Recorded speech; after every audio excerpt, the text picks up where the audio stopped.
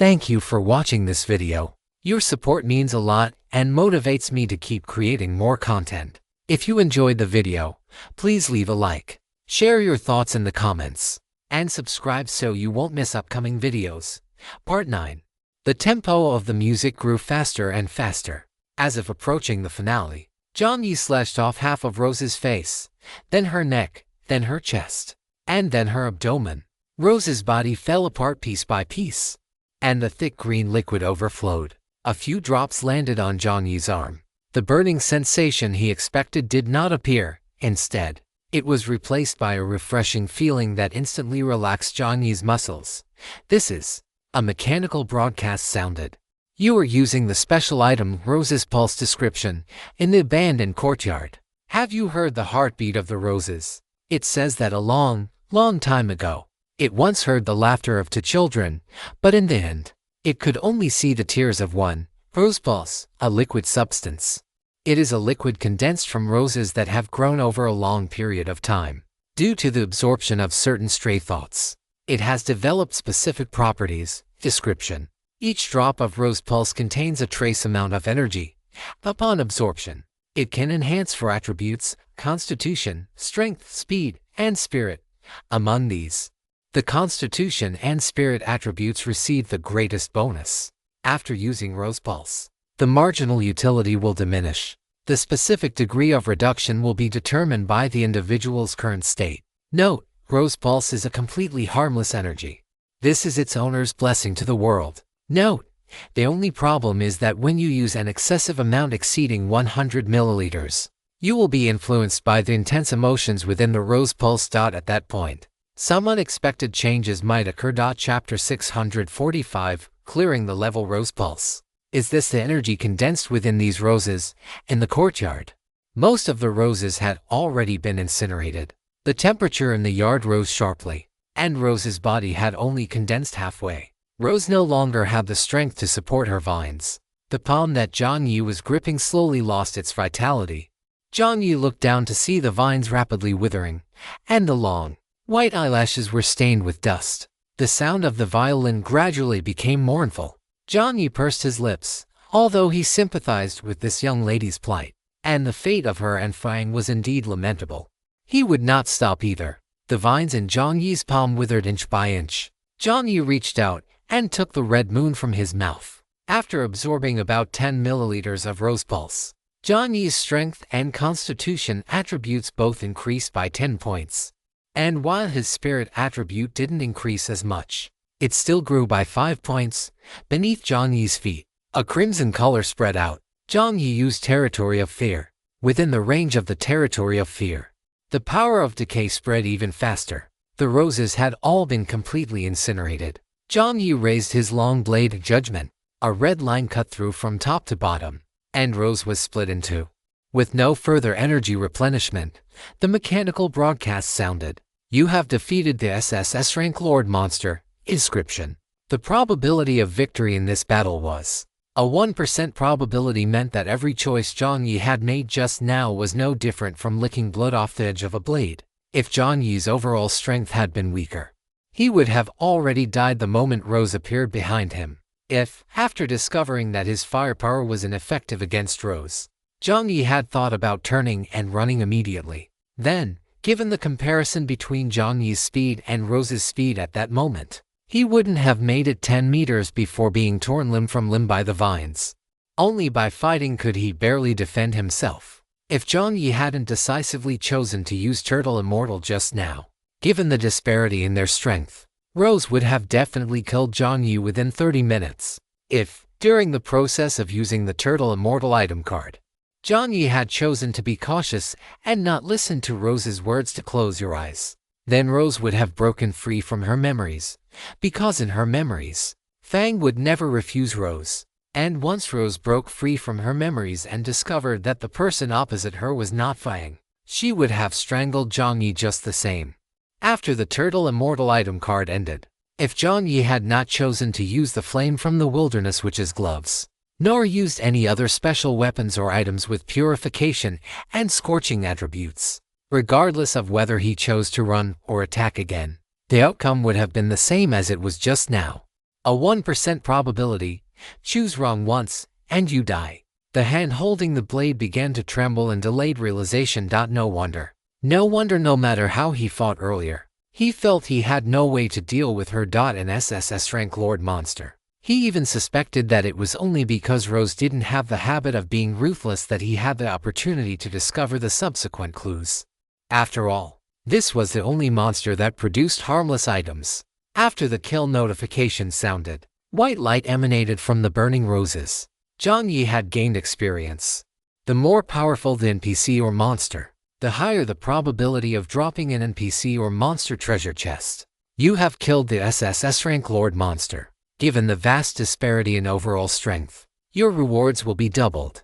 You have obtained car coins *1000. You have obtained vehicle upgrade magic cube *10. Please note, your current vehicle is a level 5 vehicle. To upgrade to a level 6 vehicle, you need car coins *5000, vehicle upgrade magic cube *50 or 5000 vehicle upgrade fragments.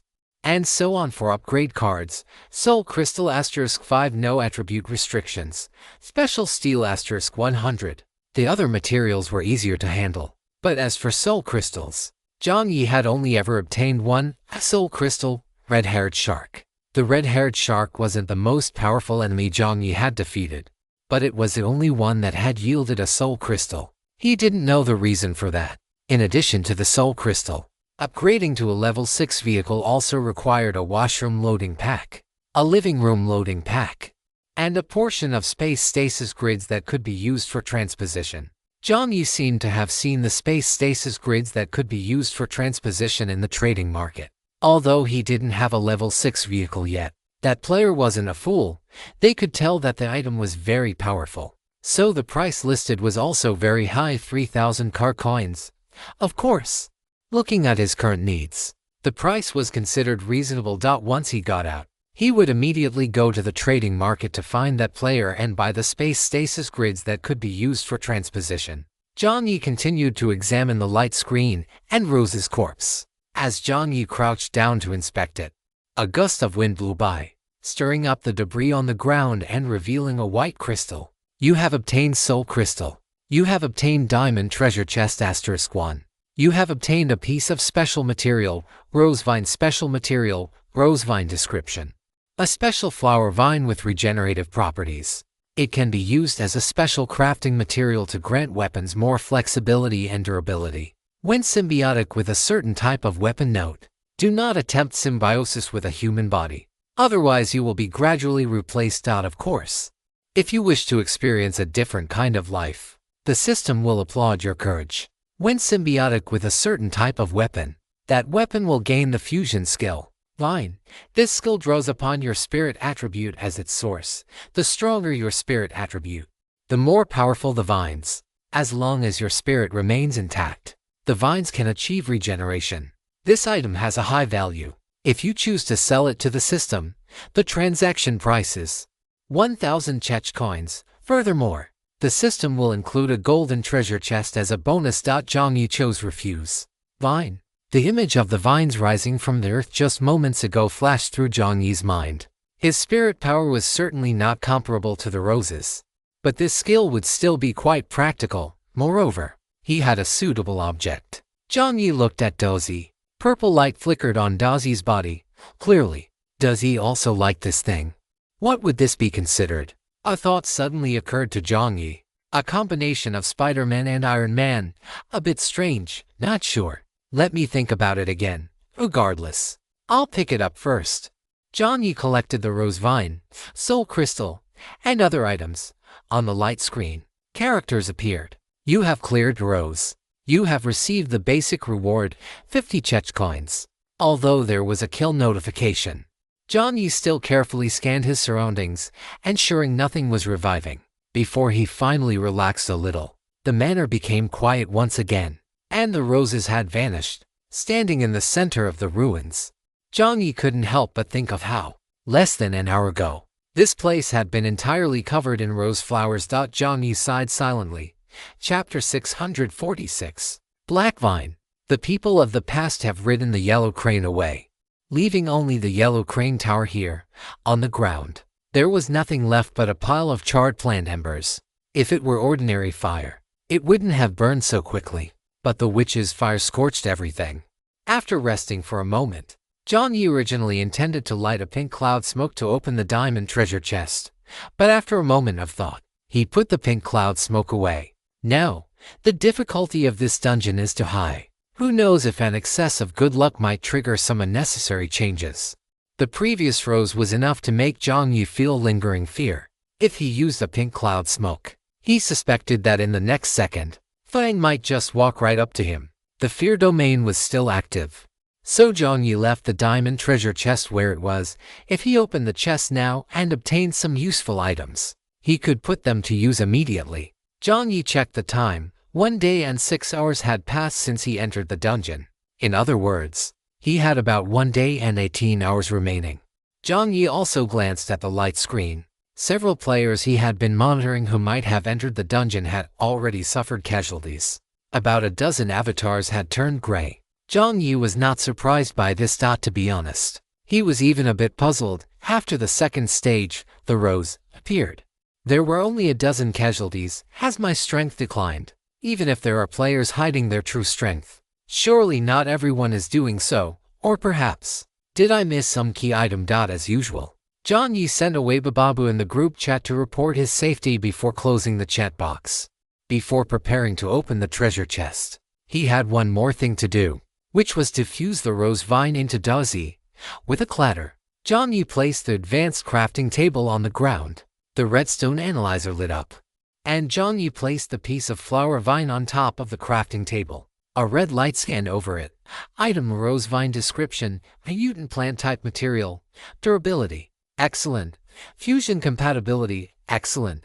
Fusion characteristics, unknown. It seems that, just like the dungeon description, even the system doesn't know much about this dungeon. After analyzing the material, Jiang Yi placed it on the crafting table and began to decompose it according to the manual. About 5 minutes later, the branches of the rose vine had completely dissolved, leaving only a white liquid in the test tube. Jiang Yi detached Dozi and skillfully dismantled its components. Plate after plate of armor was removed, revealing the hollow section in the middle. Dozi's structure was similar to a human arm, aside from the mechanical muscles. The interior was filled with interconnected wiring devices.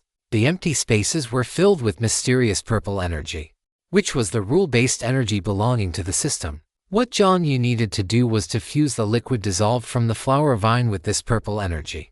The steps were not particularly complicated. After all, the description only briefly mentioned the skill's effects and did not emphasize the difficulty of the crafting process.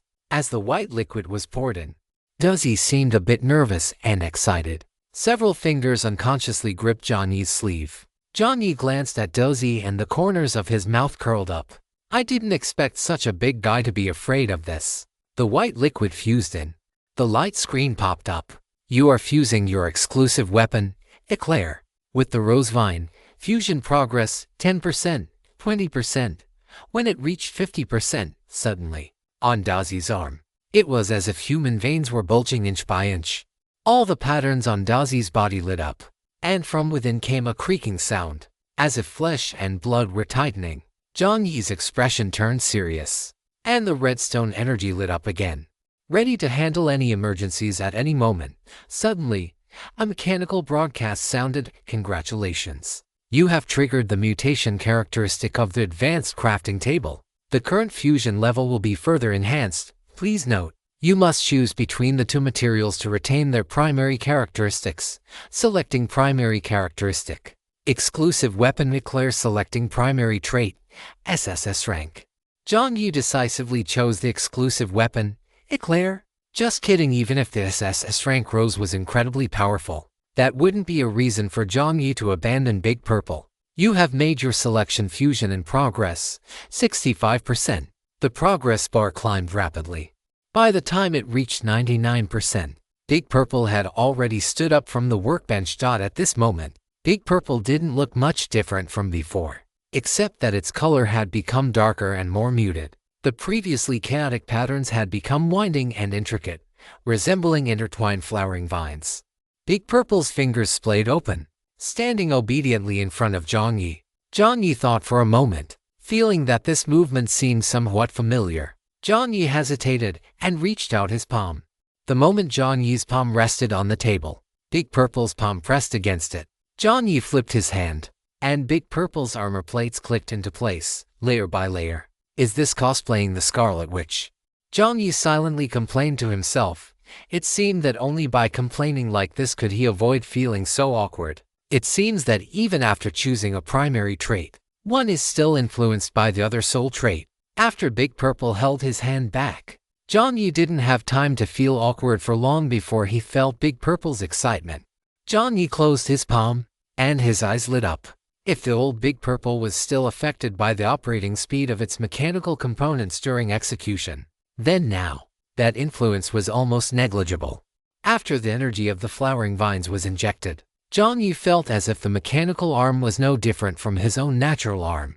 Twisting, pulling, and exerting force were all extremely natural and harmonious.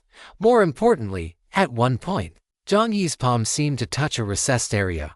With a thought, Jiang Yi opened his palm. In the center of the palm, an eye with pure white eyelashes opened, and from within that eye, a thick, black vine shot out violently.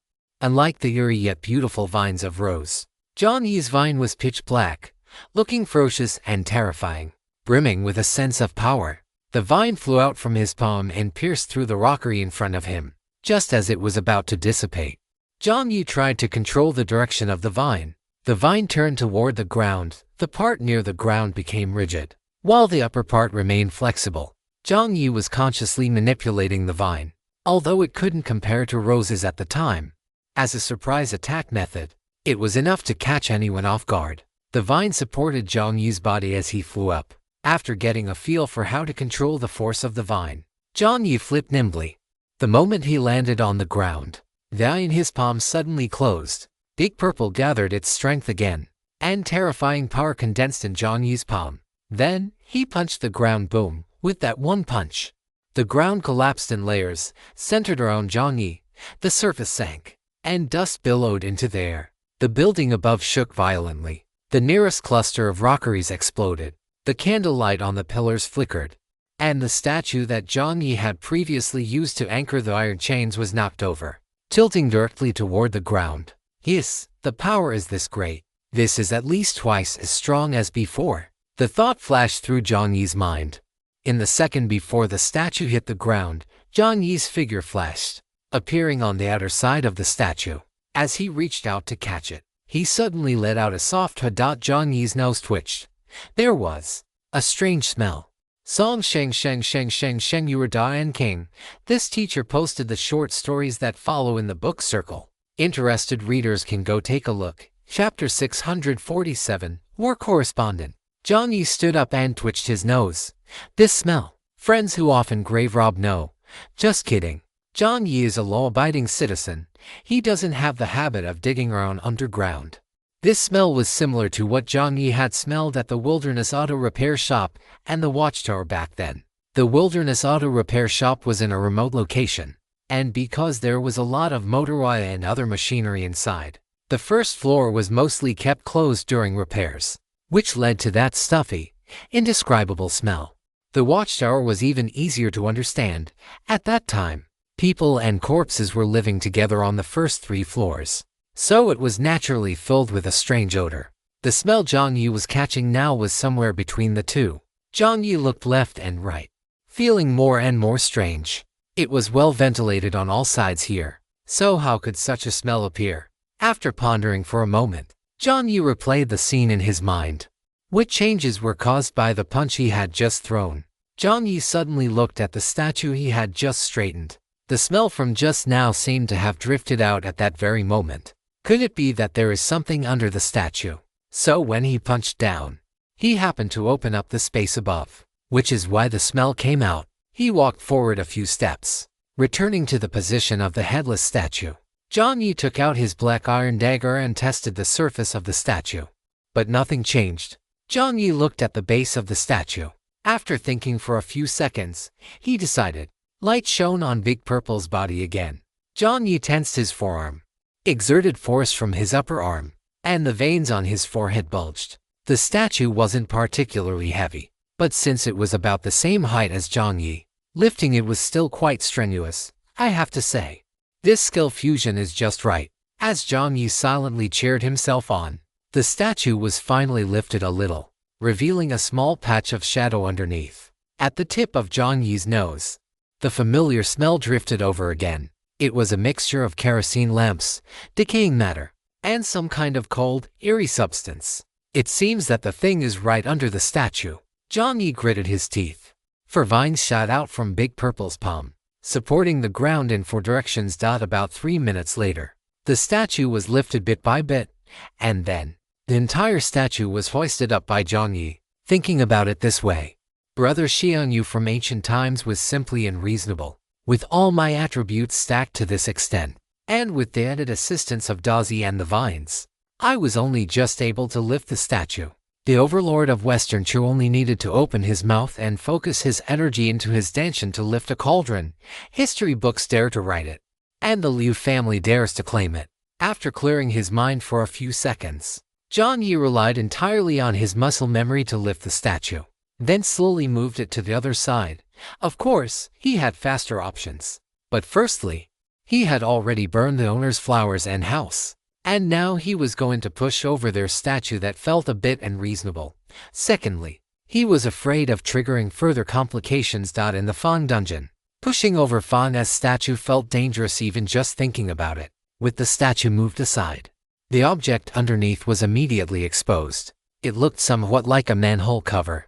Seeing the cover and what appeared to be pipes beneath it, Jiang Yi's expression turned subtle. Don't tell me, I have to crawl through pipes again? He had quite a bit of psychological trauma regarding pipes. After setting the statue aside, Jiang Yi turned his head to finish up the remaining tasks. The moment he looked back, he was suddenly jolted. The scarecrow had appeared again. There was not a sound, nor the slightest trace of an aura. The scarecrow had reappeared right behind Jiang Yi. Jiang Yi's body stiffened.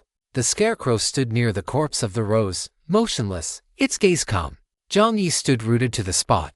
In the blink of an eye, the scarecrow bypassed him. Jiang Yi had just pried open a small gap in the manhole cover, and before he could even look down, the scarecrow had already jumped inside. Jiang Yi felt a jolt of alarm as the sound of a wooden pole hitting the ground echoed up. There was a passage inside. Could it be the way to the next level? Jiang Yi stood beside the statue, unsure for a moment whether he should give chase or stay put. Based on his experience with previous levels, this guy was somewhat like a guide NPC in a game, although it couldn't trigger dialogue. If he kept waiting here, the scarecrow might just run off. Jiang Yi fell silent for a moment, then quickly stowed his high-level crafting table and other items into his inventory. Dazi pried open the manhole cover. The moment it was lifted, a wave of damp, musty air rushed out. Holy crap, brother, I can even see green gas. Green gas meant that something similar to marsh gas had formed underground. The amount of time this stuff had been accumulating must be terrifying. Jiang Yi braced his palms against the ground and thought for a few seconds before taking a black fan out of his inventory. This was the large black fan he had salvaged and processed from Boss Mole. Jiang Yi connected one end to a storage battery. The system-upgraded battery was more powerful and stable than a standard one. The black fan began to spin. In a place with such high concentrations of marsh gas, rushing down blindly was no different from seeking death. The scarecrow didn't have lungs, but Jiang Yi certainly did. As the powerful fan blew air toward the opening, Jiang Yi placed his palm over it.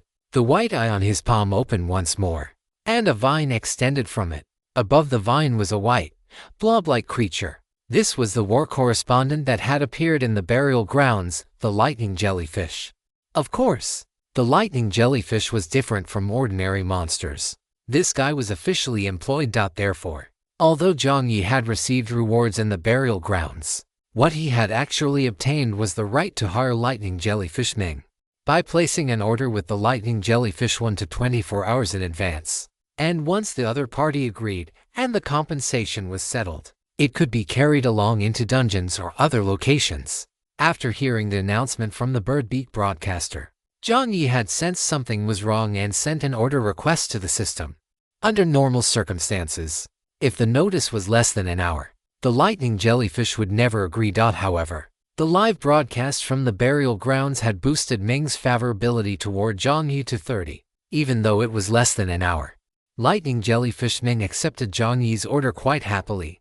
For a reporter, nothing is more compelling than the footage itself. The compensation Ming agreed upon with Jiang Yi was 10 car coins per hour. The maximum working time could not exceed 4 hours. These working hours were truly enough to make one weep, as Jiang Yi silently complained in his heart. The white jellyfish started out from the static storage slot provided by the system. The lightning jellyfish and the white, chubby jellyfish were two extremes. Jiang Yi's vision blurred for a moment as the same chubby, white jellyfish appeared before him. The only difference from before was that the little guy was now wearing a small hat with a string on its head. The hat was tied onto the jellyfish's round head, and its tentacles were even carrying a camera. It looked damn professional. Ming circled in front of Jiang Yi. Jiang Yi didn't understand jellyfish language, so he pointed at the hole and poked his own vine, signaling for it to follow the vine down. Ming nodded, tangled its tentacles together to make an OK gesture, and dove straight down. Chapter 648. Murals. Jiang Yi wasn't worried at all about whether Ming could keep up with the scarecrow.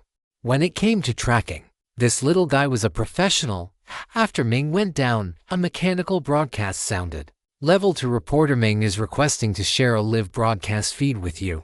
Do you accept? Jiang Yi clicked accept. On the other side of the main screen, a live channel with a white border appeared. The image was a bit blurry at first. Jiang Yi had been planning to activate True Sight to take a look, but to his surprise, 2 or 3 seconds later, a beam of light shone from the front of the camera. A searchlight had appeared on Ming's head. The idea of its audience not being able to see the footage was completely unacceptable to it. Once the surroundings lit up, Jiang Yi smiled. He gave Ming a mental thumbs up and couldn't help but exclaim, "This little guy is truly useful." Although the price of 10 car coins was a bit expensive, it was worth every penny. After the lights came on, Jiang Yi finally saw clearly what was inside.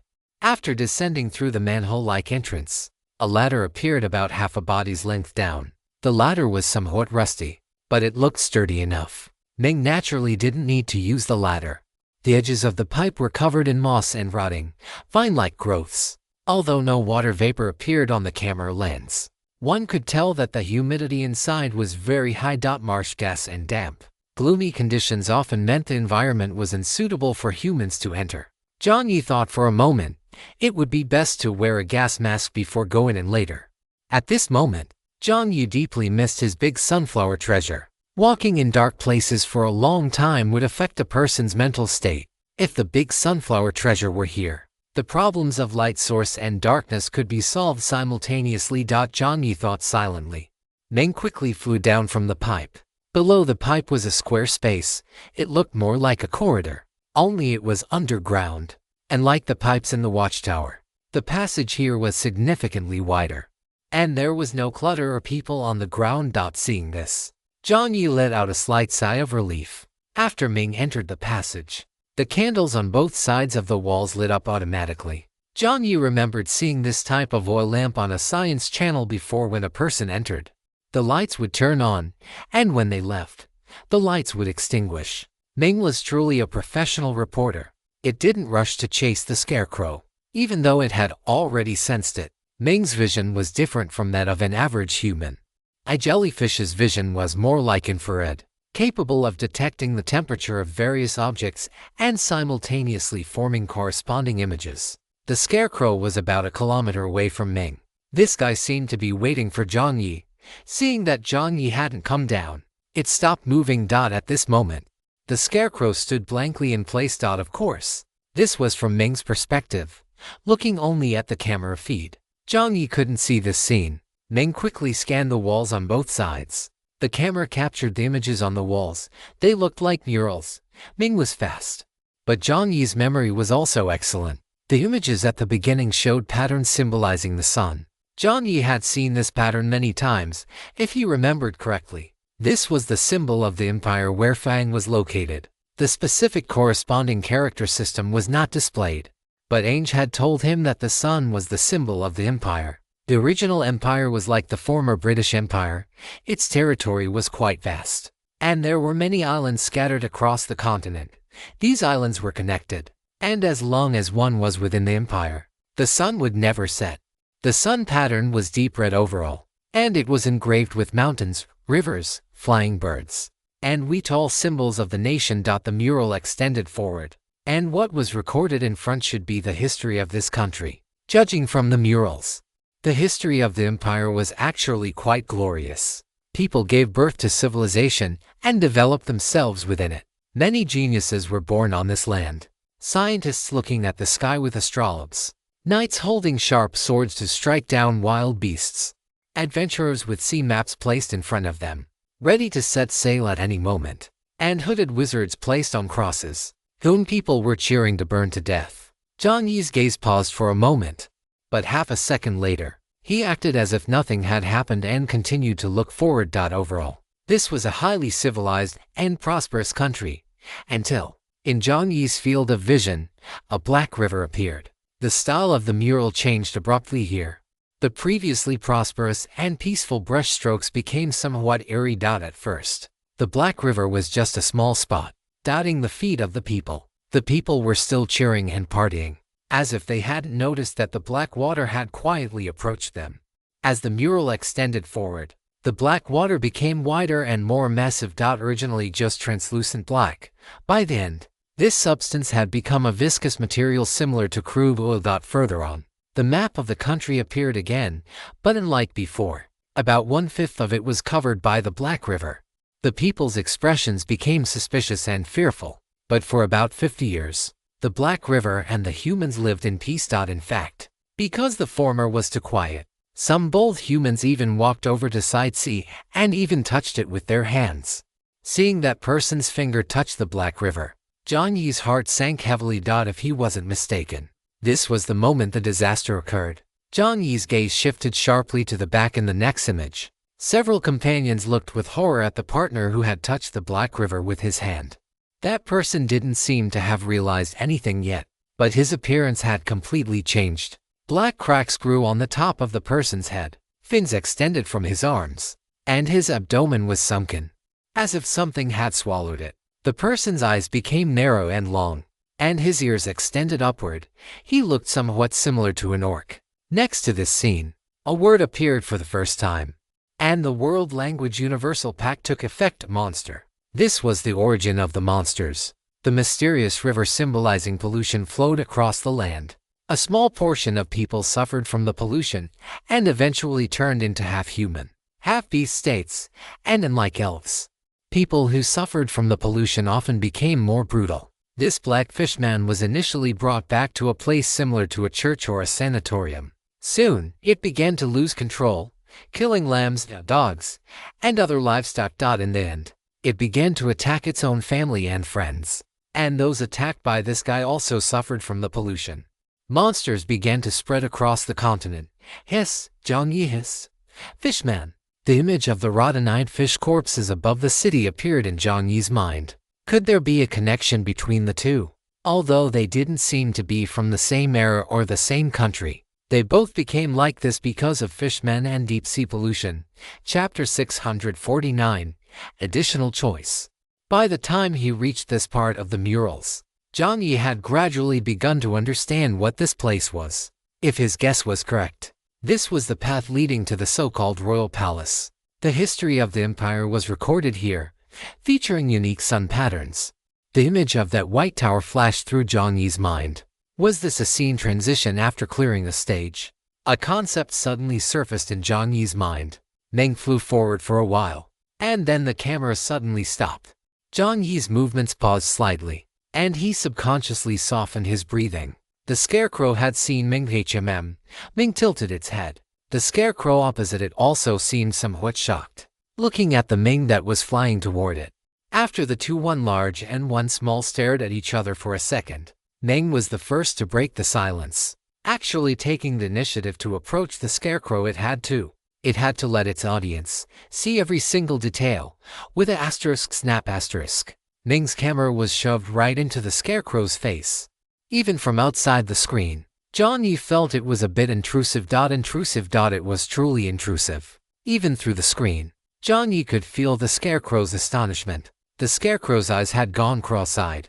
while Ming wore a serious expression, completely disregarding the reaction of its subject, dutifully displaying a 360-degree panoramic view for its employer.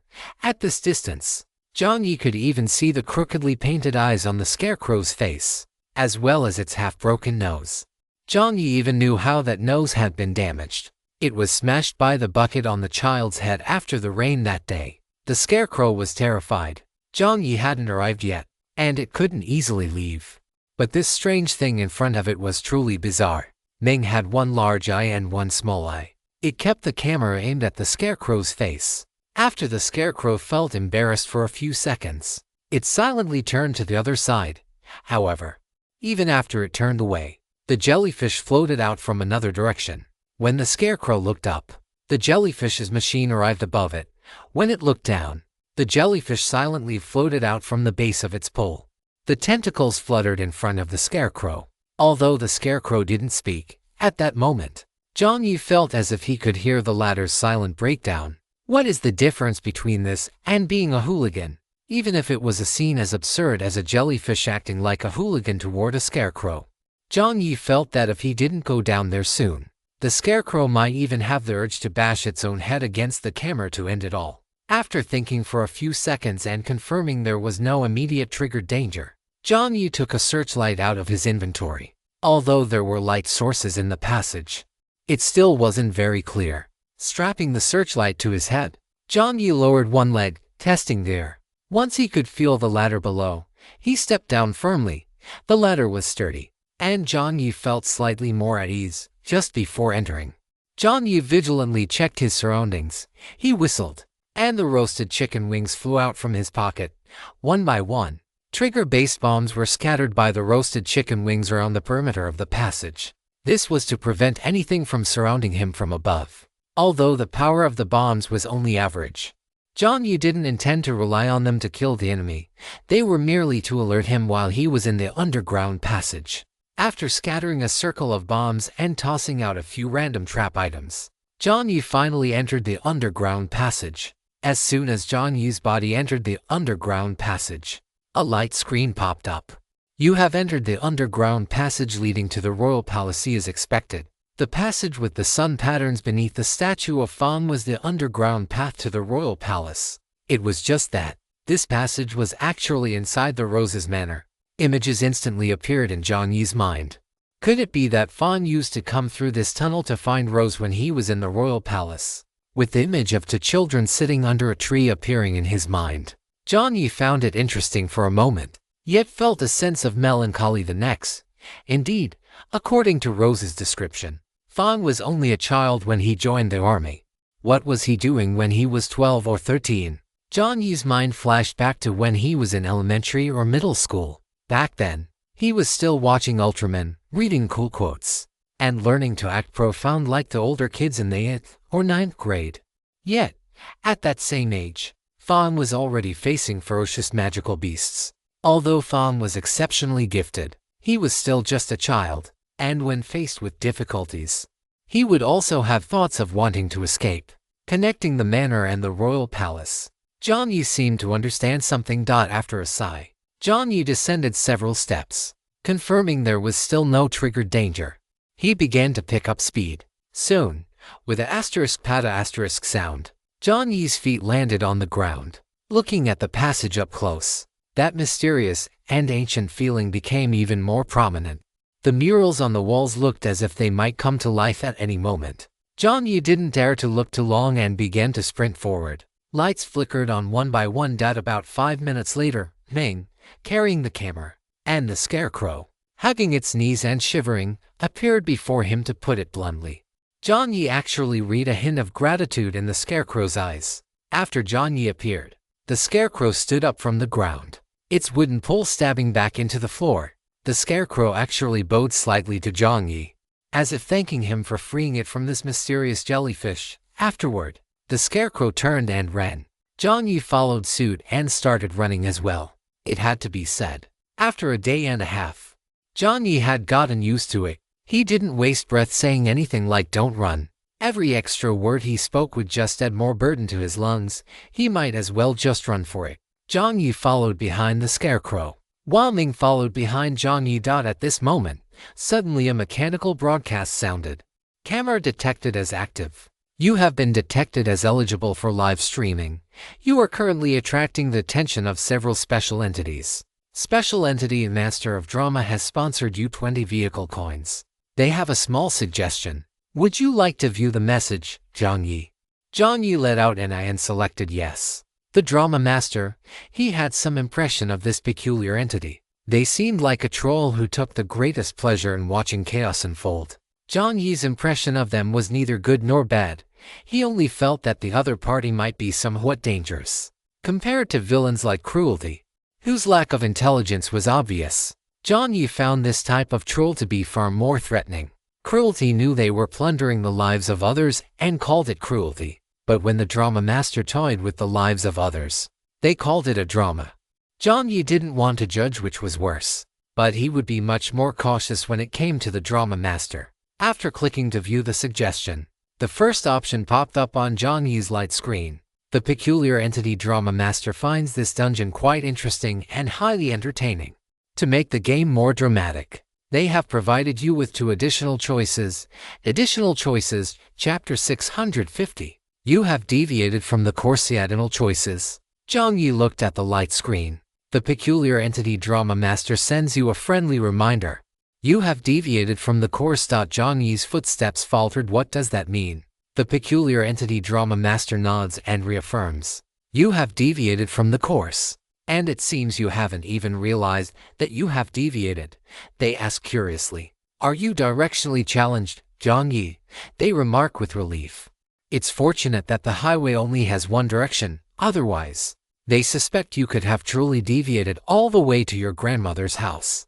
Jiang Yi, what is the meaning of this? A thought flashed through Jiang Yi's mind. Could the system and this peculiar entity be colluding to set him up? But the thought was fleeting, and then, Jiang Yi stopped in his tracks. Had he really gone the wrong way? Was this not the path everyone else took? Jiang Yi couldn't help but look at the scarecrow in front of him, his gaze instantly turning suspicious. There was no reason for the system and the peculiar entity to joke with him about this. But he had been following the scarecrow the entire time. If there was a problem with the route, then the cause must lie with the scarecrow. Jiang Yi narrowed his eyes, and the red moon manifested from his palm. Was this guy misleading him? Invisible killing intent surged from Jiang Yi's body, leaving the scarecrow looking completely bewildered. Although Ming didn't know what was happening, he dutifully aimed his camera at the scarecrow, as if conducting an interrogation. Ever since he entered, he had been guided by this guy. If he had taken the wrong path, it meant the other party's guidance was flawed, a trap. While pondering, Jiang Yi didn't even consider that it might be an issue triggered by a side quest. Generally speaking, side quests would at most affect the acquisition of certain items. They wouldn't affect the progression of the main quest. What Jiang Yi didn't know was that the choices he had made from the very beginning were different from most people. The moment he stepped into the Rose Manor, he had already deviated from the course. Of course, the Scarecrow's guidance was not flawed. His mission and duty were to lead every player who arrived here to where they were supposed to go. The only problem was that on that rainy day, Jiang Yi had given him an umbrella, which made his pace faster. All paths led to the same destination. The issue wasn't the route, but the time. The light screen in front of Jiang Yi flickered again. Detected that you have deviated from the course. If you wish to reach the final stage, you will need at least 1.5 days. Jiang Yi understood. There wasn't enough time. The dungeon lasted for 3 days. If the main quest wasn't completed within 3 days, he would be kicked out. And the current time Jiang Yi looked at the light screen was 1 day and 7 hours. That meant 31 hours. Compared to the 1.5 days 36 hours calculated by the system, he was short by a full 5 hours. Even if he could eventually get back on track, he wouldn't be able to complete the mission within the limited time. In other words, mission failure. Although he had already obtained enough items from the dungeon, it was nowhere near enough to make Where to sponsor his entry. He hadn't even seen the truly good stuff yet. Jiang Yi hesitated for a moment. There was no time to dwell on the Scarecrow issue now. He clicked on the light screen and chose to view the options. Even if this guy might not have good intentions. Now, with the mission doomed to fail, Jiang Yi would try anything that offered a possibility. The light screen flickered. Sponsorship option 1. Terminate the current process. The system will display the shortest route to the White Rose Palace on your map. After choosing the shortest route, according to the system's calculations, you will arrive at the White Rose Palace before dark today to carry out the final mission. Note: if you choose option 1, the price you must pay is the erasure of your memories regarding Naples Town, Whitewater Lake, and Rose Manor. Those who possess memories of the past cannot reach the future. Therefore, you must have the relevant memories erased in order to proceed directly to the White Rose Palace. White Rose Palace. Jiang Yi had some impression of this term. The White Rose was the symbol of the empire. The White Rose Palace must be the royal palace. Had he really deviated from the course? Jiang Yi frowned as he looked at the light screen. Option 1 was like buying a direct pass for a game, and the price paid was overwriting the previous save file. Thoughts flashed rapidly through Jiang Yi's mind. If the entire dungeon were compared to a game, then Naples was the novice village, Whitewater Lake was a scene transition, and Rose Manor could be understood as a mini-boss. Once option 1 was selected, the previous save data would be directly overwritten, equivalent to loading the final ending. The prerequisite for being able to load a save was that there were other plot points in the early stages. Could it be that not everyone passed through Naples Town and Rose Manor? Had they gone to other places? And the route he had cleared out wasn't the route planned by the game. Jiang Yi seemed to understand something. To be honest, option 1 already seemed like the best choice. Jiang Yi was not a person from this dungeon.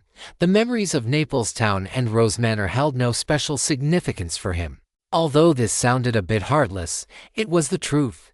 3 days had passed, and while Jiang Yi felt a touch of melancholy, he wasn't about to invest too much genuine emotion into it. However, erasing memories, Jiang Yi instinctively felt a sense of resistance toward this idea. Images of the people and events he had encountered in previous dungeons flashed through his mind, and he looked at the second option, sponsorship option 2, maintain the current route. The system will establish a space-time transfer point for you, allowing the final destination of this route to be set to White Rose Palace. The price you must pay is the difficulty of all monsters and stages on the current route will be doubled. You will face stronger monsters and more severe trials. It is detected that you are currently using a level 2 reporter, Lightning Jellyfish Ming. If you choose this option, you must enable live streaming. The broadcast channel audience will be 10 randomly selected sub-sectors. Please make your choice. The surroundings grew quiet, although neither of the 2 sponsorship options provided extra rewards.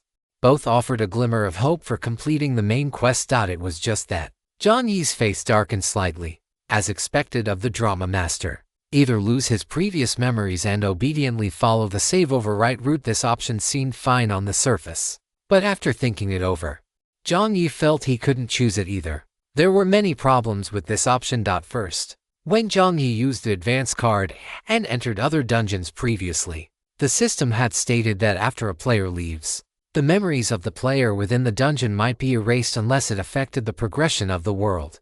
In other words, the memories of characters within a dungeon could, to a certain extent, be influenced or even manipulated by the system. This was quite terrifying. Just imagine if the memories of an entire civilization could be manipulated by an external force. It was no different from being conquered.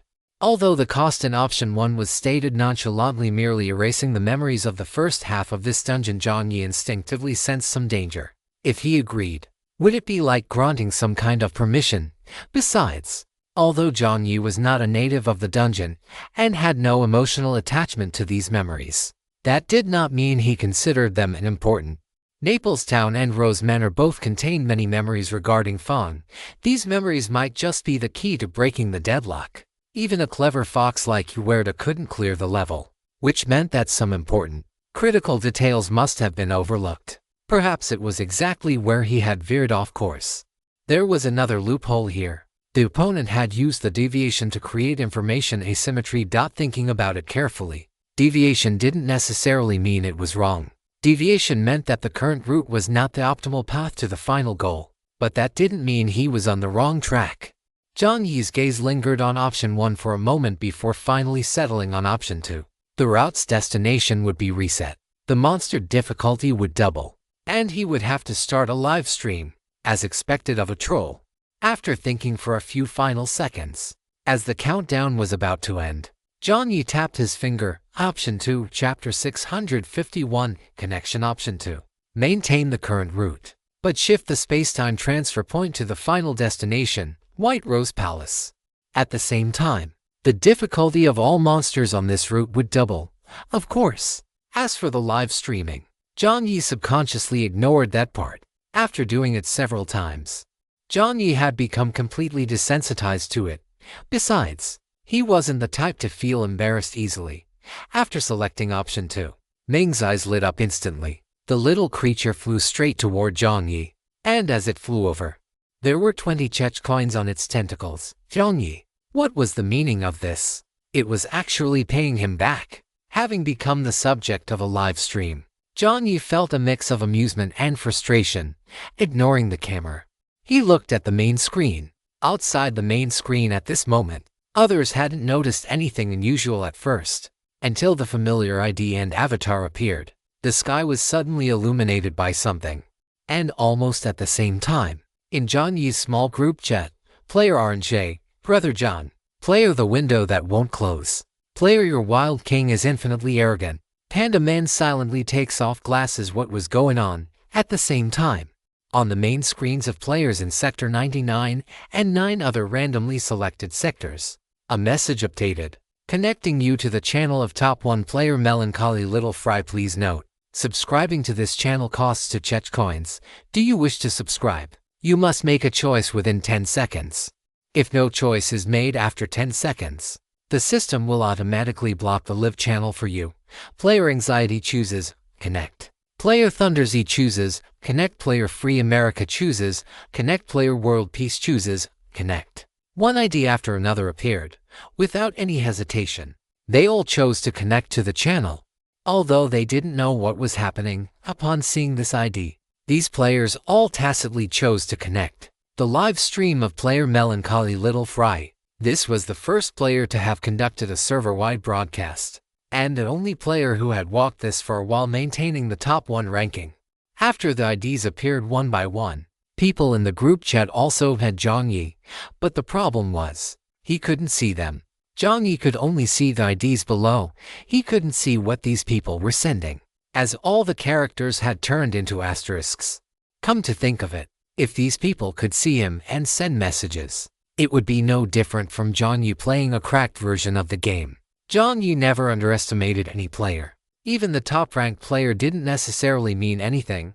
At the very least, in District 99, there were quite a few players whom Jiang Yi considered stronger than himself in certain aspects. Players gathered together, and if they kept their eyes fixed on every detail, they could pick the game apart like a sieve. Under the gaze of so many people, others might have felt constrained, but Jiang Yi did not. He was already used to it. After seeing the live streaming channel, Jiang Yi hesitated for a moment before silently waving at the camera. Player society is simple. People are complex. PFFT. Is he waving at a time like this? Player your wild king is infinitely arrogant. It's obvious. That's the look of someone who has no other choice. Player your wild king is infinitely arrogant. It must be that damn system doing something again. Based on his understanding of Brother John, Jiang Yi wasn't the type to enjoy being in the spotlight. If it weren't necessary, he wouldn't turn on any live stream. It was clearly the system causing trouble. After saying this, the Wild King went to greet the system, and after receiving a unilateral mute from the system, the Wild King finally quieted down. Player the window that won't close. Brother John doesn't seem to be able to see the messages we're sending. Player Orange should be blocked. Player Orange praying. After the players chatted rapidly for a while, they began to observe Jiang Yi's location. Although they couldn't tell where it was, Jiang Yi's calm expression made everyone feel less nervous. Jiang Yi couldn't see the messages sent by other players, but the players could see the messages on the bullet screen among themselves. In just this short while, the messages on the bullet screen had already become unsightly. There were 10 districts with hundreds of thousands of players inside. Although not everyone had subscribed, the number of online viewers in the live stream definitely exceeded 100. If this were in the past, Jiang Yi could be called a big streamer, but now, This feeling of being watched like a monkey was quite subtle. Jiang Yi maintained his composure. The speed at which the bullet screen refreshed gradually slowed down. The system was clearing out certain repetitive spam and randomly displaying selected comments. Player Little French Fries #1 fan, fainting. How can he still be so handsome in such a dump? I'm about to faint. Fainting. Player Old Yellow Ox tilling the fields in silence.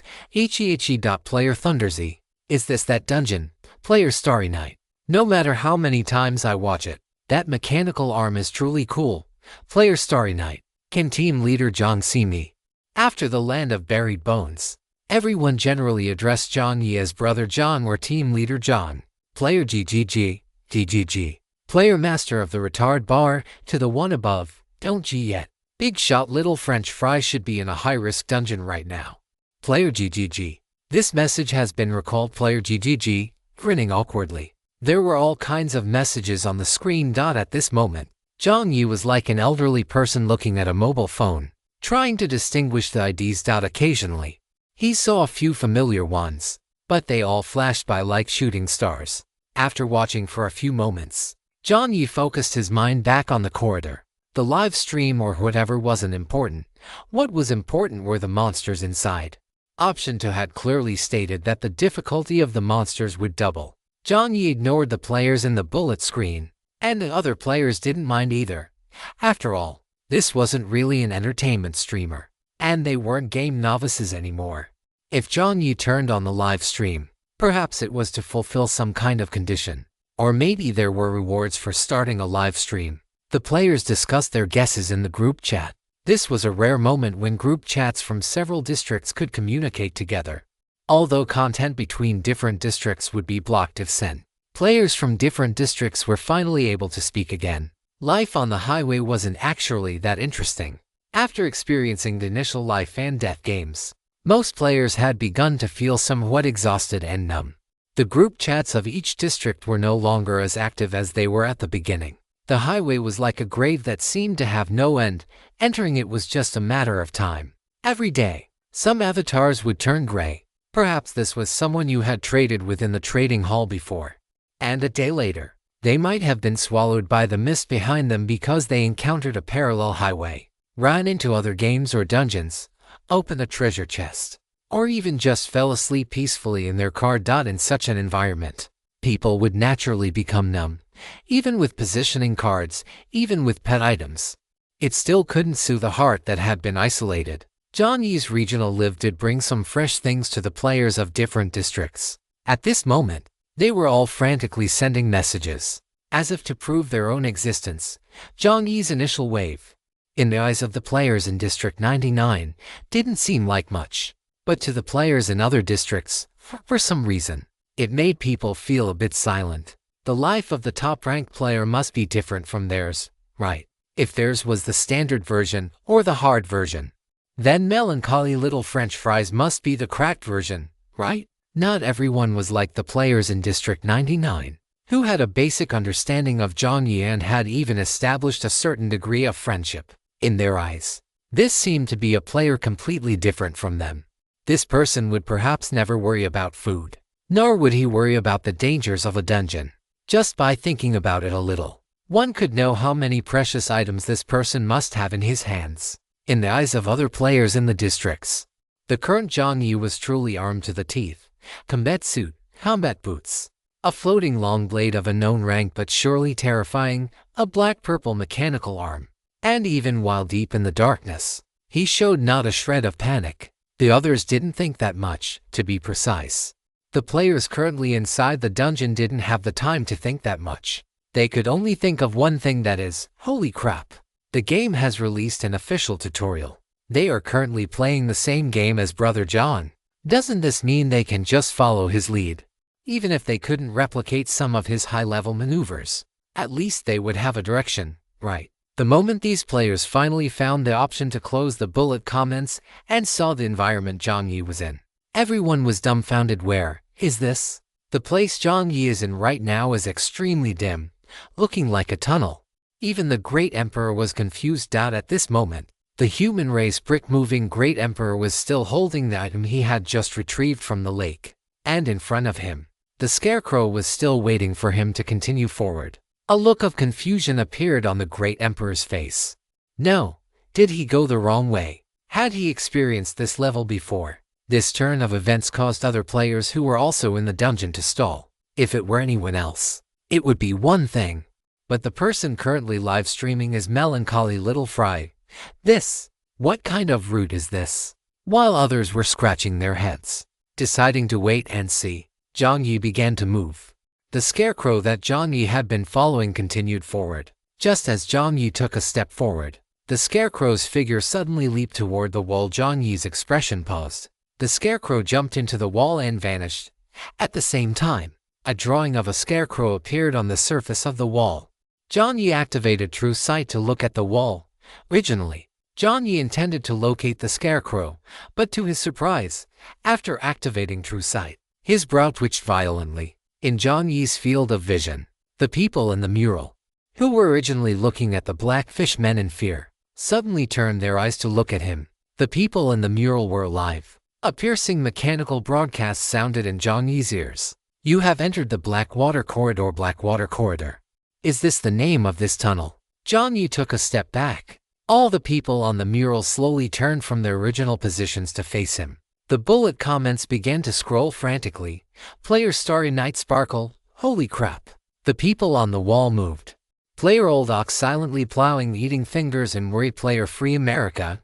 So exciting. Before this player could finish their sentence, they suddenly clicked the teleport button, and their words were cut off. In the view, the scene of mysterious and eerie creatures slowly emerging from the wall that everyone had imagined did not appear. In that second, the entire screen went bang, turning into an endless, plummeting darkness. The ground had collapsed. Everyone's heart sank along with it, although they weren't the ones inside. This feeling of a sudden drop in gravity was incredibly uncomfortable.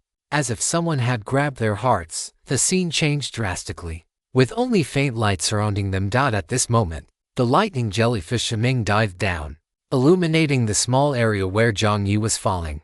The players outside were scared to death, but Jiang Yi's reaction was fine. In fact, Jiang Yi's falling speed was very slow, as if he were being supported by something anxious.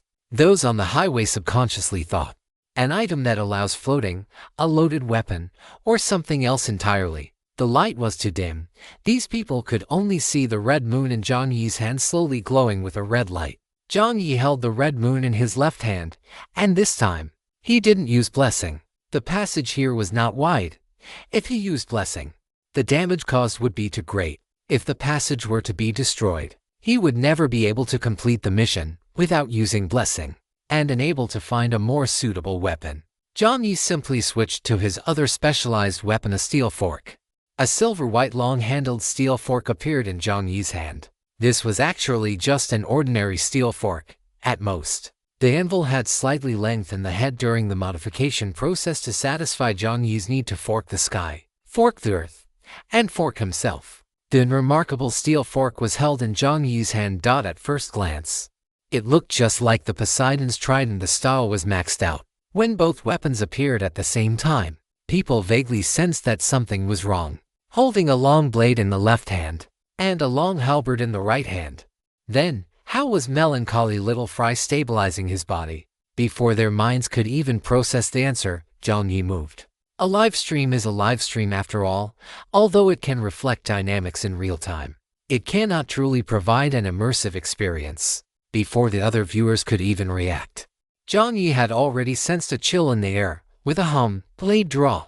Red lines spread outward with Jiang Yi as the origin. At first glance, it looked like fireworks blooming. But these fireworks were extremely dangerous, possessing the terrifying power to seal a throat with a single sword strike.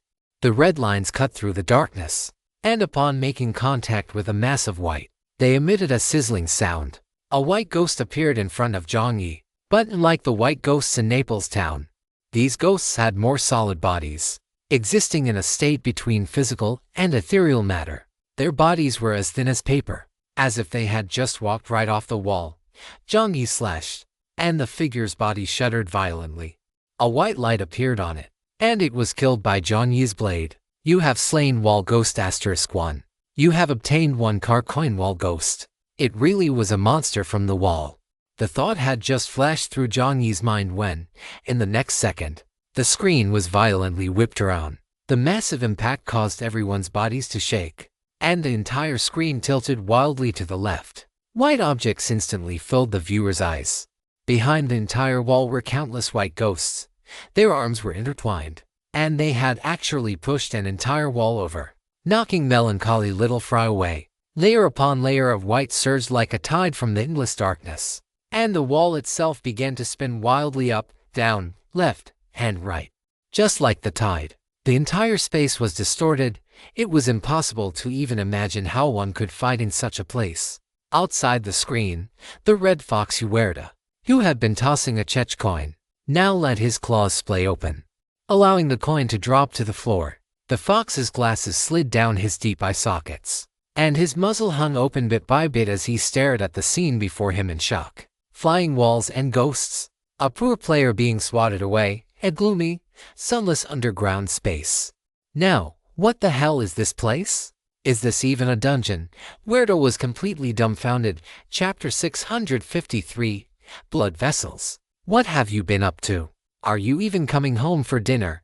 Yahello watched Jiang Yi, who had been swatted away on the screen, and the only thoughts left in the fox's brain were, who am I? Where am I? And what on earth is Jiang Yi trying to do? No, wait. How has he never been to this place before? You have to understand. He didn't just run away after finishing the main quest.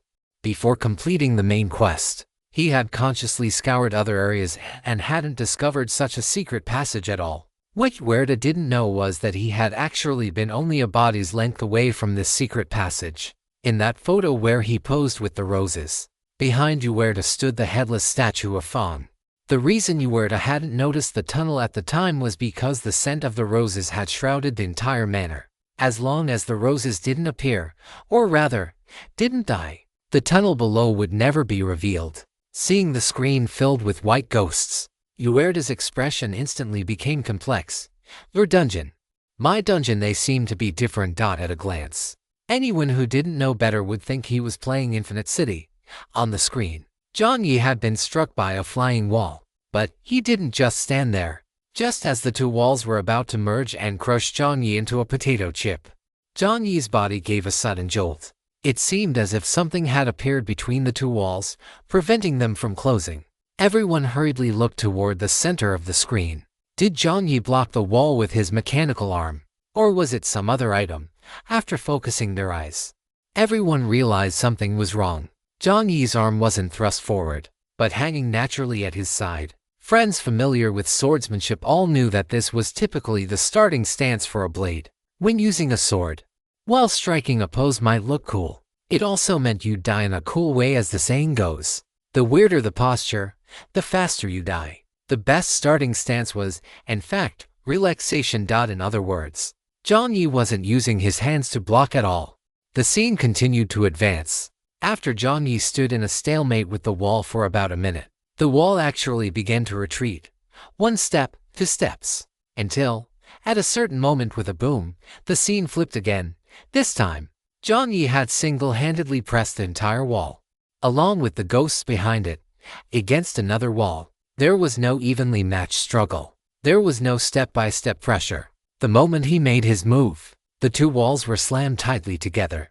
The ghosts in the middle exploded layer by layer from the inside out, creating a strangely satisfying sensation. Kill notifications rang out incessantly. The audience couldn't see the specific contents of the rewards, but they could hear the kill alerts. You have killed wall ghost *1. You have killed wall ghost *1. The notifications kept ringing, just as people's mouths opened in shock. The next second, because of the open space, white jellyfish flew past from above. As their tentacles fluttered, the lights illuminated the area with Jiang Yi at the center. Before the crowd could even type out "the boss is awesome," they saw, originating from Jiang Yi, something slowly, bit by bit, extended from behind him. Black vines, symbolizing terror and ominousness, emerged silently from behind Jiang Yi. Left, right, above, below, from all four directions. These vines emerged silently from behind their master like vipers. In the silence, the lights shifted downward. In the darkness extending infinitely below, at some unknown point, These black vines had intertwined to form a massive, tree canopy-like structure. These vines, resembling blood vessels extending into the abyss, were dense and thick, making one's scalp tingle and their throat go dry. Just now, it was these things supporting Jiang Yi from below that kept him from falling. The blood vessel-like black vines radiated an indescribable sense of oppression in the darkness.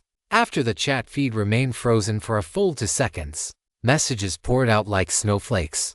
Player Donkey like the Wind, Player Starry Night, Player Flamenco, Player Lango, Player Artemia. What is this? Player Executioner of the Insolent. Question marks filled the entire screen, interspersed with Player Thunderzy, Smile Player Enclosable Window. Little brother, I worship you. Player Orange, Wreath. Although, however, he is indeed John Shu a John to a John Mo brother John. No one had ever seen these eerie vines. But that didn't stop everyone from judging the caliber of this thing just by its appearance.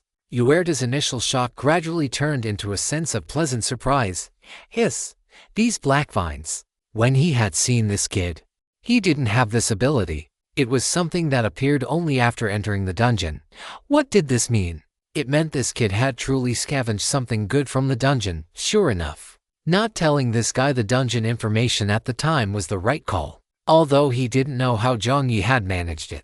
That didn't stop Uerda from feeling ecstatic at this moment. He really is the human kid he had his eye on. He discovered that there were always miracles happening around this boy. It was the same when he came out of the nursing home. He was the first player to emerge from there who could make King drop her guard and admit, this person is alright. Coming out of the red and white casino.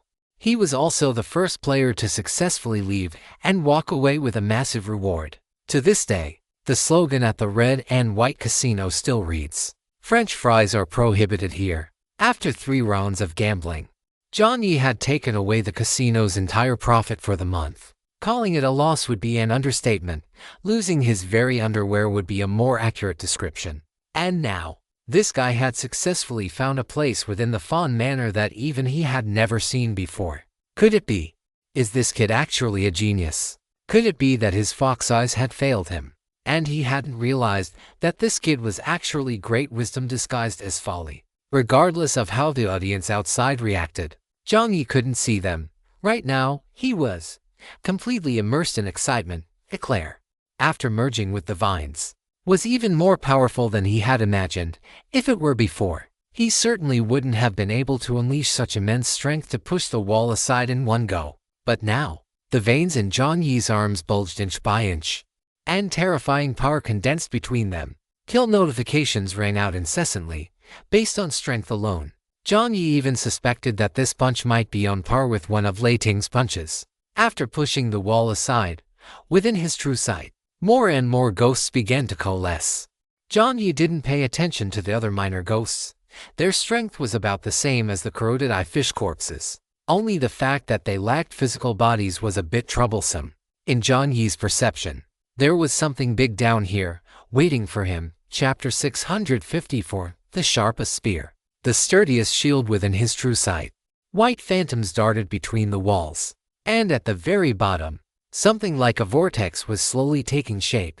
If he wasn't mistaken, this was a big one. The image of the first merman to turn into a magical beast from the mural earlier appeared in Jiang Yi's mind. Was it this guy? While Jiang Yi was pondering, a ghost flew in front of him. The ghost opened its mouth toward Jiang Yi, just about to shriek. When Jiang Yi opened his mouth toward the ghost as well, the next second buzz. A piercing sound exploded from all directions with Jiang Yi as the center. The audience in Partition 99 had seen this scene before in the Land of Buried Bones. But players from other partitions hadn't, because they were focusing so intensely on the battle. These players were practically pricking up their ears to listen. They had been nervous when they saw the ghost approach, but now, as the shriek arrived, the players were stunned for a few seconds. After their hearts trembled, they realized that the sound wasn't from the ghost, but from melancholy little French fry. Suppressing a shrieking ghost with a shriek, is that even right? After shattering several ghosts with a single shout, Jiang Yi turned around. In the eyes of the onlookers, the view began to descend rapidly. Jiang Yi certainly wouldn't let that big guy develop further down there. So his vines reached upward, and he plummeted directly downward. At this moment, The dark underground was illuminated by the glow of the jellyfish, which also lit up Jiang Yi's young, expressionless face. The gale raged against his face. Although Jiang Yi still looked somewhat green, he was completely different from the delicate, soft-skinned appearance he had when he first entered the game. There were many small wounds around Jiang Yi's brows and eyes. He didn't know if the instances were particularly hostile to his eyes, but every time he was injured, it was in the area. In private, Jiang Yi had even sought treatment from the Great Emperor several times. At the worst point, one eye had been almost blind. When he went to see the Great Emperor, this is what the Emperor said. He said that doctors hated patients like Jiang Shu the most. They only come to see him when things are at their worst. They only come to see the doctor when they have absolutely no other choice. Jiang Yi didn't want it to be this way either, but many times, he just couldn't stop. Sometimes it was in the game, sometimes in an instance. Sometimes he was still treating his arms, and sometimes he was undergoing mental healing. By the time it reached his eyes, it seemed a bit too late. Actually, it wasn't that serious at the beginning. It was part of the price for using True Sight. The system had stated that his vision would suffer partial damage, but Jiang Yi used True Sight too frequently. After all, a long time ago, he wasn't as powerful as he was now. On the other side of the game, the Great Emperor stared at a gash under the corner of Jiang Yi's eye, not knowing what he was thinking, and sighed silently. This guy was quite adept at tearing down the east wall to patch the west wall. The fierce wind made Jiang Yi squint his eyes. A little further down, a little further down. After chanting this in his heart a few times, at a certain point, Jiang Yi's figure stopped abruptly. It was this kind of sudden movement and sudden stop again, just as the audience's hearts dropped. In the center of their vision, the scene shook. A massive palm suddenly reached out from the darkness of the underground, and in a visually stunning manner, it slammed toward Jiang Yi in the center of the screen. At the same time, Jiang Yi extended his fingers, his black-purple big purple suddenly closing. A clacking sound rang out. All the vines condensed toward the center, and with a clang, a vine cage that had once bound Jiang Yi appeared in their sight. Jiang Yi slammed his palm shut. With a crack, countless small mouths opened above the vines, revealing the dense teeth within. Above Jiang Yi's head, a blood-red eye opened. In the center of the blood-red eye were 3 squirming pupils. Jiang Yi activated Territory of Fear. This was urgently the Reaper's skill, but it worked quite well when combined with the vines. The dense mouth parts of the vines latched onto that massive hand, and a hair-raising chewing sound echoed. After Jiang Yi imprisoned the hand with one hand, he drew Chiyu, holding the blade with one hand. Invisible wind passed by Jiang Yi's sides, blowing his short cape whoosh. No one saw how that blade was drawn. In the extreme darkness, human vision is affected, but that doesn't mean it's all bad. When vision is lost, sound becomes all-encompassing. Their attention was focused entirely on the long blade before them. Jiang Yi had never perceived the existence of Red Moon with such intense focus. Sensing the light as it grazed the blade's edge, and the chilling coldness of the moment it was shattered by Red Moon's sharpness. In that split second, everyone's hearts tightened. The blood-red eyes above widened abruptly, and the spectators outside were also affected by the fierce status effect. The long blade swung down, a thin, long red line slashed across. PSHHH. The massive white arm was severed by Jiang Yi just like that. Pure white liquid gushed out from the arm. Roar! A roar of agony erupted from below. The camera panned upward as a colossal figure rose from the black river beneath. It was a figure that looked incredibly sanity-draining. Half of the creature's head was still human, but the other half had already transformed into that of a fish. As if the fusion process had been interrupted by Jiang Yi, some yellowish-white matter, clearly human brain matter, still hung from the junction where the two halves met.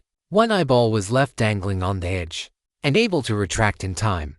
Gills were flared on both sides of the fishman's cheeks. Further down, it possessed a human chest and a massive, black tail. The fishman looked up toward Jiang Yi, a glint of brutality in its dim, yellow eyes. The fishman raised its hand, and a giant trident materialized. The trident was hoisted high, and then, it was launched toward Jiang Yi's position. Jiang Yi did not dodge. He gathered his strength as well, gripping the refined threaded steel spear tightly in his palm. Jiang Yi took a deep breath, his muscles bulging. The threaded steel spear trembled in his grip. But no one watching would mistake this for a sign of fear. When that threaded steel spear was aimed at them, the audience would only feel an instinctive sense of unease.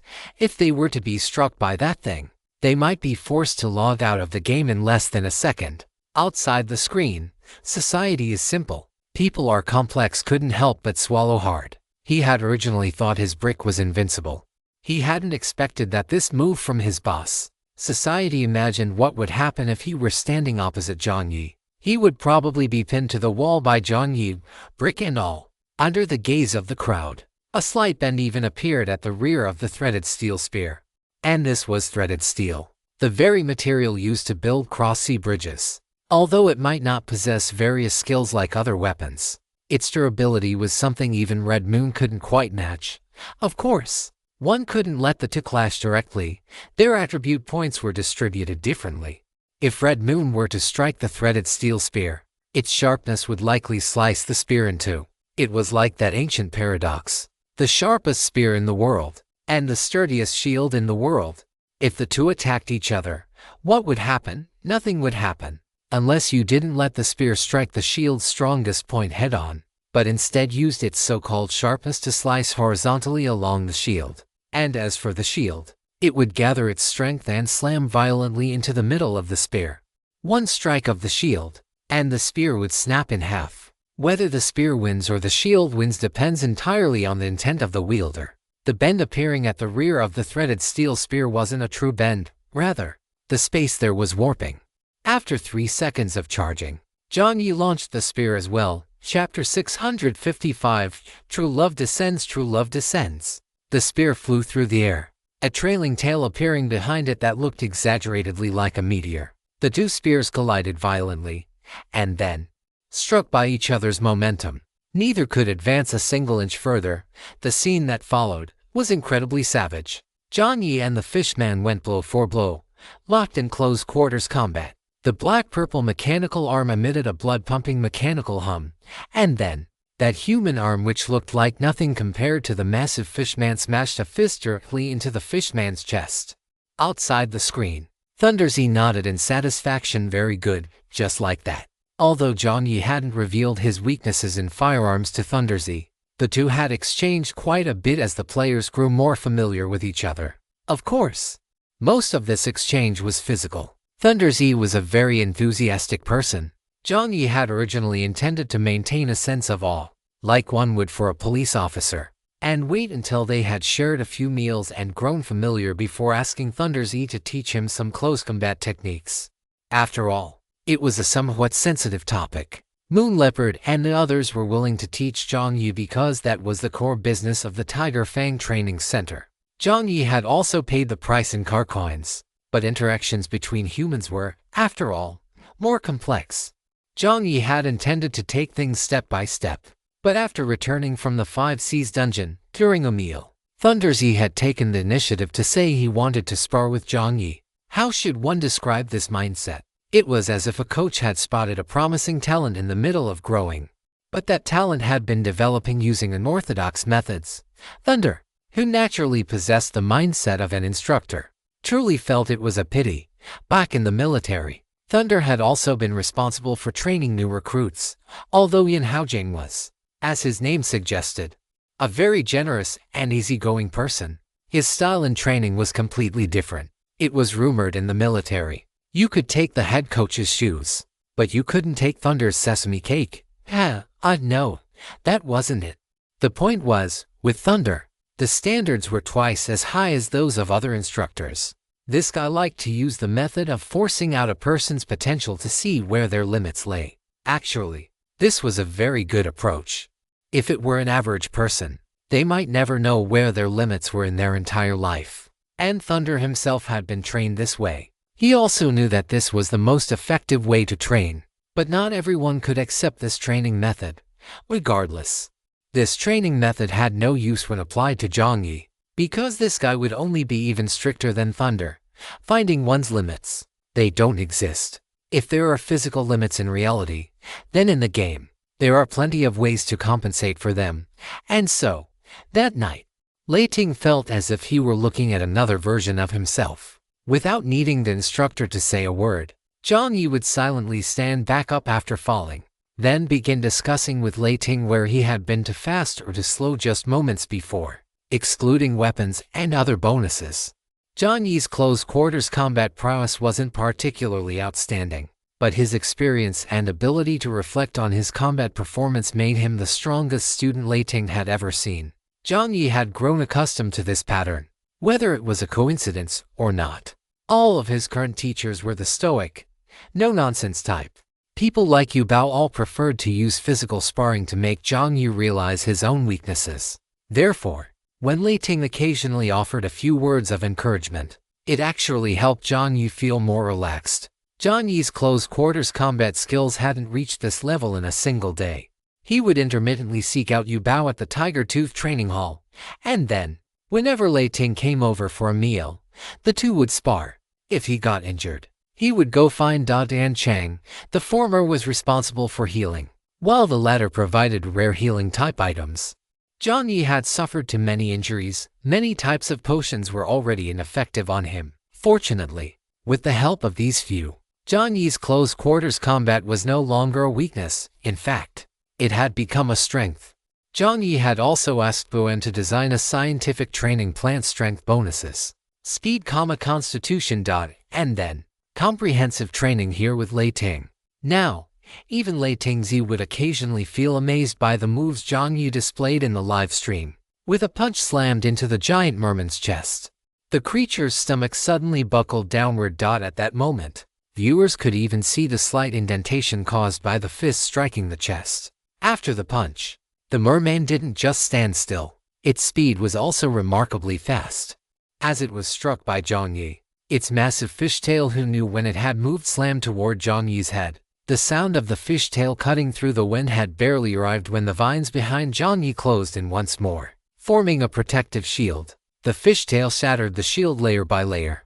But just as it was about to reach Jiang Yi's head, he had already turned around. His long blade shimmered above, executing another beautiful draw slash, a horizontal cut. A red beam swept across from above, and the merman's body turned translucent. Thick, black liquid passed through the creature's form as it vanished. The slash missed, and above, the two bodies collided fiercely once again. Boom! Hey! With a thought from Jiang Yi, the original Aclier detached from his palm, though not entirely. Instead, it reconfigured into the shape of a massive, expanded fist. This was how Aclier looked when loaded onto a vehicle. Jiang Yi was using himself as the vehicle, enlarging Aclier. The two fists collided violently. The spear below, having lost its momentum, was about to fall. But the black vines behind Jiang Yi seemed to have eyes of their own. They shot downward rapidly, the thick vines wrapping around the spear, then changing direction and launching it fiercely toward the merman's eyes. All of this happened within 2 seconds. The speed was so fast that people's gazes were still fixed on the clashing fists. Only Lei Tingzi and a few others saw the spear flying up from below. Whoosh! The spear cleanly and decisively pierced through the merman's head, leaving a hole in one of its eyes. Pitter-patter. Large amounts of black blood dripped from the merman's head, just as the creature opened its mouth to let out a shrill cry. The sound of wings cut through the air in the distance. A grayish-white line streaked past at an incredible speed. The lighting wasn't focused there, so people couldn't see what had slammed into it. But the merman's body was struck hard by something, causing it to tilt backward. Jiang Yi pivoted Caillou, striking from top to bottom with a squelch.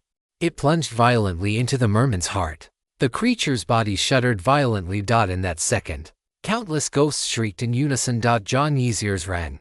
A stinging sensation flared in his left nostril, and blood began to drip down. You have suffered true damage from the mental plane. Your health has decreased by 10 points. Jiang Yi let out a roar of his own, not giving the guy any chance to recover. A sub-blade appeared above Caillou. The gambler's fireline pierced through the merman's chest again. Jiang Yi grabbed the gambler's fireline with his right hand and drove the blade into the creature's skull. With both blades down, the bodies of man and fish plummeted rapidly. The surrounding gale whipped against everyone's ears, and the walls were constantly being displaced by the ghosts. But all of this was blocked out by the black vines. 1 second, 2 seconds. Boom! Yi, who had been watching the whole time, stood up from his RV. His cola cup already crushed in his grip. The two bodies crashed down, hitting the black river below with a splash. You have killed the Lord-level monster, Blackwater Water Ghost. You have obtained golden treasure chest 2. You have obtained car coins 100.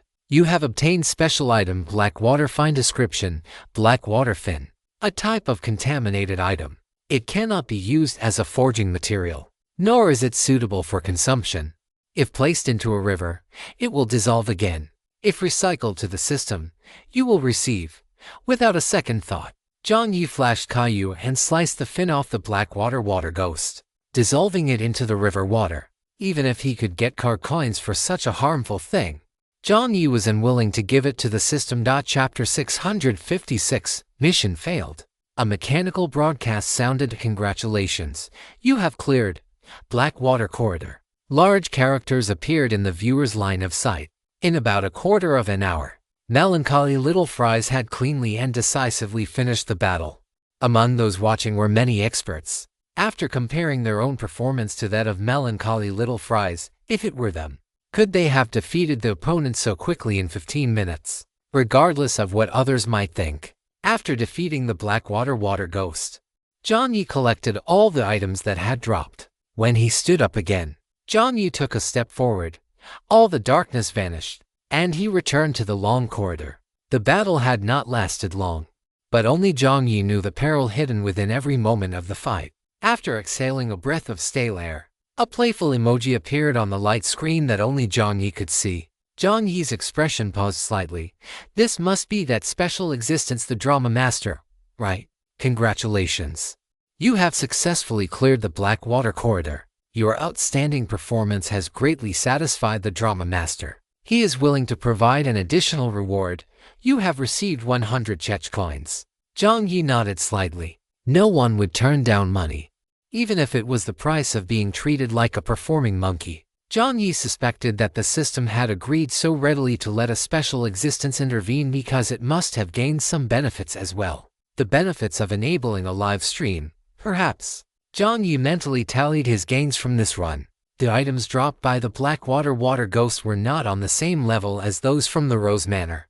Actually, this was normal. The Rose Manor seemed peaceful, but its danger level reached a staggering 1% clearance rate. As for Rose herself, judging from the experience of their battle, if she had fought without restraint, based on his current overall strength, he might not have lasted even a few hours. In other words, the Rose Manor was the most dangerous place he had visited in the dungeon so far.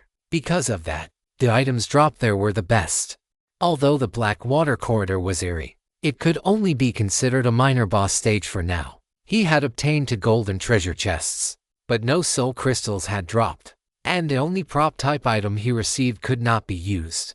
After Jiang Yi finished his mental inventory, characters appeared on the light screen once more, connecting you to the final destination, White Rose Palace. White Rose Palace. He was finally going to arrive. Jiang Yi glanced at the time. There was more than a day left, enough for him to complete the mission. Thinking of this, a faint smile appeared on Jiang Yi's face. The bullet comments seemed to have refreshed with something new, but Jiang Yi paid them no mind. The scarecrow appeared before Jiang Yi once again. Jiang Yi was not surprised by this.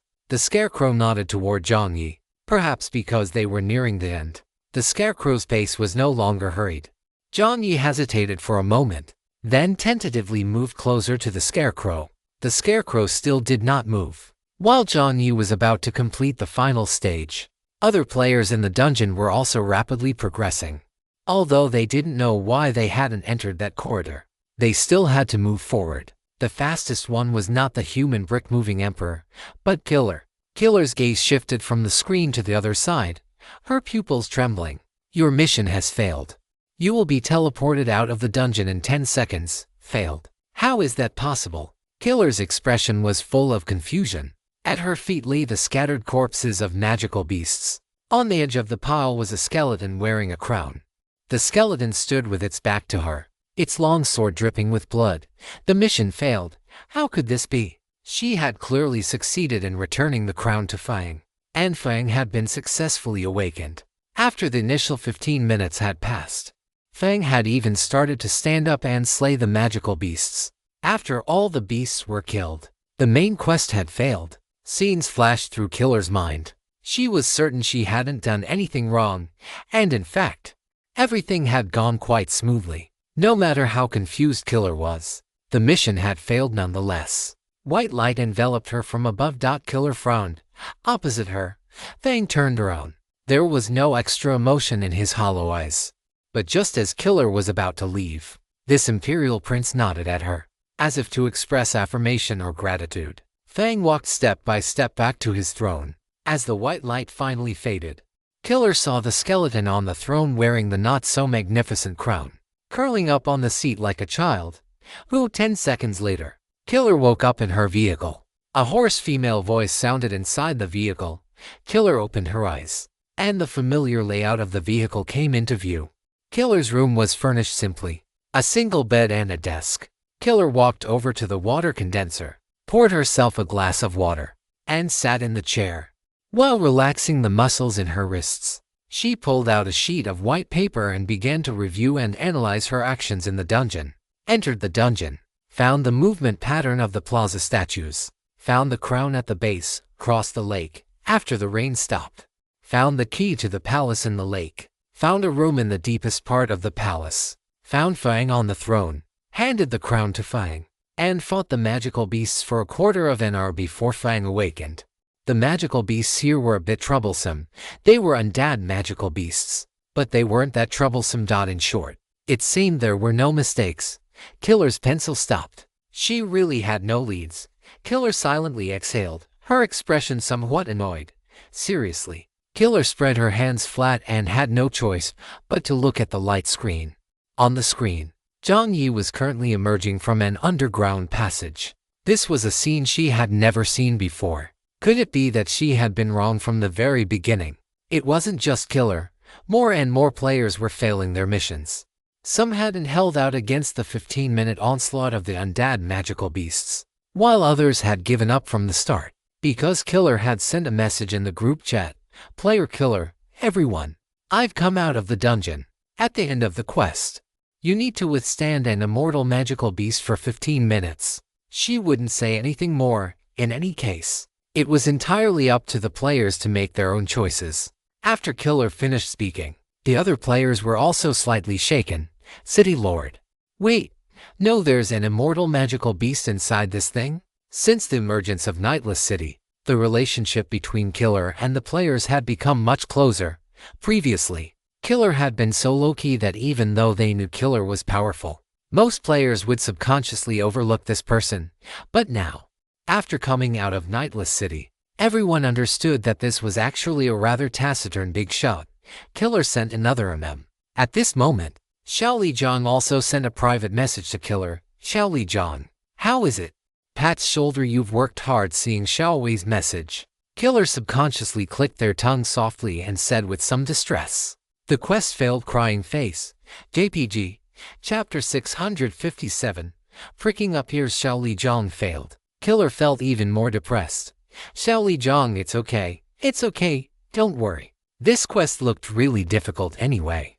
With all those long corridors and water ghosts. Killer. I didn't run into those. Xiao Lijiang, how?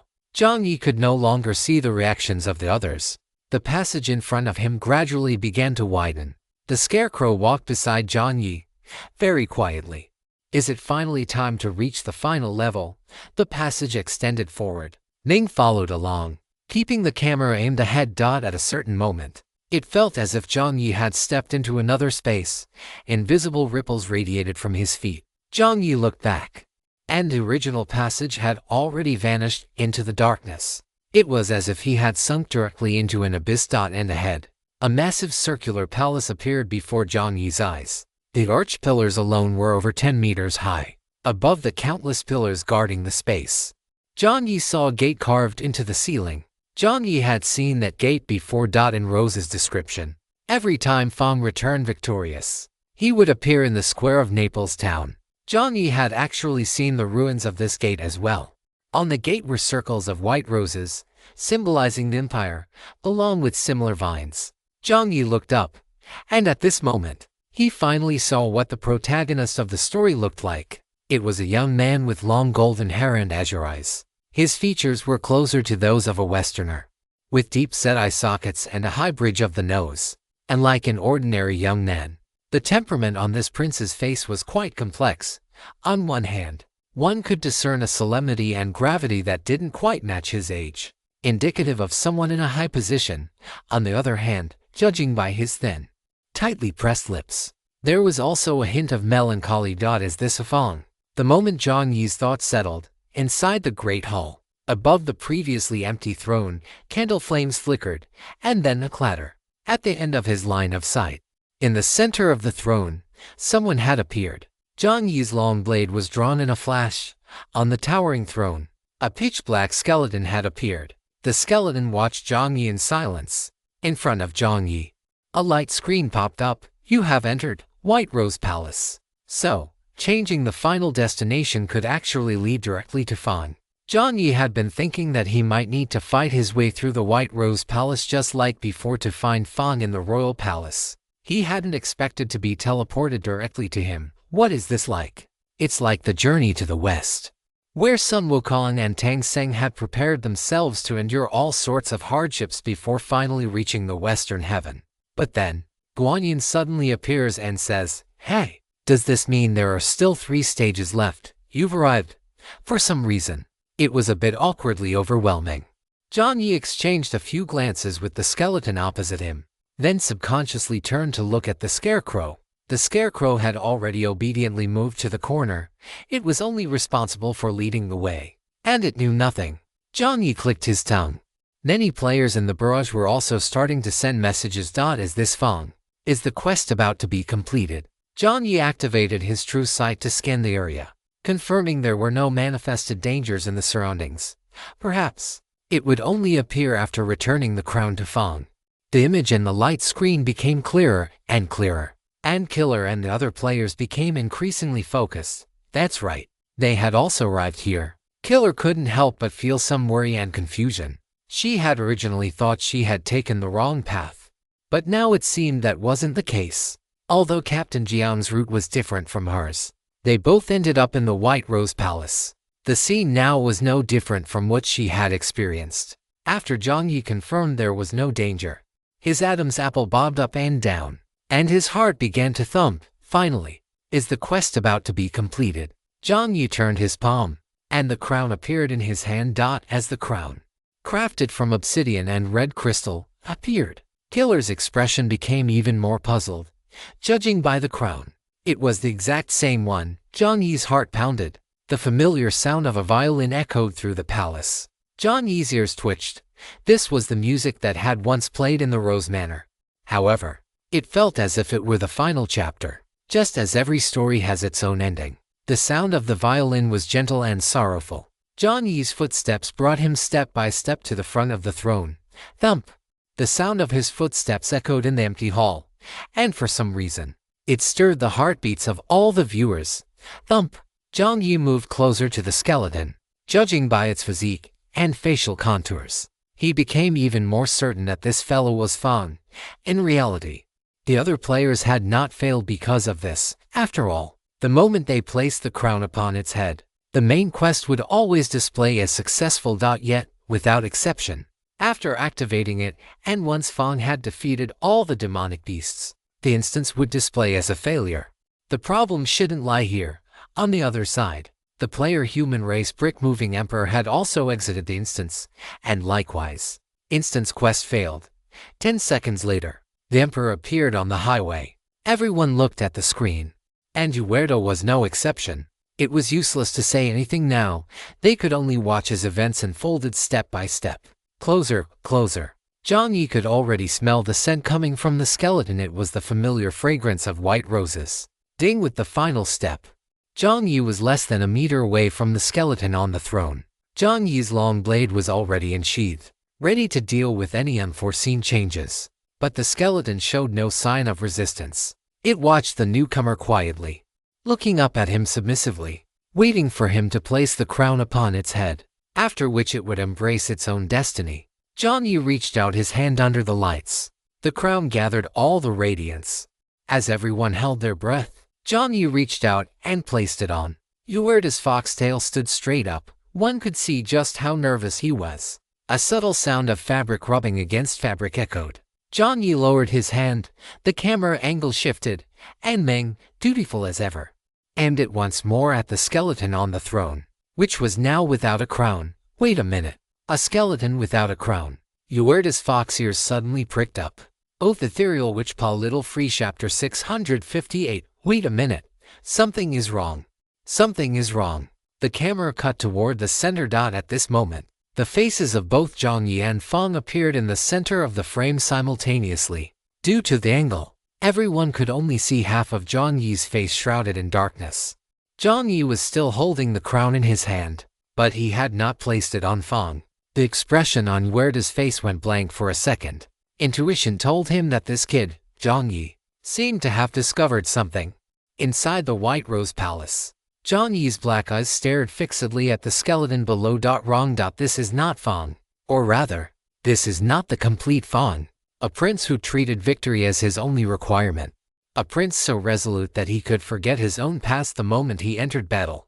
A prince who stood in the plaza with an elegant posture before the masses every single time. How could he possibly lower his head slightly to someone at this moment? Because he was about to receive the crown. The skeleton had tilted its head slightly toward Jiang Yi. This movement was quite natural, and the angle was so small that it was almost impossible to detect. Furthermore, there was nothing wrong with that, was there? When being crowned, most people, even kings, needed to lower their heads, otherwise they would appear overly arrogant. If it were anyone else, this would be perfectly fine, but Jiang Yi remembered.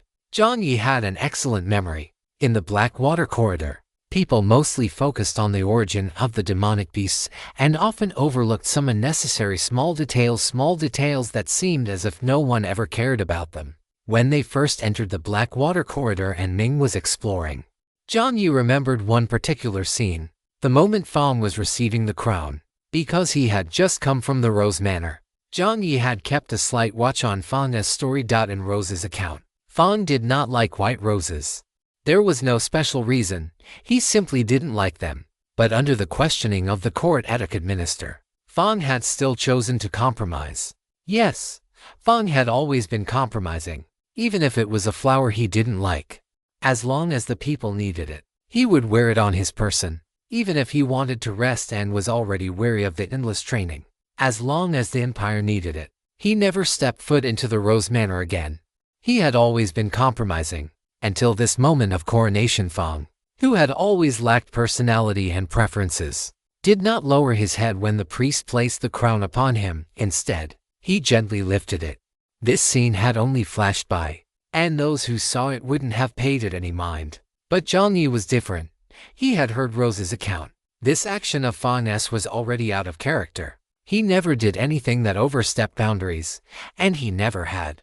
Except for that day, the day Fang came of age. The day everyone was immersed in grand joy. He had rebelled just a little bit, because at this moment, everyone's eyes were closed. They were bathing in the blessings of the gods. One must not look directly at the grace of the gods. No one was looking at him. And so, he lifted his head. For the first time, he looked at everyone in the palace with a gaze that was almost provocative, playful, or perhaps tinged with a bit of sorrow. As if saying, "Hey, do you see it? Do you see it? Do you see the free me?" At this moment, the real Fang would not lower his head. Jiang Yi's eyes trembled. In this second, he seemed to understand something. He understood the true drama of the dramaturge. If he had lost all his previous memories, then the quest would definitely fail. What he wanted to see was exactly this scene. He didn't actually think that monsters with double difficulty would trap Jiang Yi. What he actually wanted was the scene before him. He wanted to see if the human before him was just as foolish, and if he would make the same choice. If Jiang Yi had directly chosen option 1, then although he would have reached the White Rose Palace and the process would have been quite smooth, the ending would certainly have been a quest failure, and subsequently, the loss of the dramaturge's gaze. The master of drama is exactly that kind of existence. When you no longer possess qualities that set you apart from others, it will withdraw all of its attention. Therefore, the special sponsorship that just arrived wasn't because the Blackwater corridor had been cleared, but because it was anticipating. It was anticipating Jiang Yi discovering the truth. Jiang Yi's teeth ground together with a creaking sound. Damn it! It really treated him like a monkey. Two options: an apple and a banana. Get the banana, win the master's attention and rewards, and even receive the master's evaluation. Good boy, you did very well. Jiang Yi set the crown down. In a move that no one expected, Jiang Yi reached out his right hand and, under the gaze of everyone, lifted the entire skeleton up. Player Free America. Player owner of the Moron Bar. What the hell? Player Titania. Player 123 top tier account. The chat was flooded with question marks. They didn't know what Jiang Yi was doing at this moment. It was as if a perfectly normal person had suddenly gone insane. Jiang Yi held the skeleton aloft, suddenly turned around, and stepped down from the throne. One step at a time. The skeleton did not resist. Of course, it wouldn't resist, because this was merely a soulless husk of flesh. This was Fang, but it was also not Fang. Jiang Yi walked down from the throne step by step. At this moment, all the memories in Jiang Yi's mind clicked into place. The one who wanted to spend a perfectly ordinary day in Naples was not the player, but Fang. The one who wanted to cross over the lake was not the player, but Fang. The one who wanted to keep the roses company in the Rose Manor was not the player, but Fang. The one who wanted to stop the magical beasts from appearing in the Blackwater corridor was not the player, but Fang. And no matter who the player was, the one who would lead the player to hand the crown to himself and force himself to face the enemy was not the player, Fang. The skeleton sitting in the palace didn't know about the secret passage beneath the Rose Manor. The one who knew about this secret passage was the Scarecrow. How did that legend go? The master of the manor waits for the player. Who was the one who appeared at the entrance of the manor at the very beginning? It wasn't that skeleton in the palace, it was the Scarecrow. The master of the manor, the kind-hearted Fang, would always treat his subjects with sincerity, which is why he would come down himself to welcome them. No matter what the final outcome was, he would force himself to face the magical beasts again and achieve victory. Jiang Yi walked step by step until he stood before the Scarecrow. Even the dullest player understood something now. Player killer. Could it be that the real Fang isn't that skeleton, but the Scarecrow that appeared at the start? Player human race brick moving emperor. If he weren't able to send messages, Yahello would have loved to hammer an exclamation mark into the chat. It wasn't that he hadn't thought of this, but he had tested the Scarecrow back and forth several times and hadn't discovered anything unusual at all. Furthermore, just as Jiang Yi said, the skeleton was also, in fact, Fang. Strictly speaking, the other players' judgments weren't wrong. It was just that it wasn't the complete Fang. If his guess was correct, Jiang Yi, carrying Fang as skeleton, walked up to the Scarecrow. The Scarecrow was trembling all over. Jiang Yi's hoarse voice rang out, Fang. Fang as soul was in the Scarecrow, chapter 659 for you. Jiang Yi's voice echoed within the live broadcast channel. The audience outside held their breath, staring at the center of the scene. Jiang Yi carried the skeleton to the Scarecrow. The Scarecrow had originally been sitting with his knees pulled to his chest, but as Jiang Yi approached him step by step with the skeleton in hand, the Scarecrow stood up. When Jiang Yi finally stood before him and called out that name, everyone had expected the Scarecrow to remain silent. After all, many players who had failed the game had tried to probe the Scarecrow. No one was a fool. It was just that the Scarecrow never gave them a response. Moreover, up until just now, even though Jiang Yi had actively shown goodwill, the Scarecrow hadn't replied to him either. But after Jiang Yi spoke that name, the Scarecrow fell silent for a moment, and then, a voice unfamiliar yet gentle rang out. This voice carried a hint of helpless, soft bitterness. You found me. The Scarecrow admitted it. The Scarecrow really was Fang. The youthful voice sounded, perhaps due to training, or perhaps because of the unique pronunciation patterns of the Empire. The Scarecrow's voice sounded like a cello, quite elegant, even after being recognized. The Scarecrow did not fly into a rage. He simply looked at Jiang Yi gently and calmly. Congratulations. The Scarecrow's mouth stretched into a smile. The Scarecrow nodded slightly toward Jiang Yi. Even though the Scarecrow's current appearance had nothing to do with elegance, people could still read something different from this simple gesture.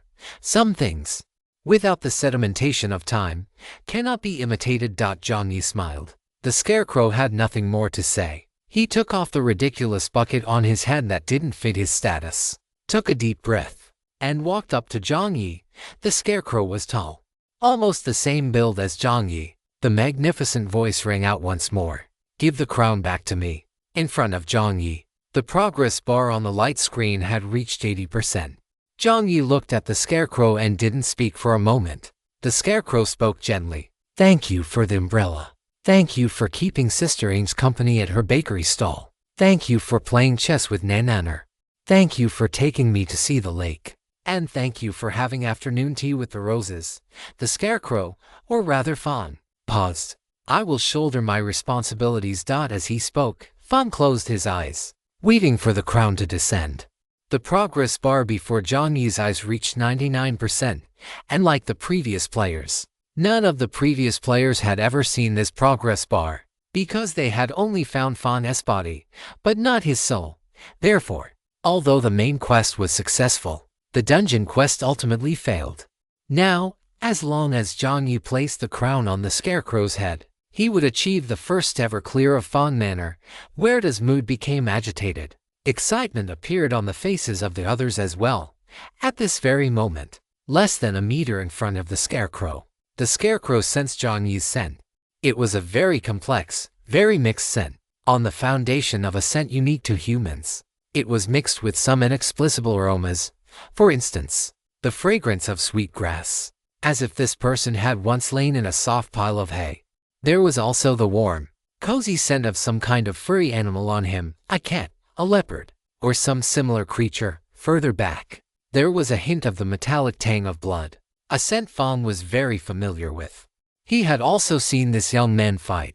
Like him, it was frantic and immersive. Aside from the sun and animals, there was also the faint saltiness of seawater. It seemed like the scent of a sea breeze blowing past, the kind of scent that could only be smelled on those from the human alliance in the sea territories. This person's scent was so rich, Fawn closed his eyes, feeling a little envious. Closer, until Fawn felt something gently land on the top of his head. The scarecrow's eyes trembled. Is it over? Can I no longer escape? At this very moment, suddenly, the thing on his head gave a gentle pat. Fawn's heart gave a violent jolt. He looked up. In Fawn's line of sight, a human arm appeared. At one end of the arm were cyan veins and fair skin, and at the other end of the arm were the mechanical armor plates that had just disassembled. Jiang Yi had unequipped eclair and used his palm to pat Fawn's head. I have to say, the straw is actually quite soft. Fawn was stunned, and the players watching the live stream were also stunned. What does this mean? Because the texture of the straw felt so good. Jiang Yi even gave it a little rub. Fawn's expression was completely blank, feeling only that his head was heavy, and the warmth of a human being was being transmitted from the top of his head bit by bit. A relaxed smile rose on Jiang Yi's face as he looked at Fawn and said earnestly, I think a blue bucket suits you better. Seeing Fawn's dazed look, Jiang Yi added, It looks good on a little kid. As his voice fell, Jiang Yi's other hand, which was holding the crown, clenched tightly. No matter how exquisite the crown was, in the face of absolute power, it was no different from scrap metal. The crown was crushed into a ball in Jiang Yi's left hand, and the magnificent rubies on it turned into powder, falling rustlingly from Jiang Yi's palm. This scene left the audience on the other side of the screen dumbfounded. In front of Jiang Yi, and on the live stream's light screen, the following flashed simultaneously. Main quest failed. The word failed and an exclamation mark appeared in the center of the screen. This was the first time people had ever seen melancholy little French fry have a moment where a quest failed. One must know that in all previous dungeons or games, let alone failing, as long as there was a quest, melancholy little French fry was always the fastest to achieve the goal. Other sub-channels might not know, but sub-channel 99 knew very clearly, even in the burying ground, which was claimed to be 5-star and which no one was willing to choose. Melancholy little French fry could create miracles time and time again, but this time, the quest failed, and it was the latter who had voluntarily given it up. Player Green Dragon Crescent Blade, player Starry Night Sparkle, no, player R's, what? Didn't the quest progress bar just hit 99%? The chat was in an uproar, but Jiang Yi didn't care. After Jiang Yi destroyed the crown, a mechanical broadcast sound rang out. Special existence, the drama master is astonished by the play currently being performed, and leaves a message. What kind of script is this? Seeing this message, The smile on Jiang Yi's face became even more pronounced. What kind of script is this? This is after destroying the crown. Jiang Yi shook his head with a smile and stepped back. Fang's scarecrow looked at Jiang Yi in a daze, his mind blankly thinking, the crown is destroyed. Then, what about the monsters? What am I supposed to do? After Jiang Yi retreated to a safe distance, he looked at Fang again. In Jiang Yi's mind, the words the slug had said to him suddenly echoed, brother, will you come back with His Highness Fang? With a smile on his face, Jiang Yi thought, what kind of script is this? This is the spirituality of life, which those who clamor for authority and power, and who can never learn to respect or empathize, will never be able to accurately predict. At this moment, Jiang Yi finally understood what the price of giving up memories was. Jiang Yi took a step back and knelt on one knee. At this moment, Jiang Yi's posture was not noble, and even appeared somewhat humble, but no one would think that Jiang Yi was weak at this moment. Jiang Yi looked directly at the bewildered Fang and said earnestly, I am willing to fight for you. Chapter 660. If I let you make a move, I am this. I am willing to fight for you, not because of the empire, not because of Fang, but because you are you. After Jiang Yi finished speaking, Yuerta's heart outside the screen gave a violent jolt. The fox's mouth opened. The expression that was always mocking and indifferent gradually disappeared. Looking at Jiang Yi's eyes, which had nothing hidden and were completely unconcerned, Yuerta seemed to understand for the first time why King liked this kid so much. Yuerta's fox paws clenched together, and in his mind, he replayed the scene of Jiang Yi patting the scarecrow's head just now. For some reason, he felt that perhaps Jiang Yi had stood before his younger brother in the same way back then. The corners of Yuerta's mouth curled up. Within Jiang Yi's consciousness, a mechanical broadcast sound rang out. Monster Merchant Red Fox Yuerta's favorability towards you Kung 10. Monster Merchant Red Fox Yuerta's current favorabilities. Yuerta, is this guy watching the live stream too? Jiang Yi thought to himself. After he finished speaking, the palace shook violently. The main quest had failed, which meant that Fang would not be activated to help the players eliminate the monsters. However, Jiang Yi didn't care. As for helpers, he had them too. In front of Jiang Yi, inside the massive hall, one bizarre-looking monster after another appeared. The difficulty of these monsters was still doubled. The dramatist's options didn't just apply to the Blackwater corridor. Realizing what Jiang Yi was about to do, Fang was stunned for a moment, then hurriedly said, the monsters here are very dangerous. I know. Jiang Yi interrupted Fang. His true sight had already seen it, but he did not regret his decision. Perhaps it was some thought in his heart at play, or perhaps it was simply because he had the ability to do so. But Jiang Yi just wanted to follow his heart. Jiang Yi looked at Fang, ignoring the monsters, and said earnestly, do you know? Fang paused. Your teacher was excellent in every way, but he forgot to teach you one very important piece of knowledge. Fang's teacher had taught him how to identify various monsters, the weaknesses of monsters, and all sorts of etiquette. Jiang Yi turned around, and a prop card appeared in his hand. This was more friends, more paths. However, Fang's teacher forgot to tell him that fate doesn't have to be something one bears alone. Jiang Yi closed his eyes. The images of two people appearing in his mind, and two vortexes appeared in front of Fang simultaneously. The players Jiang Yi chose were player Thunderzy, player Fuan Desu. Familiarity between both parties meets the requirement. Familiarity between both parties meets the requirement. Invitation transmitting. Invitation transmitting. Two voices rang out at the same time, and the chat stream was flooded with holy crap. Thunderzy and Fuan Desu, the two who had consistently dominated the top 3 of the 99th district leaderboard for years. Could it be? Are these 3 people going to appear together? About half a second later, player Thunderzy has accepted your invitation. Player Fuan Desu has accepted your invitation.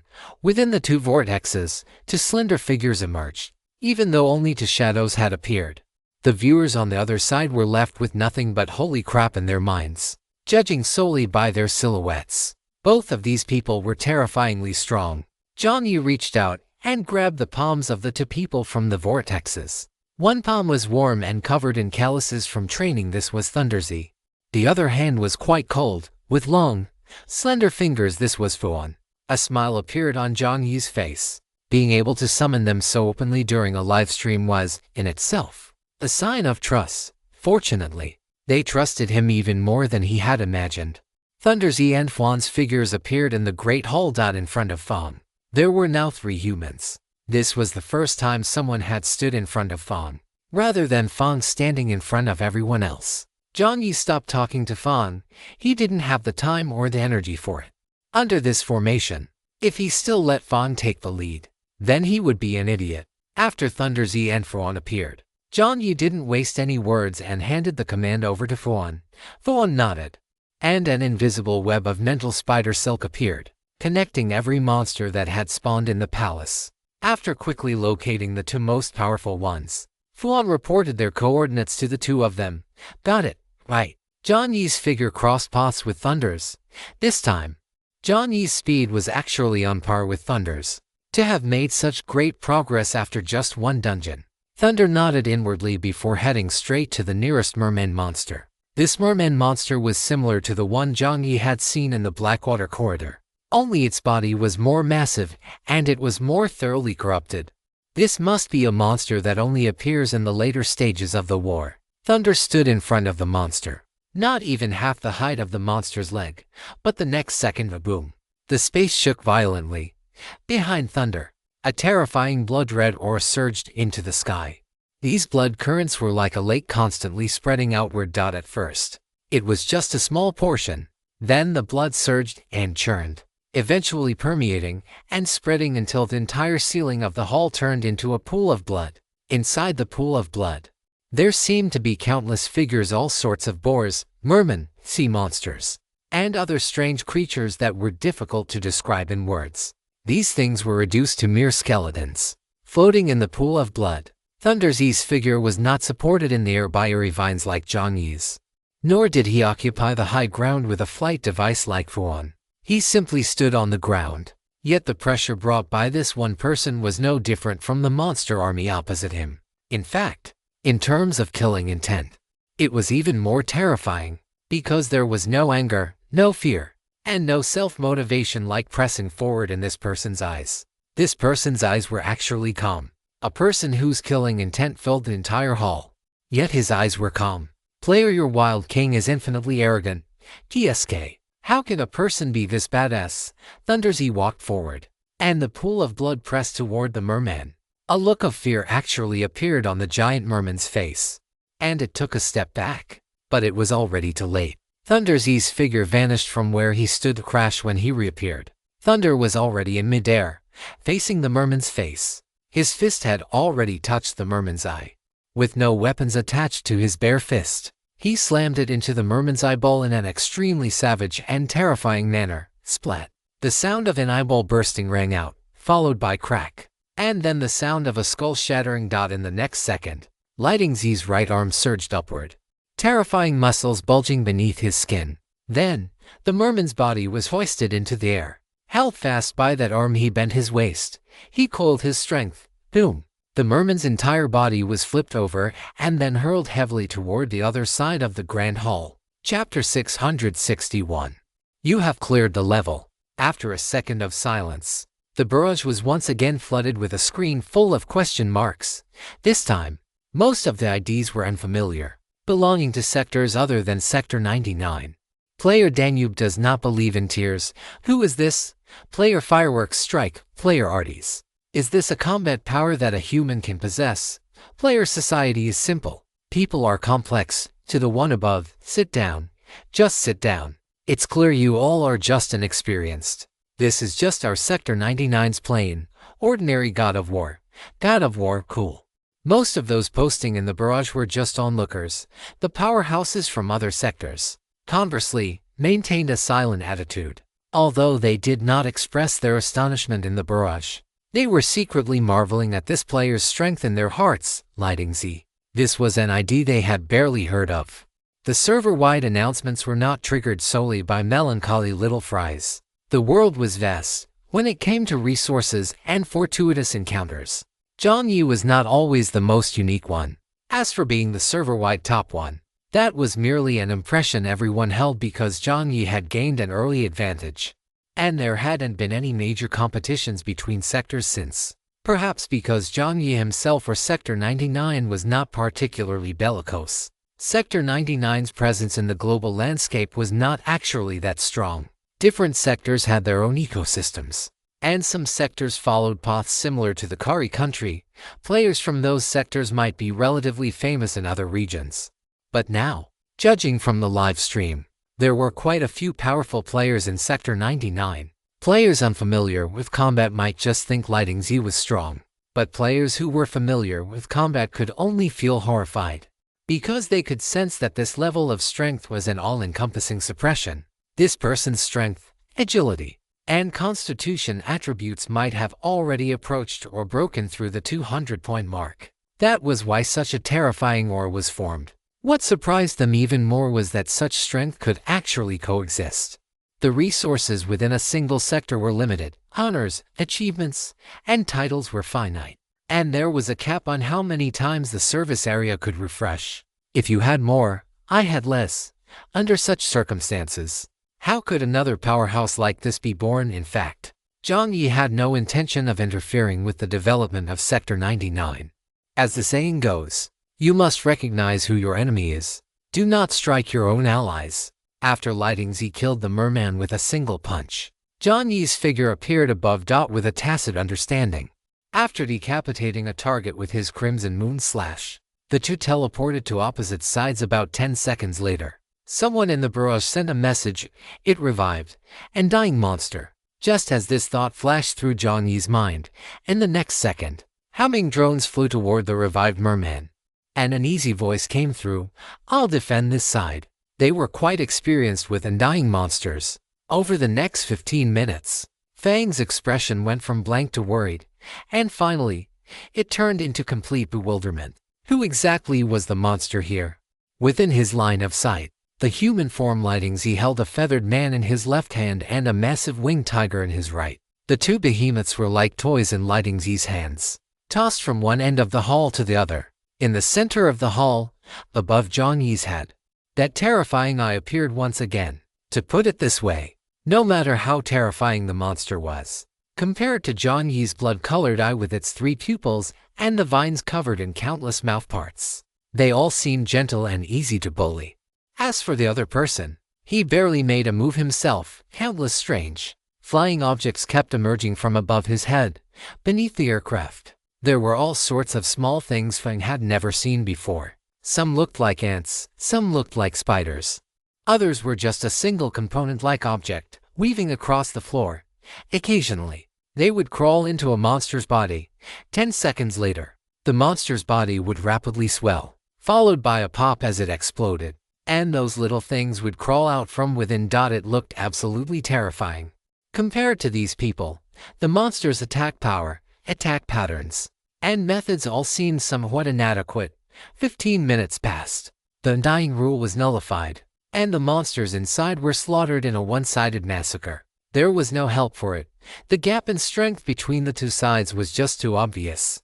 The barrage became increasingly heated. By the end, it was a complete visual feast.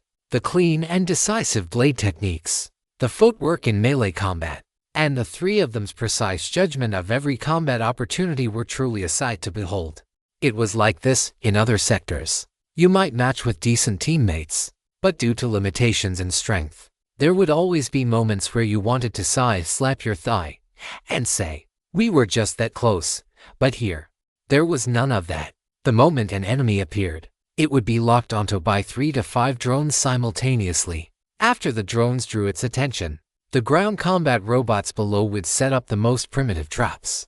And just as the monster was about to break free, it wasn't a moment for resistance, but the horn of the Grim Reaper, because, in the next second, a crimson long blade, or that overwhelming sea of blood, would permeate the area and send it to its grave. Between every interval of combat, there was a continuous stream of reinforcements. At first, people thought that melancholy little French fry and Thunder Z were the ones leading the battle, but only later did they realize that the silent person who barely spoke a word was the true mastermind behind the flow of the battle. Naturally, the players from the giant wood fortress were also astonished. Player Storm, wait a second. So this is the Lord's combat style. Player upgrade to level 5 vehicle soon. No wonder the Lord's expression looked so strange back then. Can ground robots really be used as bait? Of course. There are many ways to use robots. But the problem is that the coordination of teammates is also crucial. In the giant wood fortress, Buen had also used some robots. But considering the performance issues of his teammates, he hadn't activated more complex strategies. The reason was simple. Not everyone could react in time. Not everyone could manually fill the gaps in firepower when the machines failed to control the situation perfectly. The three of them looked like a much smaller group than the number of players in each territory during the previous Endless Tower defense. But in terms of strength and coordination, they had improved by countless folds. Buen also found the commanding to be quite comfortable. Boom! After Blessing finished its sweep, the time on the light screen had just completed a full cycle. Fang had been wearing an expression of who am I, where am I, and are those guys on the other side really human, the entire time. Countless rays of white light fell down, representing the dropped vehicle coins and rewards within an hour. All the magical beasts had been eliminated. A mechanical broadcast sound rang out. You have cleared the White Rose Palace, Chapter 662 not found. You have cleared the White Rose Palace. The final scene had been successfully cleared. Although the main quest had failed, Jiang Yi didn't care all that much. To say it wasn't a pity would be a lie. After all, he was only one step away from success. But compared to success, there were other things he wanted to do. The bodies of the magical beasts collapsed, and blood dripped down along Jiang Yi's long blade. Thunderzy appeared behind Jiang Yi, and Buen's drone slowly descended. Jiang Yi looked at Buen and asked, "Are you all right?" Buen nodded obediently. After bumping fists with both of them, Jiang Yi said concisely, "Let's talk after we get out." Okay. The two voices sounded simultaneously. On Jiang Yi's status window, his mental attribute dropped once again. Using more friends. More pots also consumed Jiang Yi's mental energy, although it wouldn't cause any major damage. He still felt exhausted. He nodded at the two of them. There was no need for the three of them to discuss how to distribute anything. And now was not the time for conversation. After bidding them farewell, their figures were once again enveloped in white light and dissipated from where they stood. The audience was still watching with great interest, still immersed in the battle, when suddenly, in the center of the screen, friendly reminder, your live streaming duration has expired. The broadcast will end in 10 seconds. Seeing this line, many players subconsciously clicked on the screen. They were looking for a way to top up. However, upon seeing the countdown pop up, they finally realized something. Player tonight's Starlight twinkles. Damn it, there's no renewal channel. Player tonight's Starlight twinkles. No way. They won't even let us watch if we pay. Player tonight's Starlight twinkles. Collapse wailing loudly. It was like this on a weekend night. You finally found a show you liked. And just as it reached the most exciting part, suddenly 400 for not found. It just popped up. If it weren't for the fact that the other party was a system they could see but not touch, some people would have started smashing their televisions by now. Player Tony Sophia. That's right. We can use money, a lot of money. All kinds of bullet comments began to refresh on the screen. Jiang Yi glanced at them through his sweat, then felt somewhat speechless. These guys. Do they really think of him as a streamer? They actually want to renew their subscription. But this thing was completely out of the player's control because, from the very beginning, it was Jiang Yi who paid to hire Ming to do the filming. Once the time was up, the broadcast naturally had to end. Unless they gave Ming more vehicle coins. But as the employer, Jiang Yi really didn't have the hobby of letting others watch him constantly. After thinking about it, he simply shut down the live stream directly. Now, there wasn't even a countdown. The screen turned black instantly. After a second of silence, the group chats of all 10 subsectors exploded. All kinds of messages, even mixed with wailing and howling voice clips, flooded the group chats. Anyone who didn't know better would have thought something major had happened. At least let them see the ending. What happened afterward? What was the Scarecrow's reaction? What about the end of the story? Moreover, they didn't know if it was just their imagination. But they all felt that when melancholy little French fry closed the stream, he seemed to have raised the corner of his mouth and smirked. Could it be that he could see their messages? That wasn't a smirk on Jiang Yi's face, it was clearly a smile of helplessness. After clearing the White Rose Palace and with no new scenes in the dungeon, he could indeed see the players' comments. Aside from those expressing amazement, there were also some that were too excited and thus not quite appropriate for public viewing. Jiang Yi's ears turned slightly red, so he simply ended the stream early. The surrounding sounds finally quieted down. Only the Scarecrow Fang and Jiang Yi remained in the White Rose Palace. Jiang Yi walked past the corpses of the magical beasts behind him step by step and arrived in front of Fang once more. A smile appeared on Jiang Yi's face as he softened his voice and said, "I have fulfilled my promise. Quiet, quiet." At this very moment, Fang, still wearing the bucket on his head, looked up at Jiang Yi in a daze. He didn't even know how to express his gratitude. For a very long time, the only cheers he had heard were from the masses. He had long forgotten how to express his own gratitude or his own closeness to others. Just as the Scarecrow was at a loss, Jiang Yi instantly understood what Fang was thinking. After a moment's thought, he was not a child like Fang who clearly hadn't grown up properly. As a mature adult, he certainly knew what to do. Jiang Yi smiled, walked to Fang's side, and wrapped his arms around him. The Scarecrow's body pressed against human flesh and blood, and the scent on Jiang Yi became even more complex. The Scarecrow blinked. Jiang Yi's palm patted the Scarecrow's head again, as if to say, "Well done. I didn't do anything at all." Jiang Yi seemed not to care in the slightest. Perhaps because they were in a dungeon, Jiang Yi's mood had been influenced by Fang and the others, becoming much more natural and relaxed. Jiang Yi had originally only intended to give Fang a hug like an older brother. But unexpectedly 3 seconds later, a mechanical broadcast sounded. "You have completed the hidden achievement, Awakened Soul. You have obtained Soul Crystal *1 a Soul Crystal." Jiang Yi felt a sudden surge of joy. Before he could even think about where this Soul Crystal had come from, he suddenly felt a trace of warmth at his neck, along with a rising temperature. Jiang Yi's body stiffened.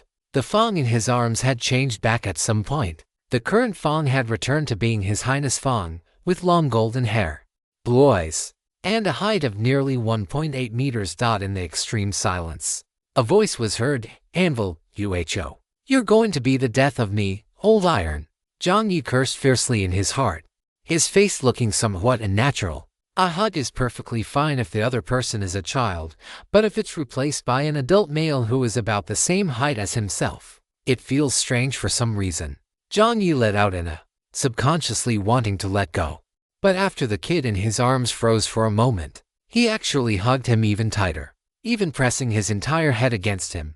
"Wow, Jiang Yi." Jiang Yi straightened his neck, trying his best to maintain his innocence, though the long golden hair made his nose itch. Just as Jiang Yi was struggling, Fang's voice sounded, "Thank you, really thank you."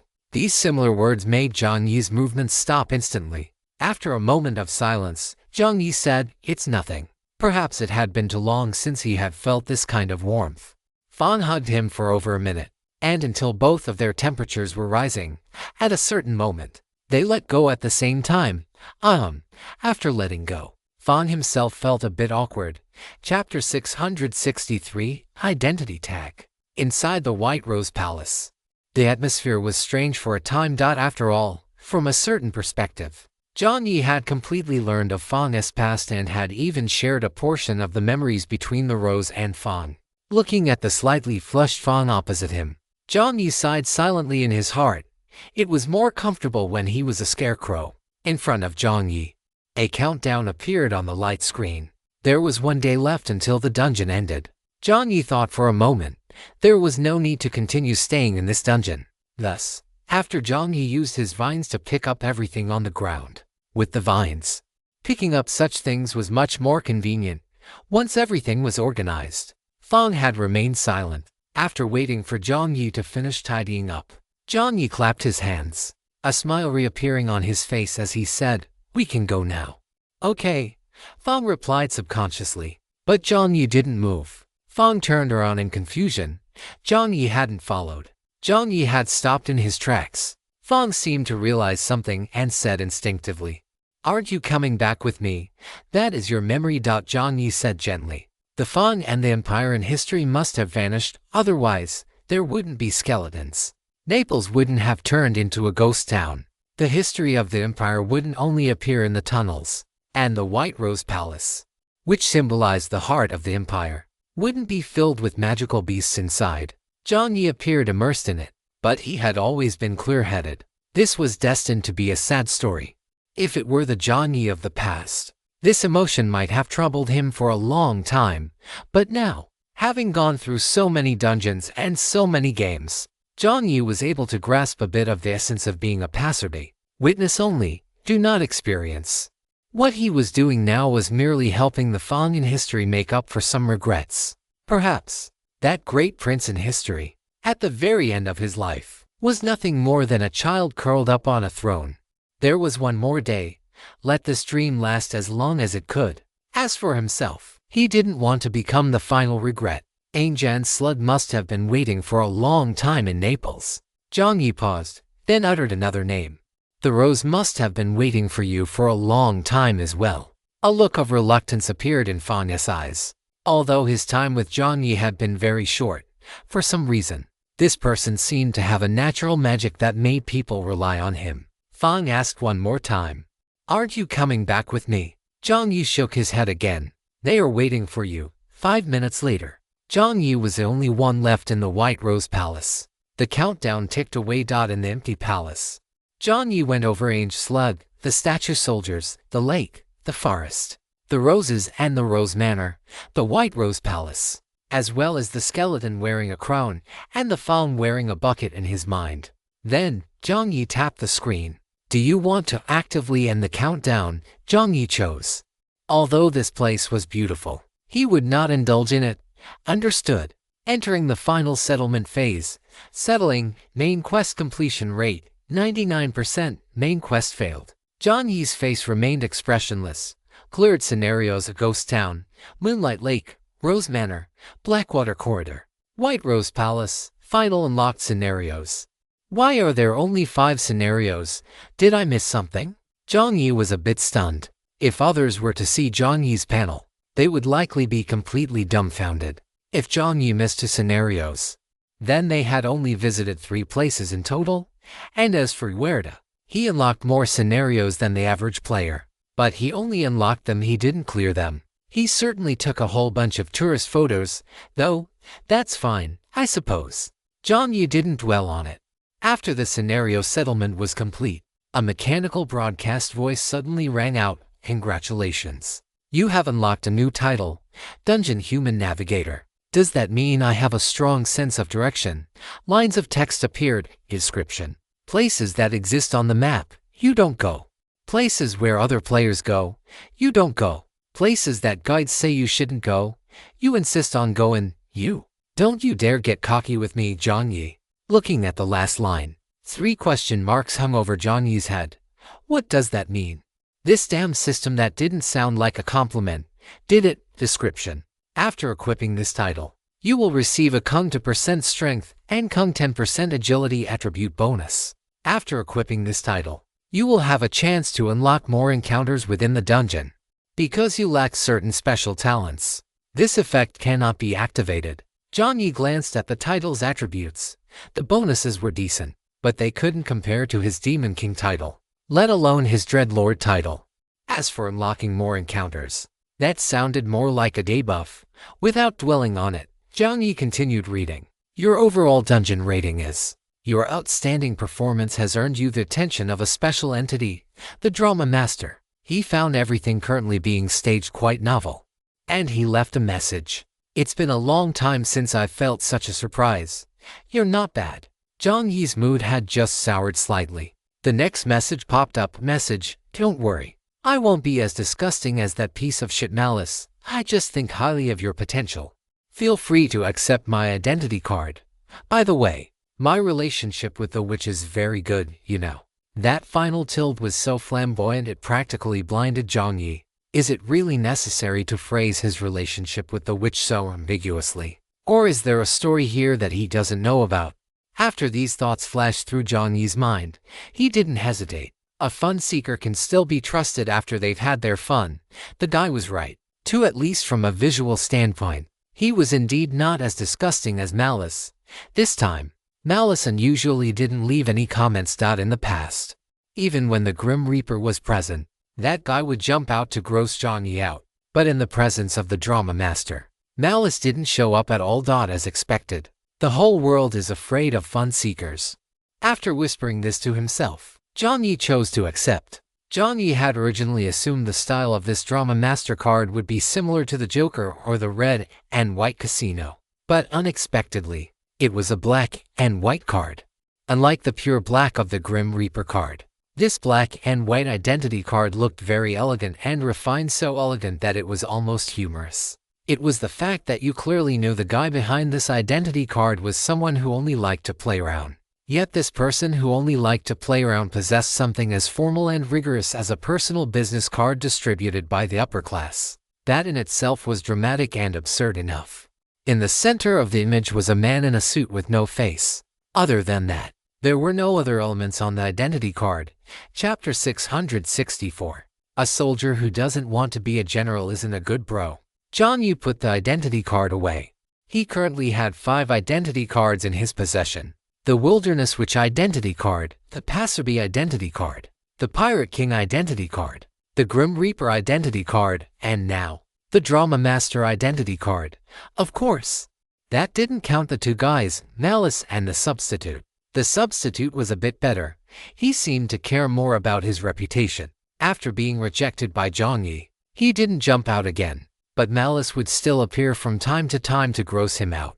Perhaps this behavior itself, for Malice, was a way of acting that perfectly aligned with his authority. Inside the White Rose Palace, Jiang Yi watched Fawn leave, looking back every 3 steps, and couldn't help but want to laugh. The guy really was a bit like a pitiful little child, but he couldn't continue to dwell on it.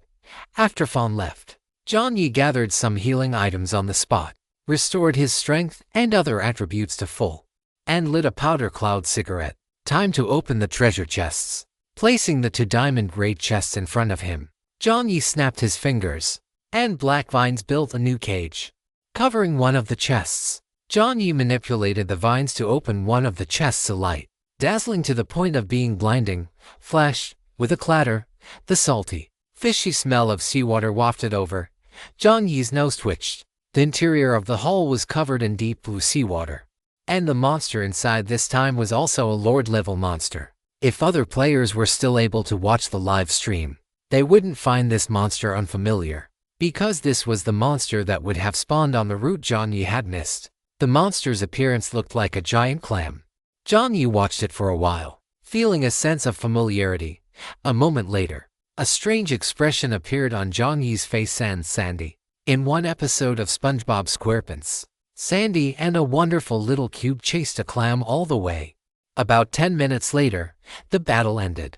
Jiang Yi gathered up the clams that had been pried open on both sides. There were many other smaller clams inside, which should taste quite good when cooked. Besides that, other items had dropped from the center of the clam.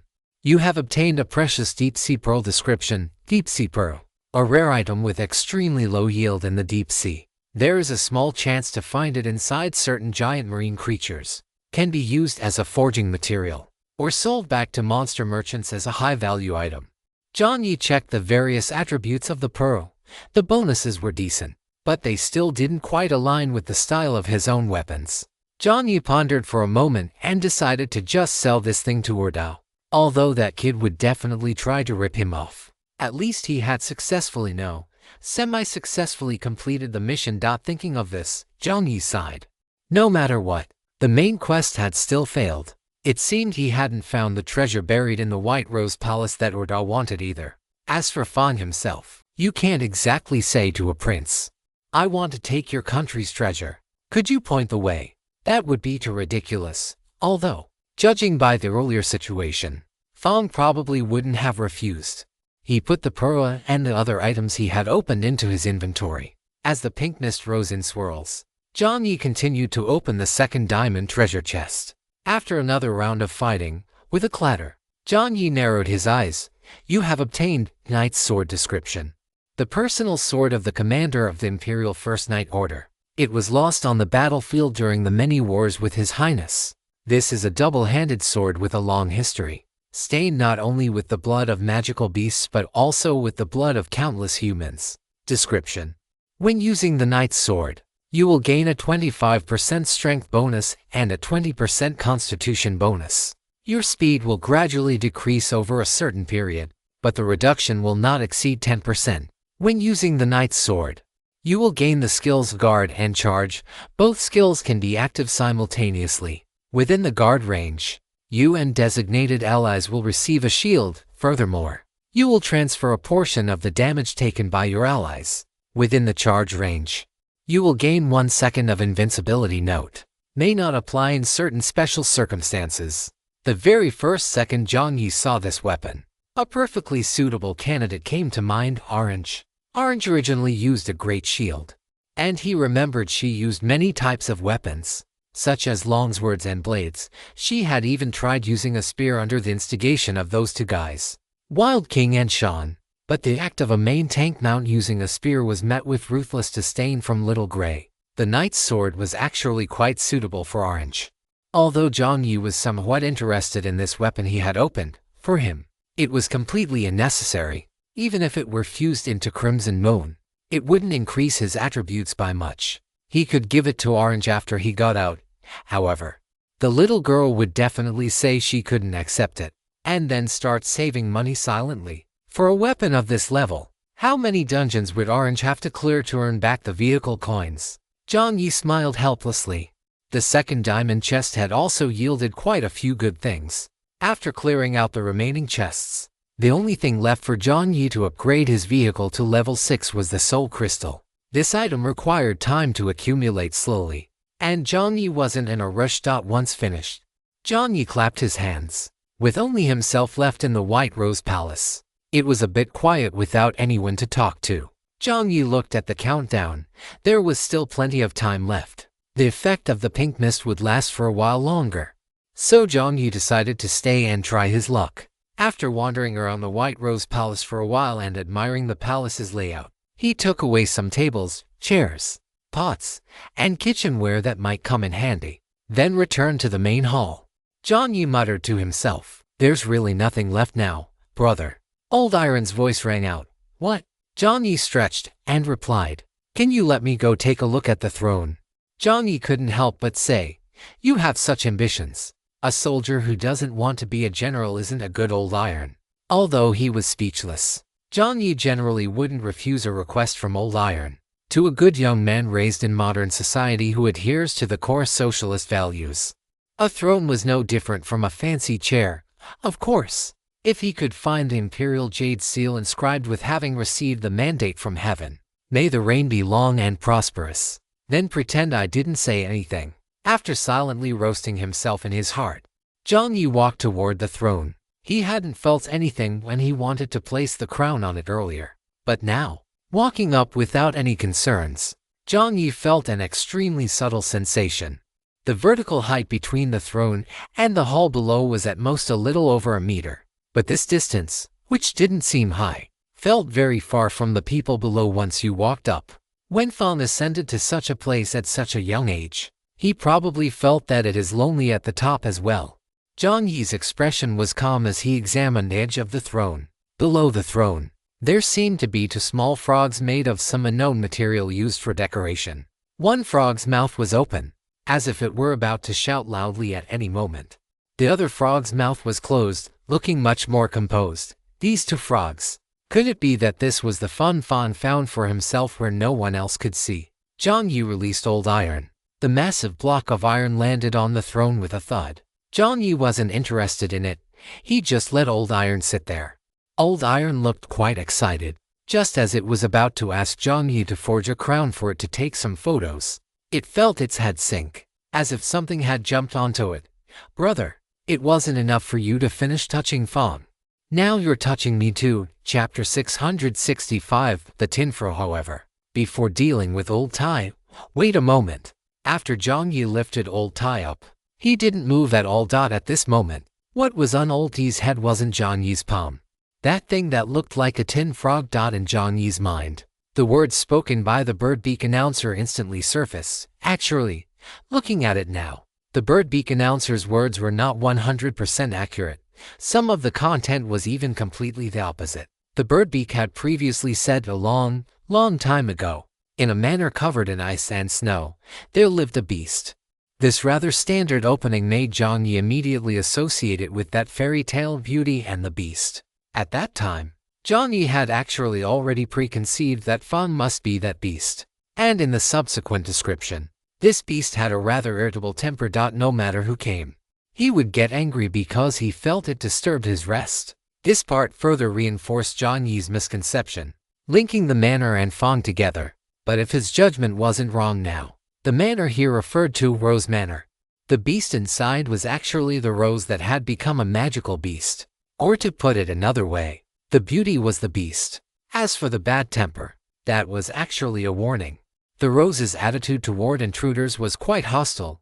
You had to obey certain instructions from the rose, keeping her immersed in fantasies and dreams. Otherwise, once discovered, the outcome would be to be torn to shreds. And the so-called army in the manor was actually another layer of distortion. It referred to the black water corridor beneath the manor. Here, the so-called army was actually an army of magical beasts composed of corrupted humans, not an army belonging to humans in the traditional sense. This entire story was also another layer of distortion. When people hear a story, they often feel that the person mentioned repeatedly must be the protagonist of the story. The place mentioned repeatedly must be the main setting of the story, but in reality, the protagonist of the story didn't appear in the prophecy at all. It appeared right before your eyes. That seemingly an important sentence, perhaps, at the next intersection, you will be able to see it, was the truly important piece of information. Because the one standing at the intersection to greet the players was Fang. When he obtained the Birdbeak announcer, the system had already said that this guy's words weren't 100% accurate. Looking at it now, it was no different from nonsense. Jiang Yi cursed the inhuman, dog-like system in his heart, then suddenly paused. Wait a minute. If one followed this prophecy, how did that prophecy go again? Of course, it's not that no one has tried. It's not to say that everyone is born with compassion and wants to save this poor beast trapped in the manor. Rather, this manor hides all kinds of treasures, powerful weapons, mountains of special yellow coins, and all sorts of strange props. Jiang Yi's eyes narrowed sharply. That was it. The Birdbeak announcer's prophecy wasn't 100% accurate, and it was full of distortions. But in terms of objective facts, it wouldn't be wrong. In other words, there really was a magical beast in the manor, and below, there really was a so-called army. That meant the treasures in the prophecy were also real. The treasure wasn't in the White Rose Palace, but in the Rose Manor. In this manor, there are all kinds of treasures hidden, powerful weapons, mountains of special yellow coins. Mountains of special yellow coins. If they were gold coins, they would simply be called gold coins, not some special yellow coins. If they weren't gold coins, then they were ecchi coins. Jiang Yi's heart skipped a beat. His breathing became rapid. This was much more rapid than the breathing he had while hugging Fang just now. Mountains of ecchi coins. He had been wondering why that stinky fox would come to this dungeon. He must have known something. The treasure was beneath Rose Manor. Jiang Yi subconsciously wanted to carry Old Tai and run out, but the tin frog on Old Tai's head was still opening its mouth wide, tilting its head to look at Jiang Yi. Jiang Yi felt a sense of urgency because there was only one day left before the dungeon closed. The distance between White Rose Palace and Rose Manor must be very far, which was why the system judged that if he wanted to complete both the Black Water Corridor task and the White Rose Palace task, it would be impossible to finish within a day. If he wanted to get the treasure, he had to leave immediately. He didn't sense any danger from the tin frog, but he didn't sense any special ore either. This thing was likely just a soul similar to Fang's entangled on it, and one that was about to dissipate at that. Just as Jiang Yi lifted Old Tai up, the tin frog hopped on Old Tai's head again. The eerie sensation made Old Tai's hair stand on end. He didn't dare to move, waiting for Jiang Yi to take that thing off. Brother, I know, Jiang Yi said. After thinking for a moment, Jiang Yi reached out to put the tin frog down, but the second he moved, the tin frog's body flew high into the air, looking like it was about to escape the reach of Jiang Yi's palm. Jiang Yi's eyes narrowed in terms of speed. Half a second later, Jiang Yi's palm opened, and the tin frog was caught in his hand. Caught you. Jiang Yi gave a he, and just as he was about to let the frog go, the frog opened its mouth at Jiang Yi and let out a massive croak. The sound was like a booming bell. It nearly shattered Jiang Yi's eardrums. Before he could throw the thing in his hand away, the frog opened its mouth at Jiang Yi again, as if it was waiting for him to feed it. Seeing Jiang Yi looking at it, the frog opened its mouth wide again. Jiang Yi could even see something like a spring inside. Now, what exactly does a tin frog eat? Could it be that I should offer it some gasoline? Being pestered by this little guy, Jiang Yi couldn't get away for the moment. After thinking for a while, he took the oil drum from the wilderness auto repair shop out of his inventory and gestured with his hand, signaling that the tin frog could jump in and enjoy a grand feast. But the tin frog merely lowered its head to glance at the oil drum, then looked at Jiang Yi with an expression that suggested it was looking at an idiot. Furthermore, it let out to more ribbit sounds. Jiang Yi covered his ears with one hand. Although it sounded like ribbit, why did it sound like idiot to him? This guy doesn't eat oil. Lao Tai huddled in Jiang Yi's arms, feeling as aggrieved as a 200-pound child, and said, "This guy even wanted to eat me just now. No one would have an appetite for a 200-pound block of iron." After a moment of silence, Jiang Yi decisively gave up on the idea of brainstorming with Lao Tai. If it doesn't eat oil, what do frogs like to eat? Mosquitoes. Where would one find mosquitoes in the middle of winter? After Jiang Yi ruled out one thing after another, a possibility that he had subconsciously ignored finally surfaced in his mind. Chapter 666. Final Fantasy. Opening its mouth meant either it wanted to speak, or it was demanding food. Since this guy could only ribbit, it couldn't be the former. As for the latter, Jiang Yi first casually took out a piece of bread and waved it in front of the frog. The frog's gaze was indeed drawn to the food, and it hopped over to Jiang Yi. However, the moment the frog's tongue shot out, it passed right through the food, just like the state of a ghost in old movies. The frog hooked its tongue back and forth a few times, realized it couldn't eat anything, and instead continued to open its mouth toward Jiang Yi. It can't eat outside food. Jiang Yi stopped testing. He flipped his palm again, and the pastry given to him by the slug appeared in his hand. It wasn't that Jiang Yi hadn't tried other fruits bought from here, but the frog had only glanced at them before losing interest and continuing to open its mouth wide. It wasn't until Jiang Yi took out this pastry that the frog's eyes blinked sharply. Its tongue shot out rapidly, swallowing the pastry in Jiang Yi's hand in one gulp. As the frog ate, it blinked its eyes. When Jiang Yi looked at the frog, he noticed something seemingly sliding across the corner of its eye. It was a tear track. The frog ate the pastry in large mouthfuls. This pastry was actually made quite poorly. There was too much flour in it, and it kept crumbling as it was eaten. But the frog just kept eating in large bites. When Jiang Yi reached out, the frog even looked at him with wary eyes, watching the frog's behavior. A guess vaguely formed in Jiang Yi's mind. If he wasn't mistaken, the one who had been by the throne's side was that person, the kingdom's chariot. In other words, the slug's mother. Jiang Yi fell into a momentary silence.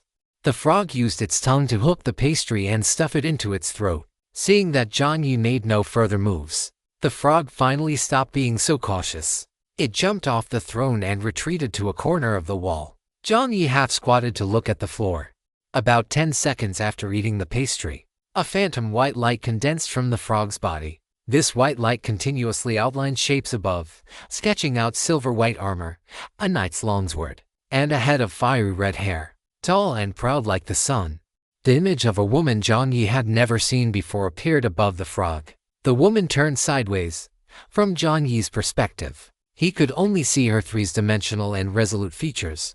She stood sideways, holding that piece of pastry in her scarred hands, silently stuffing it into her mouth, bite by bite. This was the scent of her child. Souls have scents, even though she couldn't see. The moment this pastry appeared, the moment she touched it, she seemed to see the little guy's round face, soft cheeks, carrying the scent of a puppy. The little guy would hop over when she finished training, lean against her knees, and tell her what he had done all day and where he had gone to play with Sister Ange. Under the dim light, the little guy was always dissatisfied that she always mentioned Lord Fang, saying that one day, he would become as strong as Lord Fang and protect his country, Nanner. A gentle female voice echoed in the great hall. This was her child. The white light dissipated from the woman's body. Jiang Yi narrowed his eyes as one phantom scene after another appeared in the center of the hall. There was the scene of the slug snuggling against the woman's knees. It wasn't clear what they were saying, but both of their faces were filled with obvious, hearty laughter. Looking to the right, it was the scene of the woman training. The slug was imitating his mother, holding a two-handed sword.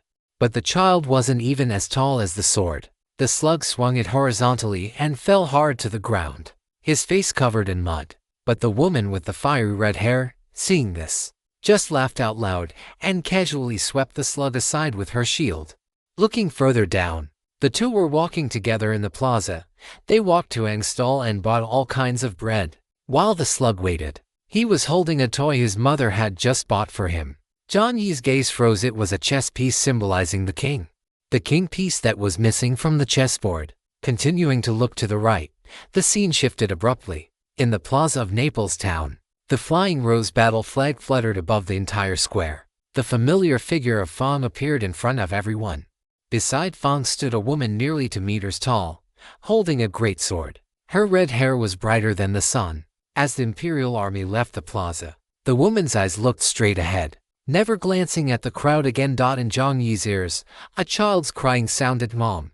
Mom, where are you going?"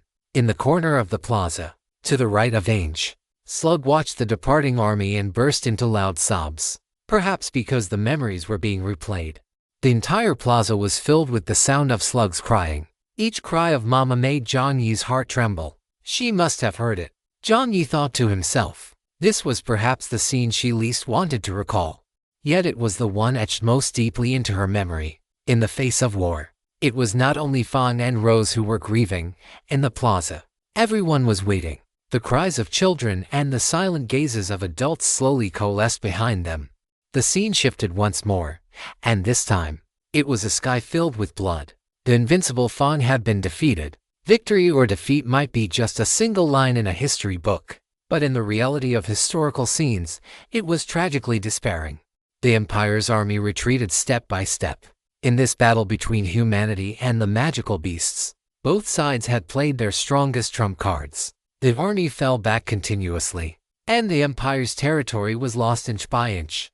Until the very last moment, the soldiers stood their ground outside the town of Naples. Blood stained the town red, and the fluttering white rose banners looked pale in comparison. Even at the final moment of her life, she did not see her child. She had a heavier mission to bear. The beast tide surged forward in waves. Fang stood guard in the White Rose Palace. Serving as the final dignity of the empire, he could not return.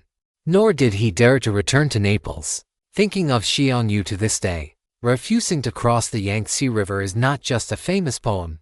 In any war, it is always like this. He would rather die under the siege of all the magical beasts than see Naples in a pool of blood.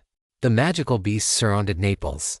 As the last drop of blood drained away, she fell before the gates of Naples. At the moment she collapsed, her eyes were fixed deeply upon her hometown.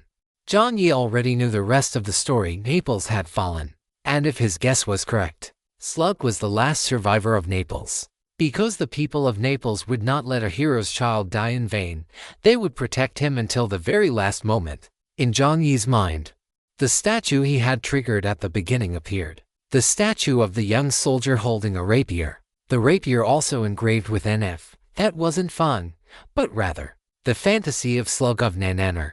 Because he wanted to become someone like His Highness Fang. He had imagined a version of himself grown up, or perhaps the entire Naples was Slug's final fantasy, because at that moment, everything Jiang Yi had triggered regarding Naples unfolded from a child's perspective. The guard who often came to see him, Ange at the bread stall, the people in the plaza, and that missing king chess piece. Chapter 667, come quickly as the scenes converged. A mechanical broadcast sounded. Your understanding of the passerby has deepened. The special existence passerby expresses satisfaction with this. He has provided you with an additional sponsorship reward, 50 car coins. Jiang Yi withdrew his gaze. He looked at the woman with the gentle expression amidst the white light, and for some reason, his eyes dimmed with melancholy. Anvil could feel that Jiang Yi's mood had become somewhat despondent as well. When all the white light faded and the soul memory dissipated, the tin frog seemed to lose all its spirit. The mechanical mouth opened. Jiang Yi crouched down, and as the frog's tongue extended, he looked closely and saw a brass key. Jiang Yi picked the key up from the frog's mouth. With the experience he had just gained, he didn't rush to leave the palace, but instead looked for a place where the key could be inserted. Logically speaking, if the manor had a secret passage leading to the royal palace, then the royal palace must have a corresponding entrance. At the time, he had only been thinking about rushing back to the manor from the outside, and had forgotten about this detail. Jiang Yi searched the main hall, but found no obvious mechanisms. He tried every statue and every book on the shelves, but there was still no reaction. Just as he was about to walk out, Jiang Yi's footsteps faltered, and he suddenly hissed out, "Wait a minute. If there was a key in the mouth of one frog, then could there be something in the mouth of the other frog?"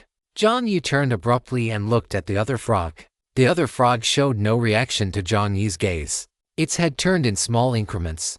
This was its pre-programmed mechanical trajectory. There was no soul inside this frog. Jiang Yi crouched down, intending to lift the frog, but it wouldn't budge. The entire frog seemed to be welded to the floor. "That's it, right?" Jiang Yi's eyes lit up. After thinking for a moment, he slapped the top of the frog's head. The frog shuddered to croak. After a soft croak, Jiang Yi looked closely and saw a small hole inside the frog's spring-loaded throat. Jiang Yi took out the other key. Judging by the shape, they were a perfect match, as expected. Jiang Yi's heart pounded as he shoved the key in. With a click, the throne began to move to the right, revealing a passage leading downward.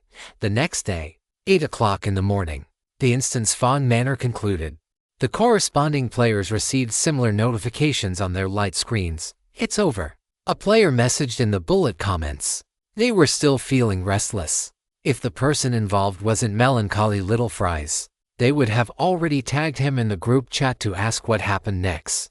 What happened afterward? Thundersy and Uneasy had not yet received a message from Jiang Yi. Of course, they weren't worried that Jiang Yi would hog the rewards.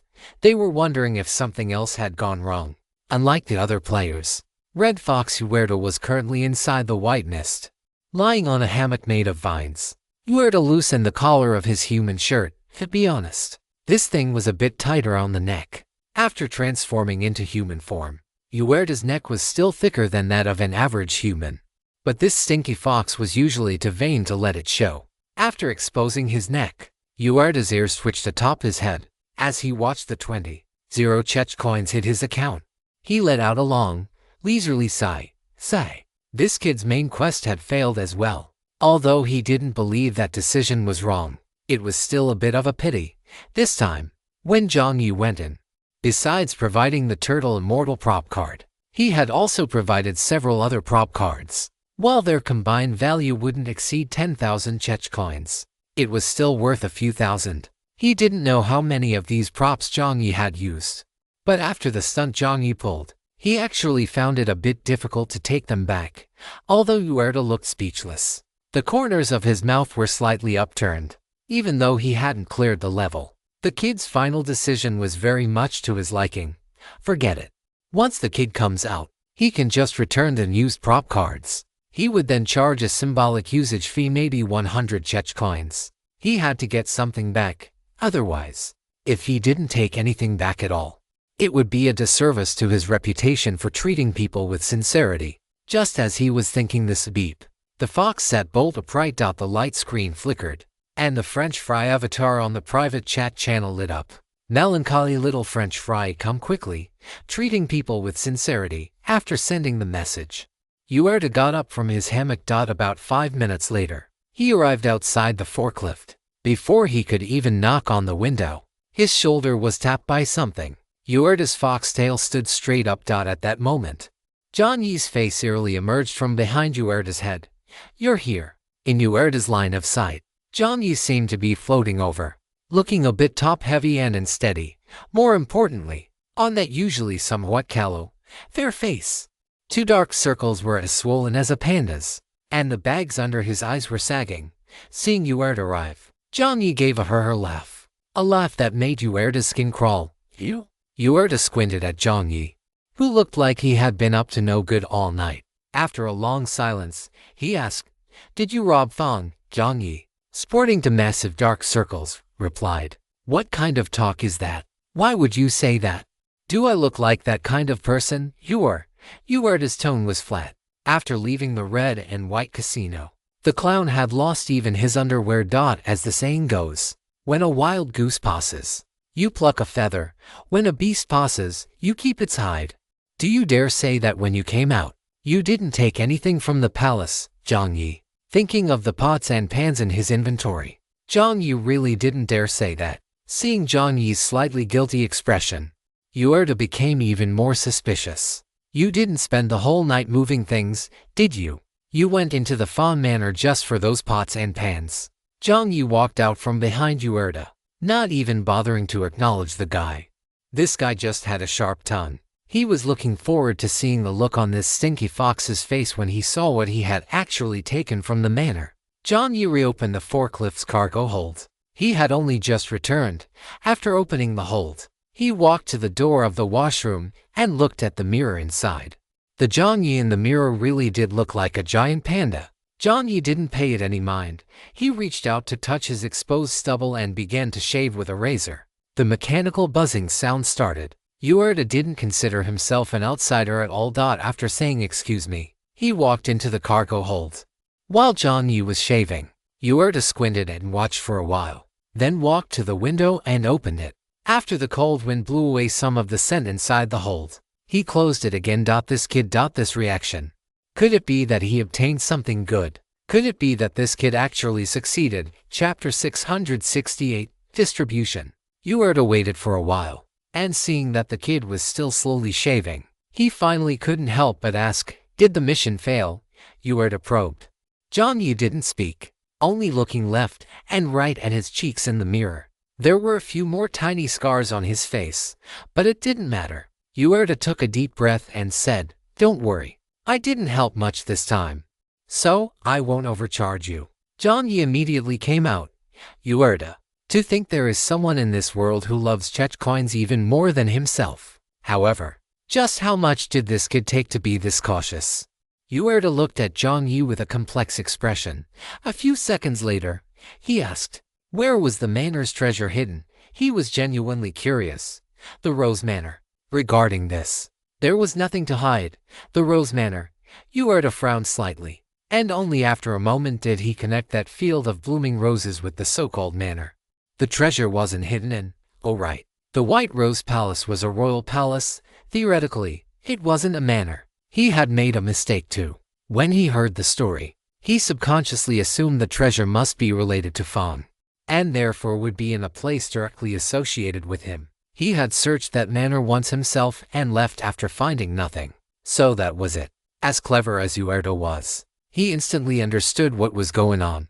Jiang Yi sat down opposite Yuerta and took a steamed bun out of his inventory. It was a leftover bun from before. Now, Jiang Yi's stomach was empty, and other things were a bit too greasy, so he really couldn't eat them. Taking a bite of the large bun, Jiang Yi's spirit relaxed, not making Yuerta wait too long. Jiang Yi ate for a while before taking a card out of his inventory. It was a storage card from the Daydream Hall. Under normal circumstances, the Chech coins Jiang Yi obtained were rarely stored in cards. For one thing, most Chech coins were obtained from opening treasure chests, and Jiang Yi would habitually stuff them into his inventory or space stone, as that was the fastest way. Only when he had a large amount of income would Jiang Yi let the system scan everything and then register and store it into the storage card. Taking out the storage card meant that yesterday, the harvest had been bountiful. Jiang Yi placed the card in front of Yuerta and tilted his chin upward. Yuerta's heart began to pound wildly. The balance on the storage card began to tick upward. 1 digit, 2 digits, 3 digits, 4 digits, 5 digits, and then a 6-digit number starting with a 3. With a clatter, Yuerta stood straight up. 300,000? Jiang Yi's original balance had been trailing behind like a bean sprout, and Yuerta's eyes were turning green with envy. It was true that he had made a large profit in the red and white casino, but he had also had to put up his own capital. Moreover, he couldn't burn all his bridges. A portion had to be returned to the red and white casino as his tribute. Another portion had to be returned to the system. That was the price he paid for traveling between different instances, service areas, and games. Then, a portion had to be shared with Jiang Yi. Only what remained was his own, unlike the income from the red and white casino which required capital. This was pure profit, sure enough. Murder and arson lead to golden belts. Although this kid hadn't committed murder or arson, he had managed to get his hands on Fang's golden belt. 300,000 in pure profit. What kind of concept was that? This kid had really hit the jackpot. Seeing the smile on Jiang Yi's face, Yahello felt a mix of envy, jealousy, and hatred. He only regretted why he hadn't paid more attention to that scarecrow at the time, and why he hadn't taken the wrong path just like this kid. This wasn't taking the wrong path at all. This was a broad, golden road leading to wealth. 300,000 at 300,000. He should have sponsored him a bit more back then. Yahello's eyes were fixed and moving. Jiang Yi looked at the stinky fox with a smile and, right in front of him, took the storage card back. Immediately after, Jiang Yi opened his hand again. Yahello's eyes widened abruptly. Could it be there was more? Right. He remembered that at the time, it was said that inside there wasn't just a mountain of car coins, but also what was it again? There was a sea of weapons and props. Jiang Yi snapped his fingers. This time, he had truly struck it rich. In many cases, risk and income exist simultaneously. A white light flashed across the tabletop, and one weapon after another appeared. Most of these weapons were remnants of the war from that time, and a small portion were special props. Most of these props were of the supernatural variety, originating from Ghost Town. Seeing the weapons one by one made Yahello's eyes turn even greener. Intelligent people don't need to talk. He understood what Jiang Yi meant by taking these things out. Jiang Yi only had two hands.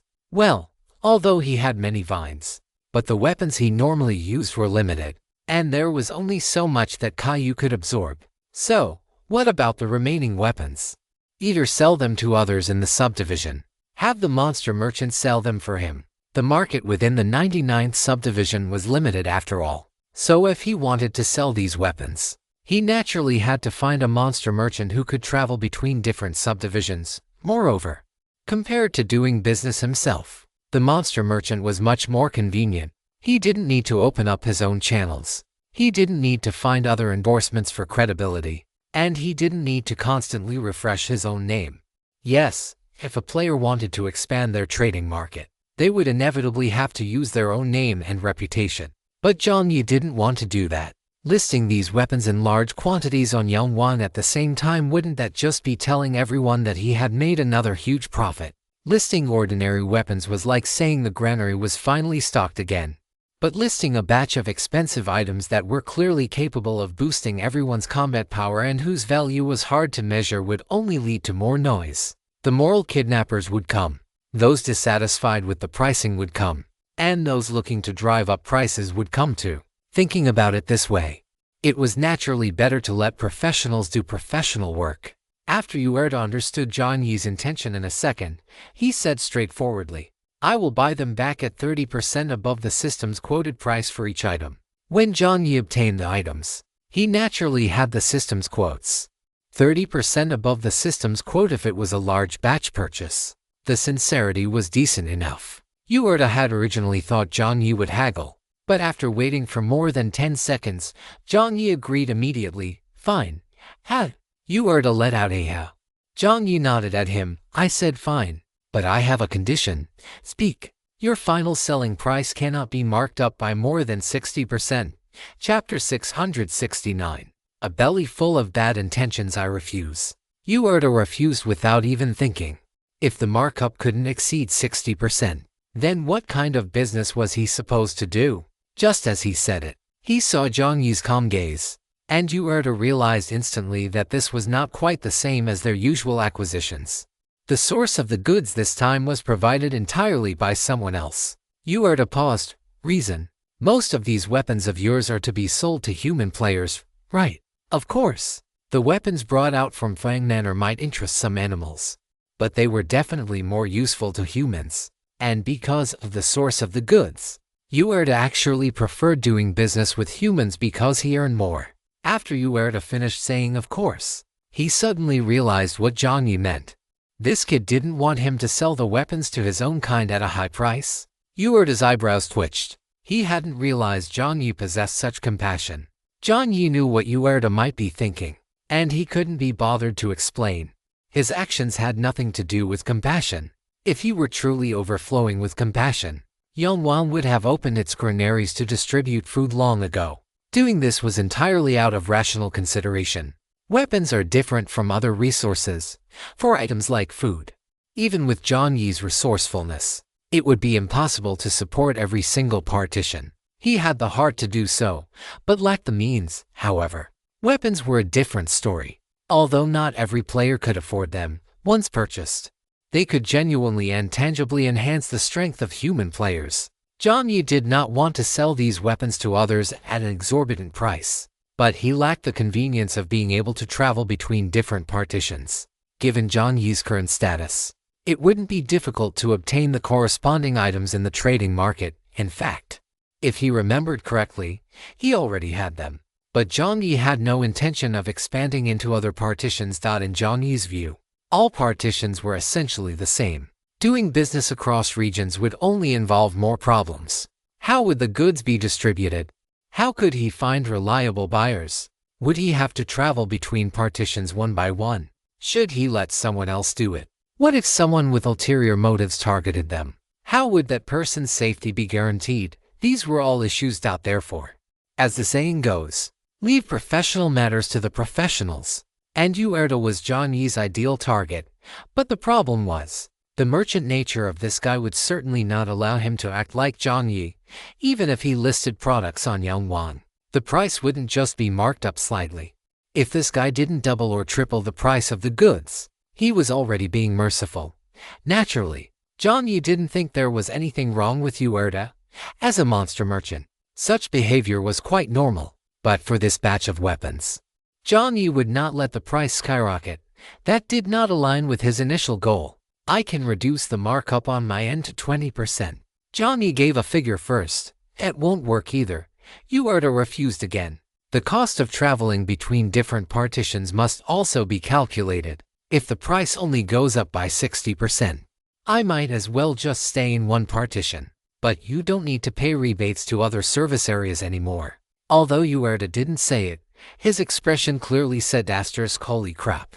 How do you know that? Of course, it was that big blabbermouth, young Master Zhu, who told him. If they didn't pay rebates to the service areas, why wouldn't those service areas just connect with the players themselves? All commercial development leads to the same destination, and the highway is no exception. For the sake of a bowl of old hen soup, young Master Zhu had long since leaked all of Uerda's secrets.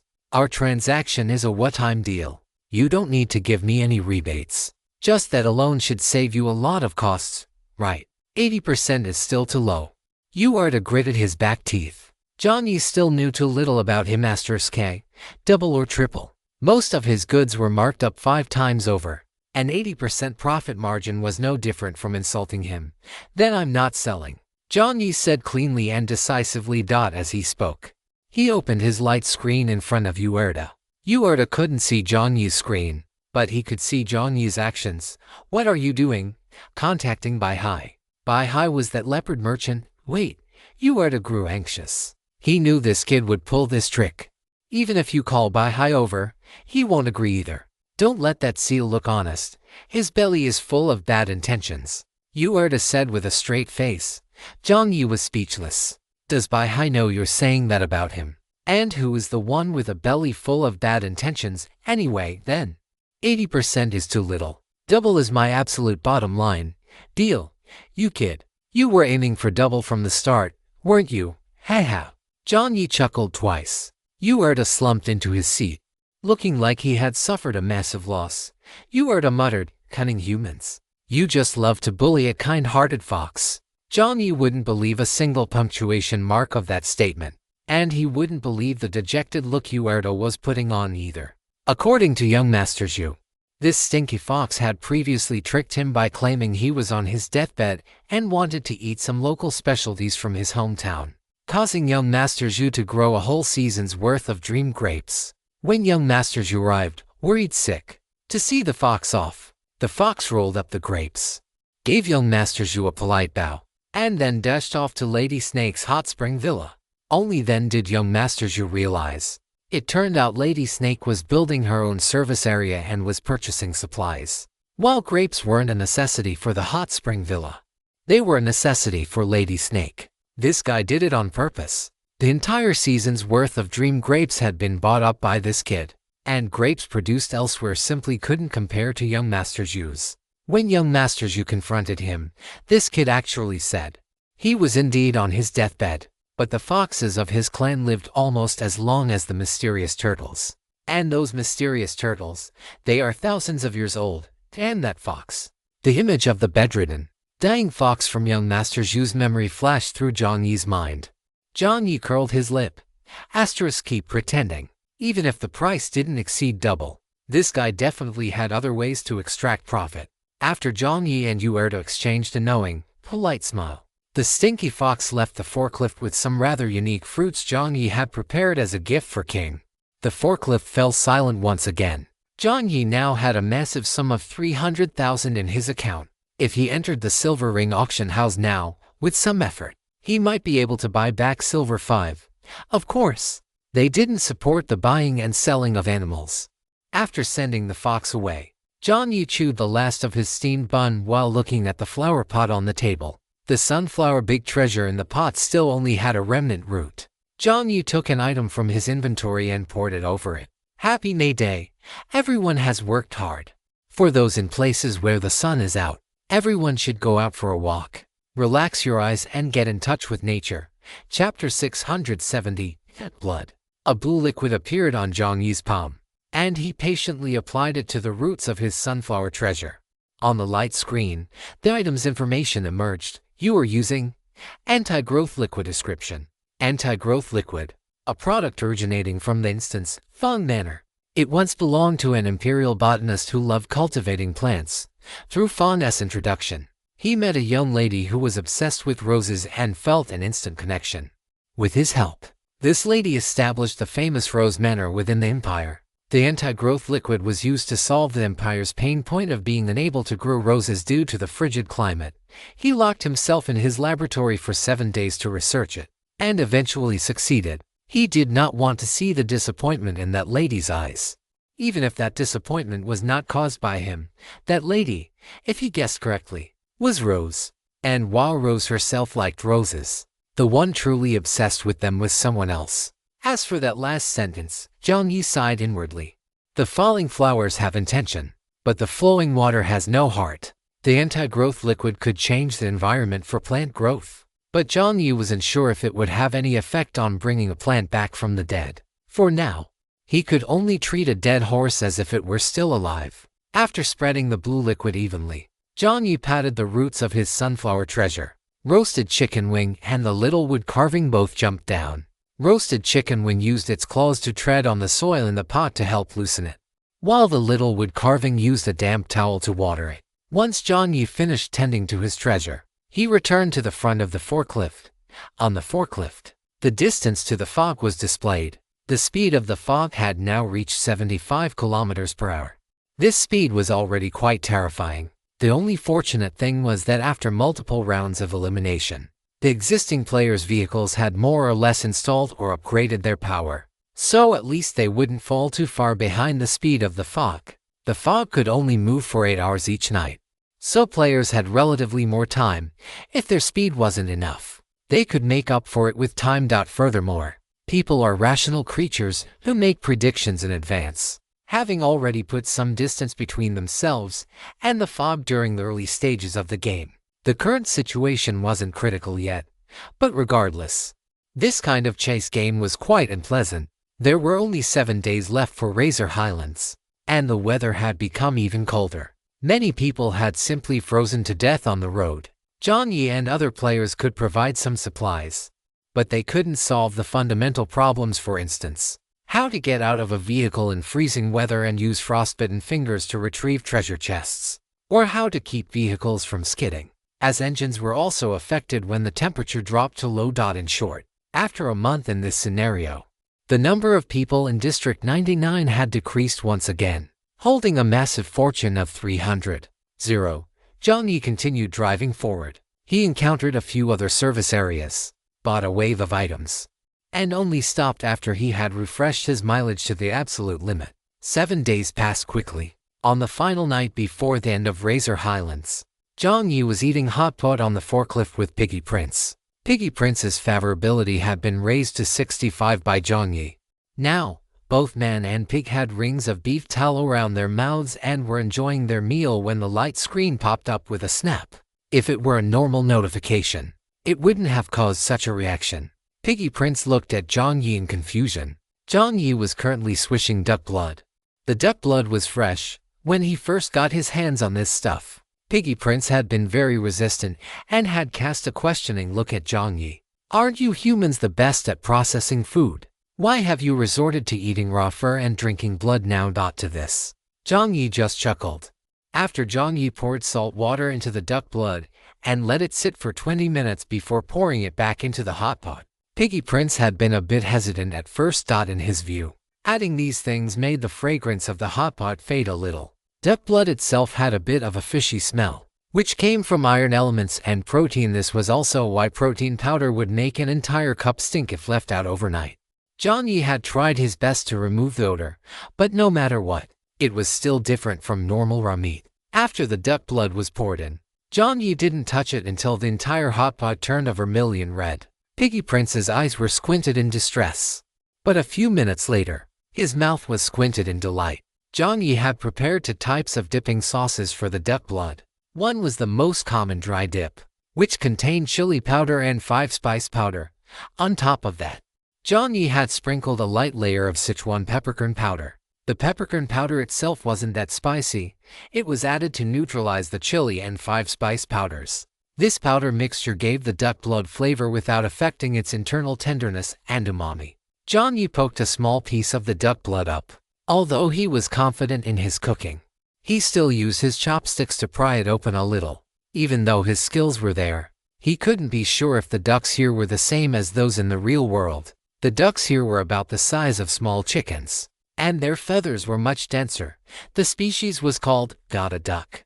The chopsticks pierced in, prying the 2 sides open. The duck blood inside still had a slightly vibrant red color, but it was completely different from the bright red at the beginning. This red was more tender than a dull red, and when poked with the chopsticks, one could still feel the softness and smoothness of the surface. Top-grade duck blood. Jiang Yi's eyes lit up instantly. He placed this small piece into the dry dip and then mixed another type of sauce. This sauce contained minced garlic, oyster sauce, and a small pinch of sugar.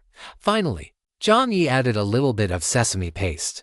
This was the way to eat cold pot duck blood, though not the method for making it. If he had known the duck blood was this high quality, he wouldn't have used it for hot pot. He should have made it a separate dish. Regardless, after Jiang Yi finished mixing the sauce, he proactively placed the dry dip in front of Piggy Prince.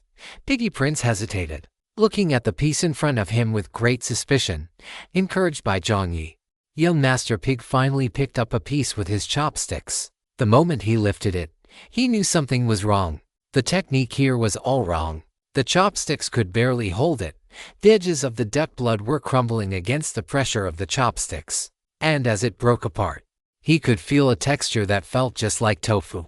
On the surface of the duck blood, the powdered seasoning was only a thin layer, but as it neared his lips, he could already sense a faint, spicy aroma. Something was wrong. If this didn't taste good, he would eat the whole lot. Young Master Pig's mood suddenly surged. He, the little pig, had seen countless foods, and with this flavor and this texture, it was impossible for it not to be delicious. Young Master Pig didn't rush. A white light flickered on his trotter, manifesting into human-like fingers. It looked strange, but his grip on the duck blood became much steadier. Young Master Pig made an okay gesture and carefully placed the duck blood into his mouth. At the entrance, there was the spicy, numbing fragrance of the chili powder and 5-spice powder, followed by the braised flavor of the hot pot broth that had soaked into the surface of the duck blood. Then, with a single bite, a milk-like texture melted down his throat. The unique, subtle essence of the duck blood slid down his gullet. With a gulp, the entire piece of duck blood was consumed by young Master Pig. The spiciness gradually spread, Before young Master Pig could even fully process the flavor, he looked toward Jiang Yi. Jiang Yi, very understanding of the little pig's intentions, dropped another piece of duck blood into the pot. Duck blood, seaweed sprouts, tripe, and various mushrooms in a hot pot share a certain commonality. They seem to have no flavor of their own, only becoming delicious once they are coated in the hot pot seasonings.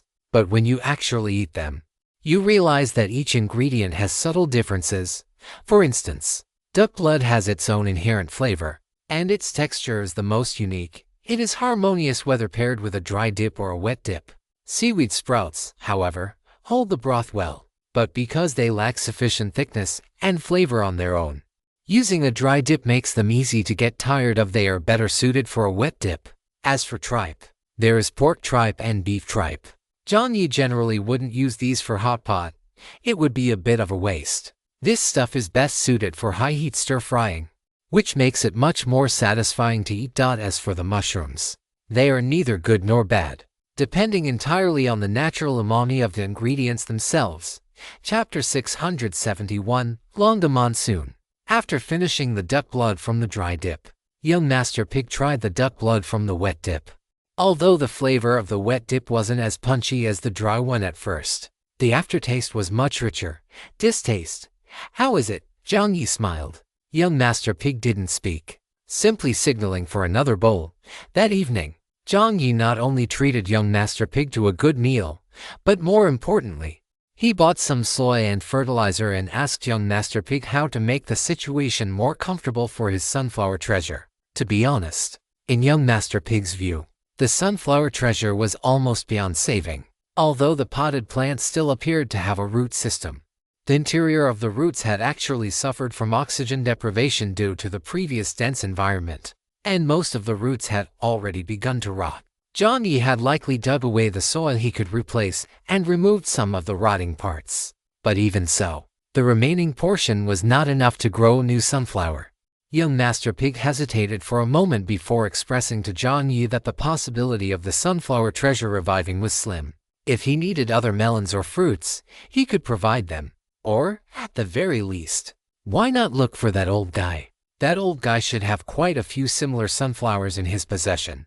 Jiang Yi didn't say anything, just silently declined.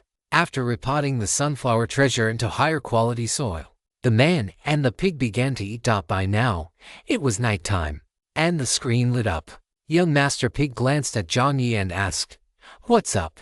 Jiang Yi wiped his mouth with a paper napkin and said casually, "It seems to be the player settlement for this month." "Oh, Brother Jiang, what rank are you?" "Seems to be first," Jiang Yi said nonchalantly. Young Master Pig didn't say anything, just silently raised his trotter to express his admiration for Jiang Yi. The group chat was full of people congratulating Jiang Yi, but Jiang Yi still didn't reply. No one would have guessed that the current first-place player in the subsector was completely immersed in the deliciousness of the hot pot, not even having wiped the oil stains from his lips, while the man and the pig were lost in their own world. Jiang Yi thought for a moment and uploaded a batch of supplies to the Yangwang store in advance. As a way to acknowledge everyone's congratulations, the mechanical broadcast continued. Jiang Yi chatted idly with young Master Pig, but when he heard the new scenario for the month, he froze. "Attention players, Razor Hill will end tonight. A new scenario is about to refresh. The new scenario is Long de Monsoon. Description: the wind is the sky's greeting and the earth's breath. In the monsoon, everyone's heartbeat will race along with the highway. Description: in Long de Monsoon, wind speeds will increase to 1.5 to 9 times that of normal weather. Player borrowing strength from the wind. Player 05 to 4. Player Starry Night Sparkle, 9 times the wind speed." The system broadcast continued. Of course, in localized areas, wind speeds may reach an unmeasurable level. More question marks popped up. Jiang Yi also wore an expression that said, "Are you kidding me? Wind speed unmeasurable?" That meant tornado or hurricane levels. If the new scenario was related to wind, the first thought that crossed Jiang Yi's mind was that, compared to other scenarios, this one would likely have the most complex impact on highways and vehicles. Other scenarios could be simply summarized as increasing resistance for players. But the wind was different. The system text continued to appear. Wind speeds will be 1.5 to 9 times that of normal weather. With localized wind speeds being immeasurable, please exercise caution. Wind directions are diverse and also immeasurable. Perhaps some lucky players will travel with the wind at their backs, constantly widening the distance between themselves and the fog behind them, while those who are not so lucky, those who have not received the favor of the wind god, may have to dwell. You will need a more powerful propulsion system or a stronger constitution. The system's explanation ended for the time being. More detailed information regarding the Longda monsoon, as well as the specific scenarios, would only go live tomorrow. But that didn't stop everyone from discussing it. This was truly the difference between a favorable wind and a headwind. If the wind was at your back, it was easy enough. But if it was a headwind, if he wasn't mistaken, the prices for anything related to power upgrades would skyrocket. This stuff wasn't like basic supplies. Not everyone could simply upgrade their power systems. You either had to collect materials to upgrade your vehicle, but standard upgrades wouldn't bring a massive boost in power. You still had to find specialized tools or materials to modify the vehicle. Or, you had to find a corresponding service area directly, regardless of which path. Both required a certain threshold. If the first three scenarios were tests of a player's survival ability, then the fourth scenario placed even higher demands on a player's comprehensive foundation. In this scenario, players who mastered technology and materials would gain a greater advantage. Jiang Yi finished calculating in his mind. He wasn't particularly worried at the moment. His power system had already been modified multiple times, so there shouldn't be any major issues. As for the corresponding technicians and service areas, he could find plenty. Jiang Yi thought for a moment, and after the system finished its announcement, he sent a message in the group chat. Player Melancholy Little Fry. If you have modification needs, you can check out the Wilderness Auto Repair Shop service area. Just sharing, not a recommendation. After sending it, Jiang Yi closed the group chat. He knew that someone would definitely ask about it below. At the same time Jiang Yi closed the chat, players began asking about the situation at the Wilderness Auto Repair Shop, asking if it was reliable, and why the big shot hadn't recommended the comprehensive maintenance center, and so on. Jiang Yi didn't reply to any of them. The more you reply, the more responsibility you have. Everyone's experience is different, and he wouldn't endorse it for them. After finishing the last of the potatoes with Piggy, Jiang Yi added a full portion of hand-pulled noodles to the hot pot. Once the noodles were cooked, he added a few tender fish fillets. These fillets were boneless. After boiling in the mushroom-scented broth with the potatoes for a while, the fish meat turned a milky white. Together with the potatoes and noodles, the broth was refreshing, and the noodles were quite savory. It was just right as a main course. Jiang Yi felt quite relaxed this evening. Could this be considered a commemoration of the last snowy day? The cold wind howled, but inside the forklift, it was quiet. The steam from the hot pot covered the windows on both sides with a hazy mist. Piggy had originally said he would leave after eating, but after finishing the hot pot, Jiang Yi unexpectedly took out orange juice, cola, and lemon juice, and even excitedly brought out a game console he had acquired from another player. Piggy had never seen such a thing before. Perhaps it was because he had just come out of the Fang dungeon. But Jiang Yi felt a bit deeply affected. He didn't really want to stay alone in the forklift right now. So, he indulged in a rare moment of whimsy. He shook the game console in his hand and said the same thing. Want to try? Piggy hesitated slightly, and 2 seconds later, he agreed. The console was hooked up, and the man and the pig started with a fighting game, then moved on to a shooting game. The former allowed for 2-player co-op, while the latter only had a training mode. To Piggy's surprise, Jiang Yi was eerily good at the shooting game. On the other hand, because of the 3D perspective, Piggy started feeling dizzy after playing for only a short while. Brother John, I thought, I can't play anymore. I'm sleepy. Before he could finish his sentence, Piggy's eyes were already struggling to stay open. Piggy didn't bother to struggle. He found the softest part of Jiang Yi's thigh with his trotter, patted it, and fell asleep right there. Jiang Yi didn't stop. He just played the game quietly. It seemed to be snowing outside again. It was too warm and too quiet inside the forklift. Eventually, Jiang Yi didn't even remember how he fell asleep. His ears were filled with the background music of the game, the sound of the energy furnace burning, the rustling of the wind and snow outside, and Piggy's snoring. On the last night at Razor Heights, he fell into a deep sleep. Chapter 672. The next day, the snow had stopped. The temperature inside the forklift had been automatically adjusted to a warm and comfortable 20+ degrees. This temperature was a bit high for Jiang Yi and Piggy, who were wearing combat suits and cold weather gear, so they hadn't covered themselves with any blankets while sleeping. Piggy was sleeping soundly on Jiang Yi's lap, and Jiang Yi's hair was a mess. Vaguely, Jiang Yi heard the rattling of the windows. It must have started to get windy. The system's broadcast sounded, "Good morning, players. Today is the first day of the new scenario, Long the Monsoon. You must all be impatient, right? Surely there aren't still players sleeping, after all. This is such an important day." Jiang Yi scratched his face and took the opportunity to move Piggy's trotter off him. This was only because it was him. If it were an average person, having Piggy use their lap as a pillow all night would probably have resulted in paralysis of the lower limbs. This pig didn't seem to have any concept of his own weight. Jiang Yi muttered to himself as he sat up from the bed. Piggy's belly seemed to be covered by his own blanket, a genuine piglet covered by a quilt. Jiang Yi clicked his tongue, got out of bed, walked to the washroom, and began to wash up on tiptoe. The system's broadcast continued. On the first day the wind rises. Look up at the sky. Perhaps you players will see some peculiar sights.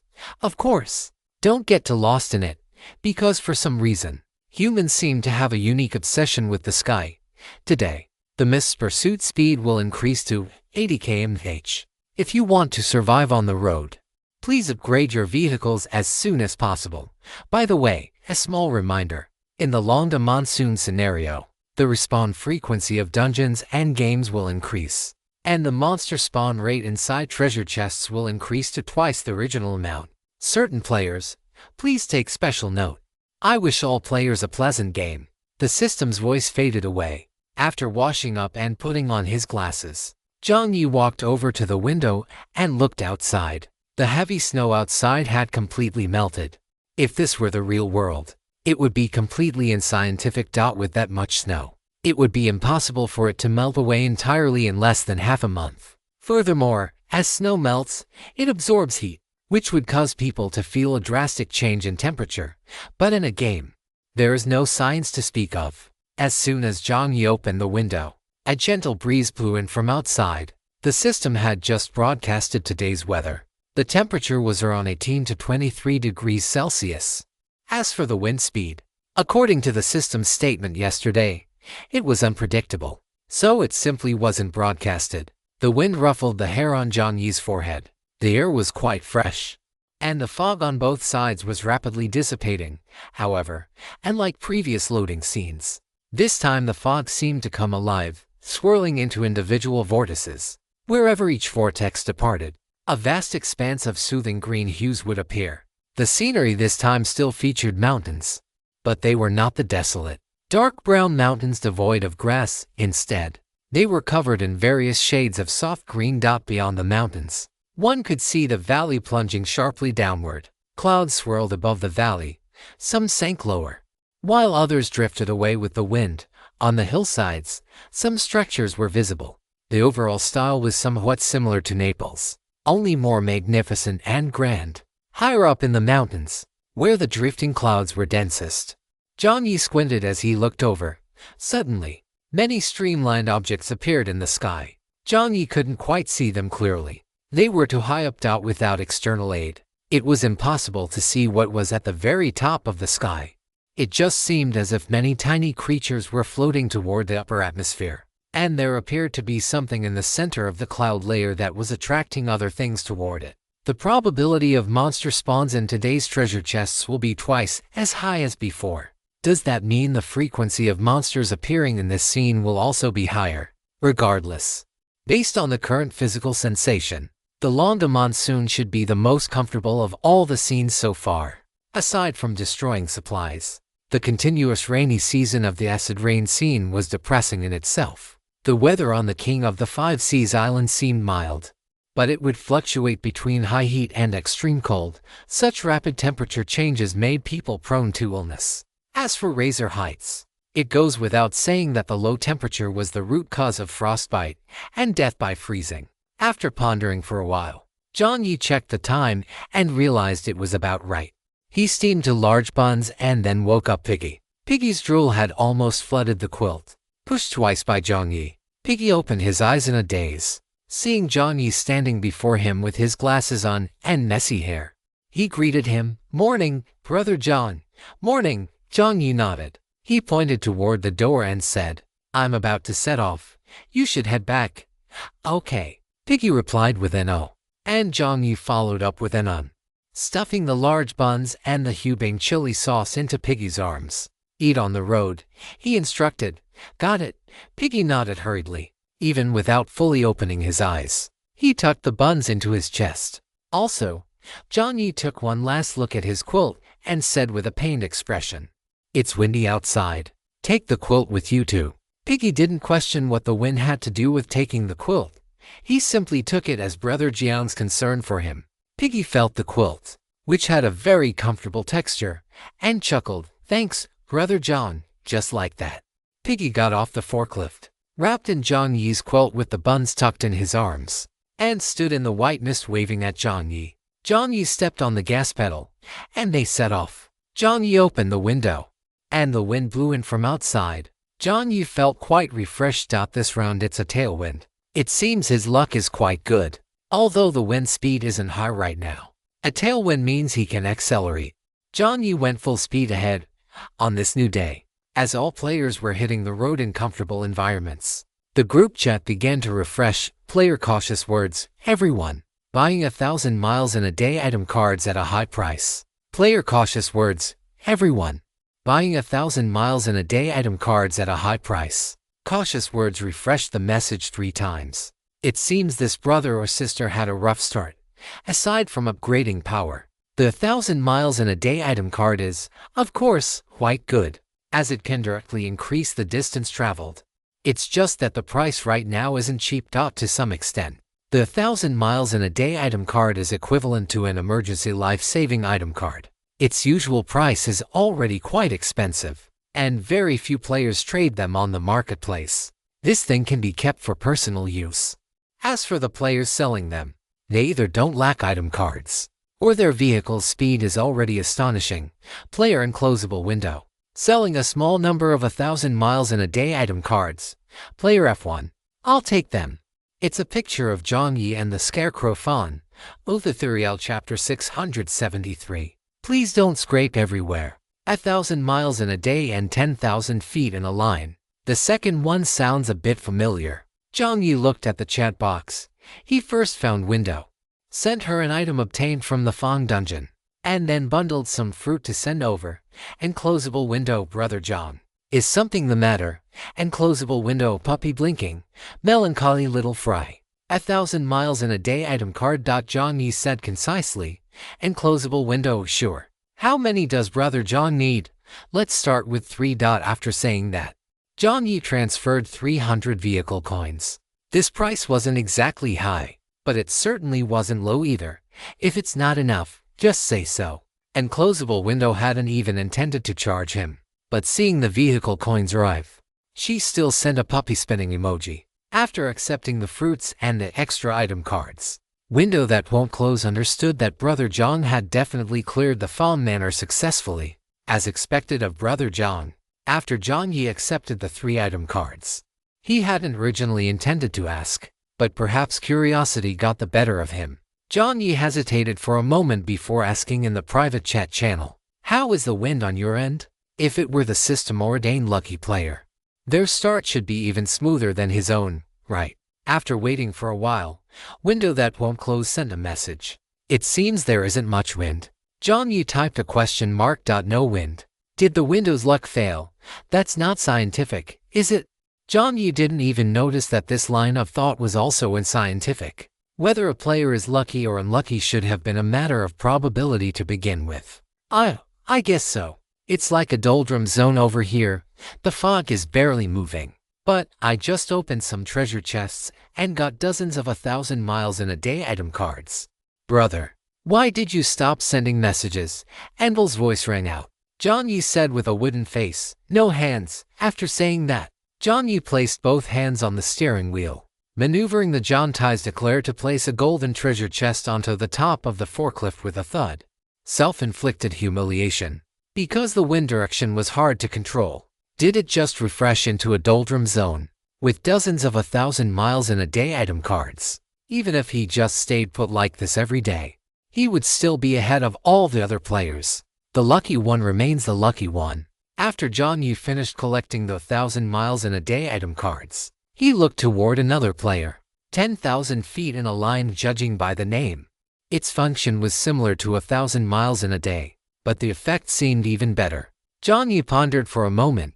Since this player was able to sell such item cards, it meant they likely had quite a few in their possession.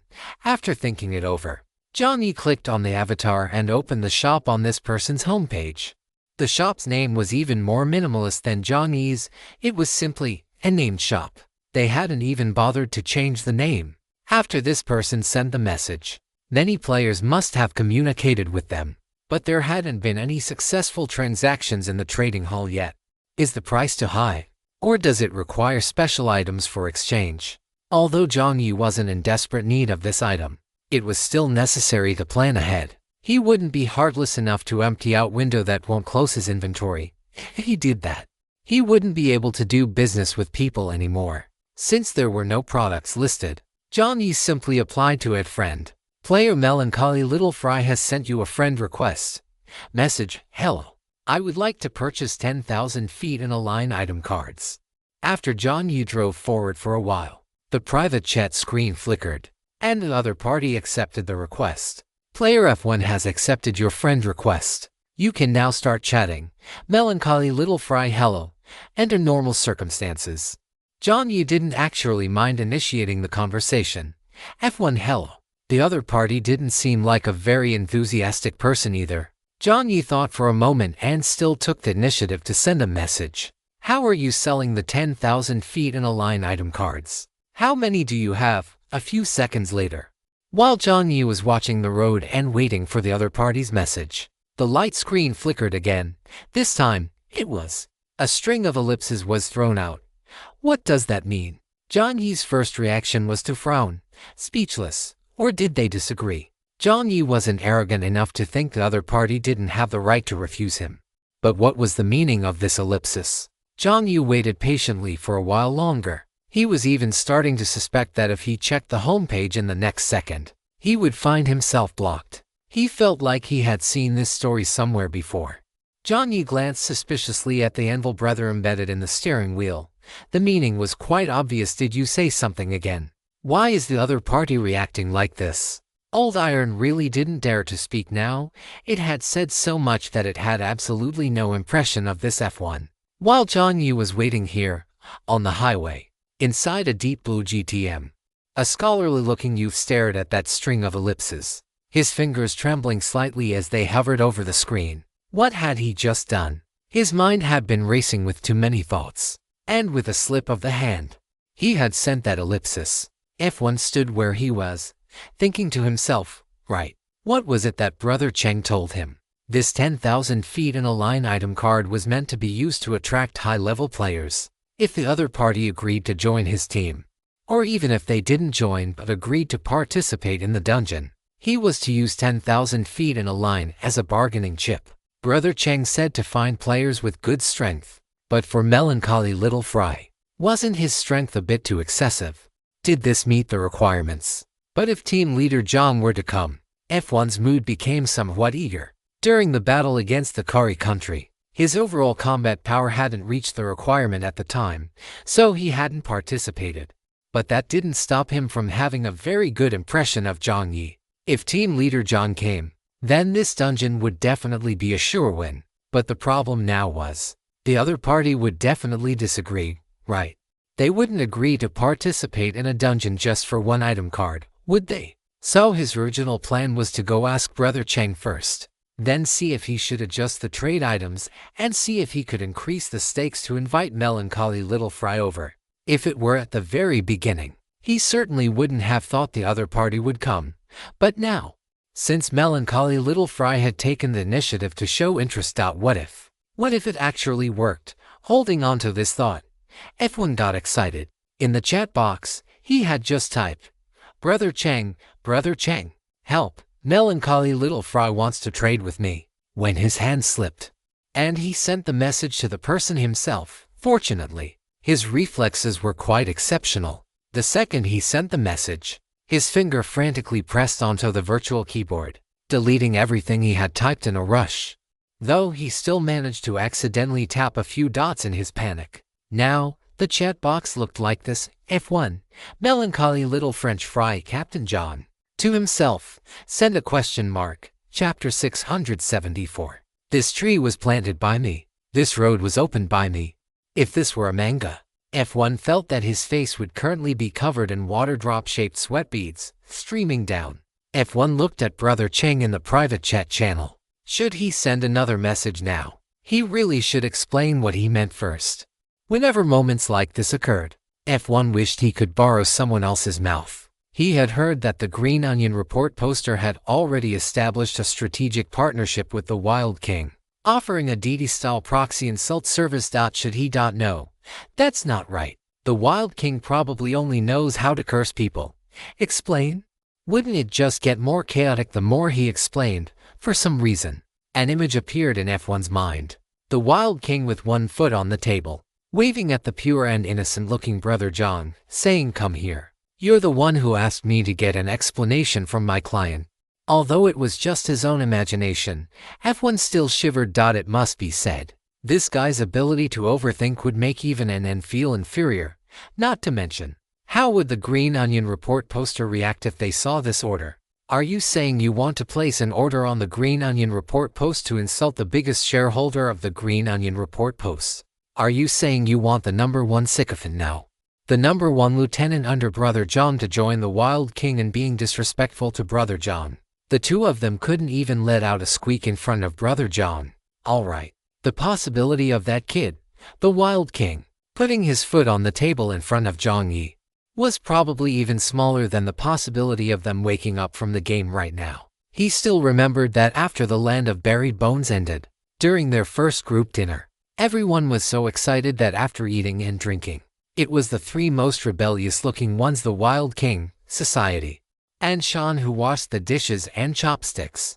It wasn't that the others didn't want to help, but they were all told by the Wild King that they should just let them do it. Among the 10, Captain John was the leader.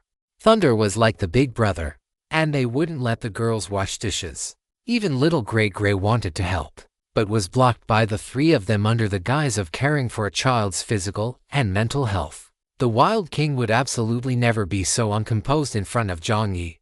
Of course, the incident where he vomited rainbows at the fish corpse was a different story. Jiang Yi didn't take this little interlude to heart at all. Just when he thought the other party wouldn't send any more messages, F1's message popped up with a bang. Jiang Yi just took a casual glance, and as a result, his eyes were almost blinded by the dense wall of text. "Hello, Captain John. This item card is not very easy to trade. I only accept some special exchange methods." When Jiang Yi saw this line clearly, he almost thought the person on the other side was also Old Tai. This ability to organize language was simply on par with Old Tai. Jiang Yi paused for a second, then patiently read on. "I don't accept car coins or other item card exchange methods now." Well, it's not that I don't accept them entirely, but it requires more time to discuss. That is to say, if you want to exchange the item card now, you need to agree to a trade, to participate in a special dungeon. This dungeon is a cross-region challenge dungeon, 5v5 mode. Jiang Yi accurately picked out the core content from the pile of explanations. Participate in a 5v5 dungeon challenge. Similar to some team battle games, this sounded quite familiar. While thinking about this, Jiang Yi searched for the previous ID in the private chat channel, Old Tai. Jiang Yi called out, "It seems there is a 5v5 dungeon. What was that player's name again?" "Playful and Cynical." Old Tai thought for a moment and said. Jiang Yi searched and found the channel for Playful and Cynical. He clicked on it, and sure enough, the last message was a dungeon invitation. It was also 5v5. Could it be the same group of people? Did the other party not know that Playful and Cynical had invited him? Jiang Yi didn't dwell on this. He directly copied Playful and Cynical's ID, pasted it into F1's chat box, and hit send. F1 on the other side was still waiting, never expecting that in the next second, Brother Chang's ID would be so blatantly exposed. F1's first reaction was, "You damn Chang Lei. Did you go and harass melancholy little French fry? How did you get your name exposed directly? Just how many times did you harass them?" Before F1 could finish his overthinking, Jiang Yi sent, "Melancholy little French fry know him." F1, blowing bubbles again, Jiang Yi continued, "If it's the same invitation, I've already accepted it." F1 was completely shocked. No, nobody told him that.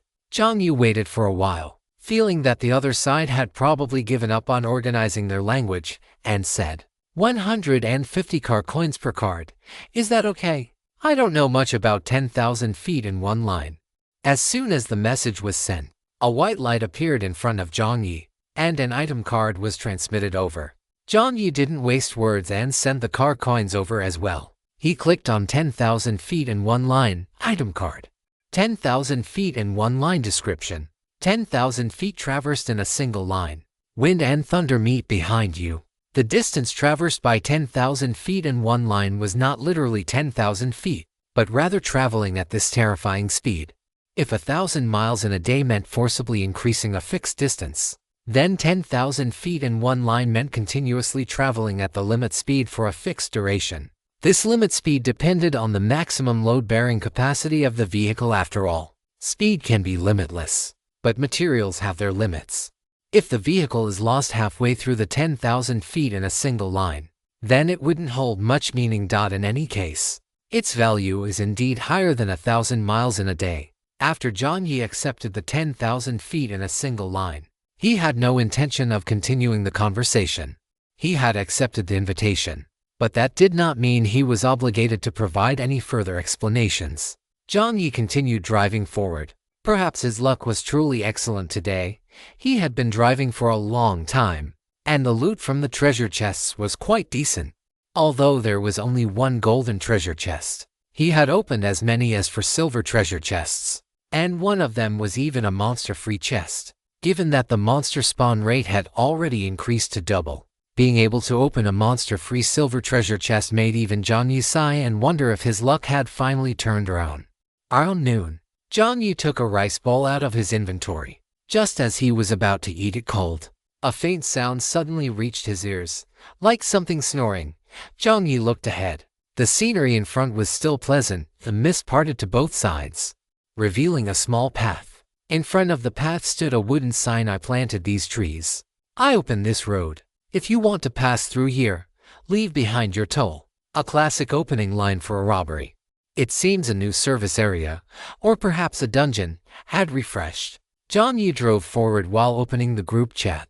There was no concentrated discussion in the chat about any newly appeared things, which meant, is this a service area?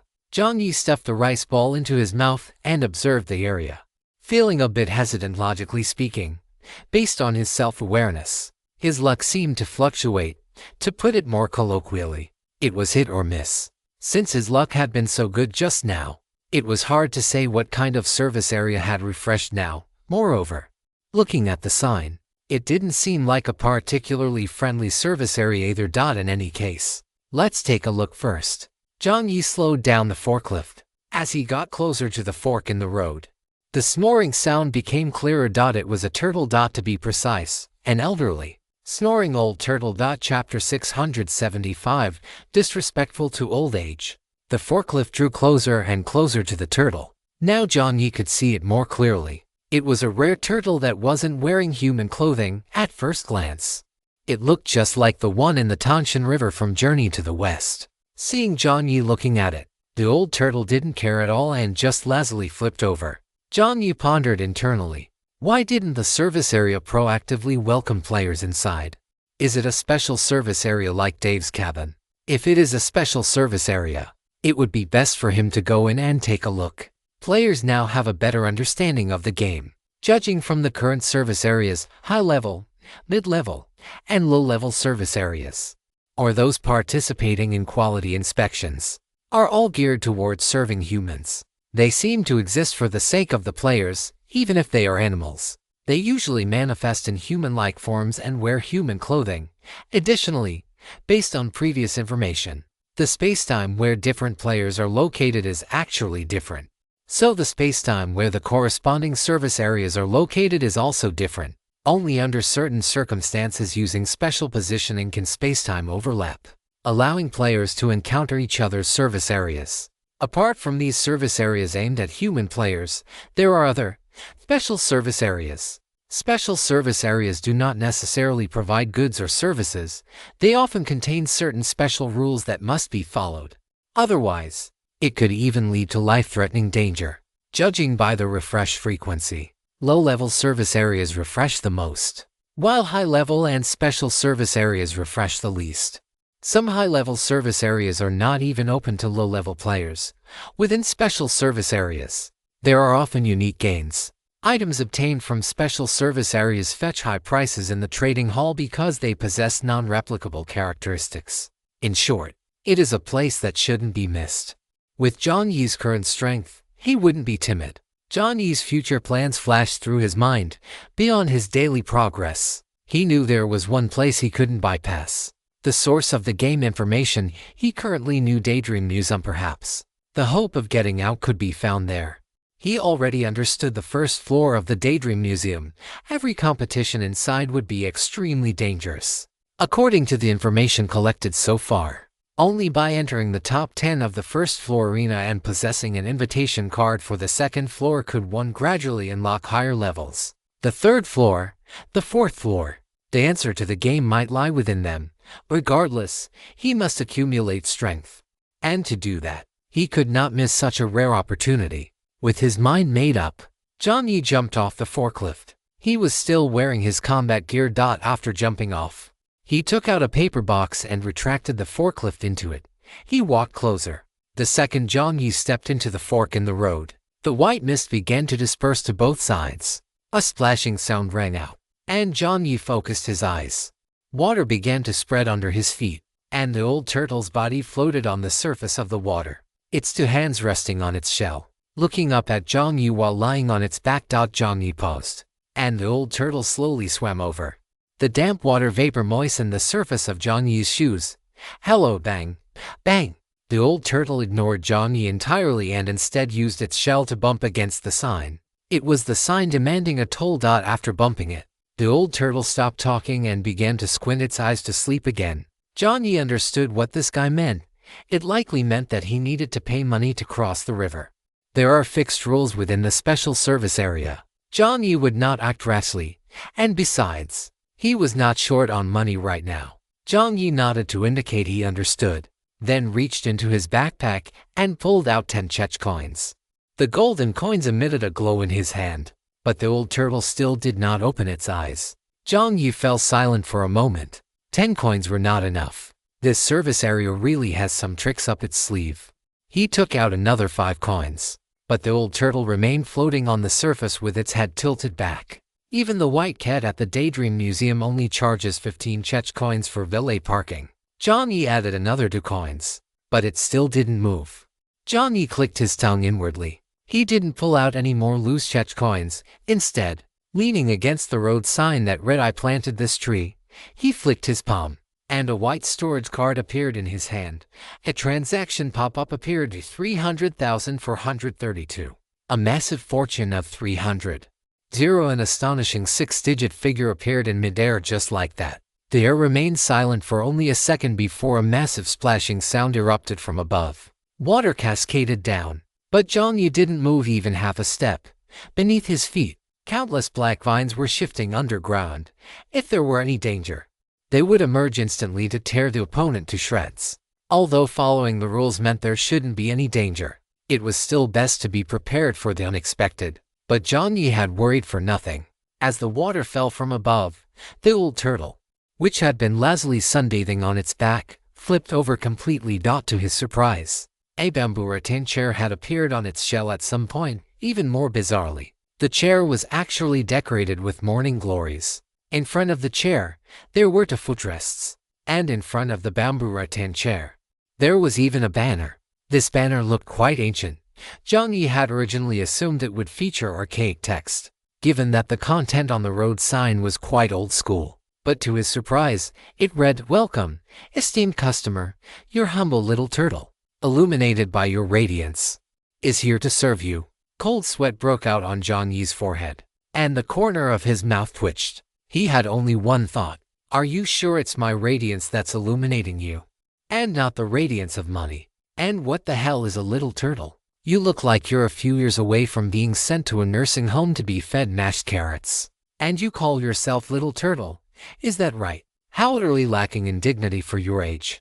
The clock of the time-traveling scene starts moving in the opposite direction of chapter 676, Xingjiang.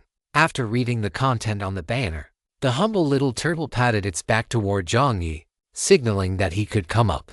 Although he was speechless inside, adhering to the principle of following the rules of the special service area, Jiang Yi adjusted his center of gravity and landed lightly on the turtle's back. I suppose it's time to cross the river. When Jiang Yi stepped on, he had expected the turtle shell to wobble due to instability, but to his surprise, the moment he landed, the shell only sank slightly, not even splashing a drop of water on either side. "Customer, please sit comfortably," the little turtle spoke.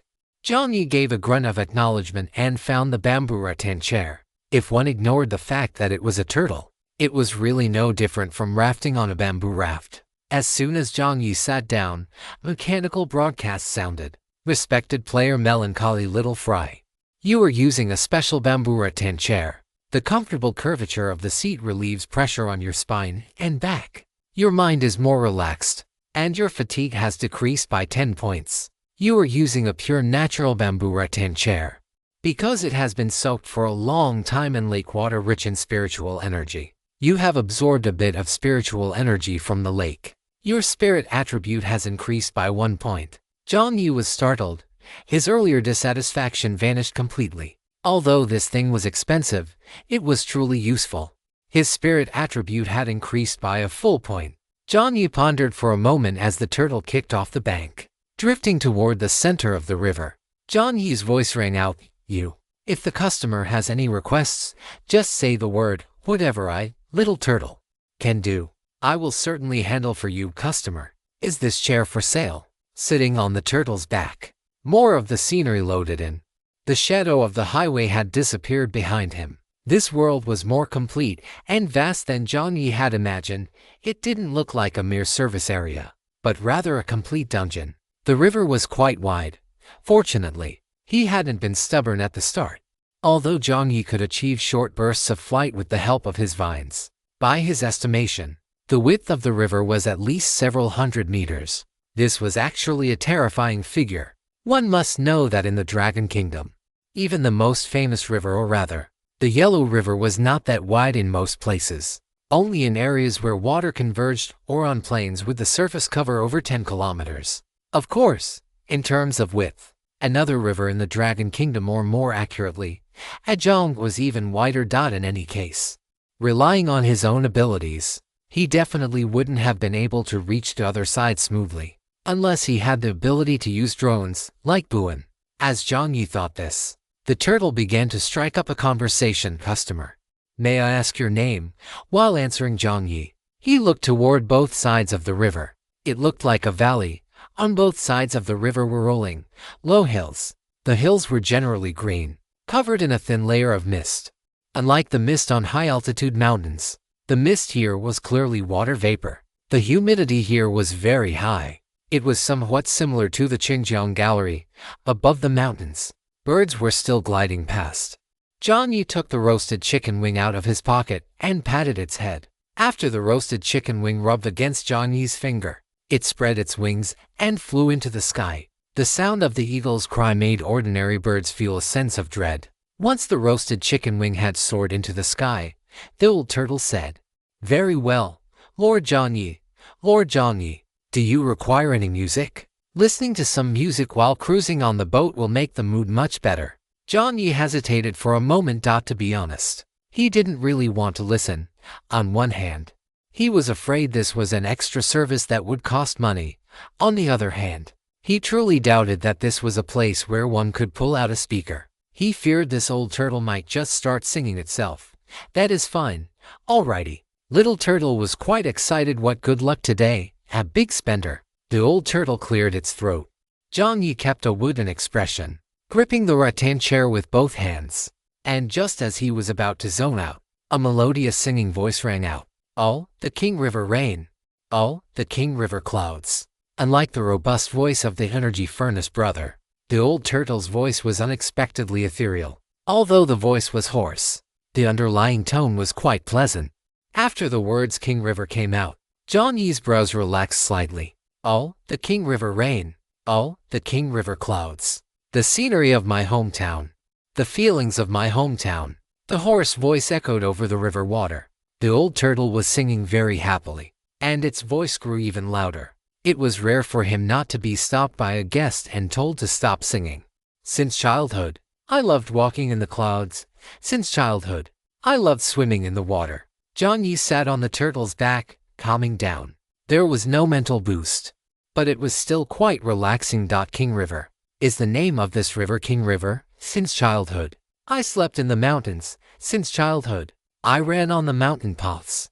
Jiang Yi tried to discern the content of the song. The melody sounded like certain water-based tunes from the Jiangnan region of the Dragon Kingdom. Judging by the content, it seemed to be describing a person or a creature. While listening, Jiang Yi subconsciously tapped his fingers on the chair, keeping time. The old turtle was singing in complete self-oblivion. If Jiang Yi weren't still on its back, it would have loved to stand up and sing. The King River water spread out, and the mountain scenery changed with the four seasons. There was a child who had slept in the wind, the clouds, and the mountains since he was small. He walked freely. No one knew where he was going, and no one knew where he came from. He seemed like a child born of the earth and nature. Jiang Yi leaned back in his chair, squinting his eyes, enjoying the scenery on both sides. At first, he would think about whether there were any clues in the song, but by the end, he had completely given up. It was just too comfortable here. The temperature, the breeze, the slightly damp water vapor, the green mountains and clear waters. Jiang Yi was completely sprawled out on the chair. The turtle shell was not high, and Jiang Yi's palm hung down, just enough to touch the water surface. Jiang Yi first used ecchi to touch the water. The water was cool but not freezing, truly top-tier. About 10 minutes later, a small sandbank appeared in the middle of the river. Jiang Yi tilted his head, originally just taking a casual look, but then on the sandbank, a child was lying on the ground. The child had a buzz cut, and the short hair on top was light yellow, looking much like a kiwi fruit. It wasn't strange to see other creatures in the service area, but at this moment, the child was lying on the ground, his head seemingly having been struck by something. A large gash had opened up on his head, and he was looking toward the river with his eyes rolled back. Above the child, a fist was aimed directly at him. One of the child's eyes was already swollen shut, while the other looked blankly toward the open space of the river. Not expecting to lock eyes with Jiang Yi, the golden, not quite human pupil constricted, reflecting Jiang Yi's image. Bang! Chapter 677, Kiwi Fruit. Although it wasn't landing on his own head, that punch was quite solid. Even though Jiang Yi had no expression on his face, he was already wincing inwardly. He was often beaten up on the battlefield at the summit. With a punch like that, the child's brow bone would likely be fractured, because he didn't know the situation. Jiang Yi didn't act rashly. After a silence of half a second, Jiang Yi's voice sounded little turtle. That name was truly impossible to comment on. Respected Lord Jiang Yi, what is it? If there is anything, please feel free to command little turtle. Did you see anything? Jiang Yi asked. Because they had already swum to the location of the riverbank, both Jiang Yi and little turtle could actually see the scene on the sandbank. However, the turtle turned its head, took a look, and said, I didn't see anything. In the turtle's pupils, the scene on the shore was clearly visible. Several children were surrounding the child on the ground, and fists, hands, and feet were falling on the child like raindrops.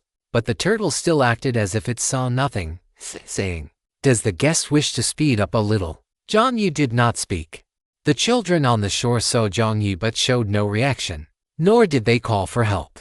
After a brief second of eye contact, the kiwi fruit was punched. His body rolled downward, And when he flipped back up, he was no different from a real monkey. With his back to Jiang Yi, he lunged directly at the crowd again.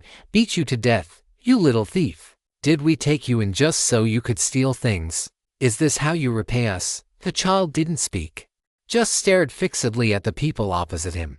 The children opposite clearly saw Jiang Yi as well, but no one took him seriously. Jiang Yi didn't speak, and Little Turtle found it hard to guess the guest's intentions. So it simply maintained its original speed. On the sandbank, Jiang Yi couldn't clearly see the child's expression. After thinking calmly for a moment, he still didn't intervene. The people on the shore seemed to have said a few more words. These guys looked like children, but their builds were similar to ordinary adult humans, and the shapes of their ears were slightly different. While Jiang Yi was observing, the other side spoke again. You fatherless, motherless brat, no good deed goes unpunished. If the immortals in the heavens knew you were a little thief, they would surely strike you down with lightning. Having said that, another punch landed. The child opposite him did not fight back at all. He seemed quite experienced in taking a beating, keeping his arms raised to shield his face and throat, blocking the lethal blow. Although many people like to say that scuffles between children are nothing to worry about, Jiang Yi had never thought so. Precisely because they are children, they lack a proper understanding of the fragility of life and events, and they have no clear awareness of responsibility or consequences, which makes their actions actually quite dangerous. After more punching and kicking, just as the turtle's silhouette was about to leave the edge of the mud flat, within Jiang Yi's line of sight, the most silent one among the group of children suddenly produced something in his hand that glinted with a cold light. As this child lunged forward along with the others, the kiwifruit child opposite seemed to realize something and jerked his head up to look at his opponent. Beat you to death. In the child's vision, the arms of the others and that flash of light kept growing larger. I'm going to die. The child's face was deathly pale, his arms trembling constantly. It seemed as though he was struggling violently within, his hair standing on end, a sign of a massive adrenaline spike. Various dark thoughts flashed through his mind, but in the end, he chose to close his eyes. The sound of the wind around him gradually amplified, and he could only hear the sound of his own heartbeat. Thump, thump, thump, thump, thump, thump. The heartbeat is a bit too loud, isn't it? Could it be that he is already dead? The child's eyelashes fluttered. Suddenly, cold moisture landed on his nose. The child's eyes twitched violently, and he opened them again. The azure light of the world appeared in his eyes once more. In the center of his vision, there was now an existence looking at him with an expressionless face. This person was tall, a head taller than him, and appeared to be an adult. On this person's hands were strange, black-purple glowing things that looked like armor. Behind this person, some kind of plant seemed to be writhing. Before the child could see clearly what it was, that thing had already slithered toward him. The kiwifruit was so terrified he didn't dare move. The black vines slithered toward him like a venomous snake. The kiwifruit tensed his entire body, and the vines moved from his back to his face. The child's brows were tightly furrowed, no matter how much he pretended to be calm. A child is still a child. Jiang Yi even felt like he was seeing himself when he first entered the Daydream Pavilion. Steady, stop shaking, brother.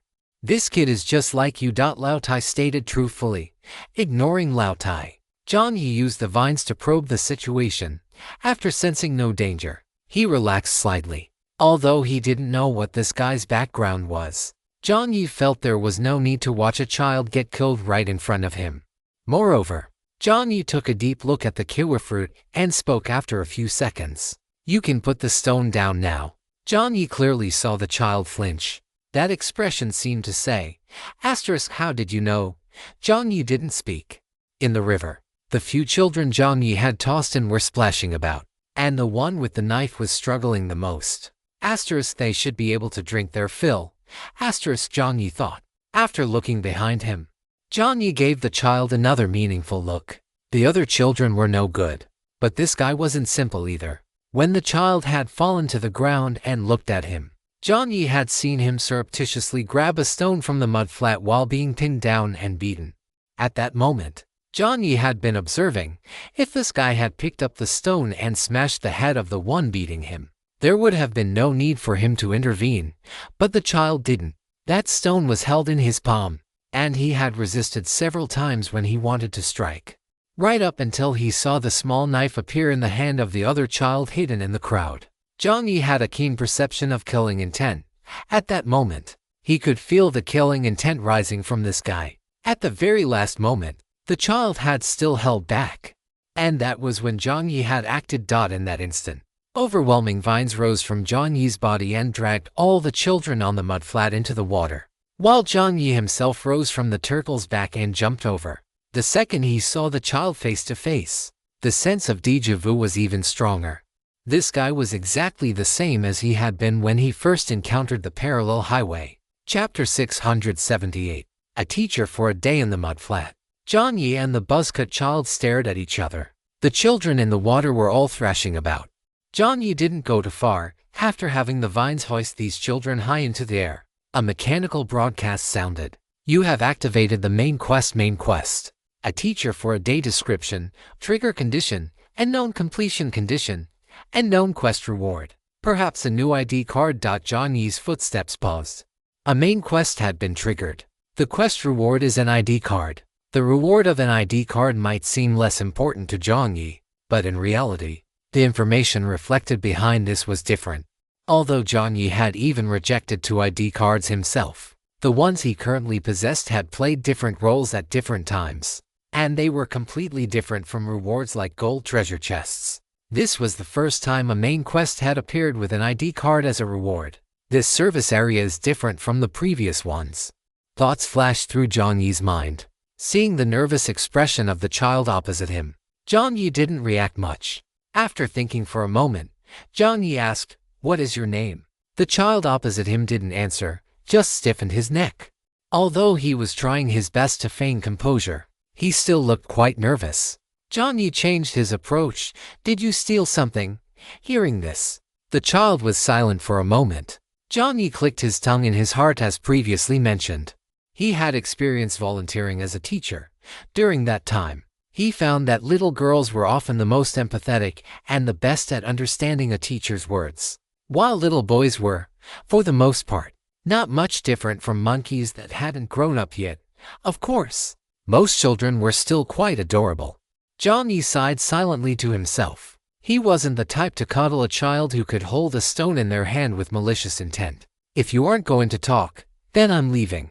Once they get back to shore, they'll probably beat you up again." Jiang Yi's tone was remarkably blunt. "Because of you, they fell into the water. This time, you might actually get beaten to death." The child was startled. Thinking about it, this a day as a master quest must have been triggered the moment he encountered the child. If his understanding was correct, he was supposed to become this child's master, or perhaps other quests could be triggered through this child. Jiang Yi spoke while waiting for the other's response. A few seconds later, seeing that Jiang Yi truly looked like he was about to let some of them climb back up, the boy with the buzz cut finally couldn't help but say, "I didn't steal it." "What exactly was it?" "Some fruit." Jiang Yi raised an eyebrow, and the child's voice sounded again. "It was all about to rot anyway." After saying this, the child couldn't help but clench his fists. In truth, he hadn't told the whole truth.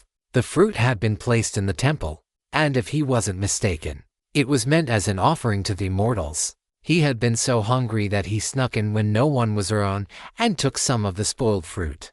He hadn't expected to be discovered by the others. Taking something without asking is theft. He understood that principle well enough, but he was too nervous right now. Perhaps the Jiang Yi standing opposite him didn't realize it. The child's spirit attribute was quite high. Others might not be able to see the aura surrounding Jiang Yi, but he could.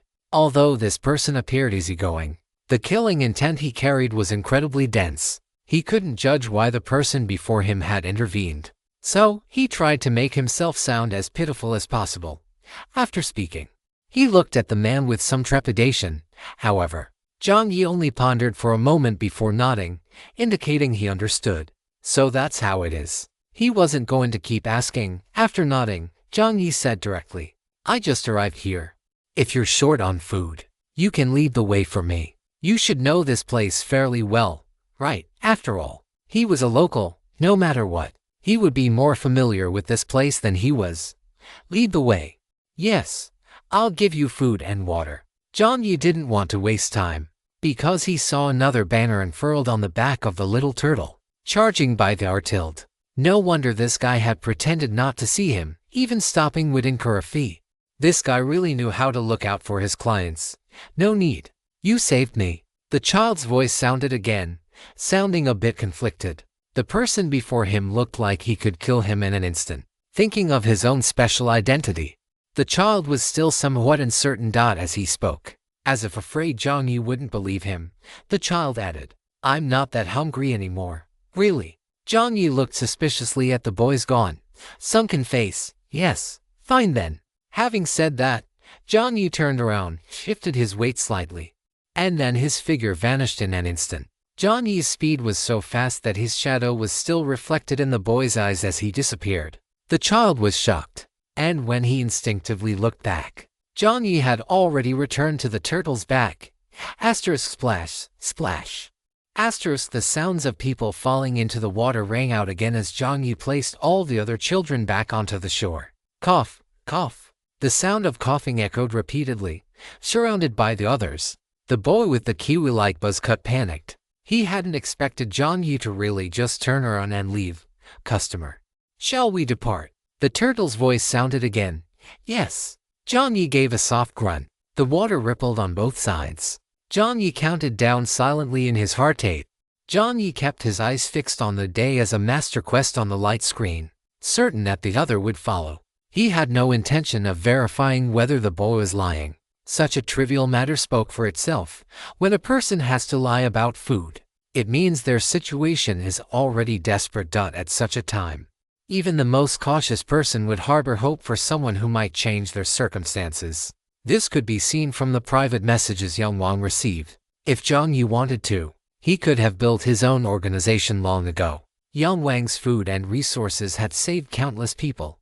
Among those private messages, they were all from people saying they could follow him and work for him, even if some were fake. There were certainly some that were real. This child was quite cautious. If he had suddenly insisted on taking the boy with him, it might have triggered the boy's guard.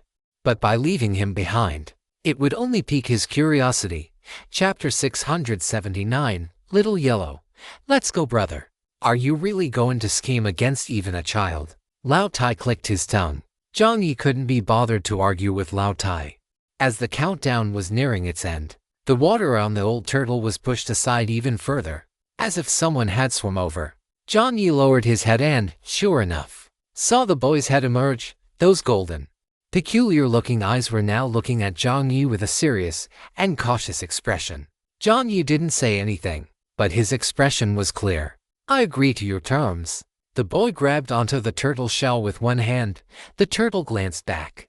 The boy didn't know it, but this was the closest he had ever been to death. If the turtle had kicked out, let alone him, even Ultraman would have had his warning light flashing red. Just as the little turtle was about to stretch its legs outward, it noticed its distinguished guest crouching down halfway. The little turtle immediately retracted its legs, a simple, honest smile appearing on its face as it slowed its pace even further. Jiang Yi said nothing, simply extending a hand and placing it in front of the boy. Come on up then, Jiang Yi said with a smile. 10 seconds later, there was one more person on the turtle's back. Even with the extra passenger, the turtle remained very steady. The little boy hadn't paid the fare for crossing the river, so naturally, there was no extra stool for him. He didn't seem to mind much. After exchanging a somewhat stiff greeting with Jiang Yi, the boy glanced behind him out of the corner of his eye. The people on the mudflat had already stood up and were cursing at the departing turtle from the edge of the bank. Some of the words weren't even translated by the universal language pack, which meant they were likely quite foul. Thinking about how a boy had almost stabbed the guy in front of him to death just moments ago, Jiang Yi was genuinely curious about what exactly had happened. Of course, this guy certainly wouldn't talk about it now. Lord Jiang Yi, we are continuing forward.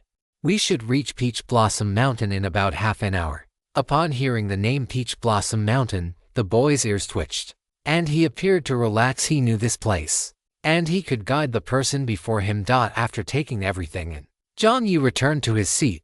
The boy glanced at Jiang Yi, said nothing, and found a corner to crouch down in. If you don't want to tell me your name, I'll just call you Little Yellow." Little Yellow remained silent. Jiang Yi clicked his tongue inwardly. He hadn't dealt with this type of person before. While Buin seemed quite socially anxious, it didn't mean he couldn't speak. He just spoke sparingly. And he didn't get nervous in front of others. And as for lighting, it went without saying he looked like a taciturn, older brother figure, but in reality, he was quite gentle and easy to talk to. Posting in the group chat far more often than Jiang Yi himself, Little Yellow didn't care about the name, and Jiang Yi cared even less. What's on Peach Blossom Mountain? Since he didn't know how to complete the main quest, he might as well focus on the destination. When it came to this, Little Yellow stopped being silent. Although he was young, he knew that interests came first. He had to demonstrate his own value. Little Yellow organized his thoughts internally before speaking. Peach Blossom Mountain is the second highest mountain around here. There is a grove of peach trees on the mountain, and the peaches that grow there are delicious. However, these peaches are quite peculiar. How so? They hit people, Little Yellow said with a serious, expressionless face. Jiang Yi thought for a moment. You got hit, yeah? So annoying. Little Yellow thought silently to himself. Jiang Yi imagined the scene of peaches chasing people to hit them, and for some reason, he found it quite funny. Does this peach have an owner? For the sake of caution, Jiang Yi asked. He didn't want to end up like the situation with the ginseng fruit of the great immortal Zhen Yuan, only to find himself being chased around later. Little Yellow shook his head honestly. All right. Jiang Yi confirmed his goal. These peaches were definitely not ordinary. Since he was already here, he had to take a look. After that, the two fell silent again. Little Yellow huddled at the edge of the seat. Even when his legs grew sore from crouching, he only silently switched legs, not causing Jiang Yi any burden. This child seemed very good at enduring. After the turtle had been traveling on the water for half an hour, a new road sign finally appeared in Jiang Yi's line of sight. The sign no longer bore the previous slogan of "I built this road," but instead featured a painting of a peach blossom.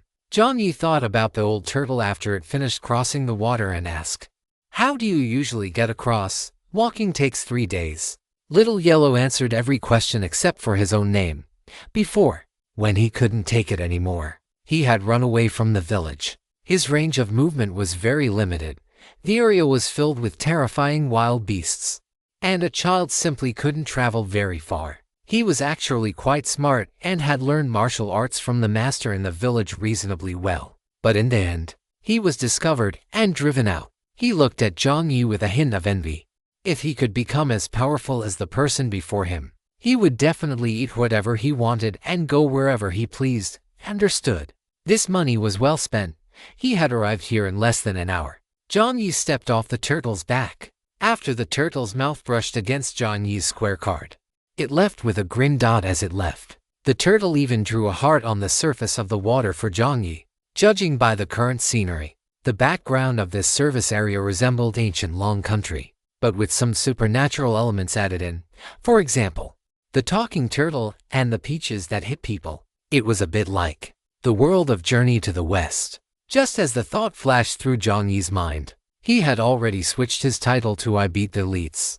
With a mental judgment cast, the mechanical broadcast sound rang out. You are using mental judgment. Mental judgment in progress. 10%, 20% to 100%.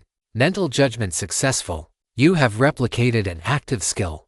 Money makes the turtle grind replication target. Magical little turtle description. When you use this skill, you must pay 1,0 vehicle coins. Once the payment is complete, you must provide a portion of water. Note, there are no special requirements for the nature of the water, as long as it meets some of the characteristics of water. After providing the relevant resources, you can summon the magical little turtle, and it will do one thing for you.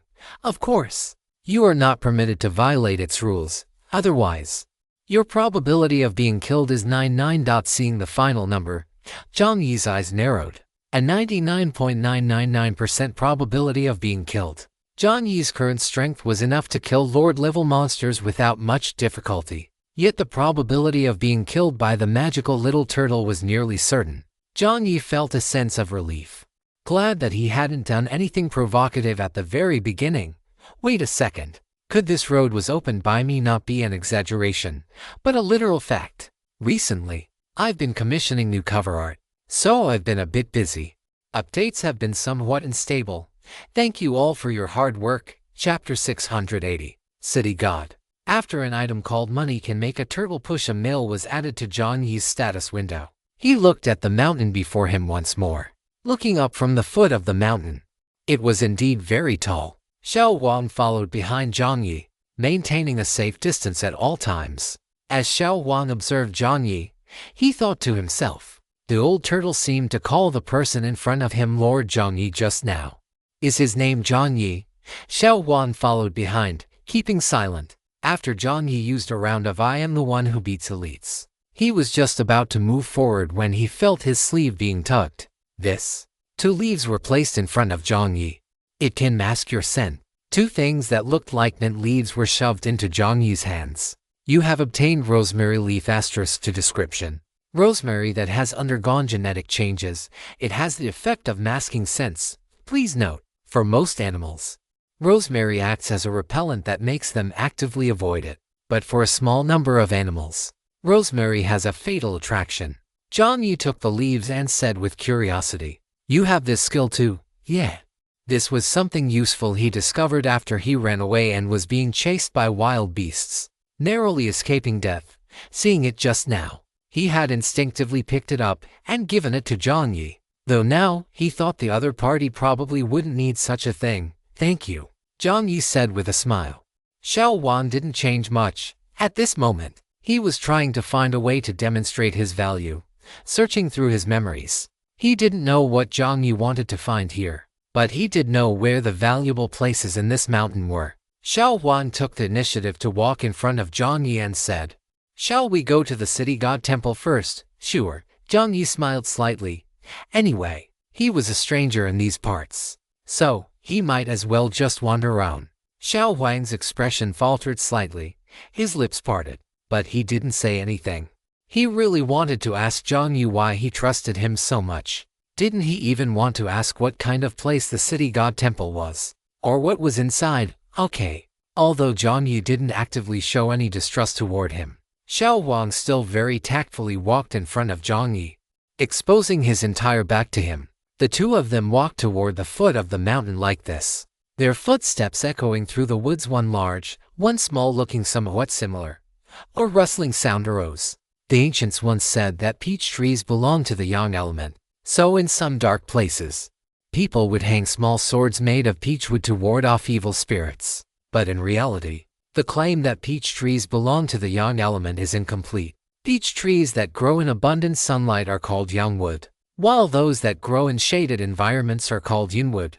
Under the yin wood, large patches of peach forests overlap, which instead makes them appear somewhat gloomy. Jiang Yi walked behind Xiao Huang. Xiao Huang looked somewhat depressed, but in truth, there was no killing intent on him. Jiang Yi could tell that this kid was actually quite kind, otherwise, he wouldn't have been confronted by the children in the crowd and still only gripped the stone in his hand, refusing to throw it for a long time. The environment was very dark, but it was clear that Xiao Huang had his own destination. He likely wasn't trying to harm him, unless this guy was playing a game of retreating to advance. The peach trees on all sides pressed down. At a certain moment, just as Xiao Huang was about to continue walking forward, suddenly clatter. Xiao Huang's body was jerked upward. Xiao Huang's expression was one of shock. As he instinctively swung his fist backward, his entire body was hoisted upside down. "What are you, shh?" Jiang Yi made a shushing sound. The rustling noise in his ears grew louder. In an instant, Jiang Yi felt his scalp tighten. He drew Chiyu from behind, and the crimson long blade sliced through the space above like paper. Blood rained down from overhead, and at the same time a foul, fishy stench drifted over. The moment Jiang Yi struck, the blade's light slashed across the thing's mouth. In a flash of lightning, both of them saw what it was. It was a massive snake, at least 3 meters wide. The snake's scales were quite beautiful, purple overall, with a thin layer of something that looked like fish scales on top. The moment Jiang Yi looked up, he was met with the snake's enormous, gaping maw. 2 fangs shot out, aimed directly at Jiang Yi's head. If it weren't for Jiang Yi's timely reaction, he and Xiao Huang would have already been swallowed. With one slash, He cut open the snake's mouth. The snake's pupils suddenly turned vertical and flickered hiss with a poof sound. Purple mist sprayed from the snake's mouth. Jiang Yi's eyes narrowed, and he rolled away, moving far from his original position. The distance between the two increased. The purple mist shrouded the giant snake, and the sound of the giant snake slithering echoed, making one's scalp tingle. Xiao Huang, who had been tossed onto a tree and left hanging upside down by Jiang Yi, also revealed fear in his eyes. What is this thing? Only one thought remained in Jiang Yi's mind. He was so lucky today. Surely he wasn't waiting for something like this. The giant purple snake slithered through the tree branches and across the ground. Jiang Yi could see the light shimmering on its body, conducting mental judgment. Mental judgment failed. The mental attribute check had actually failed. Luck wouldn't favor him twice. Jiang Yi decisively switched to the Fear Lord title. A giant red eye appeared above, and invisible fear began to spread. After the giant snake's movement slowed down a bit, the mist gradually dissipated. In Jiang Yi's line of sight, the giant snake's image appeared in full a soft, nauseating underbelly. About 10+ meters long and 3 meters wide. If it stood up, it would probably be the height of a 3-story building. With its tail wrapped around a tree branch, the snake looked toward the eye in the sky, seemingly fearful. As its eyes flickered, there was even a hint of pitifulness to them. Wait, pitiful and helpless. Jiang Yi blinked his eyes abruptly. The mist before him spread from the base of the giant snake to his own feet. As his vision focused, Jiang Yi froze.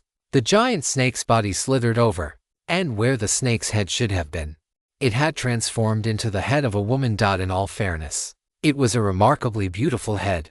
There was not a hint of vulgarity. The person's face possessed a pair of dark purple eyes that looked like misty waves, and her brows were slightly furrowed, giving off a feeling very much like the beauties from the asterisk dream of the red chamber asterisk that Jiang Yi had seen before. Ordinary beauties only make one feel amazed at first glance, but this beauty's face was different, because it had been struck by the crimson moon slash.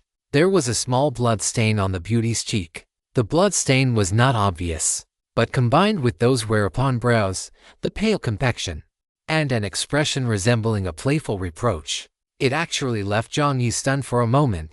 Jiang's strange pronunciation, a strange tone, a bit like the soft dialect of Wu, a bit like a gentle complaint. She could actually call out his name. Chapter 681, Dreamland. The giant snake's head was actually a beauty's head. This thing was a different kind of horror compared to the rose from back then. After the name Jiang was called out, Jiang Yi's brows furrowed, and he became even more vigilant against the monster.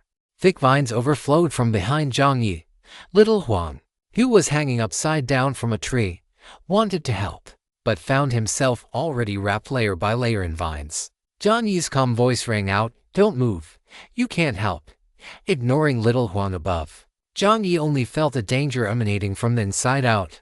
On his long blade, the light flashed, and Jiang Yi activated, "When it gets dark, please close your eyes." After darkness descended, in previous situations, Jiang Yi would often feel safe. In the darkness he could control. People often felt they had disappeared from the target's field of vision, thus feeling safe. But at this moment, half a second after the darkness descended, just as Jiang Yi's heart had settled, he found his body beginning to tense up, as if instinctively sensing danger. What the hell? The sound of wind came from the front. Jiang Yi didn't even think. He threw a punch. Jiang Yi's current strength attribute had already reached 140 with 140 strength. Even steel could be dented by Jiang Yi. As the punch landed, the air was forced into an exaggerated depression, and Jiang Yi's center of gravity was pulled forward slightly.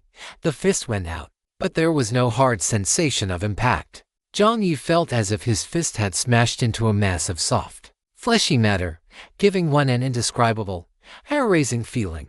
In the moment his center of gravity lost balance, Jiang Yi flipped his hand and turned. As he stood straight again, he felt a warm breath against his neck. He looked up. Another cloud of mist was exhaled. Jiang Yi's footsteps staggered, and his vision began to blur. What? A mechanical broadcast sounded. You have stepped into the dreamland domain. You possess the trait of partial immunity to negative mental states. The opponent's domain rank is higher.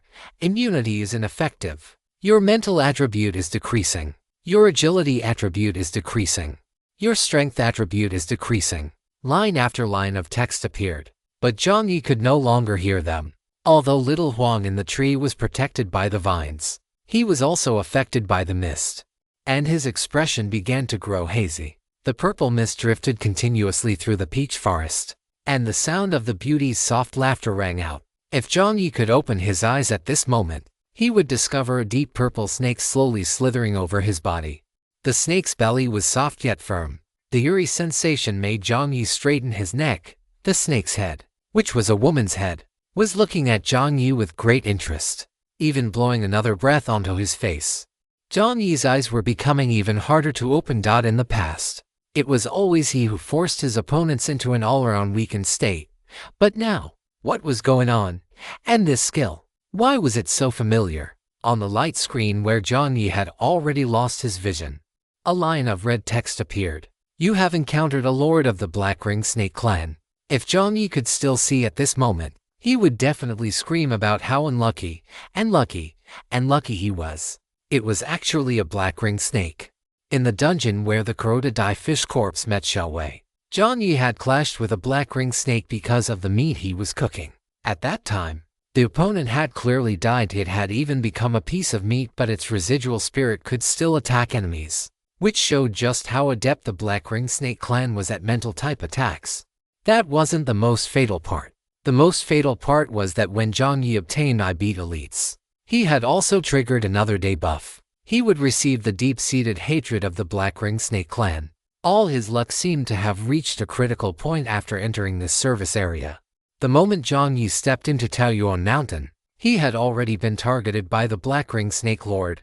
The light screen flickered, and the Lord's name appeared. Black Ring Snake Lord Renmai. The purple mist continued to spread, and with all his stats significantly reduced, Jiang Yi entered the Dreamland domain directly. The purple giant snake coiled around Jiang Yi's body. Flesh and blood were of no use to her.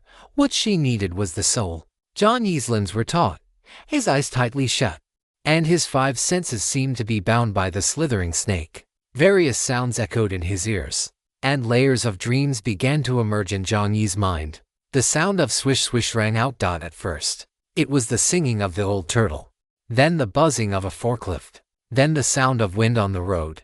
One sound after another emerged, and Jiang Yi felt as if he were stepping on cotton, about to fall at any moment.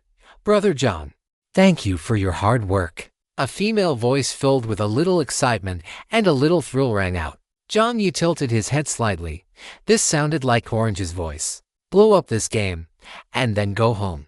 The surroundings around Jiang Yi began to change. The scent of seawater appeared at the tip of his nose. The moment Jiang Yi opened his eyes, he saw the eyes of Qi Jia and Guanbu Shang Di Chang looking at him. A trance washed over him, and the starry sky appeared. It was as if he had returned to an island. In the distance were soldiers in pursuit, and before his eyes appeared Lei Tengzi, covered in blood. Jiang Yi was subconsciously startled. As he stepped forward, wanting to see what was happening, his body suddenly plummeted, sinking into quicksand. Jiang Yi's expression grew increasingly bewildered. As he reached out his hand instinctively, the world turned completely dark, and it felt as if he were underground. He turned his head in the silence. Jiang Yi's eyes widened abruptly. In the boundless darkness, there stood an inverted 9-story tower, buried deep underground. Jiang Yi's body was suspended in mid-air. At this moment, he saw the glowing shuttle pillar in the center, filled with people frantically sinking downward. This is the Tower of Watch. After he left, the Tower of Watch had fallen into chaos, blood, war, and the sound of children crying overlapped incessantly. Jiang Yi's expression suddenly became pained. Of course, he knew what would happen to the Tower of Watch after he left. He had weighed the options, wondering what could be done to make that world a better place. He knew that a riot would absolutely occur, but what was he thinking at the time? To do what he believed was right.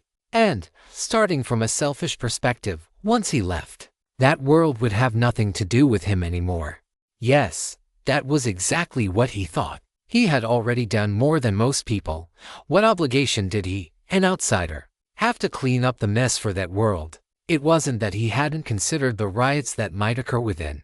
To rebuild a new world, violence and subversion were inevitable. To put it bluntly, perhaps after he left, The world would have to endure years of fighting before resources could be redistributed. Perhaps they could regain peace. Or perhaps they would just destroy each other in a mutual defeat. At the time, Jiang Yi had used the excuse that he was doing the right thing to convince himself. But he also knew that, in a sense, he had no right to make decisions for the people of that world. But he had simply ignored, or deliberately bypassed, that point. He was only one person. After all, he couldn't do more. Jiang Yi turned his head away in pain. The next second, he locked eyes with a tattered scarecrow. Is this Fang? Behind the scarecrow, a golden-haired youth with sorrowful eyes looked at Jiang Yi, his peaceful voice rising. You can't change anything, so why bring me illusions? Don't you know that history cannot be changed? Why did you save me? Do you enjoy being a savior? Jiang Yi said silently, but looking into Fang's sorrowful eyes. He didn't know how to say it out loud. Behind Fang, one figure after another appeared. They were the residents of Naples, looking at Jiang Yi with the same bewilderment with which Jiang Yi looked at them. Fang. Jiang Yi lunged, but grasped only empty air. In the dungeon, he had once hugged Fang. Fang had smelled all sorts of scents on Jiang Yi, and Jiang Yi had done the same. The embrace and the sensation were all real. Fang's body dissipated, and Jiang Yi fell downward once more. Jiang Yi felt his body growing colder and colder. More and more illusions appeared. The fish carcasses Jiang Yi had killed, the moon leopard, Da Dibao, Xiao Dibao, Boss Mole, one image after another emerged. They watched Jiang Yi as he continued to fall. At one point, Jiang Yi even saw the scene he feared most in his heart, which was an ordinary night after the land of buried bones. After the land of buried bones, the reputation of melancholy little French fry had reached its peak. Whether in group chats or private messages, everyone was calling out Jiang Yi's name. King John, Brother John, John Shui, John Tai, John Tu. Everyone was cheering and jumping for joy. Once everything dispersed, Jiang Yi was left alone in the forklift. The wounds on his face and body began to ache in unison, and the smile on his face stiffened.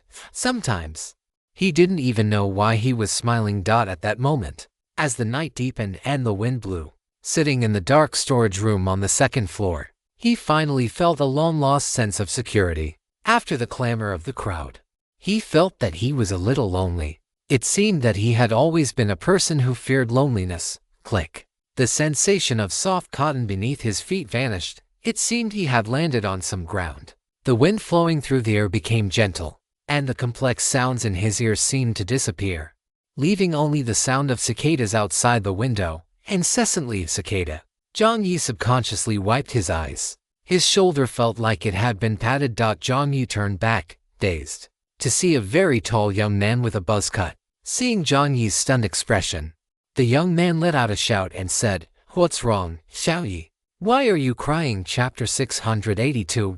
Jiao Ming crying. Jiang Yi looked up, and the familiar buzzcut kid appeared before his eyes. This person was wearing a tank top and loose shorts, and the slippers on his feet, if he remembered correctly, were one of his own, and the other belonged to old Ma. Before Jiang Yi could realize what was happening, a hand had already slapped onto Jiang Yi's face without ceremony. Jiang Yi winced in pain. After slapping the hand away, the voice of the person opposite him rang out. "I told you to go and check in. Why are you acting like a fool now that you're back? Check in." The familiar words caused a sudden jolt in Jiang Yi's heart. Jiang Yi looked at himself. His left hand was carrying something, a bag of breakfast he had brought back, and his right hand was holding a school bag with 2 books stuffed inside. His feet were not wearing combat boots, but had changed into ordinary canvas shoes. Jiang Yi looked up. Generally, there are no mirrors in a boys' dormitory. Even if there is one, it's either an ancient relic passed down by some senior from years ago, or it's broken and impossible to pry off. Or perhaps the dorm house is some model tier guy who is overly confident in his own looks. Jiang Yi's dorm belonged to the former category. Jiang Yi looked at the blue dormitory door. The mirror on the door was already reduced to just 1/2, clearly reflecting Jiang Yi's current appearance: black hair, black eyes, a white t-shirt, black trousers, and canvas shoes. He looked a bit lean, lacking any defined muscle, with a frame that could at best be described as lithe. "I'm back." Jiang Yi walked toward the mirror and examined himself carefully. The scar on his brow bone had vanished. and there were no calluses on his palms. While Jiang Yi was standing in front of the mirror acting all narcissistic, the guy with the crew cut nearby looked as if he'd seen a ghost, exchanging glances with the others. Since when did little Yi become so vain? Sure, the guy was handsome, but he'd never been one to stare at himself in the mirror like that before. After the second and third eldest exchanged looks, one rolled off the top bunk while the other slid his chair over to stand in front of Jiang Yi. Both of them wore lecherous grins as they asked, "What's the situation?" "There's a story here. There's definitely a story. Did you meet someone in the classroom? Or was it at the cafeteria? What do they look like? How old are they? Long hair or short hair? Wearing pants or a skirt?" Jiang Yi's voice suddenly cut in. The one called Jiang, the second eldest, was stunned for a moment. What's wrong? Why use his full name? The third eldest beside him was also confused, subconsciously looking at the crew cut guy in the dorm. The nominal Big Daddy and the eldest were both Jiang Yi, but in reality, the oldest in age was the crew cut guy. Jiang Yi's dorm house for people Ma Chao, Jiao Ming, and Han Weiping. Ma Chao was the third, Jiao Ming was the second, and Han Weiping was either the first or the fourth. The room went quiet. Han Weiping, who had started the conversation, raised an eyebrow. "Did you not take out the trash?" "I did," Jiao Ming answered instantly. "Didn't close the door." "Isn't Ma Chao responsible for closing the door?" Jiao Ming nudged Ma Chao, who was watching the show. "Did you steal little Yi's body wash again? When you say that, could you at least look at the fact that you're wearing little Yi's slippers on your own feet? You have the nerve to talk to me." Jiao Ming rolled his eyes, seeing Jiao Ming's reaction. Han Weiping knew the kid probably hadn't done anything wrong. So why did little Yi call him by his full name? Jiao Ming scratched the back of his head, subconsciously trying to recall, although he didn't know what he had done wrong yet. Jiang Yi looked very angry. So angry that his eyes were even a little red. Could it be because of the attendance sign-in? That shouldn't be it. This time, the teacher had suddenly sprung a surprise, insisting that everyone sign in one by one before they could leave, which was why they had rushed to call Jiang Yi over. Did he miss the sign-in? Little Yi wouldn't be this angry over something like that, would he? Jiao Ming reflected on it in his heart, but still couldn't think of any issues on his part. In the end, he could only attribute it to the breakfast he bought was bad. Was it too hot out? Should I buy it next time? Before Jiao Ming could finish, Jiang Yi turned away from the mirror and pulled Jiao Ming into a hug. It wasn't just a hug. Jiang Yi's body was trembling. Jiang Yi's eyes were even redder now. This truly terrified Jiao Ming. The guys on the other side looked like they wanted to tear him to pieces. Anyone who didn't know better would think he had committed some heinous, unforgivable crime against this guy. Damn, don't mess with me like this. What the hell happened? Jiao Ming froze in place. Jiang Yi didn't speak. Various scenes from his memories flashed back. He knew what time it was now. This was 1 year before his graduation. The four of them still had to attend classes. On one of the most mundane days that required an 8 AM lecture, feeling the reality of skin and warmth. The last image Jiang Yi had seen before his graduation appeared in his mind. In front of Jiang Yi was the table where they used to eat. As graduation approached, they were all destined to go their separate ways. The eldest, Han Weiping, would pass his postgraduate entrance exam and continue his studies. The third, Ma Chao, would find a job at a large corporation during the autumn recruitment, becoming an ordinary office worker with a 400,000 annual salary. And Jiang Yi himself, as the most free and unconstrained of the four, would remain aimless, job hopping and doing freelance work. However, Jiao Ming, the one with the best grades, the most impressive one who won national scholarships every year at the very end of graduation, told them he wanted to go out and travel a bit. If those words had come from Jiang Yi, no one would have reacted much. But this was Jiao Ming. When everyone else skipped class, Jiao Ming would help them sign in. He would summarize the key points for them before finals, even before graduating. He was interning every day, and like Jiang Yi's casual part-time jobs, Jiao Ming's internships were all planned and purposeful. Such a perpetually rational and organized person, right before graduation, actually thought about wanting to go out and travel. And once he left, he never came back. Jiao Ming fell forever in the snowy mountains. Jiang Yi didn't actually know much about Jiao Ming's past. He was always the quietest one in the dorm. He didn't have the authority of the eldest. Han Wiping, he wasn't as socially adept as Ma Chao, he wasn't as carefree as Jiang Yi. He was just the person who would smile at everyone while they were joking around. On the night before graduation, while the three of them were huddled in the dorm playing games, Jiao Ming's mother called to say he was gone. The woman on the other end was crying, and the three in the dorm held it in for a long time, but eventually, they couldn't hold back anymore. On the day of graduation, there were only 3 people in the group photo of the 4. The spot in the middle was left empty. If not for Jiao Ming, Jiang Yi might never have known why life could be so fragile. You never know which day that person will just disappear like that. 4 years is neither long nor short. It occupied the very best moments of what could be called Jiang Yi's youth. Yet, among the 4 of them, one had been absent for a long time. Chapter 683. Wait for me to return. The life and death of a single person cannot stir ripples in the vast expanse of time. But what if that person's life and death are tied to your own? The most terrifying aspect of the dreamland domain is not the weakening of attributes like strength, agility, or constitution, because the master of the dreamland has no interest in flesh and blood.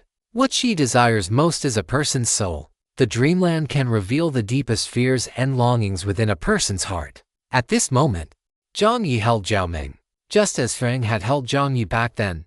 Brother, getting this emotional. Ma Chao's voice came from the side, and as he spoke, he exchanged a glance with Han Wiping. Wait a minute. Speaking of finding a partner, Xiao Yizi has such an authoritative build, yet he hasn't found a partner either. Could it be? Don't tell me. Ma Chao suddenly hissed inwardly. This is bad. The enemy has appeared from within.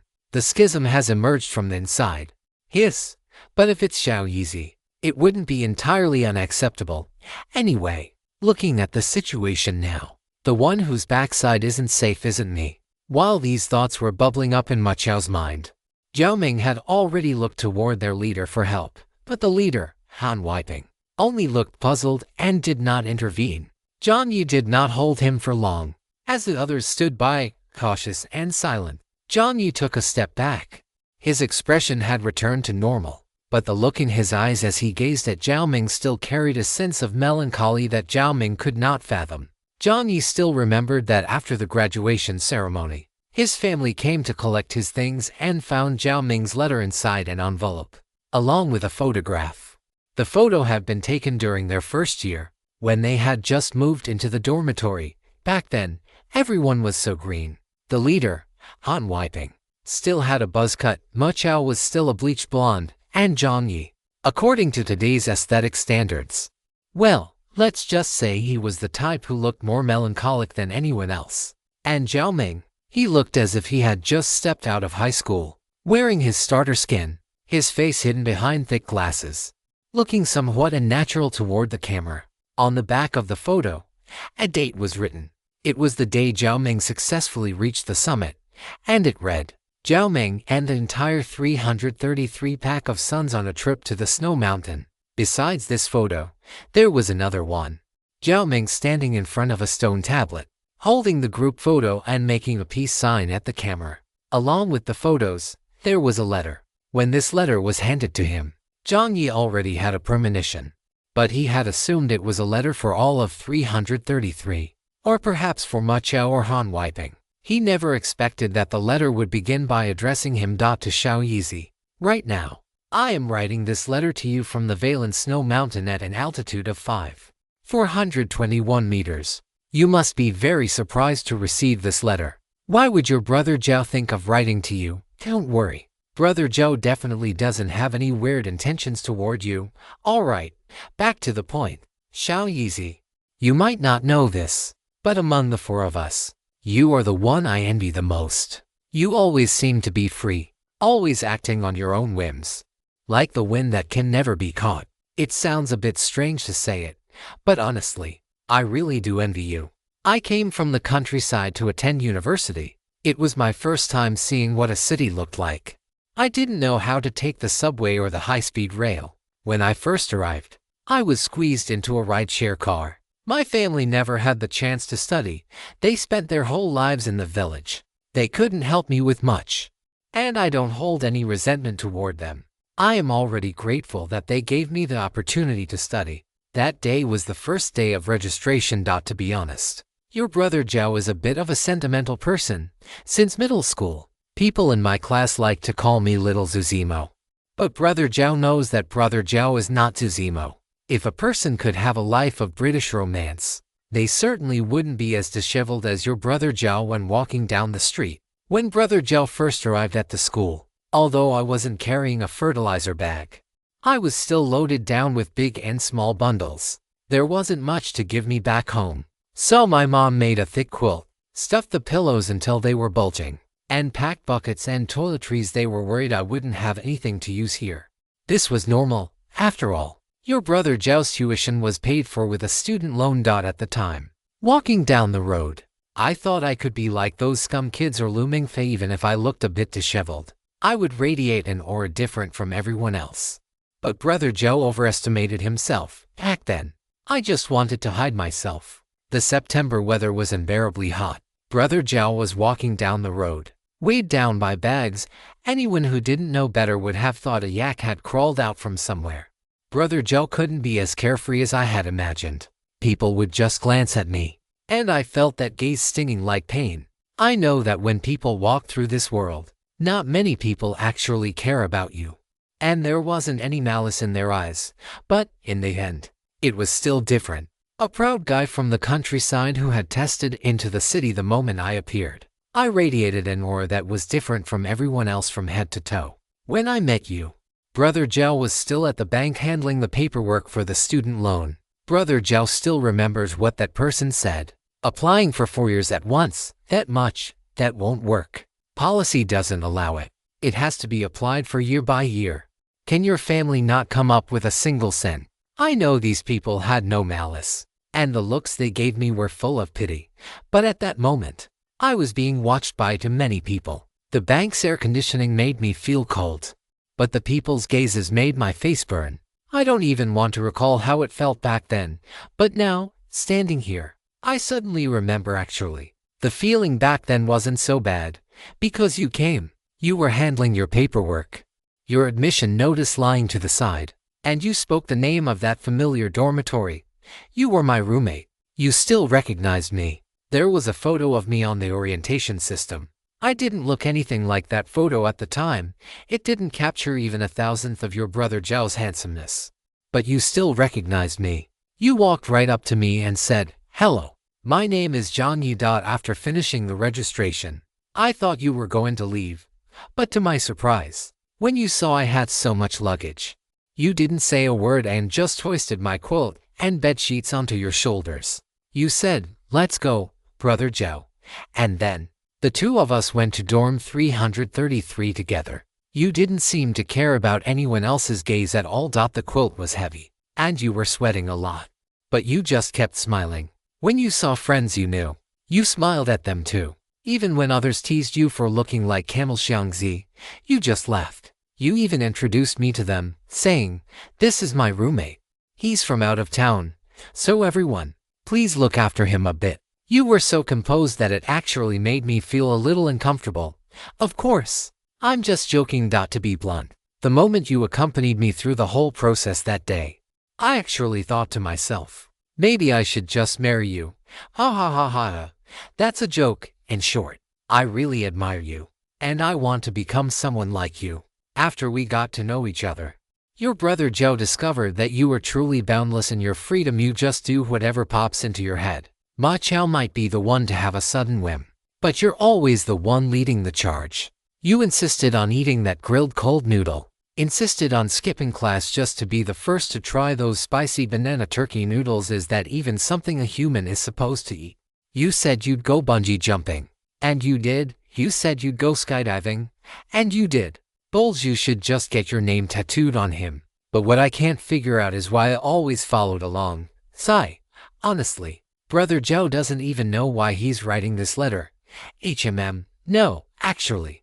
Because of you, I finally found the courage to break away from my old path. I want to see a different kind of life. Brother Zhao has actually had a pretty bitter life. It took me 4 years to pay off a 3-year student loan. Of course, I have to thank you for that. You were the only one who knew how much debt I was in. So you always brought me food and forgot to take my money every time. Oh, and I also know you contacted the counselor to set up a fund for students in need. Sigh. The counselor only told me right before graduation. Little Yi, I am truly grateful to you, really. Personal pride is often worthless to others, but with you, it always seemed to be worth its weight in gold. But what about your own pride? When you were working part-time to donate money, what were you thinking? Was it just following your heart again? I really envy you. All right, writing this much. Brother Zhao's tears are already starting to freeze. It's cold, so cold, so cold. When I get back, Brother Zhao will treat you to a proper meal, many meals to make up for all these years. But for now, Brother Zhao needs to enjoy some time that belongs only to me. For this mountain climb, I really went all out, fitness, cardio, everything. Sigh. I have to thank you for this too. For introducing me to the trainer. Why do I have so many things to thank you for? No, my face is really about to freeze. Wait for me to return. My brother forever. Jiang Yi. Chapter 684 Misfortune. From then on, Jiang Yi never liked traveling again. In the end, he even started working in self-media. He seemed to prefer being indoors, talking to the camera by himself. When he muttered to himself, he could almost recall the times they used to mess around together in the dorm. If it weren't for that road trip game, he would have forgotten how much he used to love going out and how much he loved experiencing new things. He knew, of course, that Zhao Ming wouldn't blame him. After all, that letter was filled with nothing but gratitude. Whether it was the dorm leader Han Wenping or Zhao Ming's family, they all urged Jiang Yi not to take this too hard. They had brought the letter to him because, whenever their son called home, he would often mention everyone in the dorm, and Jiang Yi was the one he mentioned the most. They were very grateful to Jiang Yi for helping their son so much. The elderly couple had no intention of blaming anyone. In fact, seeing these young men who were the same age as their son, they couldn't help but see their own child in them. This letter was found on the chest of Zhao Ming's remains, clutched so tightly in his hand that his knuckles could no longer be straightened. They felt that the person this letter was truly meant to thank had to see it, otherwise, Zhao Ming might not have been able to rest in peace. Both the elderly couple and the people from the dorm kept telling Jiang Yi over and over that this had nothing to do with him. Jiang Yi didn't have much of a reaction at the time, only telling the couple to take care of themselves. The couple wept like broken people. The ones comforting others were the ones who needed comfort the most. Brother Zhao's mother, a woman over 60, even tried to kneel before Jiang Yi. Her hair had turned completely white. A young man about to graduate from college, the future pillar of a family, a person in the prime of his life at 20 years old, just like that. He had suddenly vanished. Jiang Yi heard his own voice ring out. How did Brother Zhao die? His voice was as steady as he could make it. The couple said that they had encountered an avalanche while climbing the snowy mountain. The group was trapped on the mountain and lost their way. The experienced guide had been the first to be killed by falling rocks. It was Zhao Ming who led the group, constantly searching for the right direction. By the end, the teenagers and the girl in the team had no strength left and couldn't walk at all, out of fear. Most of them had even lost their ability to judge. In the heavy snow, there was no sense of direction. Walking through it, one didn't know north from south or where they were. It was as if they were completely cut off from the world. Seeing this, Zhao Ming finally made a decision. He left most of the food with them and set off away from the main group, taking only a small portion of the supplies to search for a signal tower himself. If everyone stayed there without moving, no one could predict how long the snow would continue to fall. Food, physical strength, and morale were all fatal issues. Rather than sit and wait for death, it was better to take the initiative. Zhao Ming set off alone. The day after Zhao Ming left, the snow stopped. What a misfortune! According to everyone's judgment, and based on all prior experience, the snow should have lasted for 3 days. However, the snow just stopped. Just like that. After the snow ceased, the rescue team found the boy and girl who had stayed in place. But Zhao Ming, who had set out alone to find a way, died in the snow. When he was found, he was wedged in a crevice between rocks, buried by the heavy snow. Unable to get out, his face and his entire body were frozen stiff. After the others were rescued, their parents contacted Zhao Ming's parents immediately. promising to provide for the elderly couple for the rest of their lives. Jiao Ming's family was more than just poor. His parents were literate. His father was a farmer, and his mother did manual labor. Having had a child late in life, they were already riddled with illnesses. It was only after Jiao Ming started university and began earning money through internships, part-time jobs, and scholarships that their household situation slowly began to improve. When those people arrived at their home and explained what had happened, the elderly couple was stunned on the spot. Jiao Ming's father suffered a heart attack, and his mother lost her voice instantly, unable to utter a single word, facing the tears and gratitude of those people. The couple's minds were blank. Jiao Ming's mother said, if it were possible. They only wanted their son back, if it were possible. They did not want their son to be a hero. Every day that Jiao Ming didn't come home, his father and mother would prepare the clothes they intended to wear to the city, determined not to embarrass their son. But now, he was gone. Hearing Jiao Ming's parents repeat this over and over, the people in the dormitory felt a bit dazed. Perhaps others couldn't understand why, as ordinary people, Jiao Ming would go to such lengths. Jiang Yi understood. When he went to teach in a rural area, it was on a whim. But Jiao Ming was different. Jiao Ming was a person with true ideals and aspiration, someone so kind that it bordered on foolishness. The place where he taught was the impoverished county where Jiao Ming was from. There were so many children there who could never walk out of those mountains, while everyone else in the dormitory was thinking about how to secure their own futures. Jiao Ming had already decided on the 3 supports and 1 assistance program.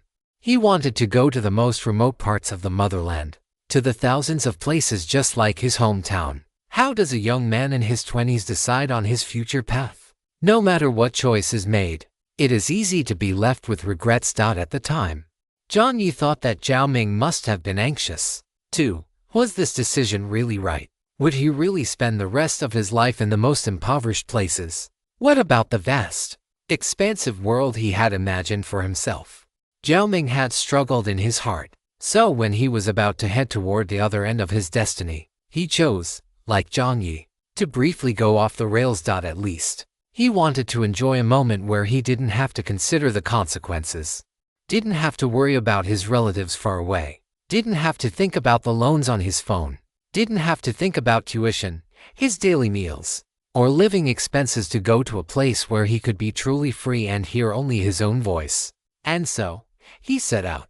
Jiang Yi could even imagine that, given Jiao Ming's usual nature, when faced with mountains sealed by snow, having no sense of direction, and looking at the children trapped in the mountains who were even younger than him, he must have had a long internal battle. He must have been very afraid. He was afraid that if he didn't make it back, what would happen to his elderly father and mother at home? But in the end, he would definitely still do it, because he was Jiao Ming. Only if he went out would the survival probability for everyone increase. But he hadn't expected the snow to just stop like that. When he left, the sky was filled with heavy snow, and the world seemed devoid of light.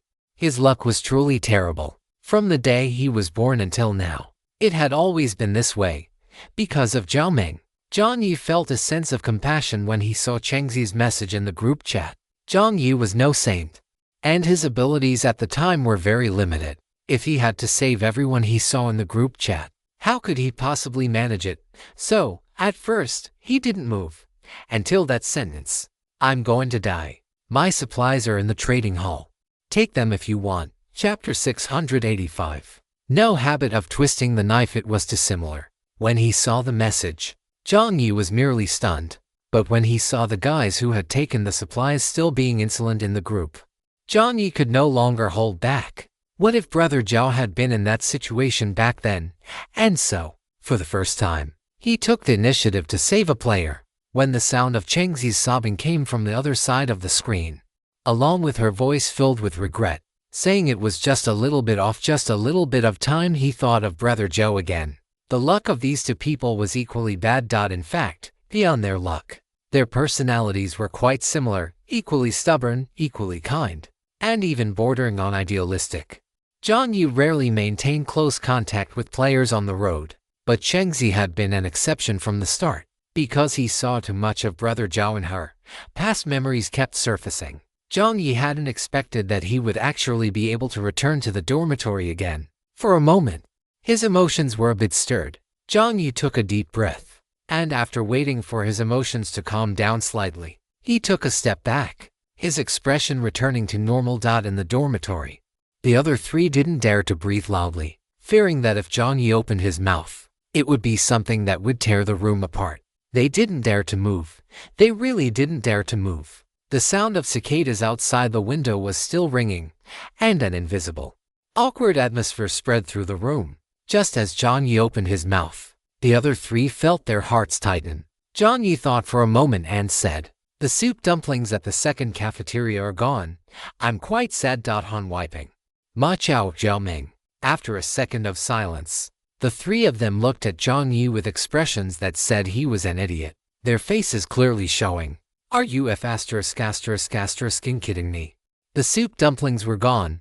Someone who didn't know better would have thought his roommate was gone. His eyes were red, and the messy hair on his head was drooping, standing there like that. Anyone who didn't know better would have thought he had suffered some terrible grievance. Ma Chao wiped the cold sweat from his forehead. He had truly let his imagination run wild just now. It was hard not to in a situation like this. The way Xiao Yi was looking at Zhao Ming was, for lack of a better word, sorrowful. He had even concocted a drama in his head worthy of Prince Guer and Huan Huan. Yes, Ma Chao was a fan of Empress in the Palace *. He watched it entirely with the mindset of appreciating a work of art. At first, it was due to his older sister's influence, but later on, it became a genuine passion of his own. "Oh my God, you scared the life out of me," Ma Chao said after wiping away his cold sweat. "Is that all it was?" Jiang Yi gave a grunt of affirmation. "Then why were you hugging the second eldest?" Ma Chao asked, confused. "You don't take showers." "Ma Chao, what about me?" Han wiping started to get cheeky. "Give me back my slippers first." Han wiping her. Hearing this, Han wiping gave a sheepish laugh.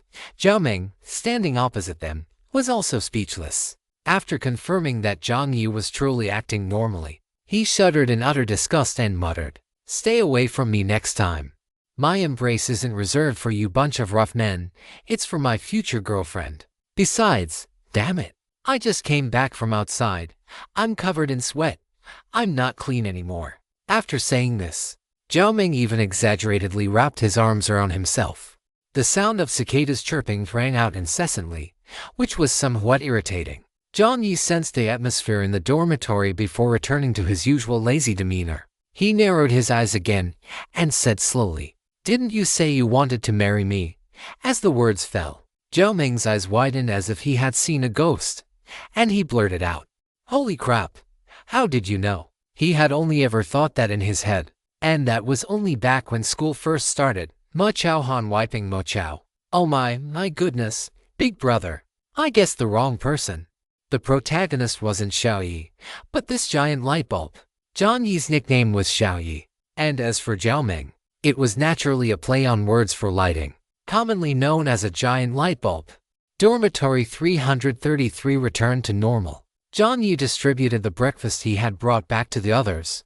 The oldest, Han wiping, still seemed to notice that Jiang Yi was in a bit of a bad mood, but he didn't take it too hard. After all, this kid Jiang Yi was always acting a bit mysterious and unpredictable. He rubbed his chin. Anyway, there was nothing going on right now, so there was still time to go out and buy another serving of soup dumplings.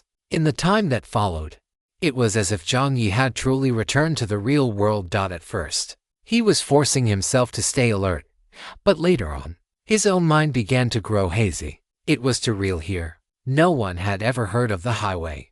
There were no light screens popping up in his face at any moment, and when he pinched himself, he felt pain. It was as if time and space had simply reset, returning to some initial node. If this were just a fantasy, it was far too realistic. Furthermore, if every experience was the same as reality, if everything he wanted to retrieve had been retrieved, and everything he had once regretted had never happened, then what difference was there from reality? Attending classes, working out, playing games in the dorm, occasionally going to the track to run, seriously lecturing Zhao Ming on geographical knowledge, taking Zhao Ming to the gym early on, and warning him repeatedly not to go near any place with snow. even after forbidding him from going to places like Nixo Ice Cream Tea. Jiang Yi felt as if he had completely returned to reality. Days passed one by one. Because certain things had changed, the trajectory of his life had shifted accordingly. And Jiang Yi didn't feel that the days were repetitive at all. If things could just go on like this, that wouldn't be bad either. If the highway was filled with overlapping time and space, why couldn't his current situation be real? Deep within Taoyuan Mountain, purple mist had permeated the entire valley. At the very center, a giant snake had coiled itself layer by layer around Jiang Yi. Above Jiang Yi's head, that extracted soul body was becoming increasingly complete and vibrant in color. Plop. A drop of saliva dripped from Churenmei's mouth. The taste of a rich soul was the most delicious thing in the entire world. Churenmei opened her mouth, her sharp teeth aimed directly at Jiang Yi's head in the dream. Jiang Yi was lying on his bed. He could no longer tell how much time had passed. A month, 2 months. He had never felt so at peace. After Brother Zhao passed away, his insomnia had been severe, but now it had finally eased a little. In his days, Jiang Yi heard the oldest, the second eldest, and the others talking, watching videos again. What video? You wouldn't be interested. You should just go back to watching your Empress in the palace . What do you mean by that? Are you looking down on my Huan? What exactly is it? Are you annoying or what? Are you interested in the World Forging Championship? Craftsman, 108 layers of steel. Ever heard of Damascus Patterns, Craftsman Daggers, World Championship? Such familiar names. Jiang Yi turned over, thinking subconsciously. Had he forgotten something? There's number 8, 0 AM class tomorrow. Just as Jiang Yi's eyes were about to close, a sound like a pig being slaughtered suddenly came from below. Holy crap! Did I eat a mushroom? Damn, a black blocky person just walked out. What is he holding in his hand? A rough, boisterous shout suddenly erupted from Zhao Ming's computer screen. Give my brother back to me. Jiang Yi's eyes snapped open. The chapters were out of order. If you find it strange, you can refresh the page. Chapter 686, Break, Bonus Chapter. What is this sound?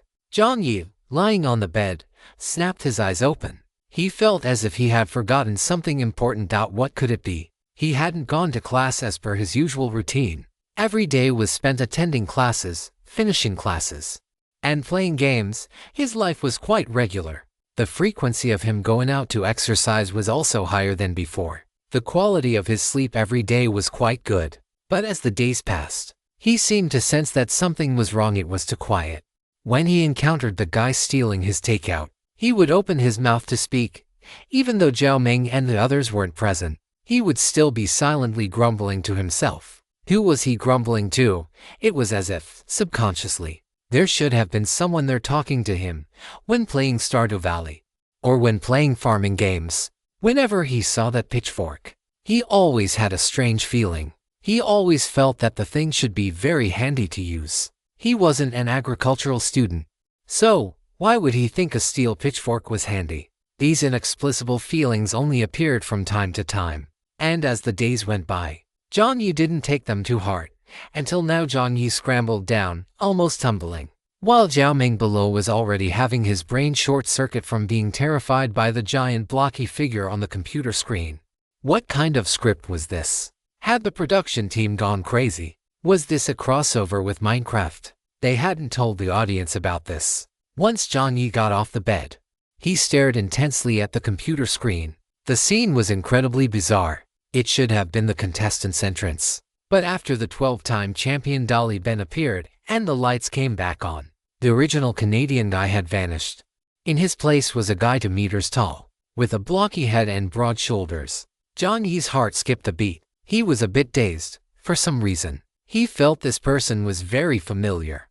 The blocky figure on the screen appeared, seemingly confused by this strange world as well. However, after looking around, at a certain moment, he seemed to sense something.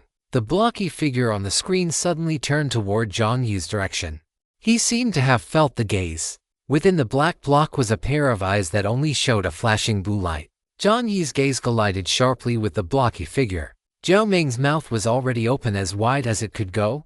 He had already pulled out his phone and was frantically searching for relevant posts. With such a messed up scene, Why wasn't anyone on the internet talking about it? The moment their gazes met, the blocky figure seemed to confirm something. Before Jiang Yi could even speak, he saw the blocky figure look left and right, as if checking the distance.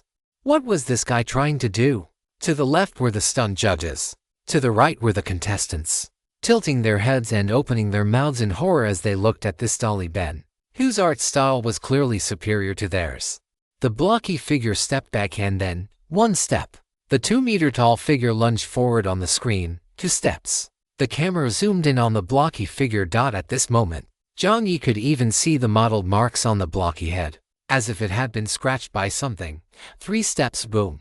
Jiang Yi shielded his face with both hands, with the computer as the center. Intense white light erupted from all directions. A massive sound of the screen shattering rang out, and the entire 333 dormitory felt as if it had been hit by a missile. The building itself shook. Crash! The dormitory windows were all shattered. It wasn't just the dormitory, the building, the campus, and even the wider surrounding area were affected. When the lights came back on, the blocky figure stood steadily in front of Jiang Yi. Behind the blocky figure was a steel pitchfork shimmering with a silver-white light. All the light converged behind the block, creating an indescribable sense of shock. Give my brother back to me. Inside Taoyuan Mountain, Churenmai had completely transformed into a snake-like form. To better swallow its prey, it even voluntarily retracted all the sharp teeth in its mouth. Jiang Yi's upper body had already been completely swallowed by Churenmai. Little Huang, who was on the tree, had actually woken up a step earlier than Jiang Yi. Seeing this scene, it felt a chill run through its heart, and the vines retracted. Just when little Huang thought Jiang Yi was going to die like this, suddenly, boom! A massive explosion rang out. Churenmai's mouth opened, and a blue electromagnetic cannon condensed within its maw. A mechanical broadcast voice sounded, "A blessing has finished charging. Shall it be fired?" The young man's hoarse voice replied, "Yes." Whoosh! A massive, scorching energy erupted inside the giant snake's mouth. Churenmai let out a scream, as if struck by a heavy blow. After several consecutive electromagnetic cannon blasts, Churenmai suddenly opened its mouth and violently spat out the person inside. To say spat out wasn't entirely accurate. Under the immense force, Jiang Yi's body was violently ejected. In the rapid movement, Jiang Yi's consciousness had only just returned, and he didn't have time to react. He could only protect his head with his hands as his body skidded across the ground, carving to deep furrows into the earth. Cough! 2 seconds later, Jiang Yi spat out a mouthful of blood and foam, his eyes cold as he climbed up from the ground. Jiang Yi's soul body was still hovering above, in a place Churenmai hadn't noticed earlier. There was a tiny black dot on Jiang Yi's soul body. This black dot, the anvil, had its soul completely fused with Jiang Yi's, which was why Churenmai hadn't sensed any rejection. This inconspicuous little black dot had been searching for Jiang Yi within the illusions while he was trapped in a deep hallucination. But the rules of the world were ultimately different. Old Tai could not initially appear in a physical form within the world of Jiang Yi's memories. Therefore, Old Tai appeared in every place that had a screen. The display on the takeout locker, the large screens in the shopping mall, every single phone in the mobile phone counter, and even the electronic screens inside the classrooms. But his brother, damn it, he just wouldn't go to class. Old Tai was almost driven crazy by Jiang Yi, but fortunately, his brother hadn't completely forgotten him. Even in his predicament, he was struggling desperately, and occasionally, there would be those few moments that strengthened the connection between Old Tai and the memory world. After spending a few months in illusions like this, finally, on an unremarkable night, after the element of the forging table appeared, Old Tai sensed Jiang Yi, and even, it broke directly through the barrier between worlds, descending from the computer screen into reality. If any other special existence possessed the ability to intervene in reality so directly, it is estimated that all civilizations would have been unified several times over. But for Old Tai, there was only one purpose in reaching the real world. Give me back my brother. Breathing in fresh air once again, Jiang Yi felt as if his entire being had come back to life. The dreamland domain had been shattered. Now, the real battle began. Chapter 687. So strong. After the continuous firing of blessing, although blood dripped from the corners of the black-ringed snake's mouth, it had not caused significant damage. At the very least, There was no notification of true damage heard. The electromagnetic cannon had a great advantage in terms of firepower, but because the area of effect was too large, its single target potency was insufficient. If the first shot hadn't exploded directly inside the giant snake's mouth, the black-ringed snake wouldn't have suffered any injuries at all. In the jungle, watching Jiang Yi emerge, Xiao Huang's eyes widened slightly, and Jiang Yi also took a brief note of this. Xiao Huang had broken free from the illusion even faster than he had. Jiang Yi frowned slightly. He was certain that the other party's spirit attribute was not higher than his own. So why was Xiao Huang unaffected by the purple mist? But now was not the time to ponder that. In the jungle, Jiang Yi looked at the black-ringed snake, which was also staring at him with cold eyes from the treetops. A blade light emerged above Chiyu in the next second. The massive black-ringed snake vanished into the air. The jungle became the best cover for the black-ringed snake. And when combined with the mist, it was difficult for an ordinary person to react to the creature's specific location. A small size is terrifying. A large size is also terrifying. The sound of a snake's belly slithering could be heard all around. And in the next second, puff! A fat, heavy snake tail slammed down violently, smashing the figure exposed on the ground to a pulp. Just as Xiao Huang gasped, he discovered that the smashed figure slowly dissipated. When Xiao Huang looked toward the center, 3 identical Jiang Yis appeared beneath the peach blossom trees. Clones, the giant snake, having failed to hit Jiang Yi, became even more enraged. Its sharp fangs sprang out, and another burst of purple mist was sprayed forth. But the current Jiang Yi would no longer be affected by Dreamland. Dreamland was quite terrifying, but it also had a fatal weakness. Once the dreamer realizes they are dreaming and successfully wakes up from the dream, their psychological resistance becomes even stronger when encountering similar scenarios again. The reason Dreamland is so mesmerizing is that it excavates the deepest, most authentic thoughts within a person's heart, compared to external objects. The one thing a person will never doubt is themselves. When what you touch is real, and what you feel is real, then why can't it be reality? In the deepest part of the Dreamland, the black-ringed snake lord didn't need to provide any guidance. People would deceive themselves. However, once one breaks free from Dreamland, everything produces the opposite effect. In short, Jiang Yi had developed a resistance to dreams and illusions. Respected player Melancholy Little Fry, you have seen through the Dreamland personally woven by the black-ringed snake lord, who is most adept at spiritual projection. You have obtained an incomplete talent, passive talent, no self-description. The Tao that can be told is not the eternal Tao. The name that can be named is not the true name. The Tao that can be spoken is not the eternal truth. And the name that can be defined is not the true essence. In the judgment of the self, you have received a new forgiveness. Description. After passive talent, no self takes effect. Your resistance to spiritual attacks such as mental control and spiritual projection increases by 20%.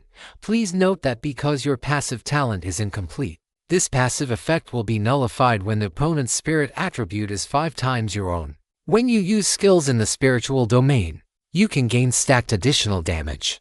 The specific amplification will be determined based on the comparison of both parties' spirit attributes. So, I've obtained a Thorns effect for the spirit attribute, and the passive talent is incomplete, likely because I only survived by relying on old Tai to get out. You are currently suffering an attack from the Dreamland domain.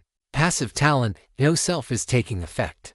The result of this judgment is successful resistance. Jiang Yi's figure only paused for a moment before immediately returning to normal. Blood-red eyes condensed above once again. After the passive talent took effect, the influence of the Land of Fear domain would also be stronger. Under the gaze of the blood-red pupils, Jiang Yi raised his long blade judgment. Blood-colored fine threads wove into a dense, spiderweb-like structure, crashing toward the black-ringed snake. The sharp blade light sliced through the black-ringed snake's scales piece by piece. Due to the pain, the snake's tail began to sweep indiscriminately at everything it saw. Jiang Yi dodged several times, but was still struck by one of the sweeps. Jiang Yi's body sank violently. He crossed his arms, and the tail slammed into Eclier's arm, sending Jiang Yi's figure flying back dozens of meters. The scene of Jiang Yi exchanging blows with the black-ringed snake was deeply imprinted in Xiao Huang's eyes. Even the usually taciturn Xiao Huang couldn't help but gape in a daze. So, So strong. After Jiang Yi and the black-ringed snake separated, a few seconds later, he used Silent Step and appeared above the black-ringed snake once again. The black-ringed snake, whose speed was equally terrifying even after being injured, captured Jiang Yi's figure. The snake opened its mouth, and a colorless liquid was sprayed toward Jiang Yi's figure. A hissing sound of corrosion rang out, but it seemed a bit slow. The figure dissipated. It was actually another shadow clone. It wasn't above his head, then it was in Xiao Huang's line of sight. Beneath the black-ringed snake, the soil burst open. Jiang Yi's figure had appeared from underground, though no one knew when. After fusing with the vines, in addition to the conventional uses of supporting himself, accelerating his speed, and forming prisons to bind opponents, Jiang Yi had further integrated what he had seen at the Rose Manor.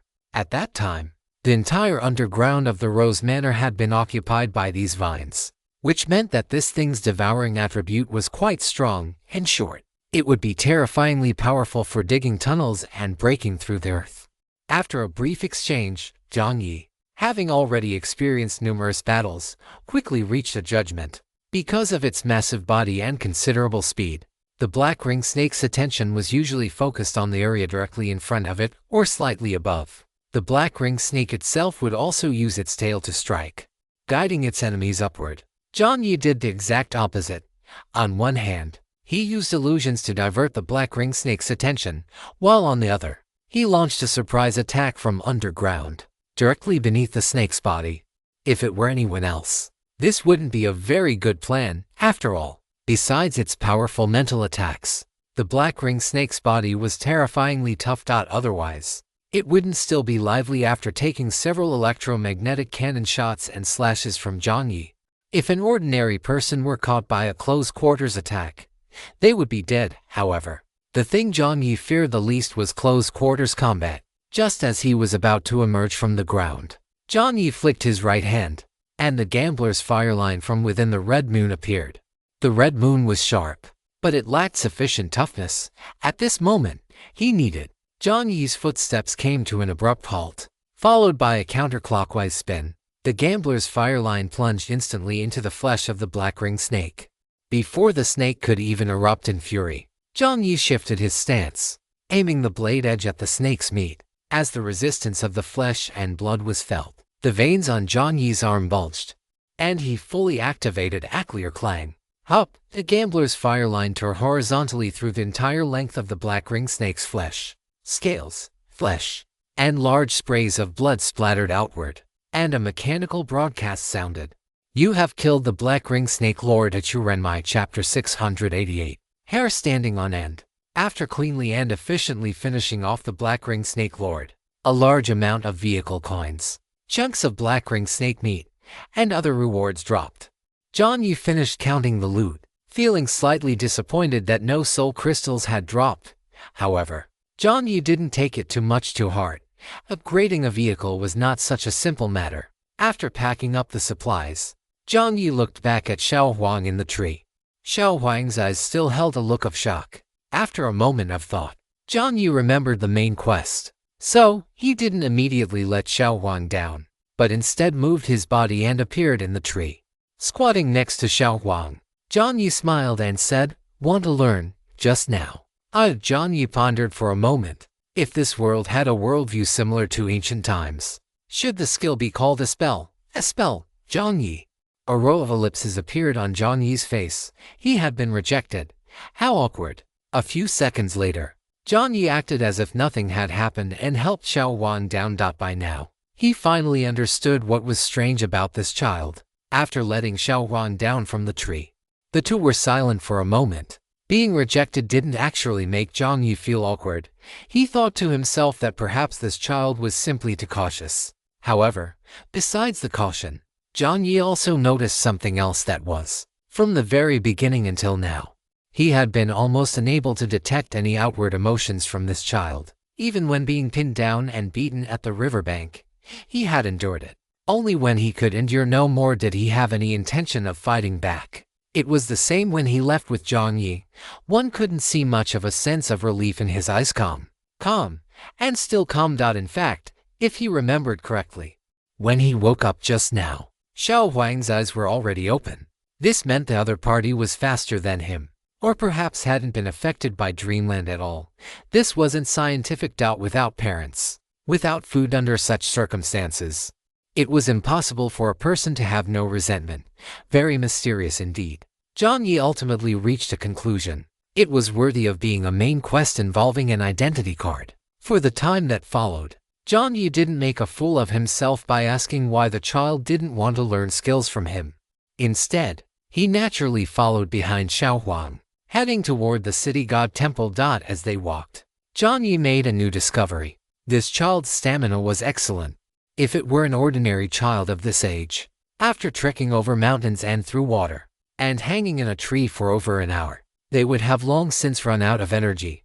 But even now, Xiao Huang remained upright, not even panting for breath. Comparing this to his own performance when he first entered the game, Jiang Yi felt even more that the child was full of secrets. An hour later, the two arrived at a temple halfway up the mountain. This temple looked somewhat desolate, but it wasn't completely devoid of incense. At least he could see the offering table inside, along with a candle that had burned halfway down. Just as Jiang Yi scanned the area with true sight, the usually taciturn child finally spoke. "Thank you for just now. It's nothing." Jiang Yi waved his hand. After Xiao Huang offered his sincere thanks, Jiang Yi took a butter bun out of his inventory. The butter bun had been made at Ang's place. The style of the bread was slightly out of place for this world, but if one considered it a Western-style steamed bun, it wasn't particularly strange. After finding some other fruits and food, Jiang Yi handed them to the little guy. The child accepted them readily. He had brought Jiang Yi to this place. This was his payment, so there was naturally no need to be polite. In the culture of the Dragon Kingdom, because places like city god temples were so grounded in reality, most people assumed they were dedicated to the earth god. But in reality, a city god temple was a place that served as a spiritual protector for a city, generally enshrining the local guardian deity of that city. Also known as the city god. In the pre-Qin era, the Shuiyong sacrifice was a typical representative of the belief in the city god. He wondered what deity was worshipped in the city god temple of Taoyuan Mountain. Jiang Yi thought for a moment and bowed before the offering table. Xiao Huang retreated to the side, neither bowing nor cupping his hands. His expression remained slightly tense and serious as he looked at Jiang Yi and said, "This city god temple is dedicated to the water god of the King River. If you offer a sacrifice to the water god, and if the offering is enough to satisfy them, the water god will appear to grant your request, giving you a chance to obtain a divine gift." This was the reason he had brought Jiang Yi here. Jiang Yi appeared incredibly powerful. Ordinary items likely wouldn't move a man like him. Moreover, most people who came to Taoyuan Mountain were looking to enter this city god temple, hoping to make the water god manifest and fulfill their requests. He remembered that a long, long time ago, a young man had come to this place. Unlike the gold and silver others offered, this youth had sacrificed a blood-stained sword. He seemed to have come from the distant west. He said that he had followed his father to conquer lands far and wide, but no matter how hard they tried, he could see the crumbling future of his empire. Therefore, he was willing to offer up this blade, which had been passed down for hundreds of years and carried all the glory of the empire. He was even willing to trade his own lifespan and squeeze the talent of an entire generation of the empire to exchange for a successor powerful enough to lead the empire back to glory. And the god of the King River had answered him. Xiao Huang thought for a moment before recounting this story to Jiang Yi. While listening to the story, Jiang Yi remained silent, only looking at Xiao Huang with a profound gaze. After the god of the King River responded, the deity appeared before the youth. In the hands of the god of the King River, 3 swords appeared. The deity asked, "Poor child, did you drop this ordinary, dust-covered copper-thorn sword, or this brand new, cold-glinting knight's sword, or?" Xiao Huang's lips parted. As he spoke, a blurred face even appeared in Jiang Yi's mind. At this moment, the lips curled upward, and a voice whispered, "Or this blood-stained, invincible sword of victory." When the final 4 words, "sword of victory," spilled from Xiao Huang's lips, the hair on Jiang Yi's arms stood on end. The countdown had begun. Chapter 689. Leaving, Xiao Huang, who was telling the story so casually, might not have known, but Jiang Yi knew. the owner of this sword of victory. If he wasn't mistaken, it was Fang. The two worlds were connected. Were only two worlds connected in Fang's world? According to Rose's memories and descriptions, even before Fang was born, the entire empire had already shown signs of decay. Actually, this was normal. Whether it was the world or looking at the history of the Dragon Kingdom, the trend of the world is that long divided states will unite, and long united states will divide. No empire in the absolute sense can last forever. In the end, it often results in a state of co-governance. But that wasn't the most important thing. The most important thing was the appearance of that turning point. From the moment the prince of the empire was born, he displayed talent far exceeding that of ordinary people: wisdom, martial prowess, military strategy, etiquette, and politics. He was maxed out in every aspect. Fang's radiance almost shrouded and even eclipsed the entire younger generation.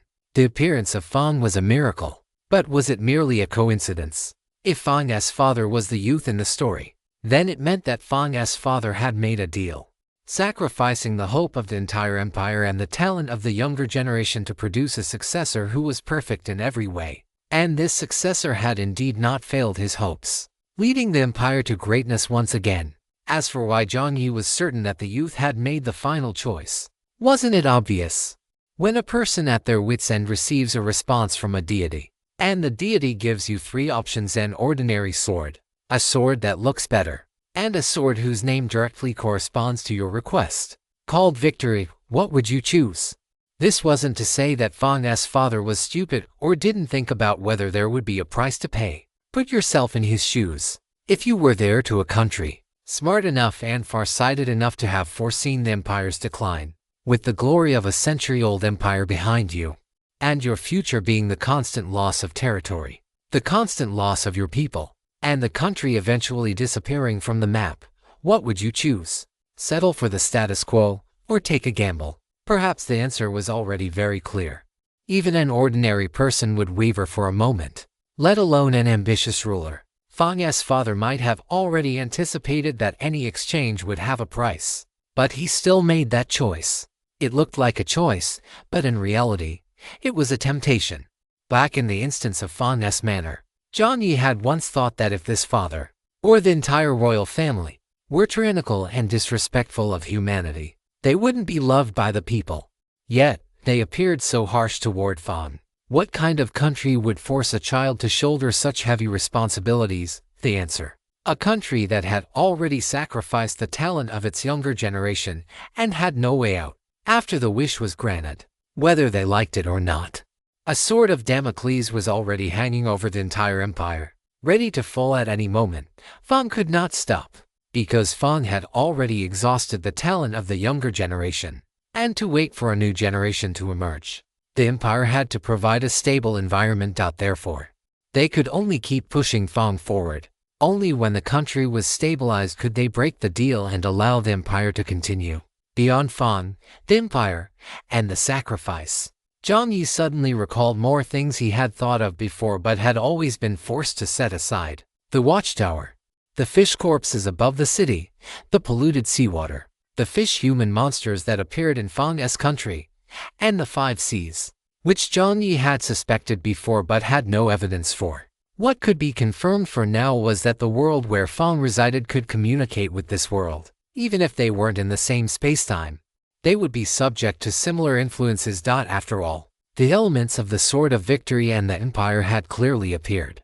Jiang Yi's expression remained unchanged, but his heart was in turmoil. He looked at the city god temple with sudden suspicion. If this were a transaction, he found the methods used by this entity strangely familiar, somewhat similar to instigation, but the means and methods were different. The instigation of Sweetie was much more subtle. This did not feel like the style of the scapegoat, and it was even less like malice. This thing was like an option you knew was problematic, yet you would still choose it. Its grasp on the human heart was far more precise. Of course, Jiang Yi did not harbor much hostility toward Xiao Huang for bringing him here. After all, Xiao Huang only had a superficial understanding of this place. And if Jiang Yi himself hadn't known the story behind the Fang dungeon, he wouldn't have made so many connections. For ordinary people, having their wishes granted was the ultimate treasure. When he first saw the dungeon, Jiang Yi had thought it might be similar to the Fang Manor scenic and without any urgent battles. But now, Jiang Yi realized he was wrong. This dungeon was filled with danger everywhere. Moreover, it was entirely focused on attacking the heart. Damn it. And he had even said his luck was quite good. Jiang Yi remained speechless for a moment, his gaze toward the offering table becoming even more vigilant. Xiao Wan did not notice the change in Jiang Yi's inner thoughts. After finishing his explanation, he stood motionless. After all, his greatest utility was bringing Jiang Yi here. As for whether he could receive a response from the water god, that was not something he could control. Inside the city god temple, having connected the Fang dungeon to this place, Jiang Yi's first reaction was to leave. After all, one only needed to look at the consequences of the Fang dungeon to know why. Although the wish was granted, yet, just as described, it was a sword of victory that was dripping with blood and invincible. While it allowed the Empire to regain its glory, it also completely turned the Empire into a battlefield. The blood staining that sword was not just that of the enemies. If it were him, his first wish would certainly be to escape the game. But he knew that for a wish of such difficulty, heaven only knew what twisted way it would be fulfilled. Jiang Yi looked at the offering table. The method of sacrifice should be to place the sacrificial items upon it. If the so-called water god was satisfied, something would appear. Now, should he leave? Chapter 690. The pitiful water god bonus chapter. Leaving was impossible. He even had a rather crazy idea in his mind. If one offered a sword symbolizing the empire to the water god, it could exchange it for 3 swords for the person to choose from. An ordinary sword, a more exquisite sword, and a sword that could change the fate of the entire empire and manipulate the destiny of a generation of young people. But what if he offered something of the same level? For example, what if he offered a god up there? Jiang Yi's heart began to beat violently. If a transaction was viewed as a set of rules, as long as the requirements of the rules were met, the transaction would proceed, right? Then, at that moment, what would he receive? Doing this carried risks. But it was still controllable. After all, he was different from Fang's father at the time. He knew the consequences of the exchange. Therefore, even if unimaginable changes occurred, he could firmly choose to refuse. If all else failed, he could invite Old Tai to possess him. The temptations that Jiang Yi couldn't refuse, Old Tai certainly could. This was probably the saying, as the Tao rises 1 foot, Old Tai rises 10. The more Jiang Yi thought about it, the more he felt it was worth a try. Games, systems, and special existences were things he couldn't bypass. If he were to face them directly now, it would be dangerous. But with the isolation of a dungeon and a layer of mechanics in between, it would actually be safer. Make bold guesses, seek careful verification. Jiang Yi asked, "Is it enough to just put the item on the table?" "I suppose." Xiao Wan wasn't very sure either. Jiang Yi hummed in acknowledgement. Inside the dilapidated and inexplicably unsettling city god temple, Jiang Yi took a deep breath. In his hand, a black identity card appeared. This was the identity card symbolizing death. Jiang Yi currently possessed the Wilderness Witch, Passerby, Pirate King, and Drama Master identity cards, along with 2 unaccepted identity cards for Malice and Scapegoat. Although he didn't know if the names directly corresponded to the authority of special existences, death was undoubtedly the one that appeared to have the highest status and was the existence with the most powerful authority Jiang Yi had ever seen. What would happen if he offered the death identity card to the so-called water god? In a trance, Jiang Yi felt as if he had returned to that moment when he made a bold attempt at the beginning of the game. But the current Jiang Yi possessed more means, so he didn't need to be so constrained. At worst, the dungeon would be disrupted, but he hadn't violated any rules. Thinking of this, Jiang Yi no longer hesitated and walked to the offering table. The black identity card with a skull on it didn't look special, but the moment it appeared, Xiao Wan seemed to sense something and subconsciously looked at the card. Across the long table was a statue with only its base remaining. Jiang Yi's expression was calm as he walked forward. There was a wooden tray on the offering table, and Jiang Yi placed the black identity card symbolizing death directly onto it. The moment the black death identity card was placed, the wooden tray seemed to sense something, and a substance resembling flowing water instantly appeared within it. The water covered half of the identity card, and the statue in front of Jiang Yi began to glow. If it were anyone else, they would be marveling at the water god's manifestation by now. But Jiang Yi simply took a few steps back. Layers of vines constantly slithered in the center, and the light covered the statue, quickly outlining a blurred figure. When this figure appeared, a storm raged outside the city god temple, and the sky turned completely black, giving it a very supernatural and eerie feeling. But having come out of the bone burial ground, Jiang Yi considered this a piece of cake. After all, compared to the blood-red depths of the bone burial ground and the sea, this place was merely a bit gloomy at most. Out above the statue, a figure in a long robe with a slender frame emerged. This person had no facial features, only the outline of a face. The statue's arms were crossed, and a river circled its form. A black card rose into the air, and a hoarse voice rang out, "Poor child." The statue began to speak. Jiang Yi narrowed his eyes. The black identity card spun in midair. "Did you drop this death identity, which symbolizes death and eternity?" Before the identity card could finish, the other party's throat seemed to be gripped by something, and it couldn't get another word out. How could it continue? It had started by throwing out a death identity card. What else was there to say? The statue seemed to be caught off guard. The figure stared at the black identity card spinning in the air, stunned for a moment. In that instant, it was as if the black identity card had touched something filthy. The flowing water was directly evaporated, and above the originally dark sky, a blood-red pupil appeared. This was different from the domain skill of Jiang Yi's Land of Fear. Jiang Yi's skill relied on his own mental power, but this was the manifestation of death itself. In a way, Jiang Yi was bold enough to sacrifice death itself. But to call it a sacrifice wasn't quite accurate. From the perspective of death, it was as if its not yet fully grown successor had been bewitched by something that didn't know its place. Contrary to what most people imagined, death was actually a rather tolerant existence. It allowed all things time to grow, and only at the appropriate moment would it take them back to its own territory. Therefore, when the river water of the Qingjiang water god was about to swallow the identity card, death directly exercised its authority. The blood-red pupil gazed down at the earth, instantly dispelling all darkness. According to the rules, the water god could replicate 3 types of items. The most classic version, according to folklore, was the copper axe, the silver axe, and the golden axe. But if the object was replaced with death, could it really conjure up a small cup death, a medium cup death, and a large cup death? After a moment of dead silence, the water god suddenly realized it had been played. The statue instantly turned into flowing water, wanting to run for its life. But the blood-red pupil had already shone upon the earth.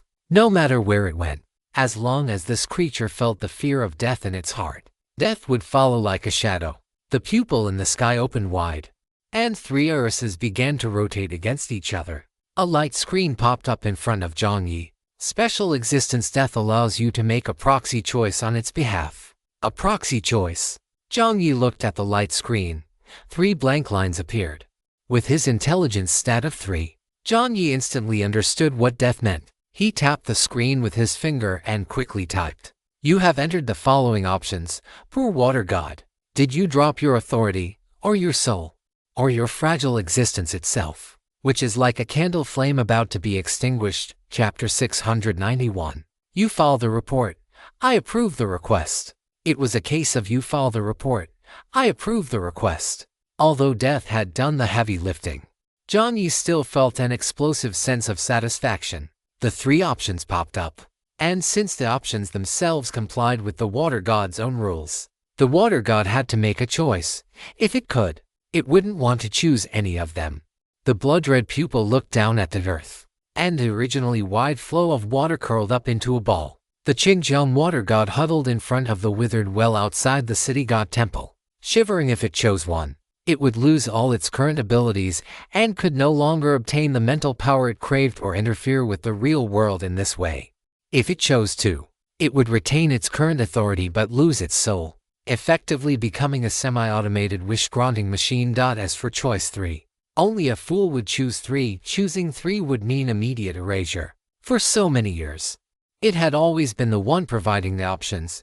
It never expected to flip its own car one day. Before the word "I" could even be uttered, a barrage of text appeared on the card to choose. Qingjiang water god, Wu. The Qingjiang water god looked much more agreeable now.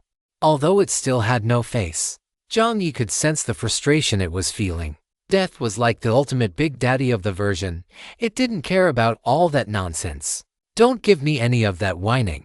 You've made others make choices so many times, can't you make one yourself when it's your turn?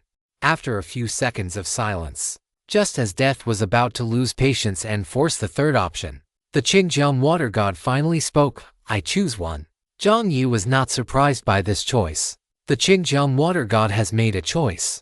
The choice is taking effect. In Jiang Yi's vision, within the blood-red pupil, the three irises began to rotate rapidly. This was the authority of decay. A blood-red ocean spread from the ground, quickly covering the water at the Qingjiang water god's feet. The blood color surged upward, decaying the other party's authority. About 3 seconds later, the blood-red pupil closed. Seemingly nodding in satisfaction, the black card reappeared before him, and the light on the Qingjiang water god faded significantly.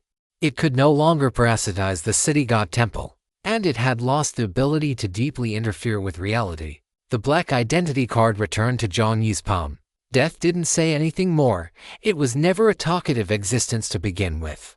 After Jiang Yi expressed his sincere gratitude in his heart, the water god opposite him, seeing the black card disappear, seemed to lose all its means and strength. It turned into a puddle of water and slowly dissipated at Jiang Yi's feet. I have lost all my power, the Qingjiang water god said blankly. Above the water god, a mass of black matter condensed. Jiang Yi inspected it with his mind, and a mechanical voice sounded. You have obtained a fragment of incomplete authority desire. Note, please be aware that this is a non-transferable, non-tradable item. Under the authority of desire, the desires of mortals will be amplified several times over. Those without desires will develop them, and those who already possess them will lose the ability to judge. Under the authority of desire, what you gain is what you pay, or perhaps even more. Note, this authority may be ineffective against certain types of beings. Note, this authority carries significant side effects, including the erosion of one's spirit and the loss of reason and judgment. Players are advised to use it with caution. If recycled to the system, the player will receive a generous reward. Jiang Yi looked at the object floating above. Desire. How? Compared to authorities like decay, it truly felt like an authority that hadn't fully formed yet. Moreover, much like cruelty or the substitute, it was an authority with negative connotations. As for it being ineffective against certain beings, for some reason, the first person who popped into his mind was Thunderzy. To make someone without desires develop them with the desires Thunderzy developed to eat more delicious food. He really couldn't imagine it. That guy Thunder didn't seem to have anything to do with a word like desire. Of course, if world peace counted as a desire, then perhaps that would be it. Jiang Yi thought about it casually in his mind before picking up the black mass. He definitely couldn't recycle it to the system. What if it got recycled and reused by something else? He decided he would just have to find a place to destroy it. There were 2 other items remaining. You have obtained the special item Living Water description. Living water nourished by the King River. After being privately intercepted by the King River water god, the King River lost most of its spirituality. The climate became more arid, and the creatures living along the edges of the King River became more violent. Description. Living water rich in spirituality and mental energy, which has certain benefits for cultivating both body and mind.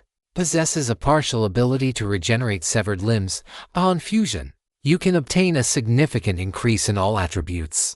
If you sell it to a monster merchant, you will receive a quite generous reward. Compared to desire, living water was the thing that could actually be put to use. The main body of the living water looked a bit like a bouncing slime to Jiang Yi. Although it was a bit strange, after his consciousness permeated it, Jiang Yi could indeed feel the vigorous life force within. The moment his consciousness touched the living water, his fatigue was swept away. Jiang Yi looked at the living water, then glanced at the surrounding area. After thinking for a few seconds, he turned to look at Xiao Huang, who was shrinking behind him. Although the child still had a serious expression, there was curiosity in his eyes. Jiang Yi asked, "Is food very scarce here?" After a second of silence, Xiao Huang nodded. Jiang Yi fell into deep thought. It was true. If food weren't scarce, Xiao Huang wouldn't have been beaten by other children for eating something. Only an abundant material life could nurture kind and simple-hearted people, while scarce resources were the fertile soil that nurtured violence. It was no wonder Jiang Yi hadn't thought of this. It was mainly because, at first glance, this place had beautiful mountains and clear waters. It looked like it should have been rich in resources, and this situation shouldn't have occurred. Now it seemed that the King River water god had intercepted the spirituality of the King River, causing the environment here to deteriorate. He had passed over the water surface without being in the midst of it. So naturally, he didn't understand the kind of life the people here were living. If that was the case, living water was the source of this place. If he took it all away, the people here might truly lose all hope. Jiang Yi's eyes were clear. After making a brief judgment, he walked forward, one step, two steps, until he stepped on the face of the King River water god, who had transformed into a puddle of water below. Chapter 692 Desire. Being stepped on by Jiang Yi, the King River water god didn't get angry. The curled up slime gathered itself together, hugging something that looked like a tail to its chest. Even though its face was being stepped on, it could still make a sound. This deity has lost all power. Jiang Yi, the thing you had replaced was your authority, not your brain, right? How did it feel like your brain wasn't working very well either? Stop mourning for a moment. Jiang Yi said. Hearing this, the slime water god became even sadder. It stared blankly at Jiang Yi, feeling that this guy was just too overbearing. He walked in without a word, sacrificed a death god to it. And now that he had taken away its authority, he wouldn't even allow it to mourn. The slime opened its mouth, just about to speak, when it was stepped on by Jiang Yi again. Don't howl yet. Jiang Yi made a preemptive judgment. Woo! Jiang Yi squatted down and picked up this slime that had lost all its dreams. Perhaps because the desire had been stripped away, the King River water god's eyes were much clearer now. Jiang Yi thought for a moment and asked, "Do you still have your previous memories?" "Of course." The King River water god continued blankly. "Do you remember how you gave birth to the authority of desire?" If he wanted to deal with the living water, he had to recall how this guy had taken the living water of the King River for itself in the beginning. His intuition told him that this should be the fault of desire. The King River water god followed Jiang Yi's prompt and thought about it seriously. A few seconds later, it said, "It seems many people came here to worship me after being stripped of its authority." The King River water god's speech had slowed down significantly, but fortunately, Jiang Yi had nothing else to do right now and could listen to it finish. Roughly speaking, the place where the King River was located was actually a place with quite abundant resources in the beginning. Backed by rivers, water resources were plentiful, and the fishermen's harvests were quite good. Taoyuan Mountain was the second highest peak in the King River area, and there had been legends of giant snakes and immortals since long ago. The common people liked to go in and out of Taoyuan Mountain to hunt for a living. As time went on, for the convenience of worship, people built a city god temple in Taoyuan Mountain. Over the long passage of time, due to the sheer volume of offerings, the people's faith in the King River gave birth to the water god of the King River. They sculpted a statue for the King River water god and held it as the representative of the river itself. In the beginning, people only prayed for favorable weather and smooth voyages. That was until, one day, a limping fisherman arrived outside the city god temple. It was raining heavily that day. The fisherman walked in, utterly dejected. A storm had cost him his boat. He hadn't been able to deliver his cargo on time, and none of the boatmen at the pier had managed to fulfill their orders during that window. Even worse, all the cargo had been sunk into the King River because the orders weren't delivered on time and the goods were lost. The foreman demanded triple compensation. The brothers at the pier didn't get paid that day, and the fisherman had been kicked in the leg by the foreman, which was why he was limping. He rambled on and on, blaming his own carelessness. He said he had only tied the boat rope on one side. Under normal circumstances, it should have been a double-layered knot, but he had been so tired and sleepy that he only tied one layer. That was what caused the bow to tilt and the cargo to slide off. The man wept bitterly. In his exhaustion, he leaned against the altar table and pleaded. If the King River water god could manifest, could he please heal his leg? He still had a wife and children to support. He didn't ask for much if only his leg could be healed. He would go to the pier to haul cargo the very next day. He couldn't let his children go hungry, could he? Amidst his rambling, the man fell asleep. A pebble in his palm dropped onto the altar table. The King River water god responded, while the man slept. The god of the King River revived from within the statue.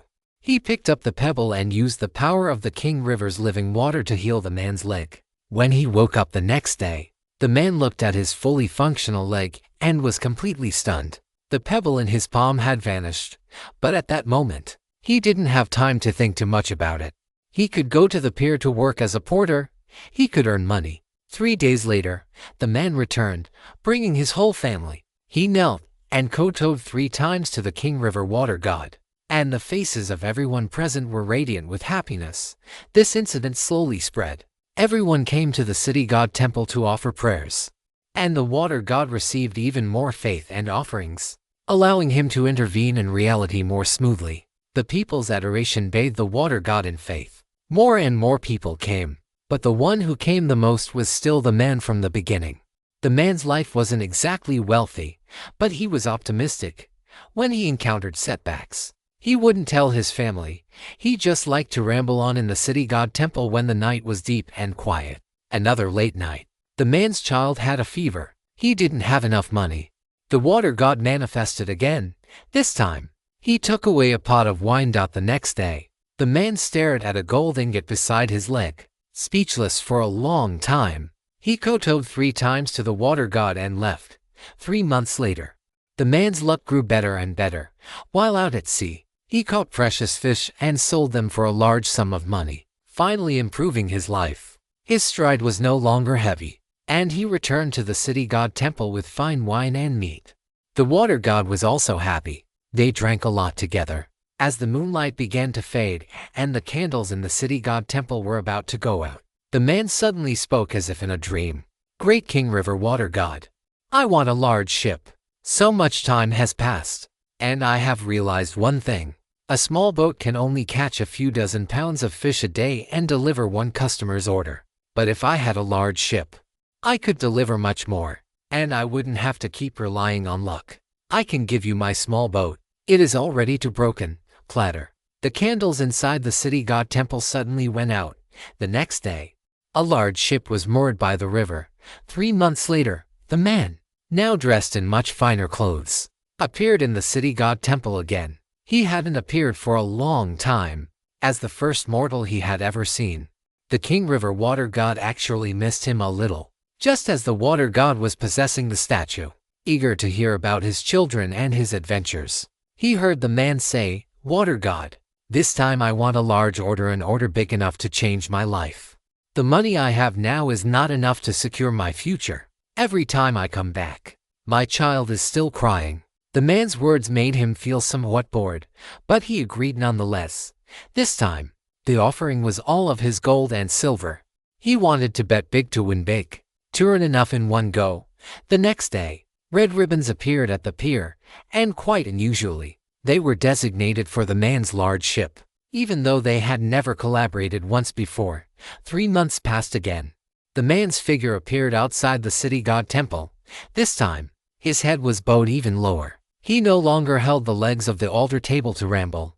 He slammed his head hard against the ground. He lined up all his gold and silver into rows, his expression full of piety, his face wearing a fanatical smile as he said, "Water god, I pray for a storm powerful enough to destroy every ship at the pier. I will never forget that kick from the foreman back then. I am willing to offer all my wealth to bankrupt that damned bastard. I will take over every boatman at the pier. I will let everyone live a good life. And only I can let everyone live a good life." 3 months, 2 months, 1 month. The frequency of the man's offerings became higher and higher. The man became wealthier and more famous. After a massive storm at the pier, the man's fleet became the only one capable of delivering goods, and his fleet became a famous merchant fleet in the region. Everyone scrambled to find out what had changed this guy's fate, turning him from a limping fisherman into a fleet captain. As they investigated, the city god temple entered everyone's sight, and so, more and more people entered the city god temple. And like the caution the man had shown at the beginning, once they learned that every request here was granted, People's demands became more direct and more insane. Respected water god, this lowly commoner sincerely begs you. Let that old good-for-nothing in my family die quickly. It would be best if he drowned in the river, otherwise, if he dies at home, we'll have to pay for a coffin. Respected god of the King River, please bless my child so he succeeds in the imperial examinations, becomes wealthy, rises to a high official position, and let that brat from Aunt Wang's house next door fail. How could a low-class family like theirs expect to produce an official? Let that guy who looked down his nose at me this morning step in dog excrement and drop dead. A couple supported each other, wearing smiles on their faces as they prayed simultaneously. Let that damned woman die. That ugly hack. Let that lazy bum beside me die. That useless piece of trash. After speaking, they shared an affectionate smile and walked out of the city god temple. An old woman holding a child with pigtails wiped the syrup off the child's face, performed a deep bow, and kept chanting in her heart, "Immortal. I want a boy in my family, not a lowly girl." Immortal. Did you hear me? Take this little girl away. Consider it our offering. I will let this child go into the King River tonight to keep you company. Let that old good-for-nothing die sooner. Having to study every day is so annoying. Layer upon layer of dark resentment rose from these people, spreading up from the King River. Inside the entire city god temple, the sound of their chanting was even more devout than Buddhist or Taoist prayers. They smiled at one another, and strangers nodded to each other on the streets. Yet the moment they turned their heads, they wished for the other to die. Having obtained a small boat, they wanted a large one. Having obtained a large boat, they wanted to destroy the boats of other workers. Brothers were not respectful. Friends were not kind. Husbands and wives were discordant. Children were infilial. A family could scheme against one another, and one's own children could be sacrificed to trade for the lifelong peace of another. Faith was born from misfortune, and faith bred desire. Once desire was born, it was inevitable it would be obsessed over forever. Thus, desire was formed. Chapter 693. The Monkey of the Heart. After the birth of desire, the King River water god also formed its own desires. If it wanted to further intervene in reality, it could only constantly rely on the power of faith. In the end, it took the initiative to cut off the living water of the King River. After finishing the story, the expression of the King River water god remained somewhat blank. After being stripped of the authority of desire, its intelligence was perhaps now on par with that of a child. Jiang Yi pondered for a moment and asked, "Do you still know how to separate the living water?" He was no saint. He couldn't remain completely indifferent when something was placed right in front of him. But if he were to take all the living water here, he wouldn't be able to do that either. The water god thought for a moment and nodded. "Good. I won't do anything to you." In truth, he was only using the identity of the death god to bluff. "You can continue to stay here. One portion of living water will be used to maintain your spirituality. One will be returned to the King River, and one will be for me." Jiang Yi spoke at a rapid pace. The King River water god stared blankly at Jiang Yi, seemingly unable to believe it. However, to some extent, it was worthy of being the King River water god that constantly granted people's wishes. Although it was somewhat surprised, its underlying code immediately took over its brain. It took the initiative to move away from under Jiang Yi's feet and crawl toward that mass of blue living water. The water god's slime-like body automatically dispersed, wrapped around, and divided, finally splitting the living water into 3 portions. One of the portions spun around and landed in Jiang Yi's hand. Jiang Yi looked at the living water in his hand and nodded. Improving his attributes in every aspect was secondary. More importantly, it could regrow severed limbs. If he put this into the flower pot of the great sunflower baby, it might just be able to bring the great sunflower baby back to life. After all, didn't young Master Pig say so back then? As long as suitable materials could still be found, there was still a chance for the great sunflower baby to come back to life. Inside the city god temple, the sky became clear once again. The original statue had completely disappeared, leaving only a slime-like substance. Jiang Yi and Xiao Huang exchanged a glance. The most important part of Taoyuan Mountain was this city god temple. Jiang Yi hadn't really come here for sightseeing, so after looking around, he planned to leave.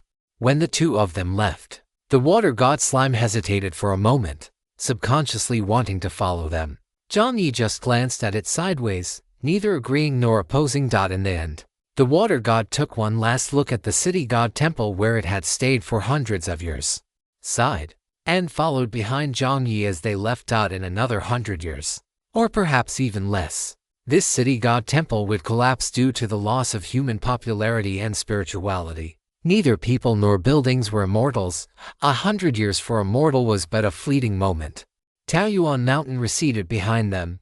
Jiang Yi, Xiaohuang, and the water god appeared by the King River once more. The little turtle seemed to have sensed they would emerge and surfaced from the water again. Lord Jiang Yi Jiang Yi, having obtained the precious material, wore a smile on his face and nodded. Shall we go? Jiang Yi thought for a moment, feeling somewhat hesitant. If he wasn't mistaken, the living water should be the biggest harvest this time. Although the map was vast, Jiang Yi didn't intend to spend all his time here. He had other plans. While speaking, Jiang Yi subconsciously looked at Xiaohuang. He had expected that a child as young as Xiaohuang would at least show some reluctance when facing a separation. But to his surprise, Xiaohuang was still the same Xiaohuang. His expression was indifferent. His lips were pressed tightly together, and his pair of golden eyes were extremely calm, always gazing into the far distance. Jiang Yi sighed. It seemed this main quest was not going to be completed. Thinking of this, Jiang Yi looked at the main screen. Main quest. A teacher for a day. Current progress. The progress bar had moved forward. Various thoughts appeared in Jiang Yi's mind. At this moment, Jiang Yi felt as if he had grasped something, yet it also felt as if he hadn't. After the little turtle reached the shore, the slime huddled behind Jiang Yi, curiously watching the large turtle. This was the first thing it had seen outside of the city god temple other than Jiang Yi and Xiaohuang. Jiang Yi looked at Xiaohuang's perpetually solemn face and spoke. In the dreamland. What did you see? This question was, in truth, somewhat offensive. But at this moment, Jiang Yi felt as if he had grasped something. Dreamland. Xiaohuang turned his head, his expression filled with confusion. In the black ring snake's illusionary dream, Jiang Yi prompted, I saw nothing. Xiaohuang replied truthfully. You didn't see the people who bullied you. You didn't see your parents. Xiaohuang shook his head again. Jiang Yi's expression turned completely serious. If a person has no desires and no cravings, can they truly be considered human? With the water god, he had seen people's undisguised malice, but with Xiaohuang, he had seen absolutely nothing. Do you not feel any resentment at all? I am merely puzzled. The wind over the King River seemed to grow quiet at this moment. Xiaohuang's golden eyes stared straight at Jiang Yi. At this instant, Xiaohuang didn't even seem like a human. Jiang Yi frowned and focused his mind. Xiaohuang's face was becoming indistinct. The golden pupils held a cold, contemplative quality that was not human. What are you puzzled about? I am wondering why, when people are already starving, they still use their resources to offer sacrifices to the gods. Xiaohuang seemed to be recalling something. He would hide in front of the offering table, watching the sallow, emaciated people place fresh fruit, rice, and steamed buns before the idols. They would pray over and over again, while their children stared blankly at the sky from outside the temple. On the King River, there was nothing but water, yet they dared not launch new boats, saying it would anger the gods. Where are the gods? He only knew that the rotting fruit in his mouth, though unpleasant, was real. If the gods in this world could control everything, then why did they exist? Xiaohuang clenched his hands. He knew why that child had wanted to kill him with a knife. He was even one of the few people who would steal food from his own home to give to him. Yet, even such a person, upon hearing his words, had wanted to kill him out of sheer terror. What was it that he had said back then? If people believe that the gods are the salvation for everything, then they shouldn't be thinking about offering sacrifices to the gods, but should instead be thinking how to become a god. I escaped from the village and never wanted to return. I wanted to see what the difference between humans and gods truly is. I heard that beyond the rivers, there is an ocean. And on the other side of the ocean, there is an immortal mountain. There, the true immortals reside, a place called Bodhi. I am going there to apprentice and learn. On the King River, a great wind rose. Xiaohuang's figure suddenly became blurred. In Jiang Yi's vision, the mountains and waters seemed to change color. Invisible miasma drifted about. When Jiang Yi first entered this place, His spirit had been affected, and all existences had taken on appearances familiar to him. Jiang Yi looked down at the little turtle below. In his eyes, the original little turtle had looked like a normal turtle, but now, it was clearly not a turtle, a black tortoise. Jiang Yi had seen similar creatures in the nursing home. The waters of the King River were no longer calm. Under the howling wind, waves surged to the heavens. And the Xiao Huang before him was no longer a child with a crew cut, but a monkey with a human-like form, on the riverbank. Those chasing and playing were not normal children, but beings akin to spirits and monsters, the great river, the immortal mountain, the monkey, the creature born of heaven and earth, and Bodhi. Jiang Yi's Adam's apple bobbed as he said, "The highest mountain beyond Taoyuan Mountain is my hometown, called Huoguo Mountain. Player please note. Player please note. You are in close contact with the early incarnation of a certain special existence. Player please note. A large number of special existences are currently gathering. Player please note. Your main quest to teacher for a day progress is increasing. Huoguo Mountain." If he wasn't mistaken, that was him asterisk. No wonder the other party didn't want to learn his skills. It was because, in the dark, there was already an arrangement. No wonder Xiao Huang, no, the great sage, saw nothing in the illusionary dream, because he had no resentment, only questions. Seeking immortals and divination is not as good as being the master of one's own fate. This was the great sage's original philosophy.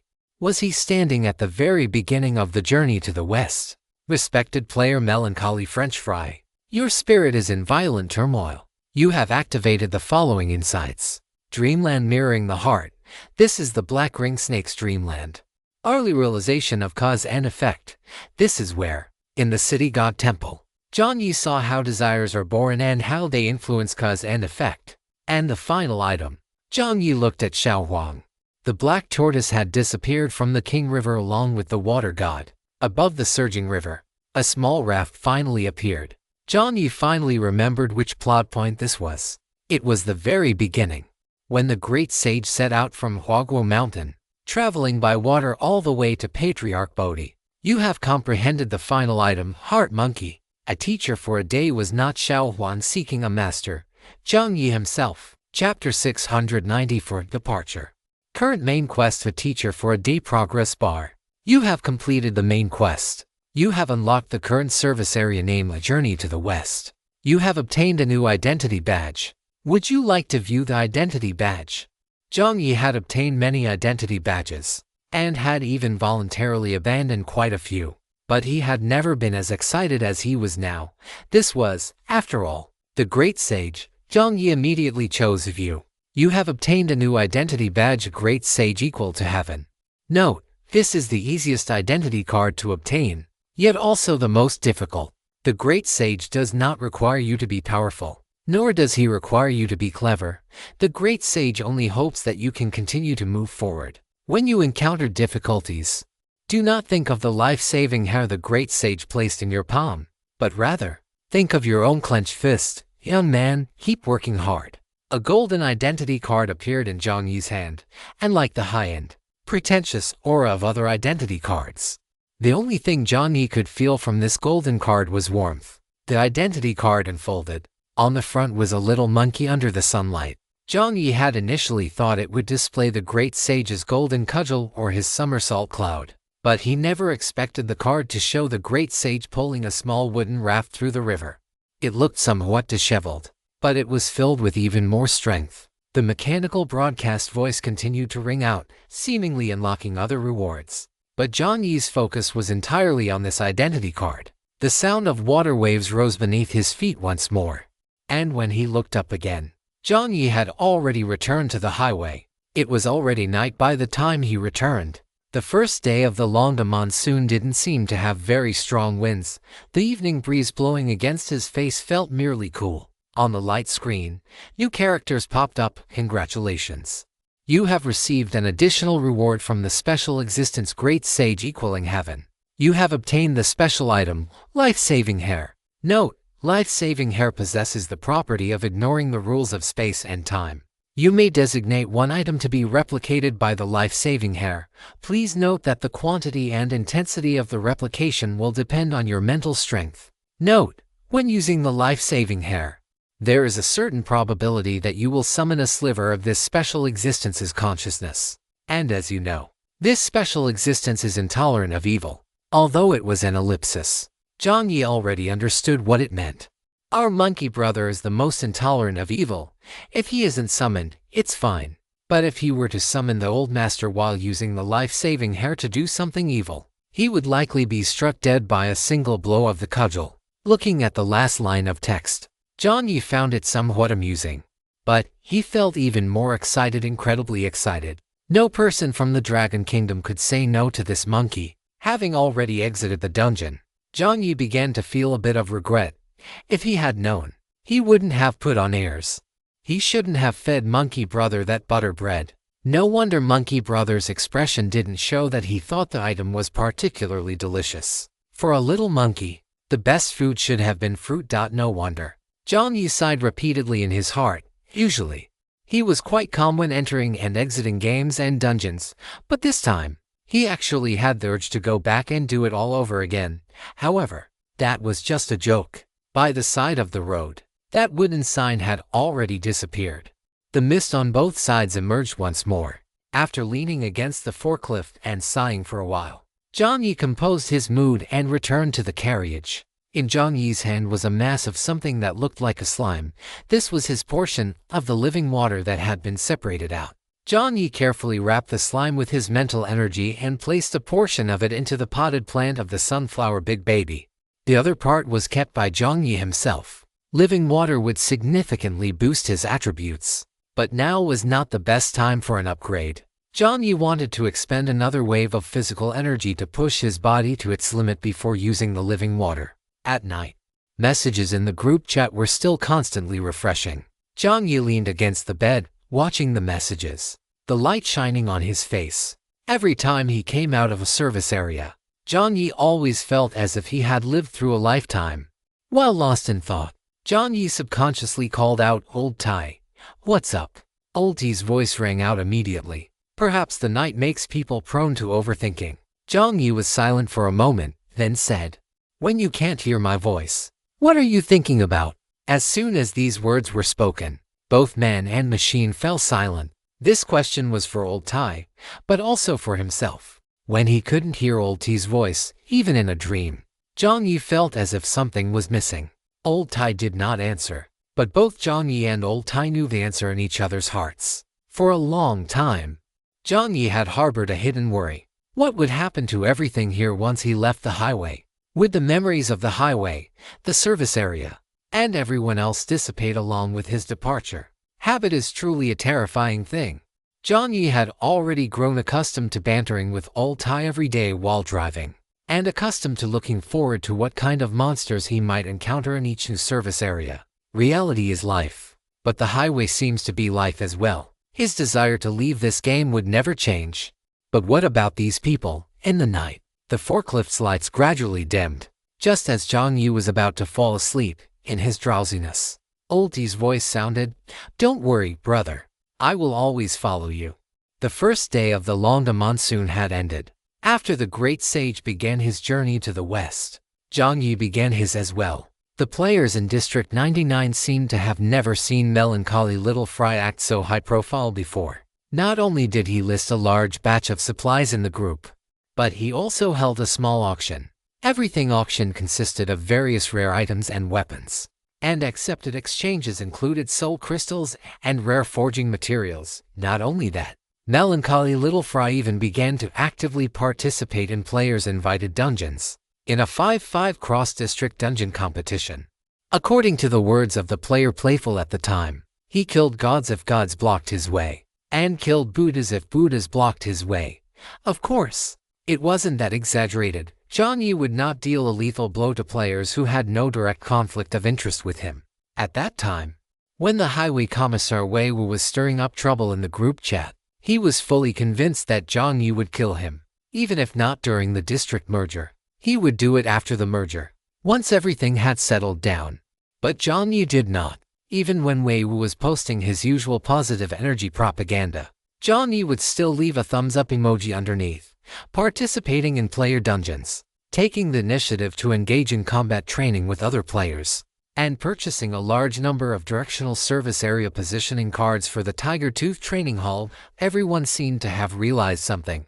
Melancholy Little Fries seems to be preparing for something. Chapter 695, Clenching Fists. The 30th day of the long monsoon. There was hardly anyone talking in the group chat. On one hand, it was still early and most people hadn't woken up yet. On the other hand, by the 30th day of the monsoon, the wind force had left all the players exhausted and desperate, with everyone praying for this scenario to end quickly. The fog was now advancing at a speed of 100 kilometers per hour. To be honest, at this speed, most people had already begun to fall into despair. At the very beginning of the game, the fog moved at a speed of 5 kilometers per hour. Back then, even if a player had drawn a terrible vehicle, as long as they didn't give up, they still had a chance to survive on their own feet. That was how the Wild King had survived back then. However, when the speed reached 100 kilometers per hour, upon seeing that wall of fog stretching across the heavens and earth slowly approaching them, players would even start to laugh. There was no way out. Absolutely no way out. Now they finally understood why the game was called a game that only favors the strong and the wise at the start. Because those who didn't meet these two criteria, or those players who weren't lucky enough, were simply the consumables of this game. In this game, their resources and their very existence were merely nourishment for other players and the game's own growth.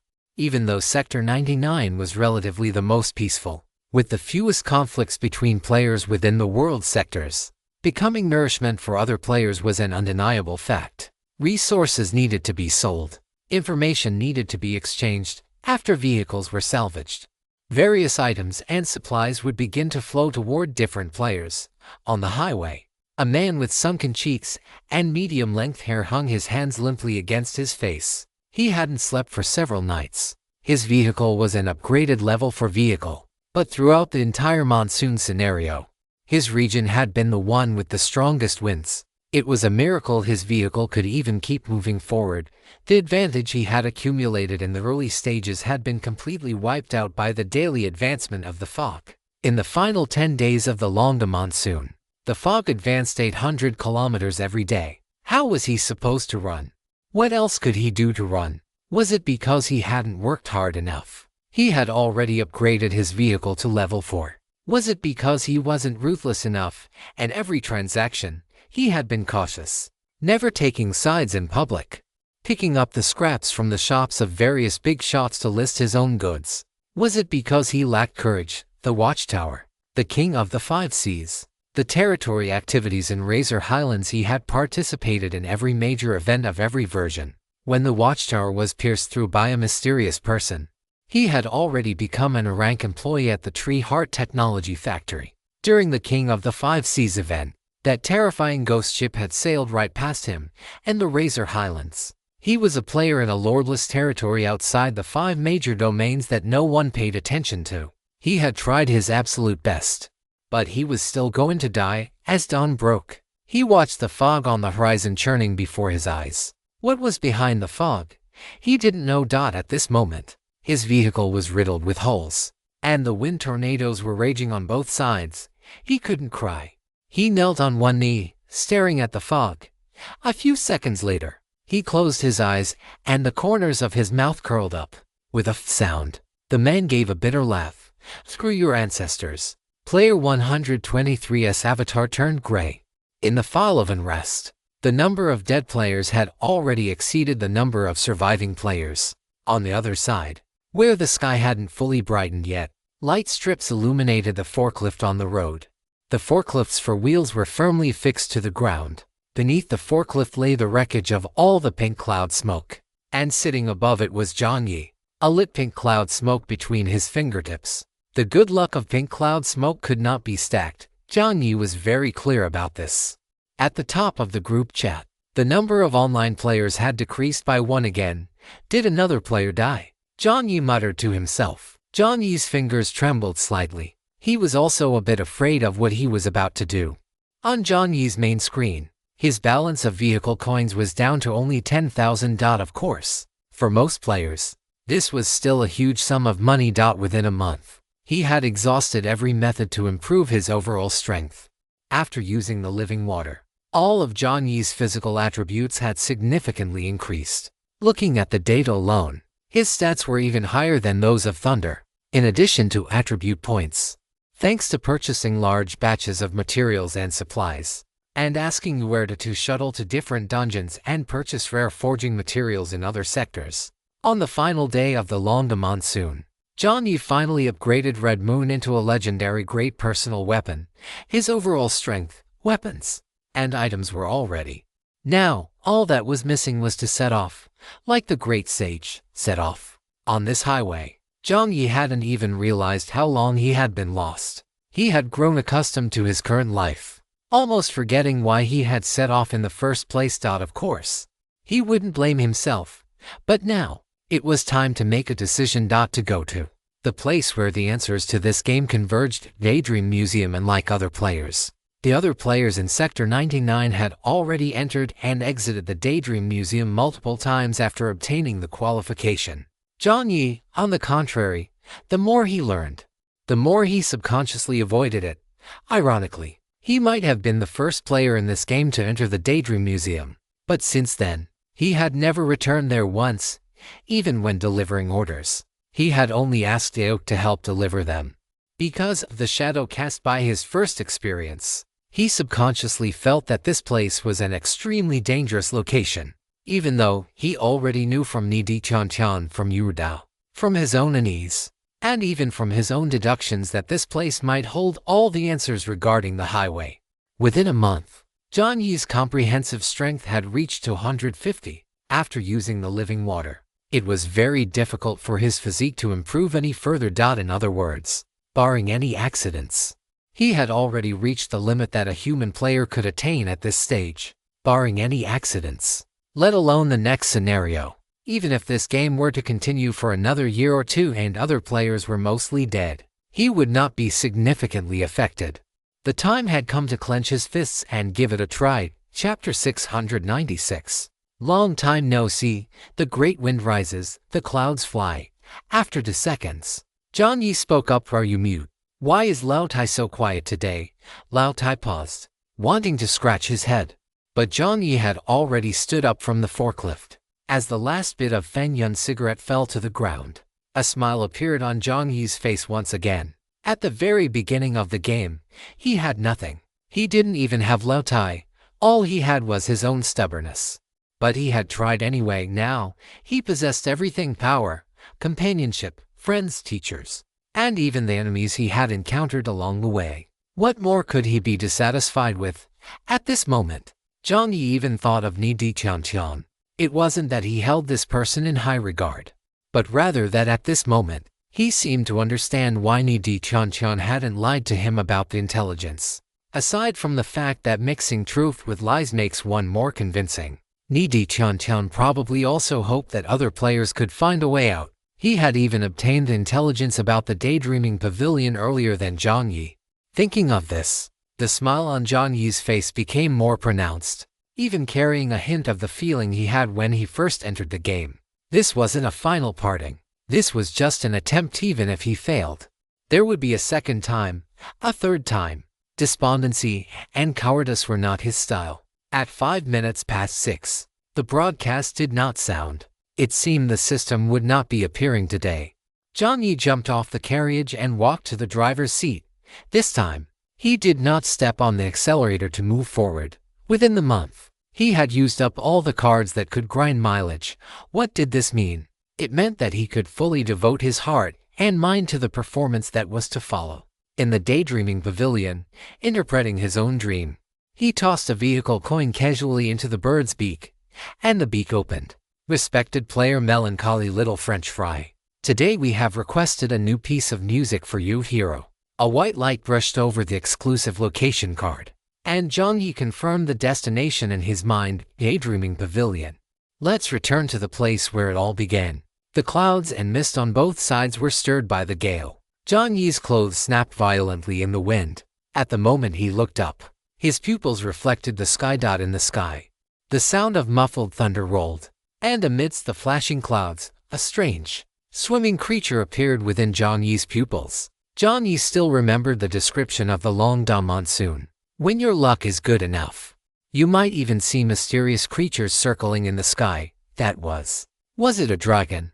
The sound of the wind dissipated. At the very front of the mist on both sides, the familiar fork in the road appeared. Jiang Yi took a deep breath, returned to the top of the forklift, and drove into the fork. At this moment, he was driving a level 6 vehicle, holding a legendary grade exclusive weapon, and his comprehensive combat power had broken through to 150. He no longer needed to tremble out of fear. The forklift drove along the fork. At this moment, Jiang Yi finally saw the details he had ignored the first time he came. Thinking back now, his luck at the time was truly good, to have been able to make it out of a place like this. Just looking at the width of the fork, when Jiang Yi had encountered the daydreaming pavilion at the second service area, he had only felt that the fork here was a bit wider than other service areas. But now, with time to observe carefully, Jiang Yi realized it was more than just a bit wider. Compared to the delicious private kitchen, this was the difference between a self-built rural road and a provincial highway. It is worth mentioning that in the 3 days before setting off, Jiang Yi had visited all his old friends at the delicious private kitchen. When Jiang Yi was chatting with Da Dibao and Xiao Dibao, the two little ones had mentioned wanting to repair the road. At the time, Jiang Yi had just casually said he could sponsor them a bit, but unexpectedly, Xiao Dibao shook his head and whispered, "No need, Mr. Jiang. The repair fees from the guests are enough." Only then did Jiang Yi learn that because the road was too narrow, these gluttons would head straight for the delicious food upon arrival, never seeing the direction of the fork. And several stone pillars by the roadside had even been knocked crooked. Not everyone had the driving skills of thunder. Thinking of this, the smile on Jiang Yi's face became even more obvious. In the 99 subzone, the delicious private kitchen had already become the second cafeteria for players.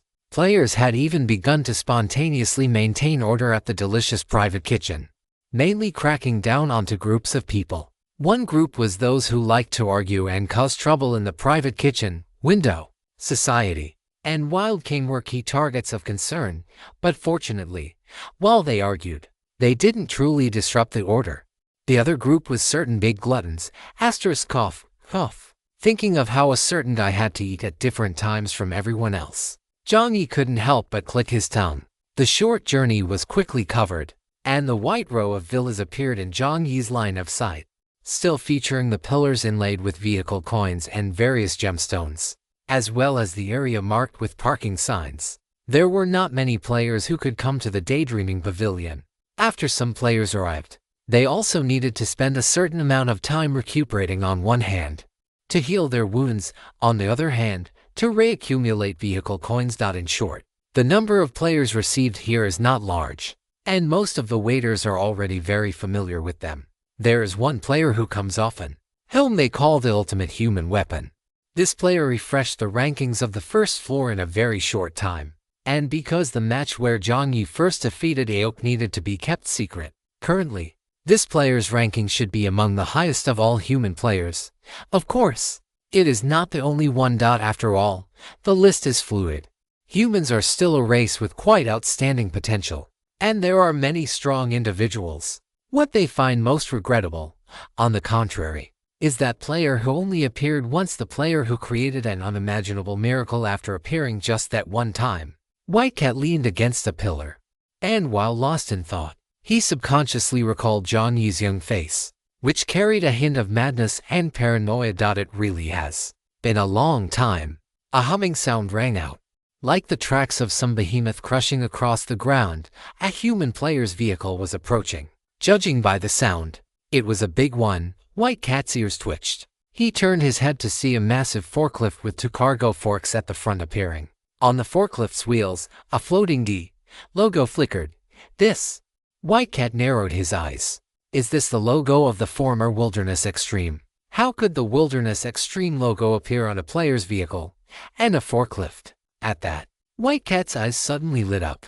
Just as a smile appeared on his face, the forklift stopped right in front of him. On the forklift, a person wearing a full set of combat gear, whose aura had completely changed, appeared before White Cat. Jiang Yi wore a smile as he looked at White Cat, who was wearing a baseball cap, and said, Long time no see. Chapter 697. The Arena bonus chapter. Jiang Yi, dressed in a trench coat, stepped down from the forklift. He was simply dressed to the nines from head to toe. Lao Tai had originally been worried that his brother would be nervous, but now it seemed he didn't know his brother well enough. Before things happened, Jiang Yi might have used the method of lighting pink cloud smoke to soothe his nerves. But when things actually happened, this kid was completely in the mindset of "Are you afraid of me?" Back then, he stood like a lackey in front of the Daydream Pavilion. But now he finally had the confidence to stand with his hands on his hips and speak. Jiang Yi was feeling incredibly smug, suppressing the corners of his mouth. Jiang Yi greeted the white cat before him. Long time no see. Seeing a familiar person appear again, White Cat also felt a bit excited. Thinking of Jiang Yi's previous performance, he was full of anticipation for Jiang Yi's arrival this time. White Cat's white whiskers trembled, and he reached out his hand. This time, Jiang Yi was very respectful. He took the initiative to shake the pup head and gave it a squeeze. White Cat. After a moment of silence, White Cat said, "I am here to help you park." What a presumptuous human, Jiang Yi. Jiang Yi let out a realizing he might have been a bit too excited. After composing himself, Jiang Yi smiled and said, "No need."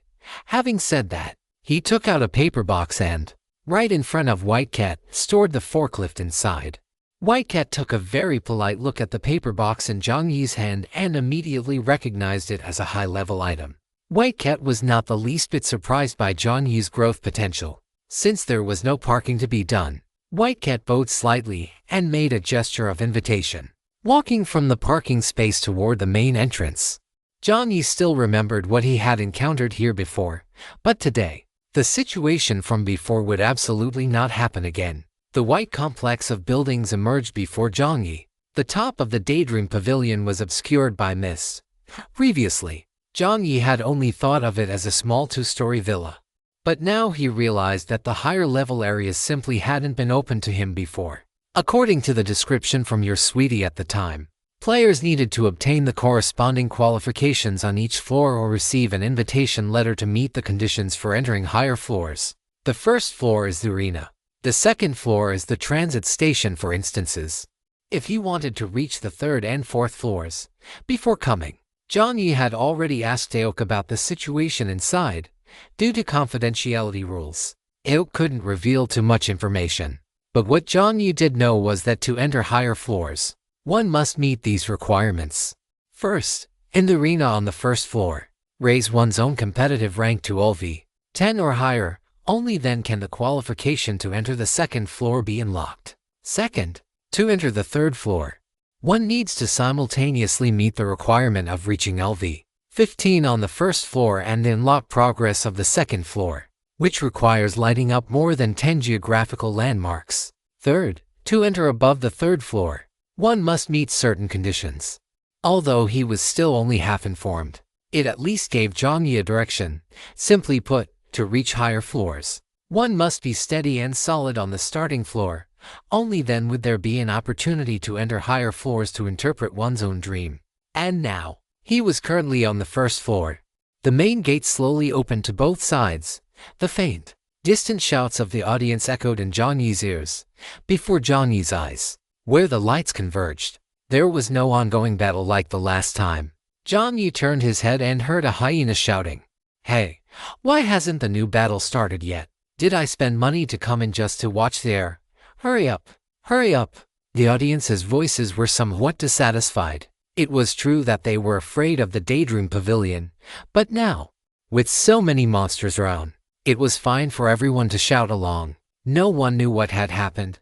The next battle hadn't been brought up yet, and they had been clearing the field the whole time, as if they were specifically waiting for someone. Jiang Yi saw the raccoon cat Xiaoqi walk up, enter the spotlight. He seemed to be saying something. On the ring, he could still smell a hint of blood. Now, Jiang Yi finally understood why he had smelled floral scents back then, and later, the scent of oranges that replaced them. It was to cover up the smell of blood. But as for the scent of blood, it would no longer cause Jiang Yi any psychological burden. With a calm expression, Jiang Yi followed the white cat toward the preparation room, a familiar place. with familiar shouts and a structure that resembled a gladiator arena from both sides of the corridor. Jiang Yi even spotted an acquaintance, Lady Snake. Lady Snake was lying on a lounge chair. She first used the tip of her tail to hook the face of the white cat in front, then leisurely looked toward Jiang Yi. Jiang Yi nodded politely at Lady Snake. Lady Snake smiled back. As Jiang Yi's figure passed by, a large rooster beside Lady Snake let out crowing sounds. "You still recognize those damned human players?" The large rooster glanced at Jiang Yi with disgust. This time, Lady Snake did not answer the rooster's question. She simply shook her head lightly, looking at him as if he were a complete fool. "What is that expression? Don't you also hate human players?" The elegant Lady Snake did not want to speak to this large rooster, but the other party seemed very excited due to the early hour and said, "I bet 50 chech coins that this human will definitely be eliminated in one round." As the large rooster spoke, he thought about how the light screen above Jiang Yi's head had displayed nothing when he entered. What did that mean? It meant the opponent had no record of winning in the arena, and therefore, no rank, of course.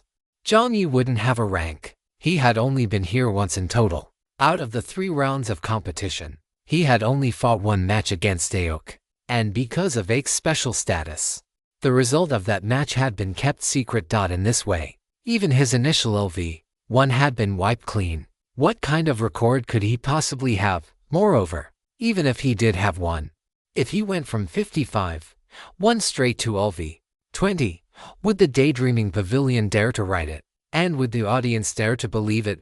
In short, the large rooster, who was quite disgusted with humans, could only sneer after seeing Jiang Yi walk in so brazenly. He had seen quite a few of these human players recently. These players had decent strength among humans, so they thought that after obtaining entry qualifications, they could shine brightly on the first floor, but in reality, most players would be beaten like dead dogs and carried out. The Daydreaming Pavilion was not a friendly place, neither for players nor even for monsters. Here, all the spectators were once contestants who had participated in the matches. The more miserably they had been beaten, the more they hoped that those on stage would suffer the same fate. Long ago, Jiang Yi had felt that this place was not a Daydreaming Pavilion at all, but should instead be called a Dark Gladiator Arena. I see that everyone's feedback on the initial draft of the commercial art is quite good. Many thanks to the artist for their dedicated design, bringing the character from 0 to 1. I will continue to refine it using this character design. Another artist is a concept artist from a game company, so everyone can look forward to a different art style. Chapter 698. LV1 vs LV5 Part 1. After finishing his grumbling, the large rooster originally wanted to find Lady Snake to place a bet, but Lady Snake had already turned her back to him, as if she were not interested in this wager at all. It was only a little past 6 in the morning, so there weren't many bets being placed. Those who were here were all regulars of the Daydreaming Pavilion. The large rooster felt it was a bit boring. When he sat back down, he noticed that the number of monsters in the spectator stand seemed to have increased. He felt that it was even noisier than before. Inside the preparation room, Jiang Yi had already heard the noise outside. The white cat brought the familiar tablet to Jiang Yi. This time, there was no need to ask. All the sofa covers had been replaced with milk fleece blankets. Many oranges were placed in the preparation room, and a small piece of orange cake had been prepared and placed on top. "Respected Quality Inspector, Lord Jiang Yi, good morning." The white cat greeted him formally. Jiang Yi gave a hum of acknowledgement. "I believe you are already clear on our rules. No matter who comes, they must first interpret their dreams in the casino. Now, you may choose your opponent." The tablet expanded. Since his previous records had been wiped, Jiang Yi needed to register a new account. A friendly reminder: your previous ID needs to be kept secret, so you need to choose a new name, choosing a codename. He was familiar with that. Jiang Yi didn't waste words. He just nodded and entered, name Zhang Tai. That practiced manner made the white cat take an extra look at Jiang Yi. Shouldn't a normal person pause for a few seconds when thinking of a codename? How was this guy so experienced at it? A mechanical broadcast sounded. "You have registered as :LV.1 player, Zhang Tai. Your data has entered the battle database. Please note, you have the right to accept or reject invitations from other players." If no choice is made within 15 minutes, the system will automatically match you with an opponent. The first challenge will begin in 15 minutes. The process was exactly the same, but the experience was completely different.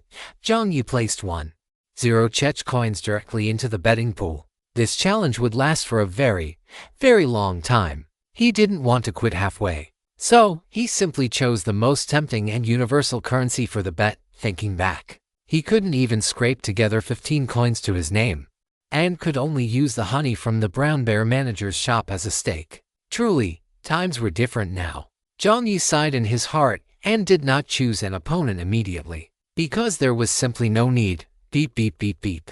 Invitations popped up on Jiang Yi's tablet like snowflakes, but this time, the white cat did not gloat, or rather, he began to sigh for the monsters who were currently sending out frantic invitations. Inside the preparation room, 1 man and 1 cat, 1 sitting and 1 standing. Although Jiang Yi's aura did not leak out at all, the white cat guessed that the latter must have used some item to conceal his true strength. Such items were very common. Players in the casino who wanted to play the pig eating the tiger often did this. Although some players would eventually be eaten by the tiger for real, but he could feel it. Jiang Yi was powerful at this moment. Conservatively speaking, Jiang Yi's current strength should be at the level of roughly LV. Estimating him only at LV 10 was not the white cat looking down on Jiang Yi. On the contrary, it was a high estimation, rising from 55, 1 to LV 10 in one go was already synonymous with a miracle.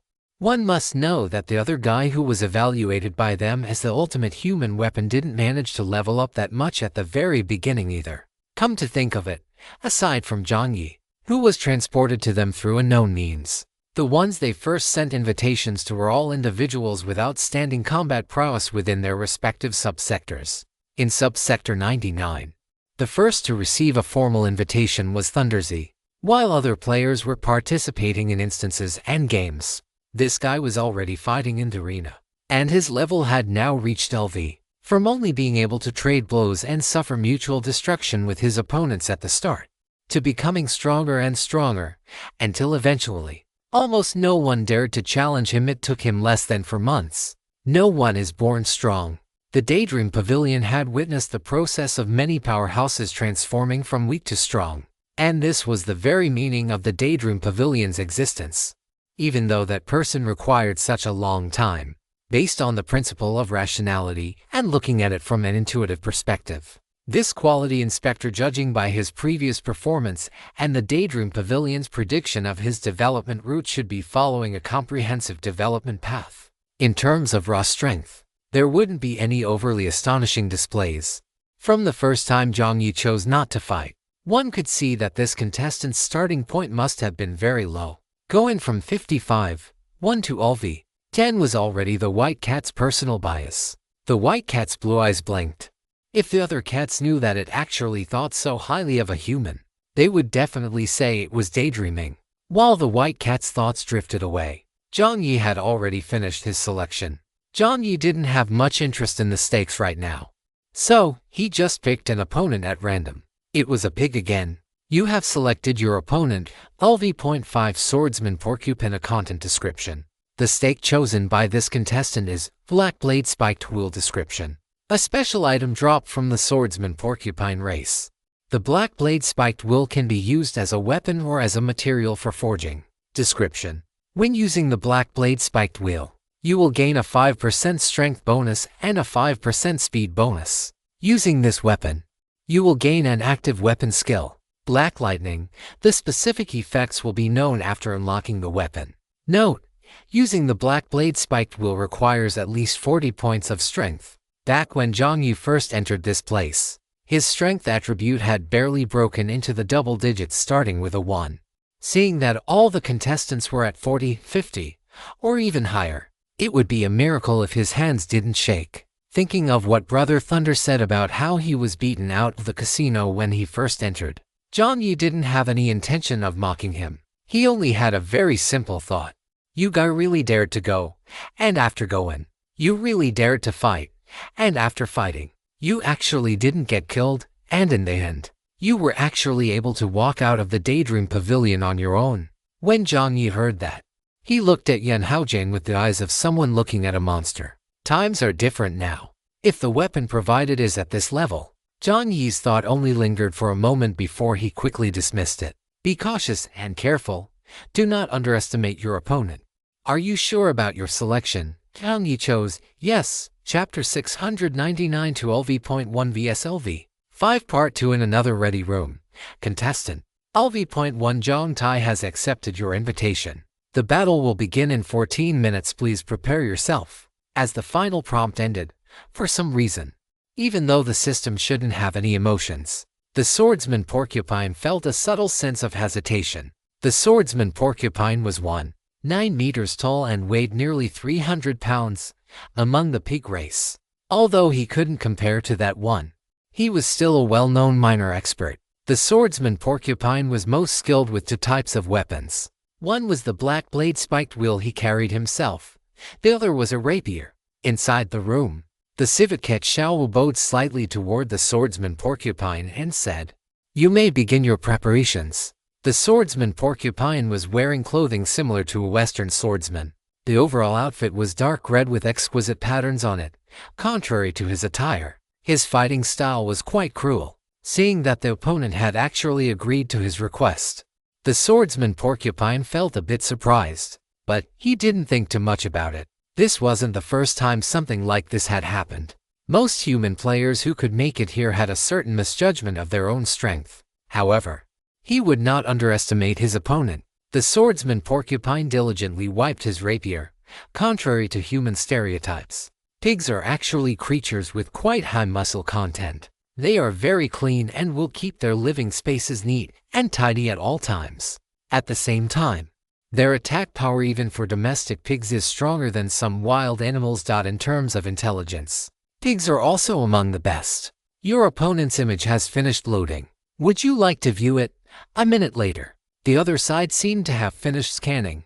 A mechanical broadcast sounded, and the swordsman porcupine nodded, choosing yes. Outside the ready room, in the center of the double-decker stands, the lights all went dark with a swoosh. The match is starting.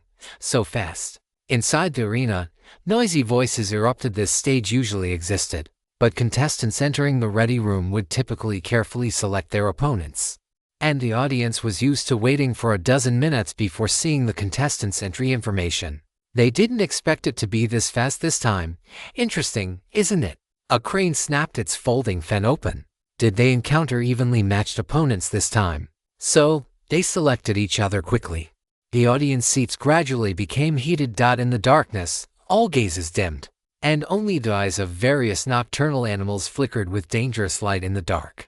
Excitement, violence, and the desire for battle surged upward. There was no need for any special orchestration. The dark side of the audience's hearts was already stirred. Clatter bang, bang, bang, bang. 12 virtual screens emerged simultaneously from the air. Above the screens, floating white jellyfish drifted by. Were these lightning jellyfish? The 12 screens were also known by the audience as the 12 banners, as they represented the 12 veteran high-end service zones, including the Daydream Pavilion. As for the lightning jellyfish, it went without saying, they were only activated in the arena during high-spec matches. They weren't even used for full-length broadcasts, only for 360-degree panoramic coverage during the most intense, deadlock moments. The reason was simple. This stuff burned through card coins. The cost for each lightning jellyfish was billed by the hour. The snake wearing sunglasses opened its folding fan, and the glasses slid down its nose, its face wearing an expression as if it had seen a ghost. The little snake used its tail to hook the orange cat beside it. The orange cat's body stiffened. It nonchalantly set down the piece of cake in its paw, a large, chubby smile spreading across its face as it said, "Distinguished guest, is there something you need? Did your arena get an upgrade? You're even using the 12 banners and the lightning jellyfish." The orange cat rubbed its paws together and smiled brightly. "Not exactly. There's an additional sponsor for this match." At the arena's control console, a fox wearing a white shirt curled the corner of its mouth. Its paw pressed skillfully onto the lighting effects. The lightning jellyfish had all dispersed, and the direction of the combat preparation rooms was now covered by panoramic cameras. A total of 36 screens were already You were to look toward the tightly shut combat preparation rooms and muttered, "Kid, you'd better make me a big profit this time." With all 12 banners raised, the audience's emotions reached a boiling point. At this moment, blue arcs of light began to outline the contestants' figures in the center. The first to be outlined was the LV5 contestant, the Porcupine Swordsman, standing 1.9 meters tall and weighing 300 pounds. He wore elegant, deep red medieval attire and held a gleaming, cold light rapier. The moment the Porcupine Swordsman appeared, cheers erupted from the stands. "It's the Porcupine Swordsman." The Porcupine Swordsman was considered a veteran combatant. While his strength wasn't top tier, his combat awareness and techniques were outstanding, and he had contributed to many spectacular battles. More importantly, his actual strength was actually beyond LV5. As mentioned before, it was very difficult to maintain one's rank here for a long time. The Porcupine Swordsman's true level was definitely at the very peak of the 5th level. If he had a favorable matchup, he could even take on those 3 levels above him without issue. As for unfavorable matchups, if he encountered an opponent who countered him, it fell into 2 categories. One was being completely crushed in every aspect, which there was nothing to say about. The other was encountering a contestant skilled in long-range attacks. The Porcupine Swordsman's performance would be relatively poor. This was also the reason his rank had dropped to LV5. To have the Porcupine Swordsman in the second match of the day was truly lucky. Just as was standard for promotion matches, each contestant had a simple introductory pose when they appeared. The Porcupine Swordsman's movement was simple yet powerful. He picked up his rapier. The cold glinting rapier was raised slowly, emitting a sharp, piercing roar. "The betting pool is now open." A cold, mechanical voice rang out. Once the voice faded, the amounts on the betting board began to jump rapidly. After the LV5 Porcupine Swordsman finished his selection. "Who is the other one?" whined Crane. "It's starting." Everyone hurriedly looked to the other side. On that side, compared to the powerful blue light of the LV5, the light on the other side was, to put it bluntly, about as bright as a candle being lit. When the human figure, appearing frail compared to the Porcupine Swordsman, was outlined, the audience was silent for a second before erupting into even crazier shouts. "Tear him apart! Tear him apart!" Above the blue light was a somewhat grayish combat suit, with no exaggerated muscles. Jiang Yi had finally managed to get his muscles into a perfect state, only for the living water to wash over him, scrubbing away most of the muscle mass. At first glance, the current Jiang Yi looked much the same as when he first entered the game, only the density of his muscles was vastly different. Jiang Yi was also helpless. He didn't really want to play the pig eating the tiger, but the living water wouldn't give him that chance. The blue light continued to outline upward, revealing Jiang Yi's face, which wore a gentle smile. Behind this person seemed to be a rather slender blade. The blade looked decent, but most of the monsters in the audience didn't show any appreciation. Instead, they looked slightly sympathetic. If it were any other weapon, he might still have a chance to carry, but since it was also a blade-type weapon, he wouldn't be able to create any distance from the Porcupine Swordsman. With those thin arms and legs, one thrust of that rapier and he'd be skewered like a kebab. After Jiang Yi's image was fully displayed, an LV1 rank also popped up. After seeing it clearly, the audience's expressions became even stranger. PFFT, ha ha ha. A pig-like snorting sound came from the stands. Young Master Pig watched this familiar scene unfold, as expected of Brother John. Still so shocking. No matter how rowdy the audience was, it wouldn't affect the two in the combat preparation rooms. Time ticked by. This time, Jiang Yi didn't need to tell his own hands to stop shaking. If anyone should be trembling, it probably wasn't him. Countdown, all noise subsided. The door to the combat preparation room opened. If anyone had been observing carefully, they would have noticed that the white cat, EDUI, was not waiting outside the Porcupine Swordsman's room, but rather, on Jiang Yi's side. The white cat bowed slightly and smiled. "I wish you a swift victory." "Thank you," Jiang Yi said. Under the spotlight, -1 of the 12 screens reflected Jiang Yi's figure. Chapter 700. LV1 vs LV5 Part 3 Injured in One Strike. Bonus Chapter. Click click click. The sound of footsteps echoed through the arena. Emerging from the darkness, Jiang Yi walked with a steady, composed gait toward the center of the arena. despite having only a human physique and lacking any overt aura of power. The moment Jiang Yi appeared on the screens, many of the monsters instinctively sensed a dangerous presence. If one looked closely, the humans still wore a gentle smile, as if nothing were amiss, making the killing intent they had just felt seem like a mere illusion of their own making. The audience gradually quieted down. On the other side of the arena, Jiang Yi spotted his opponent, the fencer Porcupine, standing 1.9 meters tall and weighing nearly 300 pounds, being a pig type himself. Jiang Yi subconsciously compared the fencer Porcupine to the pig young master he knew well. In terms of physique, if the fencer Porcupine was an American-style fitness coach, then the pig young master was a simple, rustic old farmer under a melon patch. In any case, looking at their builds, the fencer Porcupine's sense of oppression was definitely stronger, but the problem was, after Jiang Yi activated I am targeting the lead and shaved off a portion of his opponent's stats, the other party didn't seem to notice. To his current self, the opponent was simply too weak. Jiang Yi evaluated objectively. A massive countdown appeared on the 12 screens, and a voice that sounded somewhat familiar to Jiang Yi rang out, "Ladies and gentlemen, the exhilarating match is about to begin. The challengers for this round are LV5 contestant Fencer Porcupine vs LV1 contestant Jiang Yi." The voice paused for a moment, then continued. The former is a veteran powerhouse with extensive competition experience, while the latter is a green-haired newcomer who has arrived with great momentum. How will the match turn out? Everyone please make your choices. As the generous voice boomed, the white cat looked toward the control room with a puzzled expression. Did they hire a host for this match? Why hadn't anyone told him about it? However, the host was quite professional. With just a few sentences, he ignited the atmosphere in the arena. After the sounds of ghosts howling and wolves shrieking subsided, 3 massive numbers popped up in the center. In the arena, the fencer Porcupine cupped his fists toward Jiang Yi in greeting, and Jiang Yi returned the gesture with equal politeness. A very composed opponent.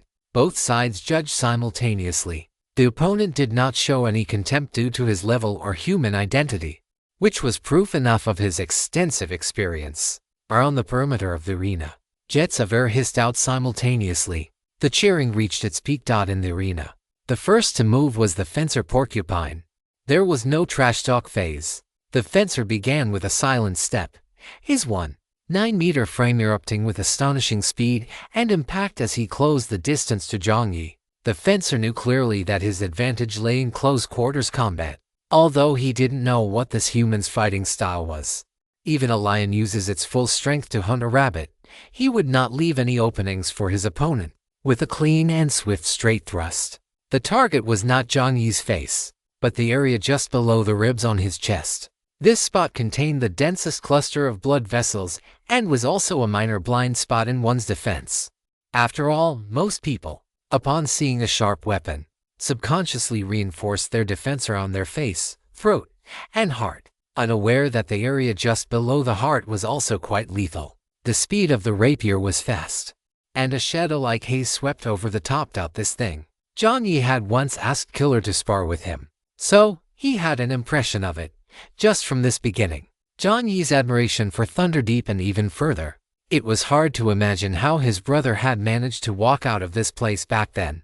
The audience in this venue wasn't actually lacking in discernment or looking down on humans. On the contrary, they had seen and personally experienced so many battles that they knew exactly where the gap lay. Some humans desperately poured points into their attributes, only to barely reach the starting line of certain animals. Could one blame them for underestimating their opponents? That was simply the reality of the human contestants who just entered the Daydream Pavilion.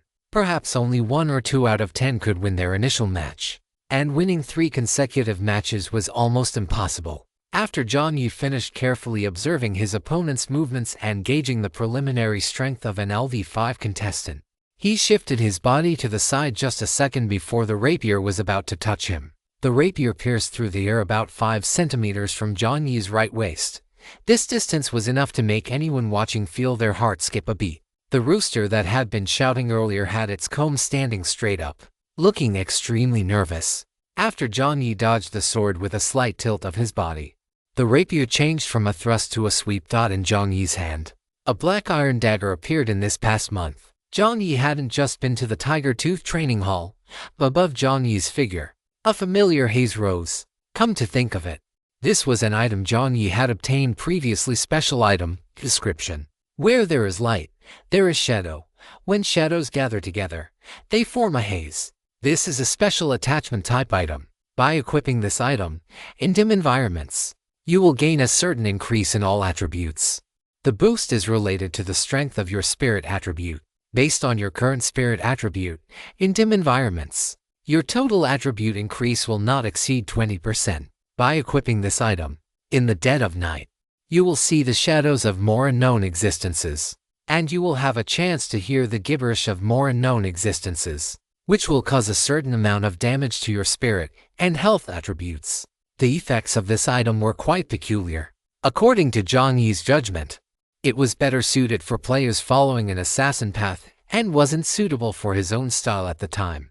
But now, after studying with Killer for a period of time and integrating his previous blade techniques, Jiang Yi had made some progress in assassination and lunging.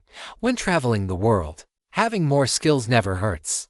Upon seeing the familiar skill, Jiang Yi didn't even think twice before switching to a similar attack style, provided that one's own strength can be guaranteed. Why not seize the opportunity if further progress can be made? After Jiang Yi switched to his daggers, his figure simultaneously manifested the gloomy effect. The swordsman opposite him clearly showed a shift in expression, becoming significantly more serious. After the thrusting sword missed its mark, the howling and wailing of the audience grew noticeably quiet. Everyone focused their full attention on the arena. As the two figures closed the distance, without any buffering movements, in the next second, both figures vanished once again. The swordsman Porcupine used a shadow-based method, while Jiang Yi utilized Silent Step. With a clang, the two speedsters reappeared. The dagger struck heavily against the top of the thrusting sword. Jiang Yi shifted his center of gravity and, leveraging his physical advantage, sliced upward along the length of the sword. The thrusting sword blocked again. Jiang Yi turned, passing the dagger from his right hand to his left in a beautiful motion. With a flick of his left hand, the dagger grazed the elbow of the swordsman Porcupine, and a streak of blood appeared. A single strike, and an injury was dealt. Chapter 701. LV1 vs LV5 Part for Smurfing. Shadows dissipated, and the high-speed cameras clearly projected the image of blood splattering. The spectators in the stands had unconsciously stood up. Battles between two assassins were always more perilous. 1 second it was either your hat flying off, or mine. Although the swordsman Porcupine's fighting style was already quite gentle, no one expected that in the exchange of attacks. It was actually Jiang Yi who held the upper hand. This speed, the monsters in the audience had already begun to exclaim. Is he actually following an assassin path? Following an assassin path. If Killer could hear these words from the audience, the assassin's expression would surely be quite spectacular. One must know that before Jiang Yi came to find him, his combat role was more akin to a semi-assault trooper, and in team battles, he would even act as a tank alongside Chengzi. The assassin role was, in fact, the least prominent of Jiang Yi's development paths out in the arena. The swordsman Porcupine felt it even more intuitively than the audience below.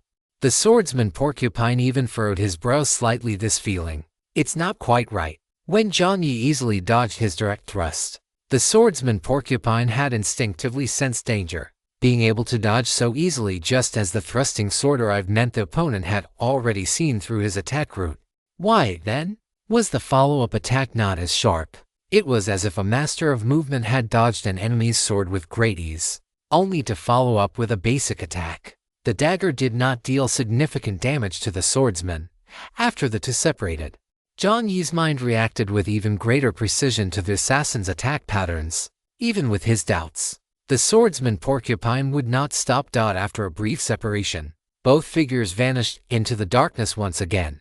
This was a test for the audience below as well, because they had no idea how the two would collide next. Thump thump thump thump. The sound of heartbeats rose and fell. Over there, there's a shadow. The black iron dagger cut a streak of light through the air, stabbing down along the shadow. After stacking Silent Step with a critical hit, the power of the black iron dagger was comparable to a gold-tier blade weapon. With one strike, the figure dissipated. As Jiang Yi turned again, a thrusting sword suddenly pressed against his chest and abdomen. Was the exposed position a lure? There was not a hint of panic on Jiang Yi's face. He parried the thrusting sword with his dagger, lowered his body, and performed a 360-degree spin, slipping into the swordsman porcupine's visual blind spot. As Jiang Yi stepped forward, his foot slammed down. Below his line of sight, a black coil appeared out of nowhere. Jiang Yi's eyes narrowed as the coil tightened abruptly. Jiang Yi lost his balance. In a short span of time, there had been two feint attacks. And if his guess was correct, the real crisis was. Jiang Yi's knees twisted downward in a posture that defied human anatomy. With his upper body twisting, Jiang Yi's eyes met the swordsman porcupines without hesitation. Their gazes clashed. And then, Jiang Yi kicked the thrusting sword, looped his hands, and launched himself into the air. Clatter, the sky is dark. Please close your eyes. Darkness descended silently. The swordsman porcupine, having set the perimeter, found himself restricted to a narrow activity circle due to his own sword strike. The moment the darkness fell, Jiang Yi moved like a black cat in the night. He first swept his right leg, hooked the swordsman porcupine's legs, and then performed a backflip to land directly above him, being closed in on by an enemy. The swordsman porcupine didn't even think. He rolled forward. The swordsman porcupine's reaction speed was already quite fast. If it had been any other opponent, a forward roll would have been enough to change the situation. However, after rolling out, in his peripheral vision, he heard the gasps of the audience in the stands. He disappeared. What do you mean he disappeared? The swordsman porcupine's narrow eyes widened. Within his field of vision, the figure he had seen after rolling slowly descended and dissipated into a phantom. A trap. Wait, isn't this the same move he used just now? Then the next step. With a clatter, his vision shifted.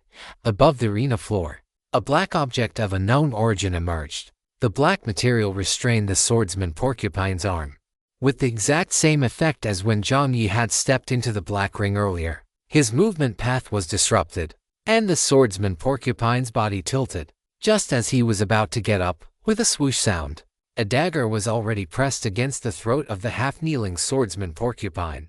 The black iron dagger didn't look particularly sharp, but the patterns on it gave off a rusty, tetanus-inducing vibe that felt like it could cripple a person with a single scratch. The swordsman porcupine's Adam's apple bobbed. A cold, deep voice rang out, "You lost," Jiang Yi said.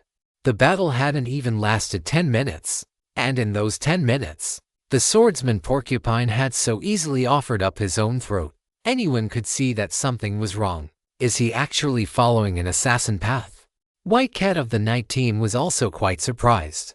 I always feel that this kid doesn't quite fit this style. Although Jiang Yi has some sly fox behaviors, he is still somewhat different from a calm and introverted assassin. Being able to easily defeat the swordsman porcupine, Jiang Yi should still be able to continue challenging LV8-level contestants. In fact, if he encounters an opponent that an assassin can counter even more effectively, his level might even go higher. In the arena, with a dagger pressed against his throat, the swordsman porcupine remained silent for a few seconds, his expression still filled with confusion. But a loss is a loss. A few seconds later, the swordsman porcupine spoke up, "I concede." The mechanical broadcast voice rang out. The second match of the day in the first floor arena of the Daydream Pavilion. Winner, LV1 contestant Zhang Tai. After the swordsman porcupine conceded, the LV1 above Jiang Yi's head flickered and changed to LV5. The swordsman porcupine's level dropped once again, becoming LV4. "I yield." After Jiang Yi finished speaking, he lowered his dagger. On the field, before the audience could even react, Jiang Yi directly posted his choice on his light screen. LV5 contestant Zhang Tai chooses to continue the challenge. The third match is currently being generated under normal circumstances. Contestants entering for the first time must participate in 3 matches, but most can only manage 1 because they are novices, and their stamina and limitations are what they are. They simply cannot handle 3 matches. Consecutively challenging can only mean one thing. Zhang Tai is here to smurf. Do you wish to specify the level range? Jiang Yi thought for a moment and selected. Current limited challenge level is LV5 and above. I have discovered that keeping my eyes closed on a rainy day is very comfortable. Chapter 702 LV1 versus the 55th 8 Part 1. Actively limiting the challenge to LV5 and above. Is he that confident? Is he that arrogant? Could this kid be playing the pig to eat the tiger? Young Master Pig glanced over there. That guy let out an eye and didn't continue. Young Master Pig gave a haughty snort. And the tiger brothers beside him also withdrew their gazes. Young Master Pig lay on the couch, watching with such joy. It was truly a feast for the eyes. He wiggled his pig hooves. The second match was being matched. And about 5 seconds later, the sound of a new successful invitation rang out. Third match. LV5 contestant Jiang Yi vs. LV8 contestant Feng He. There is no place for losers in the arena. The swordsman Porcupine had already been brought down. As a veteran contestant, the swordsman Porcupine was still quite respected. He refused the medical room services offered by the raccoon Xiaoqi and walked down the side passage directly. As he walked down, there were quite a few boos from other monsters, but the swordsman Porcupine didn't care. The swordsman Porcupine touched his throat. If Jiang Yi had wanted to kill him just now, the swordsman Porcupine wanted to find any empty seat, but the nearby rows were all full. Just as he thought about sitting in the back, he saw that great lord beckoning to him. The swordsman Porcupine was flattered. He first pointed at himself, and after receiving an affirmative response, he walked over, feeling both nervous and expectant.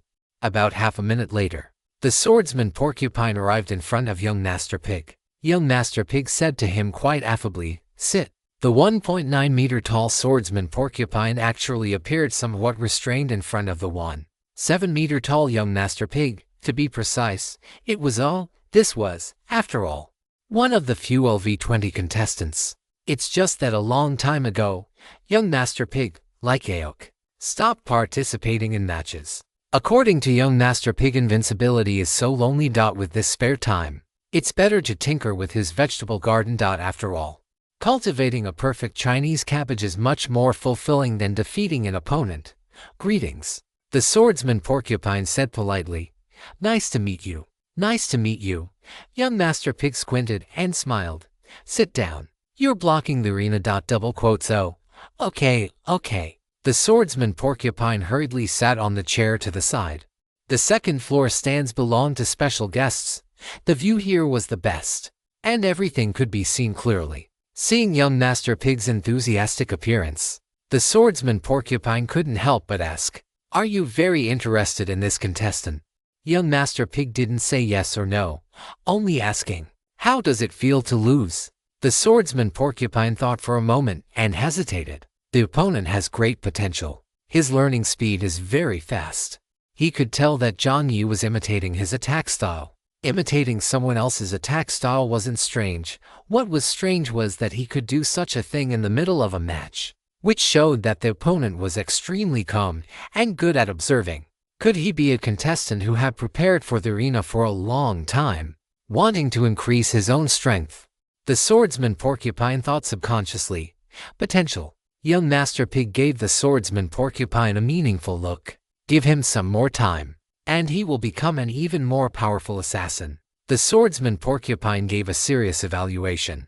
Young Master Pig didn't speak. On the stage, after the field was cleared, Jiang Yi didn't return to the ready room, just waiting for his opponent to come up.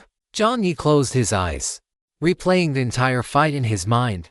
He now possessed many techniques, but he still lacked in integrating them. Although the swordsman Porcupine's strength wasn't high, he had truly allowed Jiang Yi to learn some combat techniques and methods. Within 15 minutes, Jiang Yi was rapidly replaying every scene in his mind, almost instinctively optimizing every detail of the fight. Compared to other players, Jiang Yi regretted that he hadn't discovered any innate talents. He seemed to be just an ordinary person. No powerful physique, no brilliant brain, not that lucky, but fortunately, he seemed to be very strong in terms of comprehension. The blue light screen once again manifested the newly arrived contestant, LV8 contestant Feng He, in the dark training ground, where the lights converged. A red-footed crane with a build similar to a normal human and long, narrow wings on both sides stepped onto the stage from one side of the arena. When Feng He walked, there was almost no sound. Its wings fluttered slightly in the air, and one could almost see the shape of the wind upon them. To train one's physique to resemble that of a crane is a form of praise in the Dragon Kingdom for martial artists. The crane is, by nature, a creature of extreme dynamic beauty. 1 step, 2 steps. Feng Yi walked up to Jiang Yi, and a remarkably magnetic voice rang out, Feng Yi. Jiang Yi nodded slightly and smiled, Zhang Tai. No sooner had Jiang Yi finished speaking than the voice, which was impossible to distinguish as male or female, sounded again. If you intend to use the same move you used against the swordsman to deal with me, I advise you to try another way. A smile appeared on Feng Yi's face. Assassination isn't effective against me. You possess such an ethereal, immortal-like bearing, yet you still talk trash. Jiang Yi muttered silently in his heart. However, he merely nodded and gave a grunt of acknowledgement. After Feng Yi finished speaking, a new countdown appeared on the 12 light screens. Feng Yi's popularity was far higher than that of the swordsman Porcupine. After Feng Yi entered the arena, the betting pool expanded once more, though this time there were some betting on Jiang Yi. With a ratio of approximately 3-7, Daydream Pavilion Arena, 3rd match. LV5 contestant Zhang Tai vs. LV8 contestant Feng Yi. The match begins. The second the countdown ended, Feng Yi's wings fluttered gently, and a mechanical broadcast voice sounded. You have entered the Wine God domain. Your agility attribute has decreased, said your hearing has decreased a domain type skill. How? It seems to be somewhat stronger than the swordsman Porcupine. As these thoughts flashed through Jiang Yi's mind, the Feng Yi opposite him fluttered its wings, and a flash of cold red light vanished in an instant. With a clink, the black iron dagger and Feng Yi's wings collided fiercely. Within his field of vision, the red object became clear. Feng Yi was actually using its own wings as weapons. Along the edges of Feng Yi's wings, red gale winds flowed wantonly. At this moment, the originally soft feathers possessed more offensive power than any blade. At the moment of contact, Feng Yi's body spun in place, its wings wrapping around it. The troublesome aspect of this weapon was that it could rely entirely on Feng Yi's consciousness. Sometimes it became soft, and other times it became rigid. Just as you were charging up for a strike, the opponent would turn into a mass of feathers, slipping through quietly, and the moment you relaxed your focus, it would become incomparably hard, scraping away flesh inch by inch. Within the Wine God domain, Feng Yi's already fast speed was doubled. In the single second of their brief contact, Feng Yi's figure was like a high-speed spinning top. Arms, heart, neck, face, and groin were all within Feng Yi's attack range. One slight lapse in attention, and one would be turned into a sieve. The sound of ding ding ding ding rang out. The black iron dagger was too short, and was quickly pushed past its defensive line. After another collision, with a bang, the black iron dagger was knocked flying and fell to the ground with a clatter. Chapter 703 to LV1 vs. LV8 Part 2 Fast and Slow Blades Extra Chapter. The black iron dagger was knocked flying and fell to the ground with a clatter. Inside the circular arena, the sound was quite distinct. The moment the black iron dagger hit the ground, many monsters let out an uproar. The swordsman Porcupine, who was sitting on a small stool next to young Master Pig so as not to block the view of other monsters, pulled his legs together and muttered subconsciously upon seeing this. Feng Yi's fighting style is very restrictive to assassins. Whether it is the Wine God domain or Feng Yi's wing blades, both weaken the opponent's speed while increasing its own. Furthermore, within the Wine God domain, Feng Yi's perception of the wind is extremely sharp, allowing it to basically predict the opponent's movements. It seems Jiang Yi's luck isn't very good either. Although he had been defeated by Jiang Yi, the swordsman Porcupine had no conflict with him. The assassin was merely analyzing objectively. Young Master Pig remained in his smiling state. He took a plate of pumpkin pancakes out of his pouch. The pumpkins were grown in the vegetable garden, and the pancakes were made by the big brother from the Wilderness Auto Repair Shop. While Jiang Yi's noodles and rice cakes weren't as good as the big brother's, his pancakes were quite decent. Young Master Pig glanced at the swordsman Porcupine, thought about his status as a senior of the Pig clan, and reluctantly shared a piece. The swordsman Porcupine was a bit flattered and said, "How could I?" As he spoke, he quickly tucked the pancake into his hand. Young Master Pig had no comments on the match, as he was very clear about the outcome. The swordsman Porcupine was not surprised that the senior had no comments. Just as he stuffed the fragrant pumpkin pancake into his mouth, On the field, he saw Jiang Yi perform a spin kick in place. This kick was fast and fierce, landing exactly at the rhythm point just after the black iron dagger had been knocked away. Feng Yi hesitated for a moment and took a step back. On the other side of the spectator area, the white cat's expression was also quite focused. Feng Yi's fighting style seemed to be very restrictive to Jiang Yi. If his weapon was knocked away, it would be quite troublesome for an assassin. The white cat looked at the screen in the arena. Jiang Yi was without a weapon, his hand subconsciously grasping at the air. His original expression no longer seemed as composed as it had been when fighting the swordsman Porcupine, and the look on his face finally showed fluctuations. The white cat looked into Jiang Yi's eyes and suddenly paused. Jiang Yi's eyes, at this moment, were very bright. The look in his eyes as he watched Feng Yi was as if he were looking at some rare, priceless treasure. Feng Yi, what kind of look is that? Feng Yi's voice carried a distinct sense of oddity, and it elegantly retreated a step. Jiang Yi shook his hand, which had been numbed by the impact, feeling genuinely invigorated inside. Jiang Yi took a deep breath. The Feng Yi opposite him kindly offered a reminder. It's not too late to concede now. His weapon had been knocked away. The result was already clear. Jiang Yi hadn't dealt a lethal blow to the swordsman Porcupine, so naturally, Feng Yi wouldn't deal a lethal blow to him either. It doesn't matter, Jiang Yi said softly. Feng Yi's speed was very fast, very invigorating. I should have come here sooner. Jiang Yi muttered in his heart, however. It didn't matter, all paths lead to the same destination. Jiang Yi deactivated his true vision. Jiang Yi's left hand flipped, and in the next second, among the 12 screens, a crimson long blade one they had seen earlier but hadn't paid much attention to appeared in their line of sight. When Jiang Yi's virtual avatar first appeared, they had only seen the long blade within its scabbard, and could only tell that it looked like a decent weapon. But now, as this blade appeared in the arena, many of the monsters' eyes lit up. This exotic material, this luster, it's a top-tier weapon. However, is it right for an assassin to use such a long blade?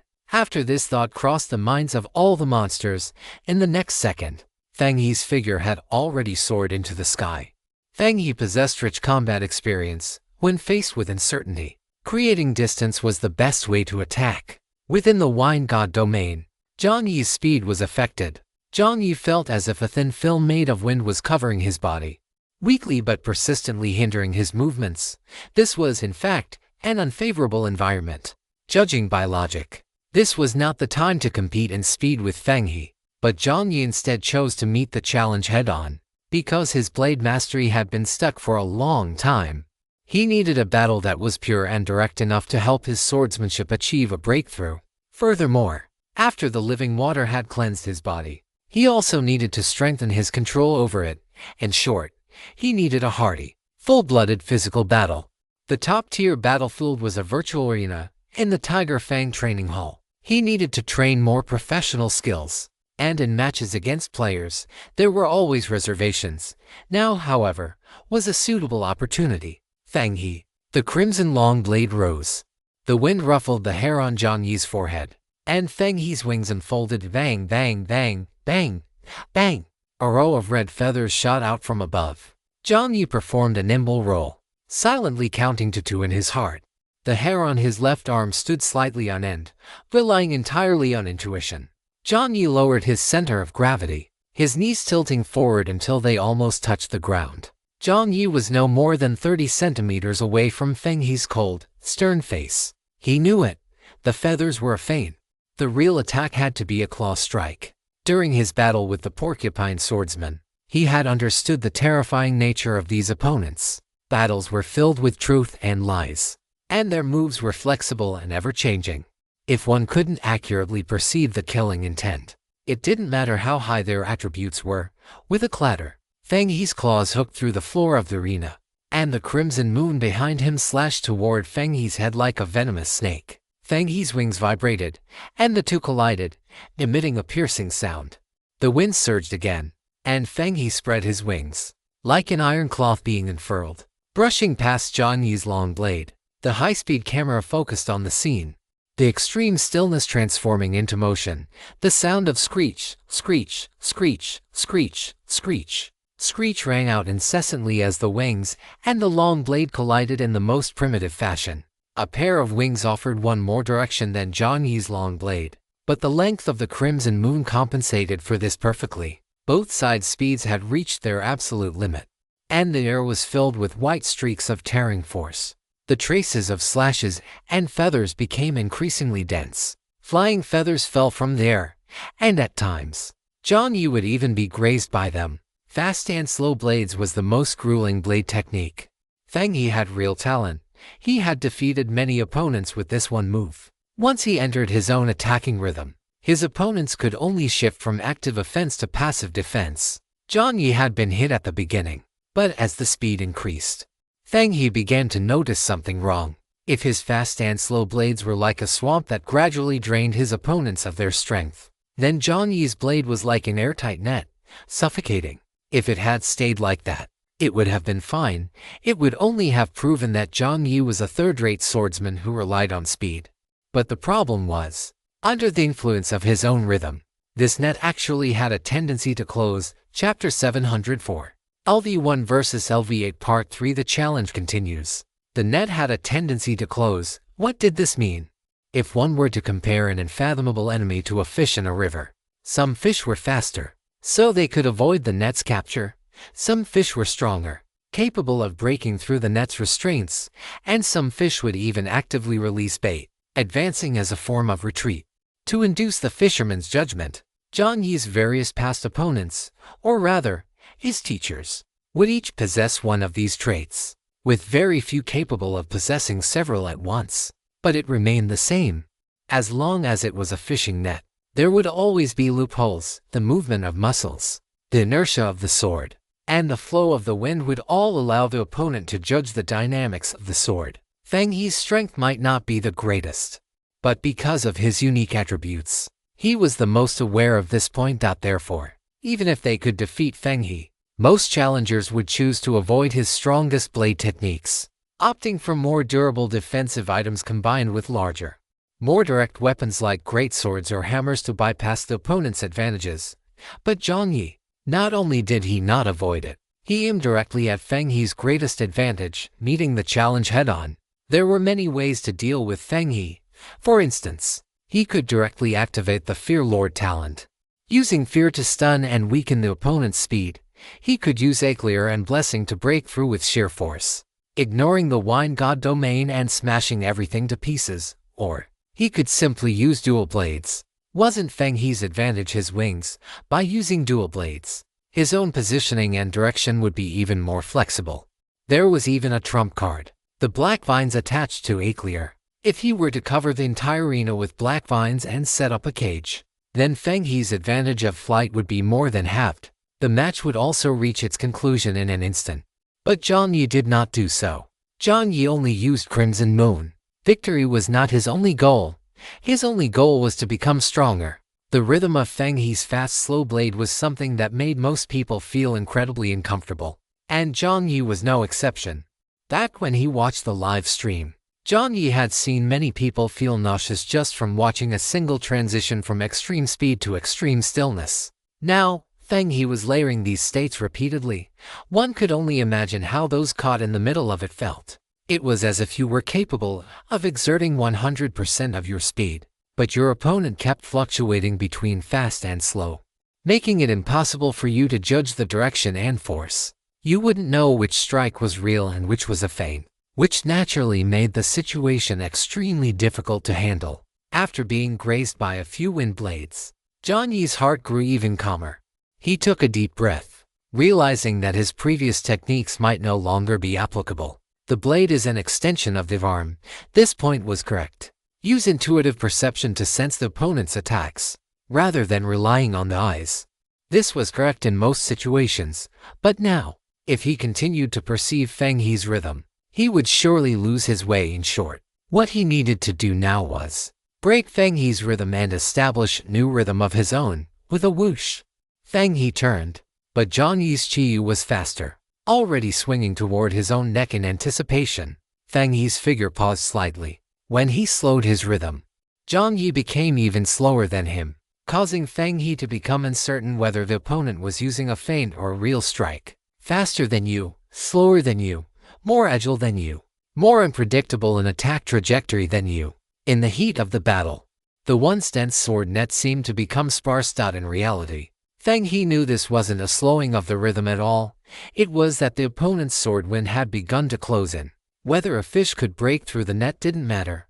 What mattered was that it could never escape the river that was at times torrential, and at others gentle. In the end, Jiang Yi closed his eyes completely. Feng He's fast slow blade became the final link. In the arena, the red line at the tip of the blade, which Jiang Yi had always taken pride in and believed could bring the scent of death to his enemies, vanished. The sharpness was internalized. Feng He's feathers stood on end. At this moment, he truly felt the danger. The opponent's blade had gone silent. A flash of horror appeared in Feng He's slender eyes. Within the entire wine god domain, Jiang Yi's figure seemed to have vanished. The long blade swung without a sound of wine breaking. It seemed to have merged with the heavens and the earth. One could not tell when it would abruptly appear, nor could one tell at what moment it would descend upon one's neck. Alarm bells rang in Feng He's heart. He spread his wings, and just as the red wind blades were about to lock onto the direction in front of him, the next second, swoosh! A sound like a sharp blade slicing through paper rang out. Following this sound, a large amount of blood sprayed silently from Feng He's wings. Feng He's pupils dilated sharply. In the corner of his vision, Jiang Yi's young, calm face appeared, and that terrifying long blade had just swept across his wings. Like a kite flying through the sky, puff! A massive wound was carved into the wing, and in the next second, a tiny, thin line appeared on Feng He's neck. You lost. Jiang Yi's voice rang out once again. It was exactly the same as in the first battle, but one could hear that this time, the voice was somewhat happy, filled with pure joy. Jiang Yi's own body was covered in wounds of various sizes. That battle had not been without its price, but this minor pain could not compare to the joy he felt now. On the light screen in front of Jiang Yi, respected player Melancholy Little Fry, your blade mastery has been upgraded to master level. You have finally stepped into the Hall of Blade Arts. You have finally earned the qualification to comprehend true blade mastery. Skill. Blade Mastery Master level has finished upgrading. The entire arena was deathly silent. On the second floor balcony, the swordsman Porcupine had a piece of pumpkin pie stuck in his throat, forgotten to be swallowed, his face full of shock. Below the stage, the expression of the night team's White Cat also seemed frozen. He knew Jiang Yi wasn't weak, but he hadn't expected him to be this strong. In the assassin's development path, he had defeated the veteran player and assassin-style swordsman, Porcupine. And in the realm of blade users competing on speed, he had once again defeated Feng He, who had mastered the wine god domain. What did this mean? The assassin skills from earlier weren't actually what Jiang Yi was best at. He was just wanting to train himself. Feng He was LV8. But if Jiang Yi could defeat him using only the blade style Feng He excelled at, that meant Jiang Yi's true strength was definitely at LV10. After all, in the battle just now, Jiang Yi had not used assassin skills at all. He had used pure blade mastery, while White Cat was in shock. The latest results had already appeared on the light screen. Daydream Pavilion First Floor Arena.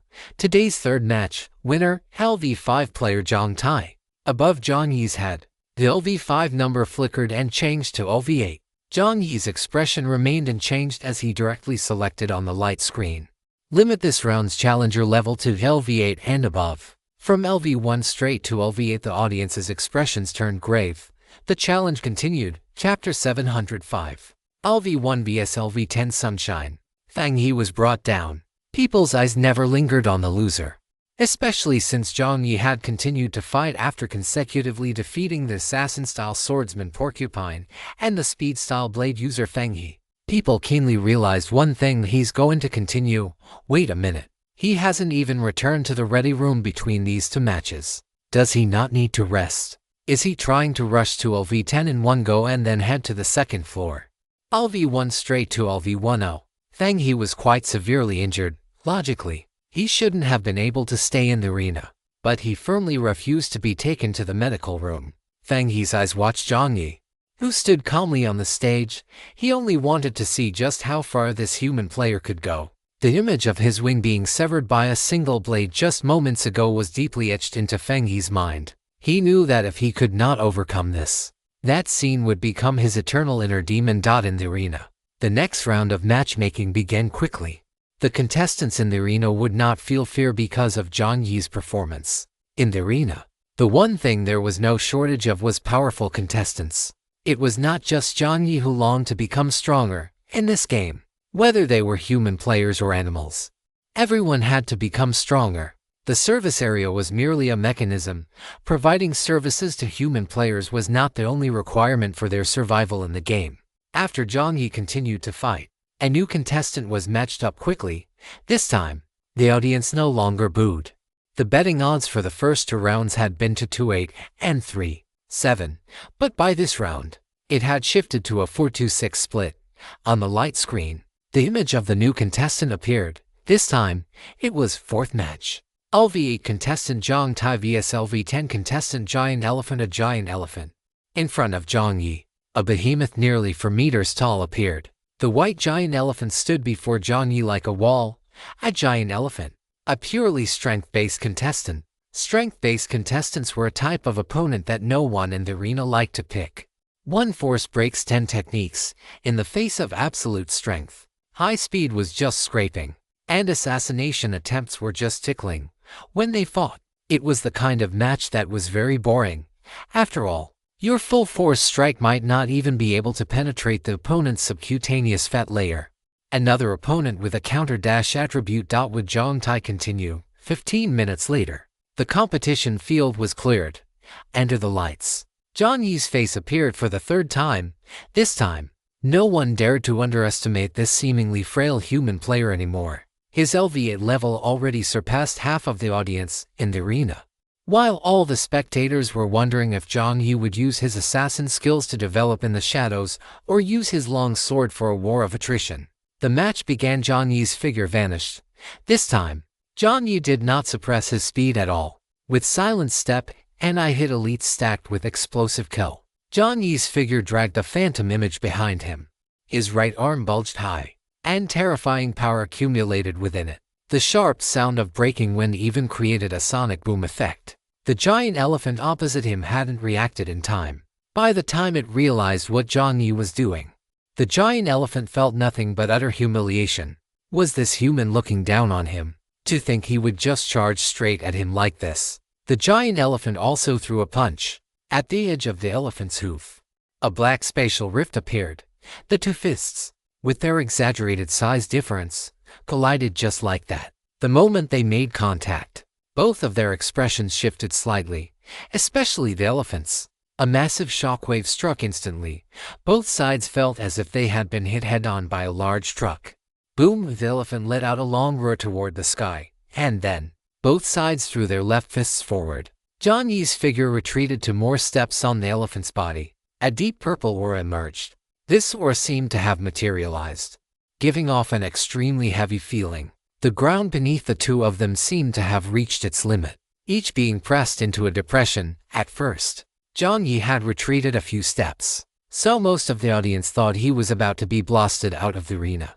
Unexpectedly, after the initial clash, Jiang Yi's figure actually stabilized. Jiang Yi took a deep breath, and the activity of his muscles was fully stimulated within his aching muscle groups. It felt as if flowing water were passing through, instantly relieving the sensation of soreness and swelling. A mechanical broadcast sounded. Your strength attribute is slowly increasing. The results of the training Jiang Yi had accumulated for a month were slowly erupting. His strength, agility, and constitution were all growing comprehensively. Under the operation of invisible power, Jiang Yi actually took a step forward. At the right moment, Jiang Yi's mind stirred. Dazi, on Jiang Yi's right arm. Black-purple scales covered it layer by layer, mechanical light word, and his power was loaded to the limit. A cold glint flashed in Jiang Yi's eyes, and astonishing power erupted from his right arm. With the imbalance of power between left and right, the enemy lost their balance. The giant elephant cursed inwardly, but Jiang Yi followed up with a practiced knee strike and elbow strike, twisting 180 degrees, and sweeping with his right leg. The giant elephant's body suddenly toppled backward. Jiang Yi's right hand grabbed the elephant's leg, and under the shocked gaze of everyone, his veins bulged and he let out an angry shout, actually lifting the giant elephant up. Compared to the giant elephant, Jiang Yi's figure, while not as exaggerated as an ant, was still visually terrifying. After a human whose arm didn't even look as thick as an elephant tusk lifted the elephant, he gathered his strength at this moment. Beyond pure strength, there was only more strength. Using his waist to drive his upper body, Jiang Yi threw the giant elephant onto the ground with a display of violent aesthetics. The floor of the arena cracked inch by inch. The giant elephant still had the strength to counterattack, but Jiang Yi did not give it any chance. Jiang Yi's right fist struck downward. At this moment, the sound of sonic booms rang out incessantly. Even the lightning jellyfish couldn't withstand the exaggerated pressure increasing here. Jiang Yi pulled his fist back, the bones in his elbow creaking, and then his upper arm drove his forearm. His forearm drove his wrist and fist, and a fierce punch was thrown. Boom! The fist struck the elephant's abdomen heavily. The elephant's belly caved in a full circle, the flesh and skin above it trembling continuously. Realizing something, in one section of the spectator stands, Big Brother Tiger was the first to react. He stood up and ran to the side without looking back. The animals next to him exchanged glances, realized what was happening, and scrambled away. In the arena, that punch was still ongoing. The moment the real fist made contact with the flesh, the giant elephant's body, as if a spring had been compressed to its limit, was suddenly shot toward the spectator stands. Bang, bang, bang, bang, bang, all the chairs in a straight line were smashed to pieces. It wasn't over yet. Before the horrified eyes of all the monsters, the elephant's body sent chairs flying along its trajectory before slamming into the wall with a thunderous boom. A massive amount of dust rained down. Before the monsters could even let out a gasp of astonishment, they heard a sharp crack. Some monsters stood there, mouths agape in a daze. The wall had cracked out with a crash. The giant elephant's body was wedged firmly into the wall. A massive fissure appeared above it, growing wider and wider.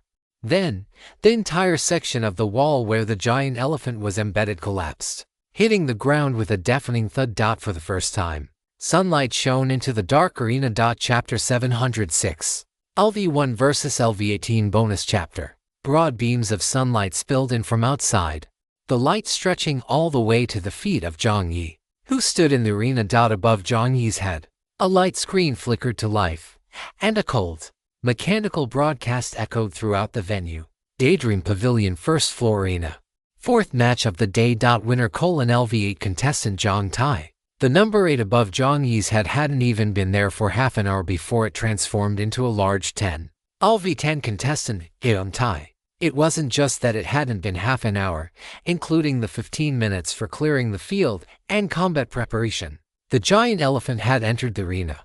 The monsters had originally expected the rhythm of the fight to be similar to the previous two, about half an hour to gauge the opponent's fighting style. Then, the two sides would clash, and finally, one would achieve victory or meet their defeat at the climax. Who would have thought that this time, with a stronger, higher-level LV10 giant elephant on the field for less than 5 minutes, Jiang Tai would use a thunderous momentum to send the giant elephant flying with a single strike. Stronger, yet died even faster. How could this be? This was unscientific. What was even more unscientific was that as Jiang Yi's body calmed down after sending the giant elephant flying, everyone finally noticed a terrifying scene. It seemed that from the very beginning, this human player hadn't lost any stamina. Nor had he returned to the preparation room. He had just been standing on the stage the entire time. He defeated a porcupine skilled in assassination with an assassination move, severed the wings of a wine crane with a single slash of his long blade, and in terms of strength, sent a giant elephant skilled in power flying with a single punch, strength concealing speed, without a single weakness. The audience in the arena was bewildered. A guy like this, why was this his first time coming to the Daydream Pavilion?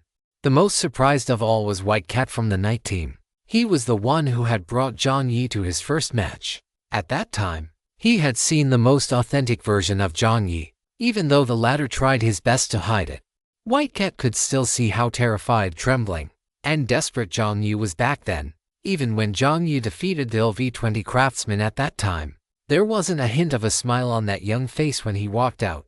There was only the look of someone who had narrowly escaped death. They highly valued Jiang Yi's potential and were prepared for a long-term partnership with him. But they never expected that in just 4 short months, the latter could grow to this extent. Being able to defeat a giant elephant in one strike, what did this signify? It meant that the previous entanglement had been intentional on Jiang Yi's part. Either he was consciously slowing down the pace of the battle, or he was consciously training himself. What did this further imply? A terrifying thought emerged in White Cat's mind. At this moment, he and Feng He were thinking the exact same thing. At the edge of the arena, White Cat's gaze met Feng He's, who was retreating into the shadows. Both were shaken. Perhaps what Jiang Yi wanted was a direct path to the top. Sure enough, after the battle ended, Jiang Yi paid no heed to the shocked audience and once again chose continue challenge. You have limited this challenge level to LV10 and above. He was only challenging those with a higher level than his current one. After Jiang Yi made his choice, he raised his head. At this moment, the sunlight shone on his face, giving him an indescribable air of high spirits. Continue, clearly. Jiang Yi was in a rather good mood. On Jiang Yi's status panel, after fusing with the living water, his constitution had reached a staggering 183. How terrifying was this number? Let's put it this way. Thunder's constitution was currently only 179. In terms of constitution alone, Jiang Yi's was even stronger. This was the reason why Jiang Yi hadn't left the stage to rest. After activating living water and adding a month of high-intensity training, he had gained a new passive talent, Endless Vitality description. After merging with the King River living water, you possess some of the characteristics of living water. You have a stronger resistance to negative states such as fatigue, and you will have a stronger recovery ability while under negative states. The King River source is inexhaustible, and your vitality is therefore endless. Your constitution recovery rate will continuously increase. Your current constitution recovery speed is twice that of the average human. Furthermore, your constitution recovery ability will increase as your constitution attribute increases. In short, Jiang Yi's current constitution attribute allowed him to step on his own feet and ascend step by step. For him, as long as his stamina consumption wasn't excessive, continuous combat wouldn't make him tired, it would only make him more and more excited, more and more powerful. In the beginning, Jiang Yi's constitution attribute was already twice that of his other attributes. With living water, he was truly like a fish in water. After he said continue, the audience in the arena erupted. Here, they didn't fear you being arrogant, they only feared you not being arrogant enough. The matchmaking continued, and soon a new LV12 contestant appeared on the big screen. The betting pool grew larger and larger. After figuring out the strength of the contestants here, Jiang Yi chose to skip the 15-minute halftime break. Since the contestant himself had no objections, the Daydream Pavilion naturally had none either. Thus, after preparing, the match between LV10 Zhang Tai and LV1 to Black Snake began. As this match started, everyone was a bit unsure of what method Zhang Tai would choose. After all, this guy seemed to be strong in everything on the field. Jiang Yi saw Black Snake, thought for a moment, and launched his attack directly. When the sky turns dark, please close your eyes. The same darkness descended. Just as the monsters assumed Jiang Yi would continue to attack using his assassin-like style, a harsh warning sound suddenly blared. Warning. The arena floor is being damaged. Technical staff, please monitor and perform repairs. Before anyone could react, the next second, the entire floor of the arena disintegrated. The Black Snake above stiffened. Moments later, on the 12 light screens, a hair-raising sight appeared. The entire ground was covered in slithering black vines. The surface of these vines was covered in strange patterns that looked like countless black eyes. These were the black vines fused with the third item dropped by the Black Ring Snake Lord, the Eye of Illusion. These vines slithered against one another. Their black markings could induce hallucinations in their targets, and the aura of the Black Ring Snake Lord radiating from them made the black snake tremble in terror. Amidst the writhing black vines, Jiang Yi's figure flickered in and out of existence. The black vines trapped the black snake within, making it difficult for the average person to even clearly observe the state of the battle. After several bouts of entanglement, Jiang Yi seized an opportunity and brought his hands together with a clatter. A blooming rose appeared on the ground, Swallowing the black snake whole, the black snake struggled violently, its terrifying venom corroding more than half of the vines, but unfortunately, the source of these vines was Jiang Yi's spiritual power, making them impossible to destroy. In the darkness, the vines slowly exuded a viscous liquid. This liquid carried not only the toxicity of the vines themselves, but also a portion of the power of decay. A quarter of an hour later, with a pop, a curled-up black snake was spat out by the vines. Jiang Yi's figure reappeared in the arena. The black snake had fallen into a coma. The battle was over. The fifth match. Once again, Jiang Tai wins. Continue. A calm voice rang out. The sixth match, the seventh, the eighth, the ninth. In the arena, no one was sitting anymore. In the arena, which now had one wall destroyed, the light radiating from the human player grew increasingly bright. LV1, LV5, LV8, LV10, LV12, LV13, LV14. Match after match. The sun moved from the east to directly overhead, then gradually shifted toward the west. Injuries began to appear on Jiang Yi's body. Once he reached levels above LV12, the battles were no longer easy, even for Jiang Yi. He could not secure victory in a short time, but he still did not stop, match after match, until boom, the arena floor exploded for who knows which time. Amidst the pulverized dust, the white tiger's claws were torn and bloody, and the white tiger will it had been using was split in two. In the smoke and dust, Jiang Yi, holding dual blades, had his chest heaving violently, large beads of sweat rolling down his forehead. The audience below was silent. On the light screen, the 12th match of the day in the first floor arena of the Daydream Pavilion, winner, LV16 contestant Jiang Tai. After the announcement finished, the number above Jiang Yi's head slowly jumped, changing from LV16 to LV18. The betting pool had come to a halt. Betting on each match was now meaningless because they knew that what really mattered now was whether Jiang Tai would continue. On the screen, if the White Tiger's injury level was 80%, then Jiang Yi's was 40%. This figure was already quite terrifying. After 11 consecutive matches, he was still able to hold his dual blades.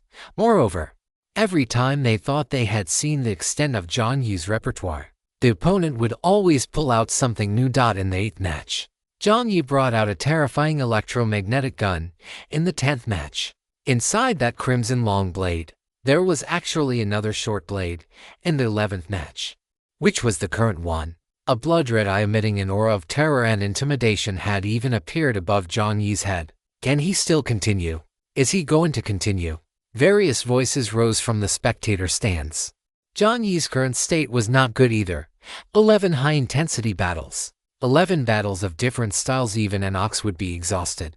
Jiang Yi's fingers gripped the hilt of the red moon tightly. LV18 was already enough. He had the qualifications to head to the 3rd floor. He didn't need to continue. Should he stop? Reason told him he should stop, but an inexplicable intuition in his heart told him that if he could reach LV20, he might be able to break through his limits one more time. In his current state, attempting to break through to LV20 meant he might have a 50-50 chance of dying right here. It's unnecessary. It's unnecessary. Just as everyone subconsciously held their breath and stared at Jiang Yi, suddenly, at a certain moment, the arena dimmed. Jiang Yi's body paused. The white cat in the arena also seemed to sense something and suddenly walked from the side of the arena to the front. In the spectator stands, young Master Pig, who had been watching the match intently, also suddenly opened his eyes. In the arena, a presence like a shadow appeared silently, sensing a familiar aura. Jiang Yi was stunned. A mechanical broadcast sounded, "Respected LV18 contestant, you have received an active invitation from LV20 contestant, Moon Leopard, Chapter 707. LV1 vs LV20 Part 1. LV20 contestant Moon Leopard." The white cat from the night team stood up abruptly. This was against the rules. Although the Daydream Pavilion encouraged contestants to challenge one another, after all, that was how they increased the appeal of the challenges, there were still basic rules to follow. High-level contestants could not actively issue challenges to low-level contestants unless the latter had actively opened up matching or invitations. Under normal circumstances, high-level contestants would not do this either. Low-level contestants challenged high-level ones because they wanted to achieve a higher ranking. A high-level contestant challenging a low-level one had no meaning at all. Besides, Why would Moon Leopard show up? Could there be some bad blood between the two on the stage? Upon seeing Coach Moon Leopard, the calm in Jiang Yi's eyes finally began to ripple. In the arena, Moon Leopard appeared silently, as if a black moon had manifested under his immense pressure. The monsters in the audience did not even dare to shout. Under the spotlight, Moon Leopard scanned Jiang Yi from head to toe. A moment later, he spoke. Well done. Jiang Yi's chest heaved. Moon Leopard smiled. A faint smile appeared on the face of the man who was usually devoid of expression, and he nodded at Jiang Yi. The words "well done" were something only Moon Leopard had ever said to him. Among the players, he was the top-ranked team leader John. Among his partners, he was the companion who never knew fatigue and could always be trusted to watch their backs. Only in front of his coach did he seem to remain a student forever. Had Moon Leopard seen the battle just now, before Jiang Yi could speak, he heard Moon Leopard say, "You are only one step away from breaking through your limits, aren't you?" The coach knew everything. Then, the smile on Moon Leopard's face grew even gentler. "Draw your blade." Off the stage, in a certain corner, the entire staff of the Tiger Fang training hall had arrived. Tiger Fang, Big Bear, and Chimpanzee leaned against the railing. Coach Big Bear was still relatively reserved, not wanting to embarrass a training hall that was also a high-end service area. But in the blink of an eye, the white tiger, Tiger Fang, had climbed onto the railing itself. Big Bear, even while standing on the railing, Tiger Fang's posture was quite graceful. He struck a pose like a son of Zeus, then cupped his paws around his muzzle and shouted toward the arena below, "Brother John." Jiang Yi looked up. "Beat that guy Moon Leopard down." The echo of "beat him down" reverberated through the venue. As gazes converged, the other monsters' eyes were filled with astonishment. Isn't that the Tiger Fang training hall? How is the whole team here? And isn't Moon Leopard the gold medal coach of the Tiger Fang training hall? Why is the hall master, Tiger Fang, telling a human contestant to beat his own coach down?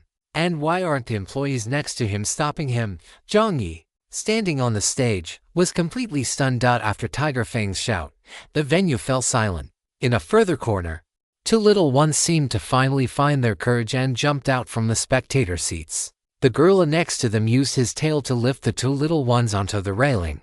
It was Big Brother Treasure and Little Brother Treasure. Big Brother Treasure's eyes were brimming with tears. He was still as much of a crybaby as ever. They had received a letter from young Master Pig early on, saying that Mr. Jiang had come to the arena. They had closed their service area early, hung up the closed for business sign, and rushed here. They had been on site since the match against Wine Crane. When they saw Mr. Jiang get hit by Wine Crane's wind blades, the two toads were so anxious they wanted to jump onto the stage themselves. When they saw Mr. Jiang send the elephant flying with a single punch, the two toads' eyes went wide. This was the first time they had ever seen Mr. Jiang fight. They hadn't realized Jiang was so powerful. As match after match went by, watching Mr. Jiang defeat one opponent after another, his body becoming more and more battered, yet still refusing to stop, their emotions grew increasingly intense. The crybaby Big Brother Treasure couldn't help but let his tears and snot flow together. There is no such thing as a battle without injuries, but they didn't want to see the best Mr. Jiang in the world get hurt. When Big Brother Treasure and Little Brother Treasure appeared on the railing, Jiang Yi's expression softened instantly. Big Brother Treasure opened his mouth, but snot and tears choked him, making him unable to speak. Only Little Brother Treasure gathered all his strength, and after the whole arena went quiet, he finally shouted the words they had practiced countless times today. "Mr. Jiang, go for it." The lightning jellyfish dutifully aimed the camera toward the railing. At this moment, Jiang Yi saw even more monsters. It wasn't just the Tiger Fang training hall and the two brothers. Among the circle of monsters below, there was Boss Mole and his daughter, gathered near Manager Brown Bear. On the right side were the 5 dogs from the wilderness training ground. Husky even had red paint smeared on his face, with a J logo on it. Moving to the other side of the wilderness training ground, there was King. This Sundeer little fox had actually come out of the nursing home. Seeing himself appear on the big screen, the child's expression was a bit unnatural, his tail curled up, but he still silently cheered toward the camera. Behind King, Jiang Yi even saw Silver 5. the host of the Silver Ring auction house. He had actually come here too. One familiar face after another appeared. Compared to the number of other monsters in the audience, their numbers seemed insignificant. But in the arena, there were finally voices cheering for him. Countless feelings echoed in Jiang Yi's heart. Looking at the smiling moon leopard opposite him, a few seconds later, Jiang Yi's expression completely relaxed. LV18 contestant Zhang Tai has accepted the active invitation from LV20 contestant Moon Leopard. Due to a violation of the rules, after the match concludes, regardless of the result, LV20 contestant Moon Leopard's level will decrease by 2, and his 3-month leaderboard rewards will be revoked. The match will begin in 15 minutes. LV18 contestant Zhang Tai has chosen to actively compress the preparation time. The match will begin in 5 minutes. LV18 contestant versus LV20 contestant. This kind of high-level duel was almost impossible to come by. Moreover, one side was a genius human contestant who had soared to LV18 in a single day. The other was the hexagonal warrior, the gold medal coach of the Tiger Fang Training Hall, Moon Leopard. Countdown to 31. The ticking sound began. At this moment, living water circulated to its limit, desperately repairing Jiang Yi's damaged body. Jiang Yi closed his eyes. In front of Moon Leopard, he could not hold anything back. Black vines extended from behind Jiang Yi, and blood-red pupils appeared in the sky above. As the pupils fully opened, 3 murky irises within them rotated against one another. Upon equipping the title Lord of Terror, an invisible sense of dread and pressure saturated the entire arena. With a shing sound, the long, slender red moon appeared in Jiang Yi's left hand. His right hand curled, and cold light overflowed from the short blade. Gambler's Fire. Countdown. Chapter 708 LV20 vs. LV20 Part 2. Limit. This is a common term, yet one rarely encountered. 99% of people, in the process of pursuing their limits, will find themselves in the following situations. A portion of them stop at the starting point. They can find pleasure in the task, but if the pain it brings outweighs the pleasure, they turn away without looking back. At the 20% mark, some people's footsteps come to a halt. By this point, the benefits gained are sufficient for their needs, and they do not possess a complete, burning passion for the path. As the number of people on this road dwindles, individuals often begin to doubt themselves. Is it still necessary to keep moving forward? Must it be this path? Must it be now? Must it be me? Will this path surely lead to success? They hesitate. They linger. They push forward. And by the time they reach the 50% mark, only a handful of people remain. They wander aimlessly. They struggle in agony. They want to see what lies ahead on this path.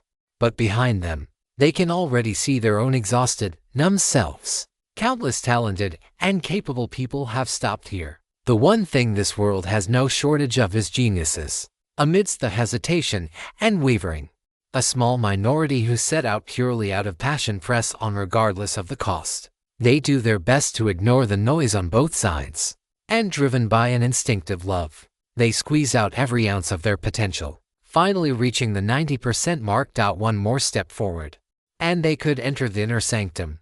But here, there is often an abyss. Here, there are only 2 choices. Either stop and maintain a high level of skill that far exceeds the other 90% of people, or move forward. Leap ahead regardless of the consequences. Even if failing that leap means falling into a bottomless abyss. Throughout history, even the most earth-shattering geniuses have often faced this painful choice. If they had never worked hard, they would not have had the opportunity to choose.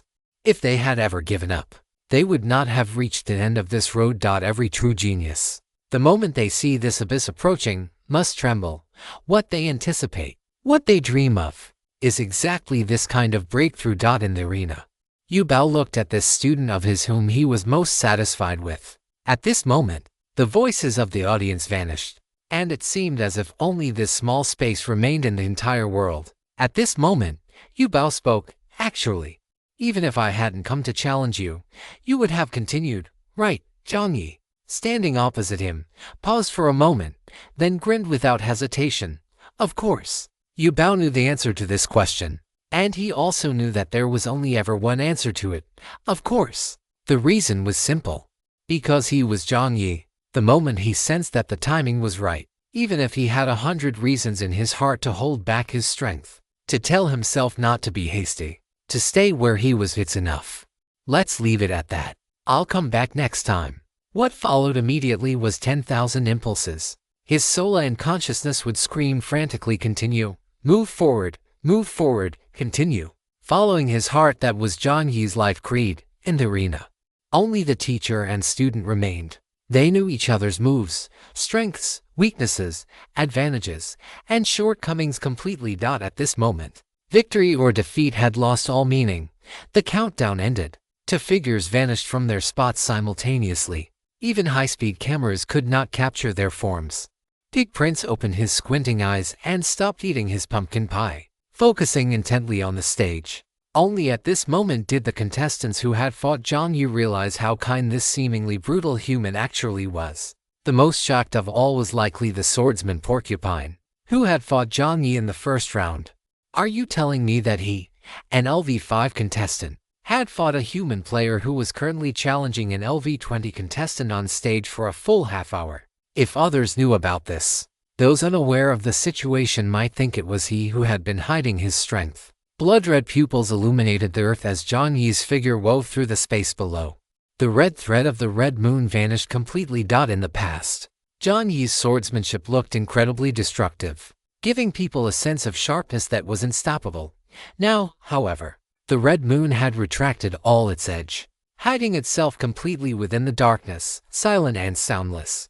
Yu Bao shifted his body, executing a nimble flip, and the blade of the red moon grazed past his waist. If he hadn't noticed it just now, that strike would have been enough to cut him in half. Yu Bao nodded silently in his heart. The edges restrained very good. As the blades were revealed, both figures came to an abrupt stop simultaneously. On the giant screen, both faces appeared at once, without any wind-up. Both sides threw out a plain, straightforward punch-a-boom, with a sound. An invisible shockwave centered on their two fists expanded in all directions. The surrounding audience felt their eardrums tremble in unison, and a layer of light barrier popped up. LV2 energy protective shield has been automatically activated. After the two fists collided, both figures moved laterally, lowering their centers of gravity, and immediately transitioned into close quarters combat. Elbow strikes, shifts, silent steps, and roundhouse kicks in an extremely short amount of time. The two figures separated once more. At the same time, Yu Bao drew his blade.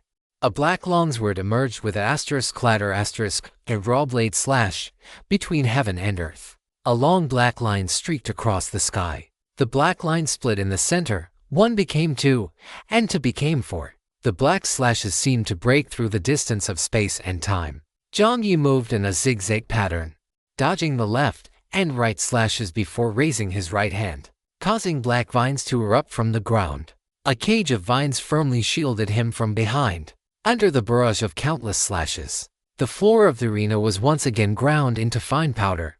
In less than 60 seconds, both sides had already completed the first round of frontal slashes, close quarters fist fighting, close-range footwork combat, and mid to long-range blade duels. Many of the spectators in the arena could not keep up with the speed of these two.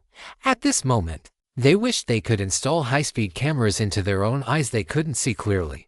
They couldn't see clearly at all. After Yu Bao made his move, everyone vaguely sensed that something was off. They had been wondering why this human player's fighting style gave them such a familiar feeling. Now that they looked at it this way, wasn't Jiang Yi just another human form of Yu Bao, a new hexagonal warrior?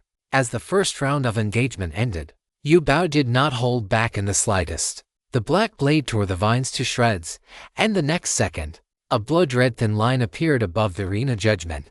The red thin line also broke through the distance of space and time. Yu Bao's figure leaped. The agile and fluid form of the Black Panther was filled with the beauty of power while in motion. Compared to Jiang Yi, the range of the Black Panther's movements was much smaller.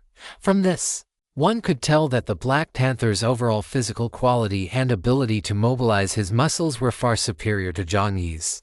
The slightest movement of his muscle groups could carry his entire body as he maneuvered. Even when slashing, he often acted with effortless ease. After successfully dodging, he held his long black blade vertically. A crescent moon appeared behind Yu Bao, and blue smoke rose within it. Yu Bao's speed became even faster, and like Feng He, who utilized skills involving wind and wings, Yu Bao relied entirely on his heaven-defying physical constitution. If Yu Bao's usual control over his body was 80%, then right now it was 95%, of course. This was because no one could control their body 100%. If one truly reached that level, it would be no different from achieving sainthood in the flesh. Even a 95% degree of body control was terrifying enough. With his hind legs pressing down to lower his center of gravity, the Black Panther's body lifted into the air. With a light push of his paws against the ground, he ascended, easily slicing through the vines that were wrapping around him. His blade didn't even touch these vines, all of them shattered upon contact with the wind. Yu Bao's swordsmanship was even more ethereal than Jiang Yi's. Like an antelope hanging its horns or a reflection of the moon in the water, it was even more elusive. Yu Bao could rely entirely on his 5 senses to perceive the direction of his opponent's blade, but his opponent found it difficult to do the same, because Yu Bao's blade did not follow conventional trajectories at all. Relying on his mastery over his body, Yu Bao could even change the direction of his long blade after the momentum of the strike had already formed. Speed and slowness had lost their meaning here with a clang. Jiang Yi's wrist was shaken until it went numb. Yes, if you thought this was just a light, airy strike, you would be wrong. Previously, Jiang Yi had seen Yu Bao expressionlessly lift a heavy-duty barbell which the chimpanzee used for strength training and had left out of place with one hand and put it back in its original spot. Jiang Yi grimaced inwardly, feeling his entire arm trembling. Chapter 709. LV1 vs LV20 Part 3. This felt similar to the time he collided with the giant elephant. In fact, it was even more terrifying in terms of speed. Although he was in the middle of a life-or-death battle, Jiang Yi was not nervous. He was even wondering whose strength was greater, Yu Bao's or King's. After the image of King's world-destroying punch appeared in his mind, Jiang Yi couldn't help but shiver. In terms of pure strength, if the giant elephant and Yu Bao were Tyson, then King would be Ultraman Taro. He suspected that those 2 foxes didn't participate in the arena rankings, otherwise an LV20 level wouldn't be enough. After relaxing slightly, Jiang Yi gripped his dual blades and increased his speed, unleashing an X slash. With 2 clang sounds, the 2 figures closed in again. Yu Bao moved his black blade horizontally, parried up and down twice, and then silkily switched to an upward slash with a swish. Jiang Yi's figure was sliced into 2 pieces. Da De Bao and Xiao De Bao were both shocked. Da De Bao's throat constricted, and he nearly choked to death. The chimpanzee next to him hurriedly patted Da De Bao's back, and Da De Bao's eyes were filled with stars. It's an afterimage. A monster in the audience shouted. An afterimage, on the arena floor. 3 clones split off. 1 clone was struck by Yu Bao, while the other 2 circled behind him. Black vines erupted from the ground, binding Yu Bao's ankles. Yu Bao lowered his gaze. The sound of the gambler's fire line cutting through the air came from above. Yu Bao didn't even look up. His long, black tail curled, and the black blade was actually swept up by his tail. With another casual flick, a sound as heavy as a mountain rang out, and one of the shadows was shattered instantly. Aclear's punch was firmly caught by the Black Panther's claws. When the distance between the 2 was less than 20 centimeters, Jiang Yi opened his mouth. A terrifying screech echoed through the arena. The sound-capturing devices in the arena were much better than those at the bone burial ground back then. Therefore, the audience felt their eardrums vibrate, and their souls felt a moment of trance. A skill that acts directly on the spirit and soul. The timing and technique of these 2 moves were quite excellent. Even Pig Prince couldn't help but nod. With this grasp of timing, even Yu Bao couldn't react in time. During the half-second that Yu Bao was mentally dazed, an astonishing light erupted from Aclear. Jiang Yi followed up with an elbow strike and a knee strike, causing Yu Bao's body to suddenly lose its balance. But in that instant, Yu Bao's tail also wrapped around Jiang Yi's thigh. Without a second thought, Jiang Yi performed a reverse over-the-shoulder throw, slamming both himself and Yu Bao heavily into the ground. With a boom, the reverse shoulder throw is strictly prohibited in any exhibition match, as it targets the most vulnerable parts of the human body, the spine and the neck. Once successful, the opponent will either die or be left with hyperplegia. Of course, this is also a technique that Moon Leopard is quite proficient in. Both bodies slammed violently into the ground. On Jiang Yi's status window, a notification of true damage appeared. After his back hit the ground with a heavy thud, Jiang Yi gritted his teeth to ignore the excruciating pain and knelt halfway. Turning his body, he locked his hands onto Moon Leopard's torso, mirroring the move he had just used to send the giant elephant flying. With a loud boom, Moon Leopard's body was ruthlessly thrown away. Amidst the dust and smoke, Moon Leopard's body carved a trail into the ground. Is he going to win? Moon Leopard lost. The audience hadn't even sat down, as they stared with wide eyes. Jiang Yi also took a deep breath. Just as he was about to look ahead, suddenly with a boom, the dust scattered in all directions, and the view became clear. Moon Leopard, who should have been sent flying, had instead plunged his black blade into the edge of the arena. The next second, Moon Leopard's pupils narrowed into slits. And then came this terrifying impact. The black longsword resembled a crescent moon rising in the sky. The dust on both sides went still, and the space in the middle seemed to lose all meaning. Moon Leopard's figure passed through like a black crescent moon, and in the next second, this black crescent moon slashed heavily onto Jiang Yi's body. Jiang Yi had been in hot pursuit, so Moon Leopard chose to retreat to advance. The timing was captured perfectly. Jiang Yi's old move hadn't finished, and his new one hadn't yet formed. In that gap of strength, it was Jiang Yi's body that was sent flying this time. And compared to Moon Leopard, Jiang Yi was in a much more wretched state. That blade had landed squarely on Jiang Yi's chest and abdomen, causing him to spit out a large mouthful of blood. With a wet thud, he knelt at the edge of the arena. Inside Jiang Yi's consciousness, a mechanical voice sounded. You have suffered 10 points of true damage. Your constitution is slowly decreasing. PFFT. Jiang Yi spat out a mouthful of blood foam. At the edge of the second floor stands, Chimpanzee was stunned. Is this guy Moon Leopard playing for real? Aren't we supposed to be throwing the match? Chimpanzee looked completely bewildered. Big Bear, standing next to him, couldn't even bear to look at them. Only these two guys would openly talk about throwing a match in the Daydream Pavilion. Moreover, one look at Tiger Tooth's shocked expression was enough to know that he had been thinking the same thing. Big Bear shook his head silently. He knew very well that Moon Leopard would never throw a match. Moon Leopard received over 10 complaints a month precisely because he was someone who simply could not fake a performance. Asking Moon Leopard to throw a match was like asking Tiger Tooth to take over the accounting for Crane. Both were equally impossible. The only benefit of Moon Leopard taking action was that he could guarantee Jiang Yi wouldn't die in the arena, and ensure that Jiang Yi would give it his 100% without holding anything back. After spitting out the blood foam, Moon Leopard's figure closed in once again. Jiang Yi had seen this move many times before. In the past, if nothing went wrong, he would have been knocked off the martial arts stage just like this. Not to mention Jiang Yi. If it were any normal person, seeing Moon Leopard approaching in this state might have been enough to strip them of the courage to resist. Jiang Yi gritted his teeth. Moon Leopard's fist had already reached his side, and Jiang Yi chose to engage in close quarters combat, fist after fist. Both were fighting based on muscle memory and reaction. Jiang Yi took a solid punch at the very beginning, and his right eye immediately swelled up. In the heat of the battle, Jiang Yi gritted his teeth and said, "Coach, aren't you being a bit too ruthless?" For some reason, Jiang Yi's voice sounded somewhat aggrieved to Moon Leopard. Moon Leopard paused for a moment, and just as he was about to say something, a clear slam toward Moon Leopard's head. This kid. In the time that followed, the audience in the stands was treated to a feast for the eyes. Although it was only two contestants fighting, they displayed the momentum of 1,000 troops. Everything you wanted to see.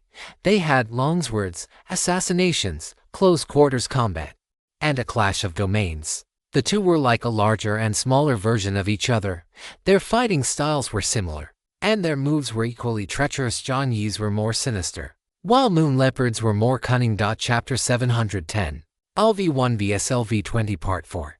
In the midst of the battle, Jiang Yi cleared away all distracting thoughts. Although he had fought Moon Leopard like this in the training grounds before, those battles were more like demonstrations rather than this kind of life-or-death hostility. Jiang Yi's breathing became clearer and clearer within his heart, under extreme focus. Jiang Yi no longer needed to use his eyes to see. He could perceive with his body. The trajectory of Red Moon became increasingly clear in Jiang Yi's eyes. feeling the vibration of the blade and the calls from the surroundings. Gradually, Jiang Yi's movements began to decrease. Jiang Yi had perceived the existence of the fast and slow blade from Feng He, weaving his net into a river, but it was still not enough against Moon Leopard. Moon Leopard was like a giant rock in the river, standing firm and unmoved, using only the minimum amount of force and the most precise intuition. He would cause towering waves to explode whenever the river flowed past him. At his current stage, Jiang Yi could not achieve such ease. That required years of accumulation, not something that could be reached just by having enough talent. What he could do now was to be faster, to be more ferocious. If the river couldn't wash away the rock, then what about a tsunami? Jiang Yi opened his eyes. Red moon streaked across like a meteor dot in an instant. The red longsword and the black longsword collided. After the impact, Jiang Yi didn't linger. Instead, he slid upward along the point where the two blades crossed. Moon Leopard's expression remained unchanged as he changed his slash into a diagonal cut. With the shift in force, Jiang Yi directly used the reverse direct stab of the killer style. The dagger was intercepted by Moon Leopard's arm in midair. Another soul-piercing scream. After Moon Leopard's movement slowed for a second, Jiang Yi's red moon slammed the black longsword down. At the same time, Jiang Yi closed in. Another soul-piercing scream. No, doing it again wouldn't work. Jiang Yi gritted his teeth and slammed his head forward in a violent headbutt. Young Master Pig's mouth hung wide open. What kind of move was that? A headbutt. That was a tactic used in the old days, with a loud asterisk bang asterisk. Jiang Yi's head collided violently with the Moon Leopard's. Blood streamed down from both of their foreheads. This impact seemed to have punched an air vent into a rushing torrent, causing the river to surge forward. The situation of the entire battlefield was unlocked not at close range. Jiang Yi switched to his gambler's fireline, unleashed a few slashes, and created some distance. A pair of crimson pupils appeared above the arena. Jiang Yi's head was a bloody mess, his right eye swollen shut. The effects of intimidation and soul scream continued to erode the Moon Leopard's mental state. After that headbutt, the Moon Leopard's vision had also become blurred, its animalistic pupils narrowing once more. In that very instant, Jiang Yi raised both hands. The crimson eyes above opened to their widest, and the blood-like ore seemed to materialize. Drops of fresh blood rolled down Jiang Yi's forehead, splattering onto the ground and his blade, the crimson moon, amidst a low hum. Every move and every stance he had just performed converged in Jiang Yi's heart. He held judgment high and brought it crashing down, with asterisk clatter asterisk. At that moment, Jiang Yi felt as if he heard the sound of a river overturning massive boulders. At that moment, an invisible abyss seemed to appear before Jiang Yi. The Moon Leopard opposite him seemed to sense something as well. In a spot that no one else could see, only the brown bear noticed the Moon Leopard's grip on his black longsword seemed to loosen slightly. The big bear was shocked. After the headbutt opened the gap, Jiang Yi relied entirely on instinct to raise his longsword. A thin red line, like a crescent moon, appeared in the sky. This move was very similar to the Moon Leopard's, yet at the same time, it incorporated the characteristics of others. Once the thin line formed, the surrounding air emitted an unbearable, piercing screech. The air was sliced into invisible strips. The red line continuously split and rotated in the air before finally toward the Moon Leopard. Dust in the air was pulverized the moment it touched the sharp blade ore. Under the astonishing pressure, the Moon Leopard extended his longsword to meet it. The moment the black blade ore collided with the thin red line, it was sliced straight through. Young Master Pig, Big Bear, and White Cat all watched the situation in the arena intently. Under that single strike, the entire ground was carved into fine powder. The energy shield had already shattered halfway through. When the smoke and dust finally cleared, one of the Moon Leopard's feet had already stepped over the edge of the arena. And that wasn't all. On the arm the Moon Leopard wasn't using to hold his sword, grid-like cuts of various sizes had appeared, and thick blood was seeping out from them. In front of the Moon Leopard was a red grid that spanned across the entire arena. The red grid had sliced directly through both sides of the energy shield, cutting across the spectator stands. The faces of the audience on both sides turned pale. That thing had passed right between them. The rooster from earlier noticed that in the corners of his vision, black voids had appeared along the edges of those red lines. Space itself had been sliced open. If he had been standing just a little further to the side, Wouldn't he have been? The rooster gulped audibly. The red grid spanned the heavens and earth, and the moon leopard's foot had stepped out of the arena.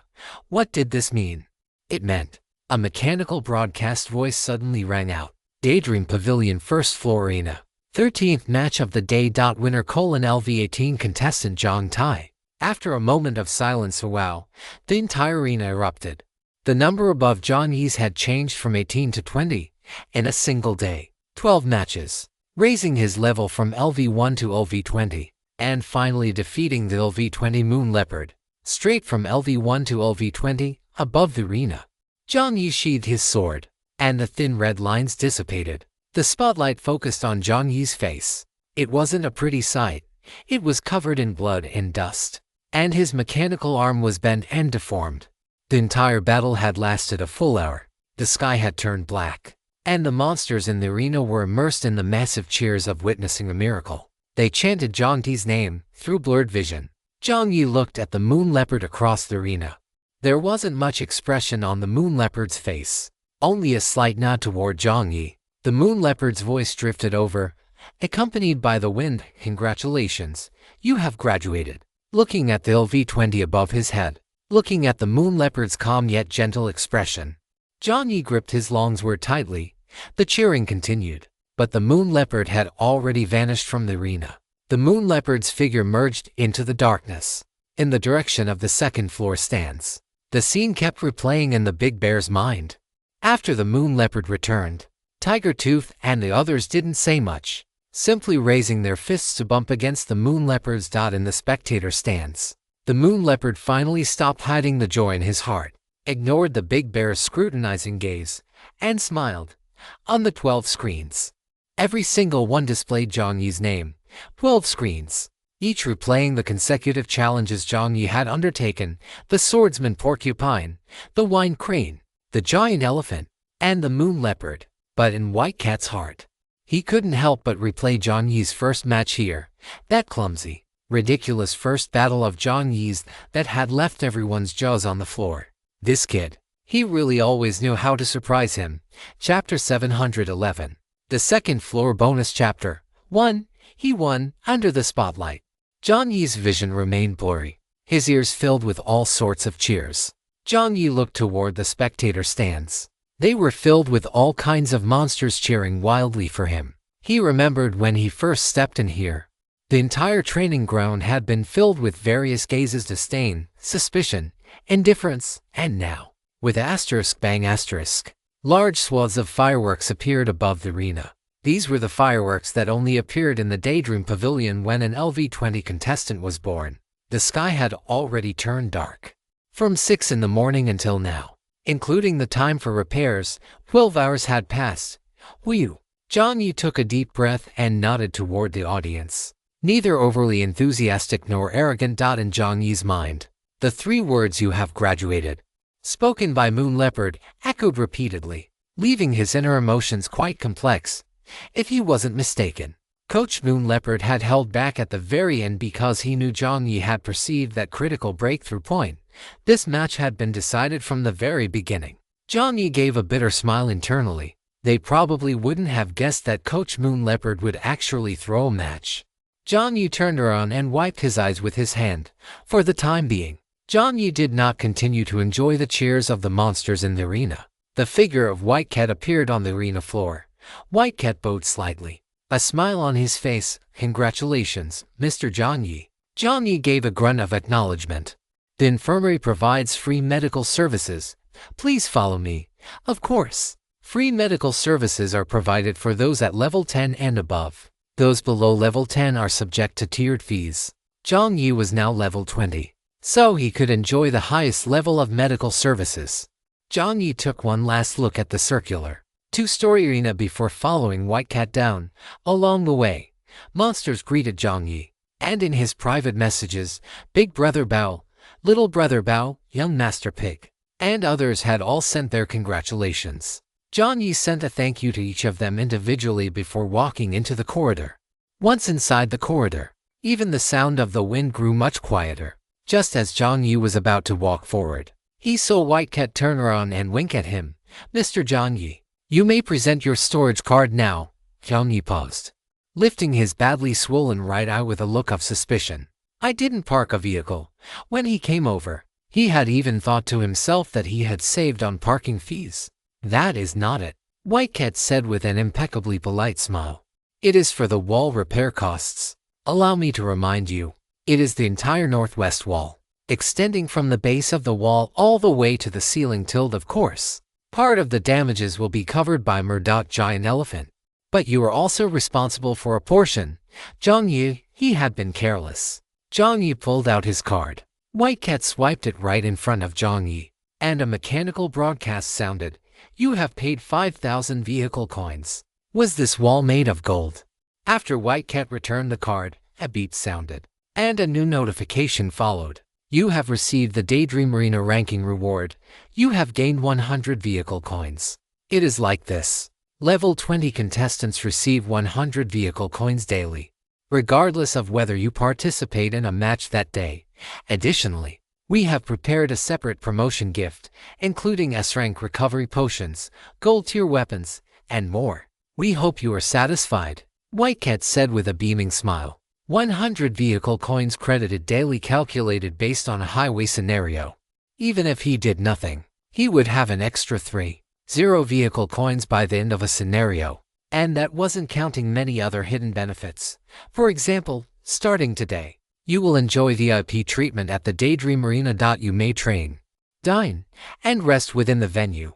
We also have a strategic partnership with the Tiger Fang Training Center. At the Tiger Fang Training Center, you will enjoy 2 hours of free training time every natural day. 2 hours of free training time every natural day. How was this any different from free gym access? Under normal circumstances, players need to drive, enter instances, and play games. 2 hours per natural day was already quite generous. Of course, at the Vehicle Comprehensive Maintenance Center, at the Silver Ring Auction House, with one benefit after another. Jiang Yi only regretted not coming in sooner. Although he certainly wouldn't have reached level 20 back then, he had missed out on all these perks. While Jiang Yi was muttering to himself, the arena had already disappeared behind him. Jiang Yi had been here before and had even met a white leopard lady here. Inside a first-floor treatment pod, repair fluid covered Jiang Yi's face and upper body, the areas that had sustained the most damage. As the deep green liquid covered him, there was a slight sensation of suffocation. A Kung sign appeared next to Jiang Yi's constitution attribute, and his health points were slowly rising. While Jiang Yi was undergoing treatment, White Cat stood guard nearby. If it were in the past, Team Knight's White Cat would not have paid such attention to a contestant. But now, the situation was different. Possessing forging skills that could rival Aok, and being a level 20 contestant as well, such an existence was worth establishing a deep cooperative relationship with. Moreover, this kid was very much to his liking. A mechanical broadcast sounded. Daydream Arena White Cat's favorability toward Yukong 10. Daydream Arena White Cat's current favorability is. While closing his eyes for repairs, Jiang Yi's mood remained calm. Now, there was only one thing left to do: move upward. Repair pod usage complete. With a beep. About a quarter of an hour later, Jiang Yi opened his eyes. A white light, not too blinding, shone before Jiang Yi's eyes, and White Cat's kid head appeared above him. Mr. Jiang Yi, how do you feel? Jiang Yi blinked. The soreness and swelling in his right eye had improved significantly. As he stood up from the repair pod, Jiang Yi merely glanced at it, and White Cat, standing to the side, spoke very consciously. It can be sold. Jiang Yi, good. Jiang Yi rubbed his nose. After a brief 2-second silence, Jiang Yi took the initiative to speak. Team Knight, I should have the qualifications to go to the second floor now, right? After Jiang Yi's words fell, the surroundings went quiet for a moment. Team Knight looked at Jiang Yi deeply, then nodded. You do. Do you want to go up now? Yes. Jiang Yi said without hesitation. Chapter 712, The World's Central Axis. In the first floor arena, one must raise their competitive level to level 10 or higher to unlock the qualifications to enter the second floor.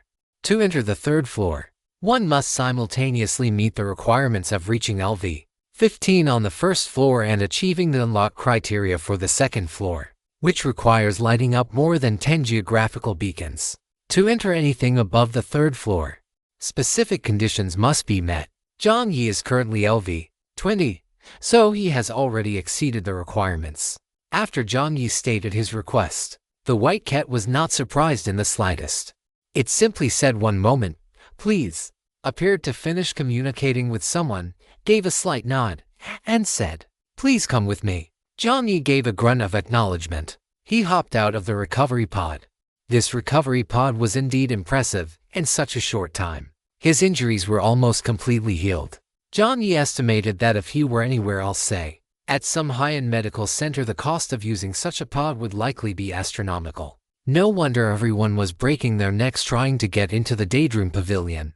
It might not seem like it has high returns here, at least for the players, but the hidden benefits were shockingly good. Emerging from the treatment room, he could no longer hear the sounds of the arena. In fact, there were no more matches today. Jiang Yi had single-handedly finished all 12 of the day's matches. In the quiet venue, Jiang Yi and the white cat occasionally ran into other small cats. They would curiously perk up their ears at Jiang Yi and greet him. Mr. Jiang Yi, night team. The white cat nodded to each of them, and soon, the two reached the end of the corridor. At the end of the corridor was a transparent elevator. There were no buttons to open the door in front of the elevator. The white cat looked at the curious Jiang Yi behind it and expertly pulled out a piece of equipment. Jiang Yi, the visiting fee must be paid in advance. A total of 50 chech coins. Jiang Yi, a long time ago, Jiang Yi had said that the fees at the Tiger Tooth Training Hall were very opaque and suggested they be reformed. Walking through the Tiger Tooth Training Hall, it felt like even breathing cost money. But now, Jiang Yi realized he had been wrong. If the Tiger Tooth Training Hall was the standard capitalist style, then the Daydream Pavilion was the style of a 1,000-year-old feudal landlord. Jiang Yi silently handed over his card, with a beep. The 100 chech coins that had just arrived were instantly reduced by 50. The card was returned, and the white cat bowed again. In front of the elevator, the white cat pressed its paw onto a blank space. A gentle mechanical voice broadcasted a command. Correct access granted with a clatter. Jiang Yi stopped thinking about his lost chech coins and looked at the opening door. The second floor of the Daydream Pavilion, the place that Ni Di Tian mentioned where one could travel to other instances. Many images flashed through Jiang Yi's mind all at once. Please follow me. All right. He entered the elevator. The door closed. Asterisk thump thump, thump thump asterisk. Jiang Yi's heart began to beat involuntarily. It wasn't just Ni Di Tian. Others had entered here too. And lighting had also entered. But when Jiang Yi asked them what was in here, they were uncharacteristically silent. It seemed like something was hidden here. Something that could shake a person's resolve. The white cat looked calm and voluntarily stepped aside to let him take the lead. With a click, Jiang Yi had originally expected the elevator here to be silent and smooth like the ones in the watchtower. But to his surprise, the sound of gears came from it. The click-clack sound echoed. Sensing with Jiang Yi's heartbeat, the elevator began to ascend. Passing over the black platform, the transparent elevator rose all the way up. Quickly crossing the first floor, the circular arena, the black, empty, massive arena appeared beneath Jiang Yi's feet, resembling a giant beast breathing in the darkness. Above the arena, -1 screen stood like pillars of judgment, staring down at the stage below. Here, monsters and players fought to the death, while the arena existed for eternity. Asterisk click dash clack, click clack asterisk. The transparent elevator continued to rise. Jiang Yi was certain that this distance was more than just one floor. As the elevator kept climbing, Jiang Yi could even feel the air flowing rapidly. Within his line of sight, the arena began to shrink and disappear. The elevator's speed grew faster and faster. Around the elevator appeared black mist. In the darkness, Jiang Yi was certain he was no longer inside the Daydream Pavilion. Looking up, he could even see the starry sky above. He didn't know where the two ends of the elevator connected, but the mist on both sides was familiar enough to Jiang Yi. This was the same mist that flowed along the sides and behind the highway. He was absolutely certain of it. Asterisk click clack click clack asterisk. Massive amounts of mist swirled outside the transparent elevator, and the layered, overlapping whispers rang in Jiang Yi's ears once again. At a certain moment, after reaching a fixed height, asterisk whoosh, in front of Jiang Yi, all the mist dissipated. The clicking sound of the elevator vanished. Jiang Yi's heart seemed to skip a beat. In the absolute silence, the world suddenly became clear. A circular light screen popped up in front of Jiang Yi. "My dear player, melancholy little fry," the familiar voice appeared. In front of Jiang Yi, the clouds and mist cleared away. Jiang Yi instinctively looked above the transparent staircase. At this moment, he saw clearly what was above the staircase. On the ceiling of the staircase was a faceless face. The expressionless main system was looking at him right now. "Welcome to the world access." Jiang Yi's expression stiffened, moving his gaze away from the faceless face. He saw that around the staircase, one soul crystal-like object after another appeared. These crystals were much larger than the soul crystals in Jiang Yi's possession. They were crystal clear and were contracting within their respective orbits, as if they were breathing. Above and below the staircase, there was a faceless visage. Above the faceless one was a blue, virtual, alternating chain. The shape of these chains was fluid, resembling the structure of DNA. Below the staircase, there were identical blue, gene-like chains. The staircase formed the central axis of the entire world. In the center of these transparent crystals, Jiang Yi could see a decaying city, the dense network of pipes beneath the city, and an inverted 9-story tower. In the center of the blue crystal, Jiang Yi saw deep blue bodies of water and ships sailing above them. Inside the white crystal, Jiang Yi saw desolate plateaus, forests, and swamps. Inside the transparent crystal, Jiang Yi saw a cloud island and a giant dragon circling above it. This was the world of the previous instance. Beside the crystals, on both sides of the tracks, there was mist. The tracks connected all the crystals, and Jiang Yi could only clearly see the few in front of him. As the staircase ascended, one light screen after another lit up. "Welcome to Tower of Watch. Welcome to King of the Five Seas. Welcome to Razor Highlands. Welcome to Long Monsoon." Chapter 713. Player Nest World's Central Axis. Jiang Yi subconsciously took a step forward. Outside the transparent staircase lay all the worlds they had experienced.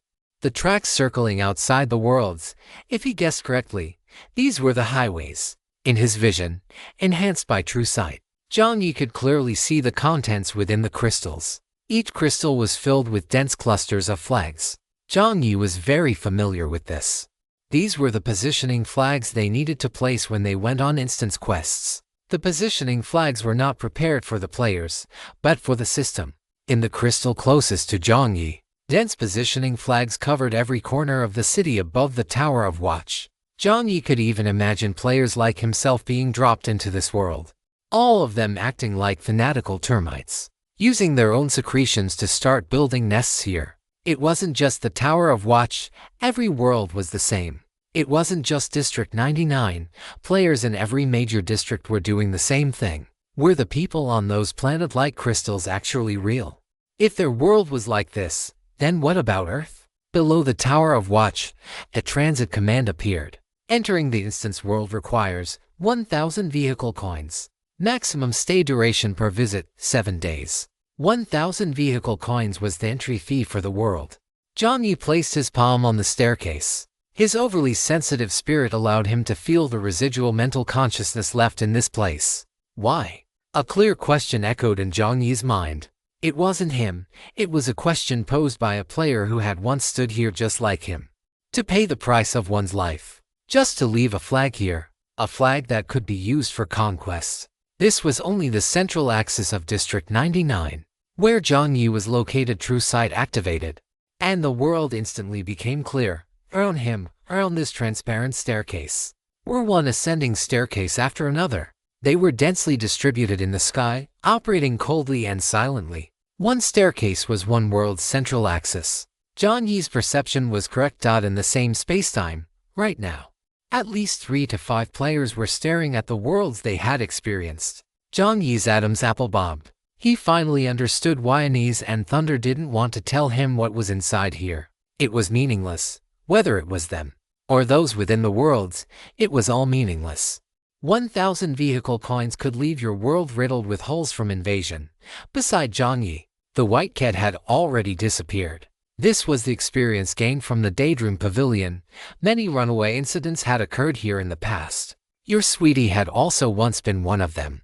upon seeing that the world she had desperately traveled through was nothing more than a glowing crystal.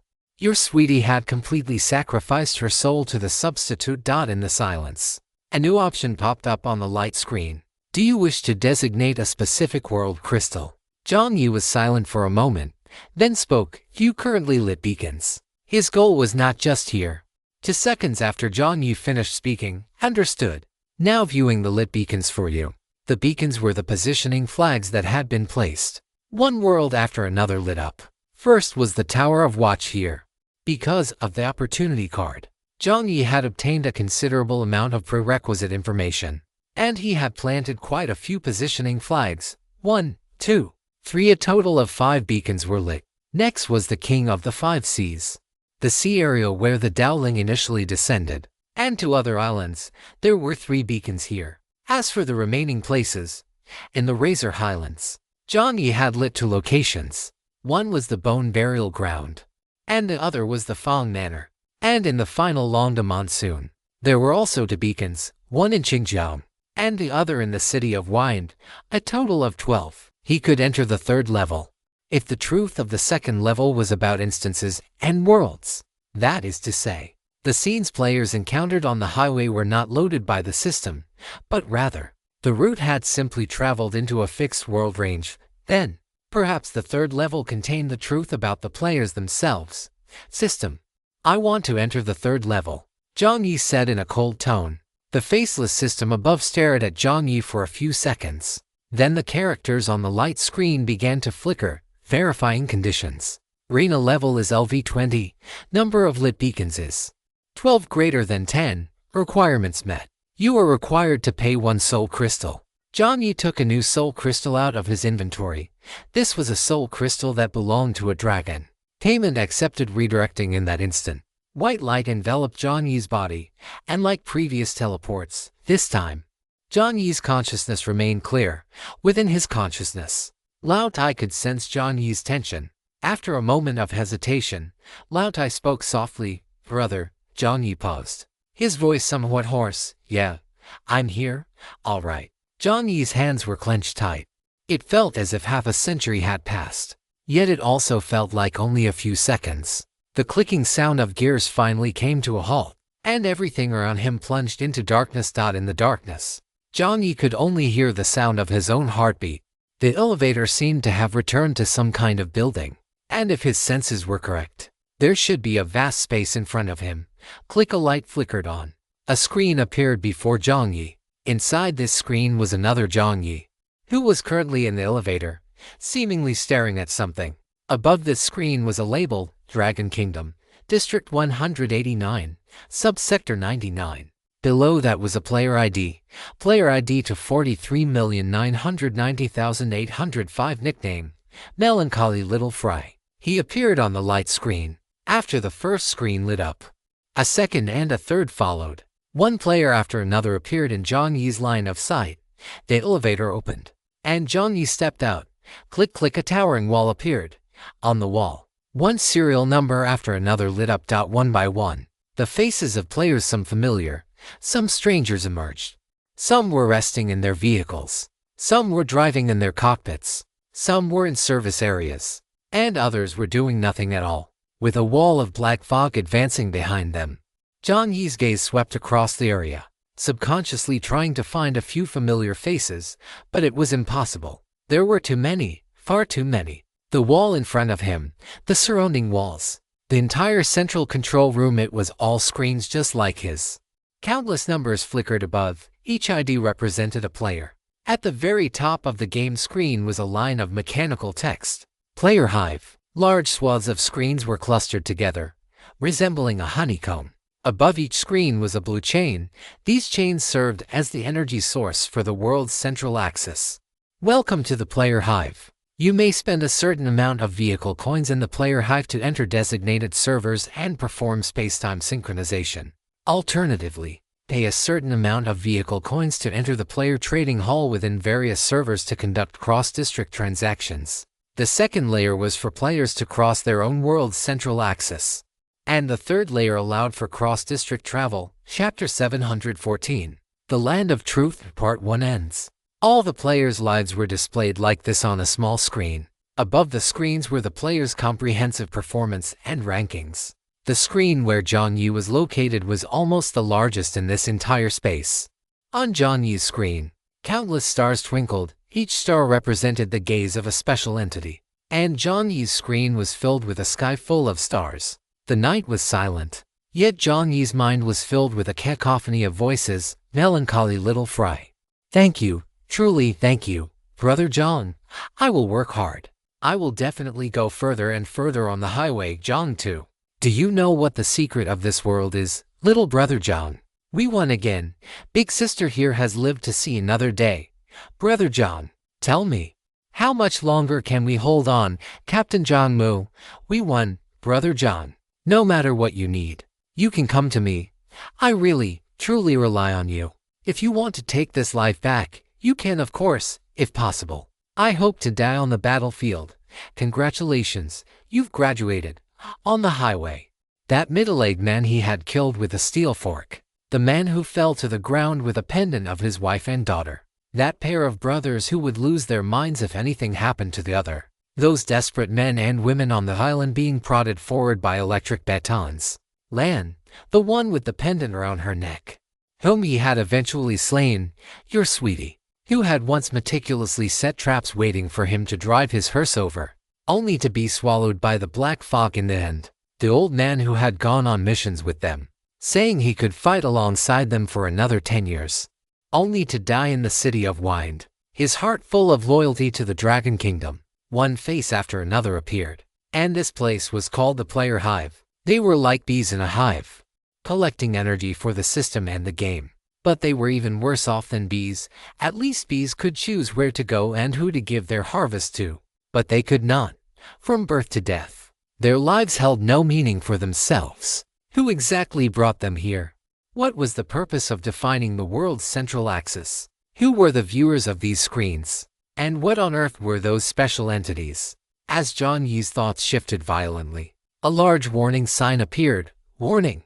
Current star mark energy is insufficient. Current number of identity badges, 6, namely, Wilderness Witch, Passerby, Pirate King, Reaper, Drama Master, Great Sage equaling Heaven, and able to unlock higher level areas.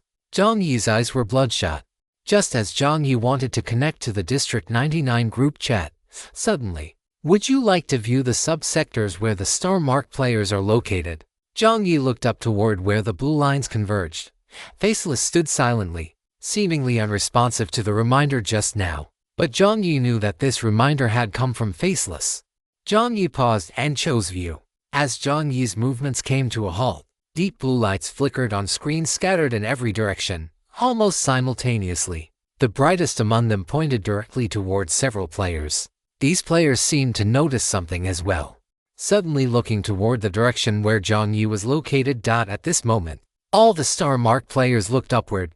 Please note, identity card energy can be plundered and inherited among star mark players. A small number of identity cards with special selectivity cannot be inherited. Please note, you are being watched by a large number of special existences.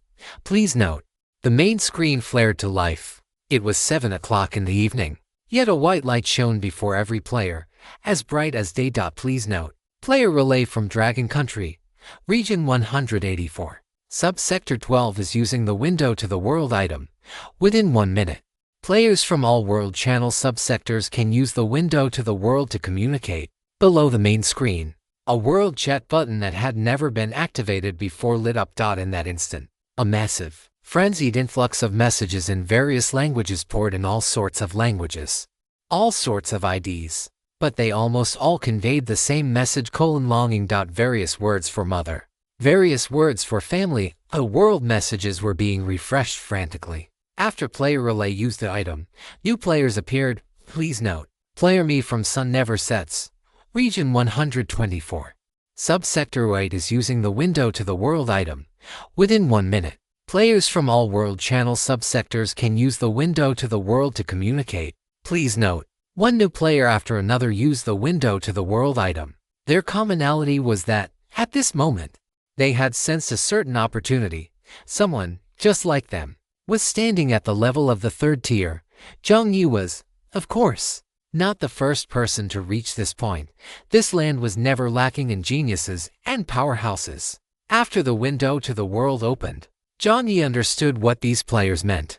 A smile appeared on Jiang Yi's face, and immediately, another light shone, exaggerated. Clumsy black and white wing special effects appeared, followed by the familiar boxed red fries. The familiar bras appeared. High-level player Melancholy Little Fries is speaking in the World Channel. Come and watch. ID 43,990,805 Melancholy Little Fries. I am player Melancholy Little Fries from Dragon Country, Region 189, Subsector 99. I need help. Less than a fraction of a second after the message was sent. ID 15,948,565 Unclosable window. I am player Melancholy Little Fries from Dragon Country, Region 189, Subsector 99. I need help. ID 43,179,857 Survive. I am player Melancholy Little Fries from Dragon Country, Region 189, Subsector 99. I need help. The people of Subsector 99. Players from all over the world, though they didn't know what had happened. They knew this ID. At this moment, with the window to the world open and this ID appearing, they knew that something must have happened. Jiang Yi flipped his hand, and a golden hair appeared. This was the great sage's life-saving hair. In his right hand, a key appeared. Description: a key to open a door. After each use, it will enter a 30-day dormant period. This was the most special item in Jiang Yi's possession. Once used, it would fall into a 30-day dormancy. Jiang Yi held the life-saving hair to his lips, and his terrifying mental power covered the key without reservation. With a whoosh, 1, 2, 3, 9, an entire wall of keys appeared on the screen. The door had no restrictions. A door connecting time and space was also a door.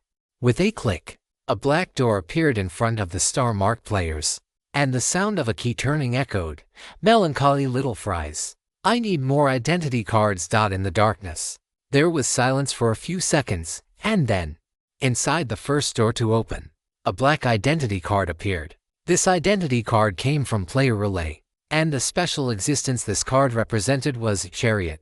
Following the Chariot, from one black door after another, one new identity card after another appeared. 1, 3. Behind every identity card, there were perhaps the top-ranked players of their respective subsectors. Jiang Yi had originally thought only a few would respond, but he hadn't expected that every single player would agree to his request. Star-marked energy collecting. 10%, 20%, 30% fourth tier. Land of Truth. Players are logging in. Part 1. Part 1 Conclusion and Q1. Q1, is this the end? Does the story finish here? Or, obviously, the story does not end here. One could even say the new story has just begun. Up to this point, some of the previous world lines and player lines have only just been fully laid out. At this point, Subsector 99 has finally had real communication with other subsectors, and the world chat function has only just been activated. This is indeed not a finale, just an ending. Q1 continued. When will the next part start? I haven't decided. I have an outline for the world lines and player lines, but I don't really like grand narratives. Ending here feels just right to me. If the subsequent plot were to continue with players constantly on the world axis, in dungeons, and in cross-region battles, I personally would find it a bit boring. After all, you have already watched this mode for 700 chapters, and I have written it for 700 chapters. In a story where everyone can guess the ending, repetitive narration cannot provide pleasure. Therefore, it is hard to say when there will be a next part. There might be, there might not be. So everyone doesn't need to have too many expectations. The point that everyone is concerned about is actually the fear that the story might end in such a muddled way, which would be unfair to everyone within the story. I am very clear on this, and by now, you all should know that I actually love lurking in the comments. In my view, compared to a good beginning, stopping at an ending that invites imagination is preferable to having a good beginning and development, only for the follow-up to become long-winded and tedious. Of course, this is because my writing ability is limited and my interests do not lie there. Regarding writing ability, if you have been reading for a long time, you will notice that I love writing short, episodic segments. The beginning, development, climax, and even the conclusion of a small segment can be finished within 3 chapters. Medium-length ones are also fine, provided that I have planted a large number of foreshadowing elements beforehand, like the Fawn Manor arc. This makes it easier for me to write and easier for readers to follow along. As for long arcs, I really struggle. The 5 C's section was where I lost the most readers.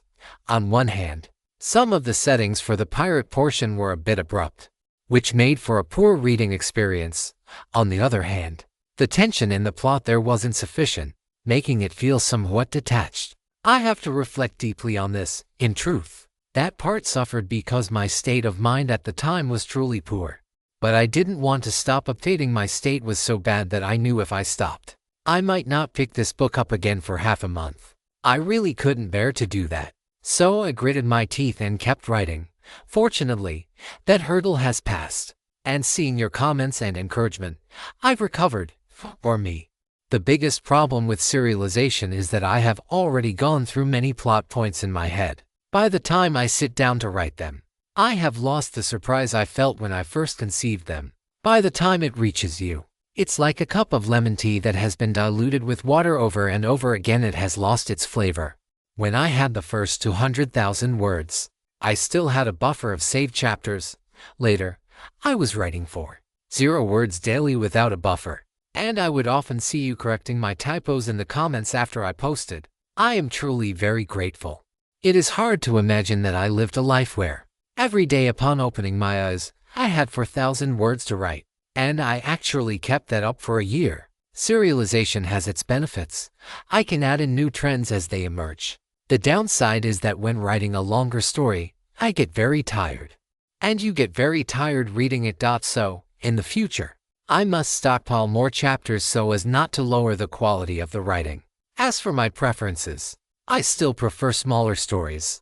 As the world has developed to this point, you have already seen many excellent works involving national sentiment, the stars and the universe, and grand ideals and dreams. Perhaps what everyone likes more are things that are lighthearted and healing. And I am the same. If one were to say that in some works, those grand elements are the main course and the lighthearted, healing parts are the side dishes, then my book is likely the opposite. Back to the main topic. Will there be a sequel? I'm not sure. If I have the right feel for it, a clear mind, and saved chapters, then yes. If not, you can certainly guess the main storyline anyway. Rather than me writing it all over again, it's better for you to imagine it yourselves. Q2, will there be side stories? Yes. I will update side stories at irregular intervals, covering various scenarios and perspectives, plenty to satisfy you. But I really need to rest. I am just too tired. Finally, there is no need to follow the author. I am just a very, very small, transparent person. I don't know what your situation is this year, but for me, yesterday, when I updated the final chapter, I submitted all my graduation materials. This book accompanied me through the end of my student life. Perhaps some readers noticed that I frequently added extra updates for a while. In reality, I was still writing without a buffer, writing continuously every day. I didn't know how to express my gratitude to all my readers. So I thought of the most cliché way. I wanted to finish on the date 5/20th. But the story wasn't quite finished yet, so it was a bit off. Fortunately, it was finished by 5/21. Sigma Alpha Sigma.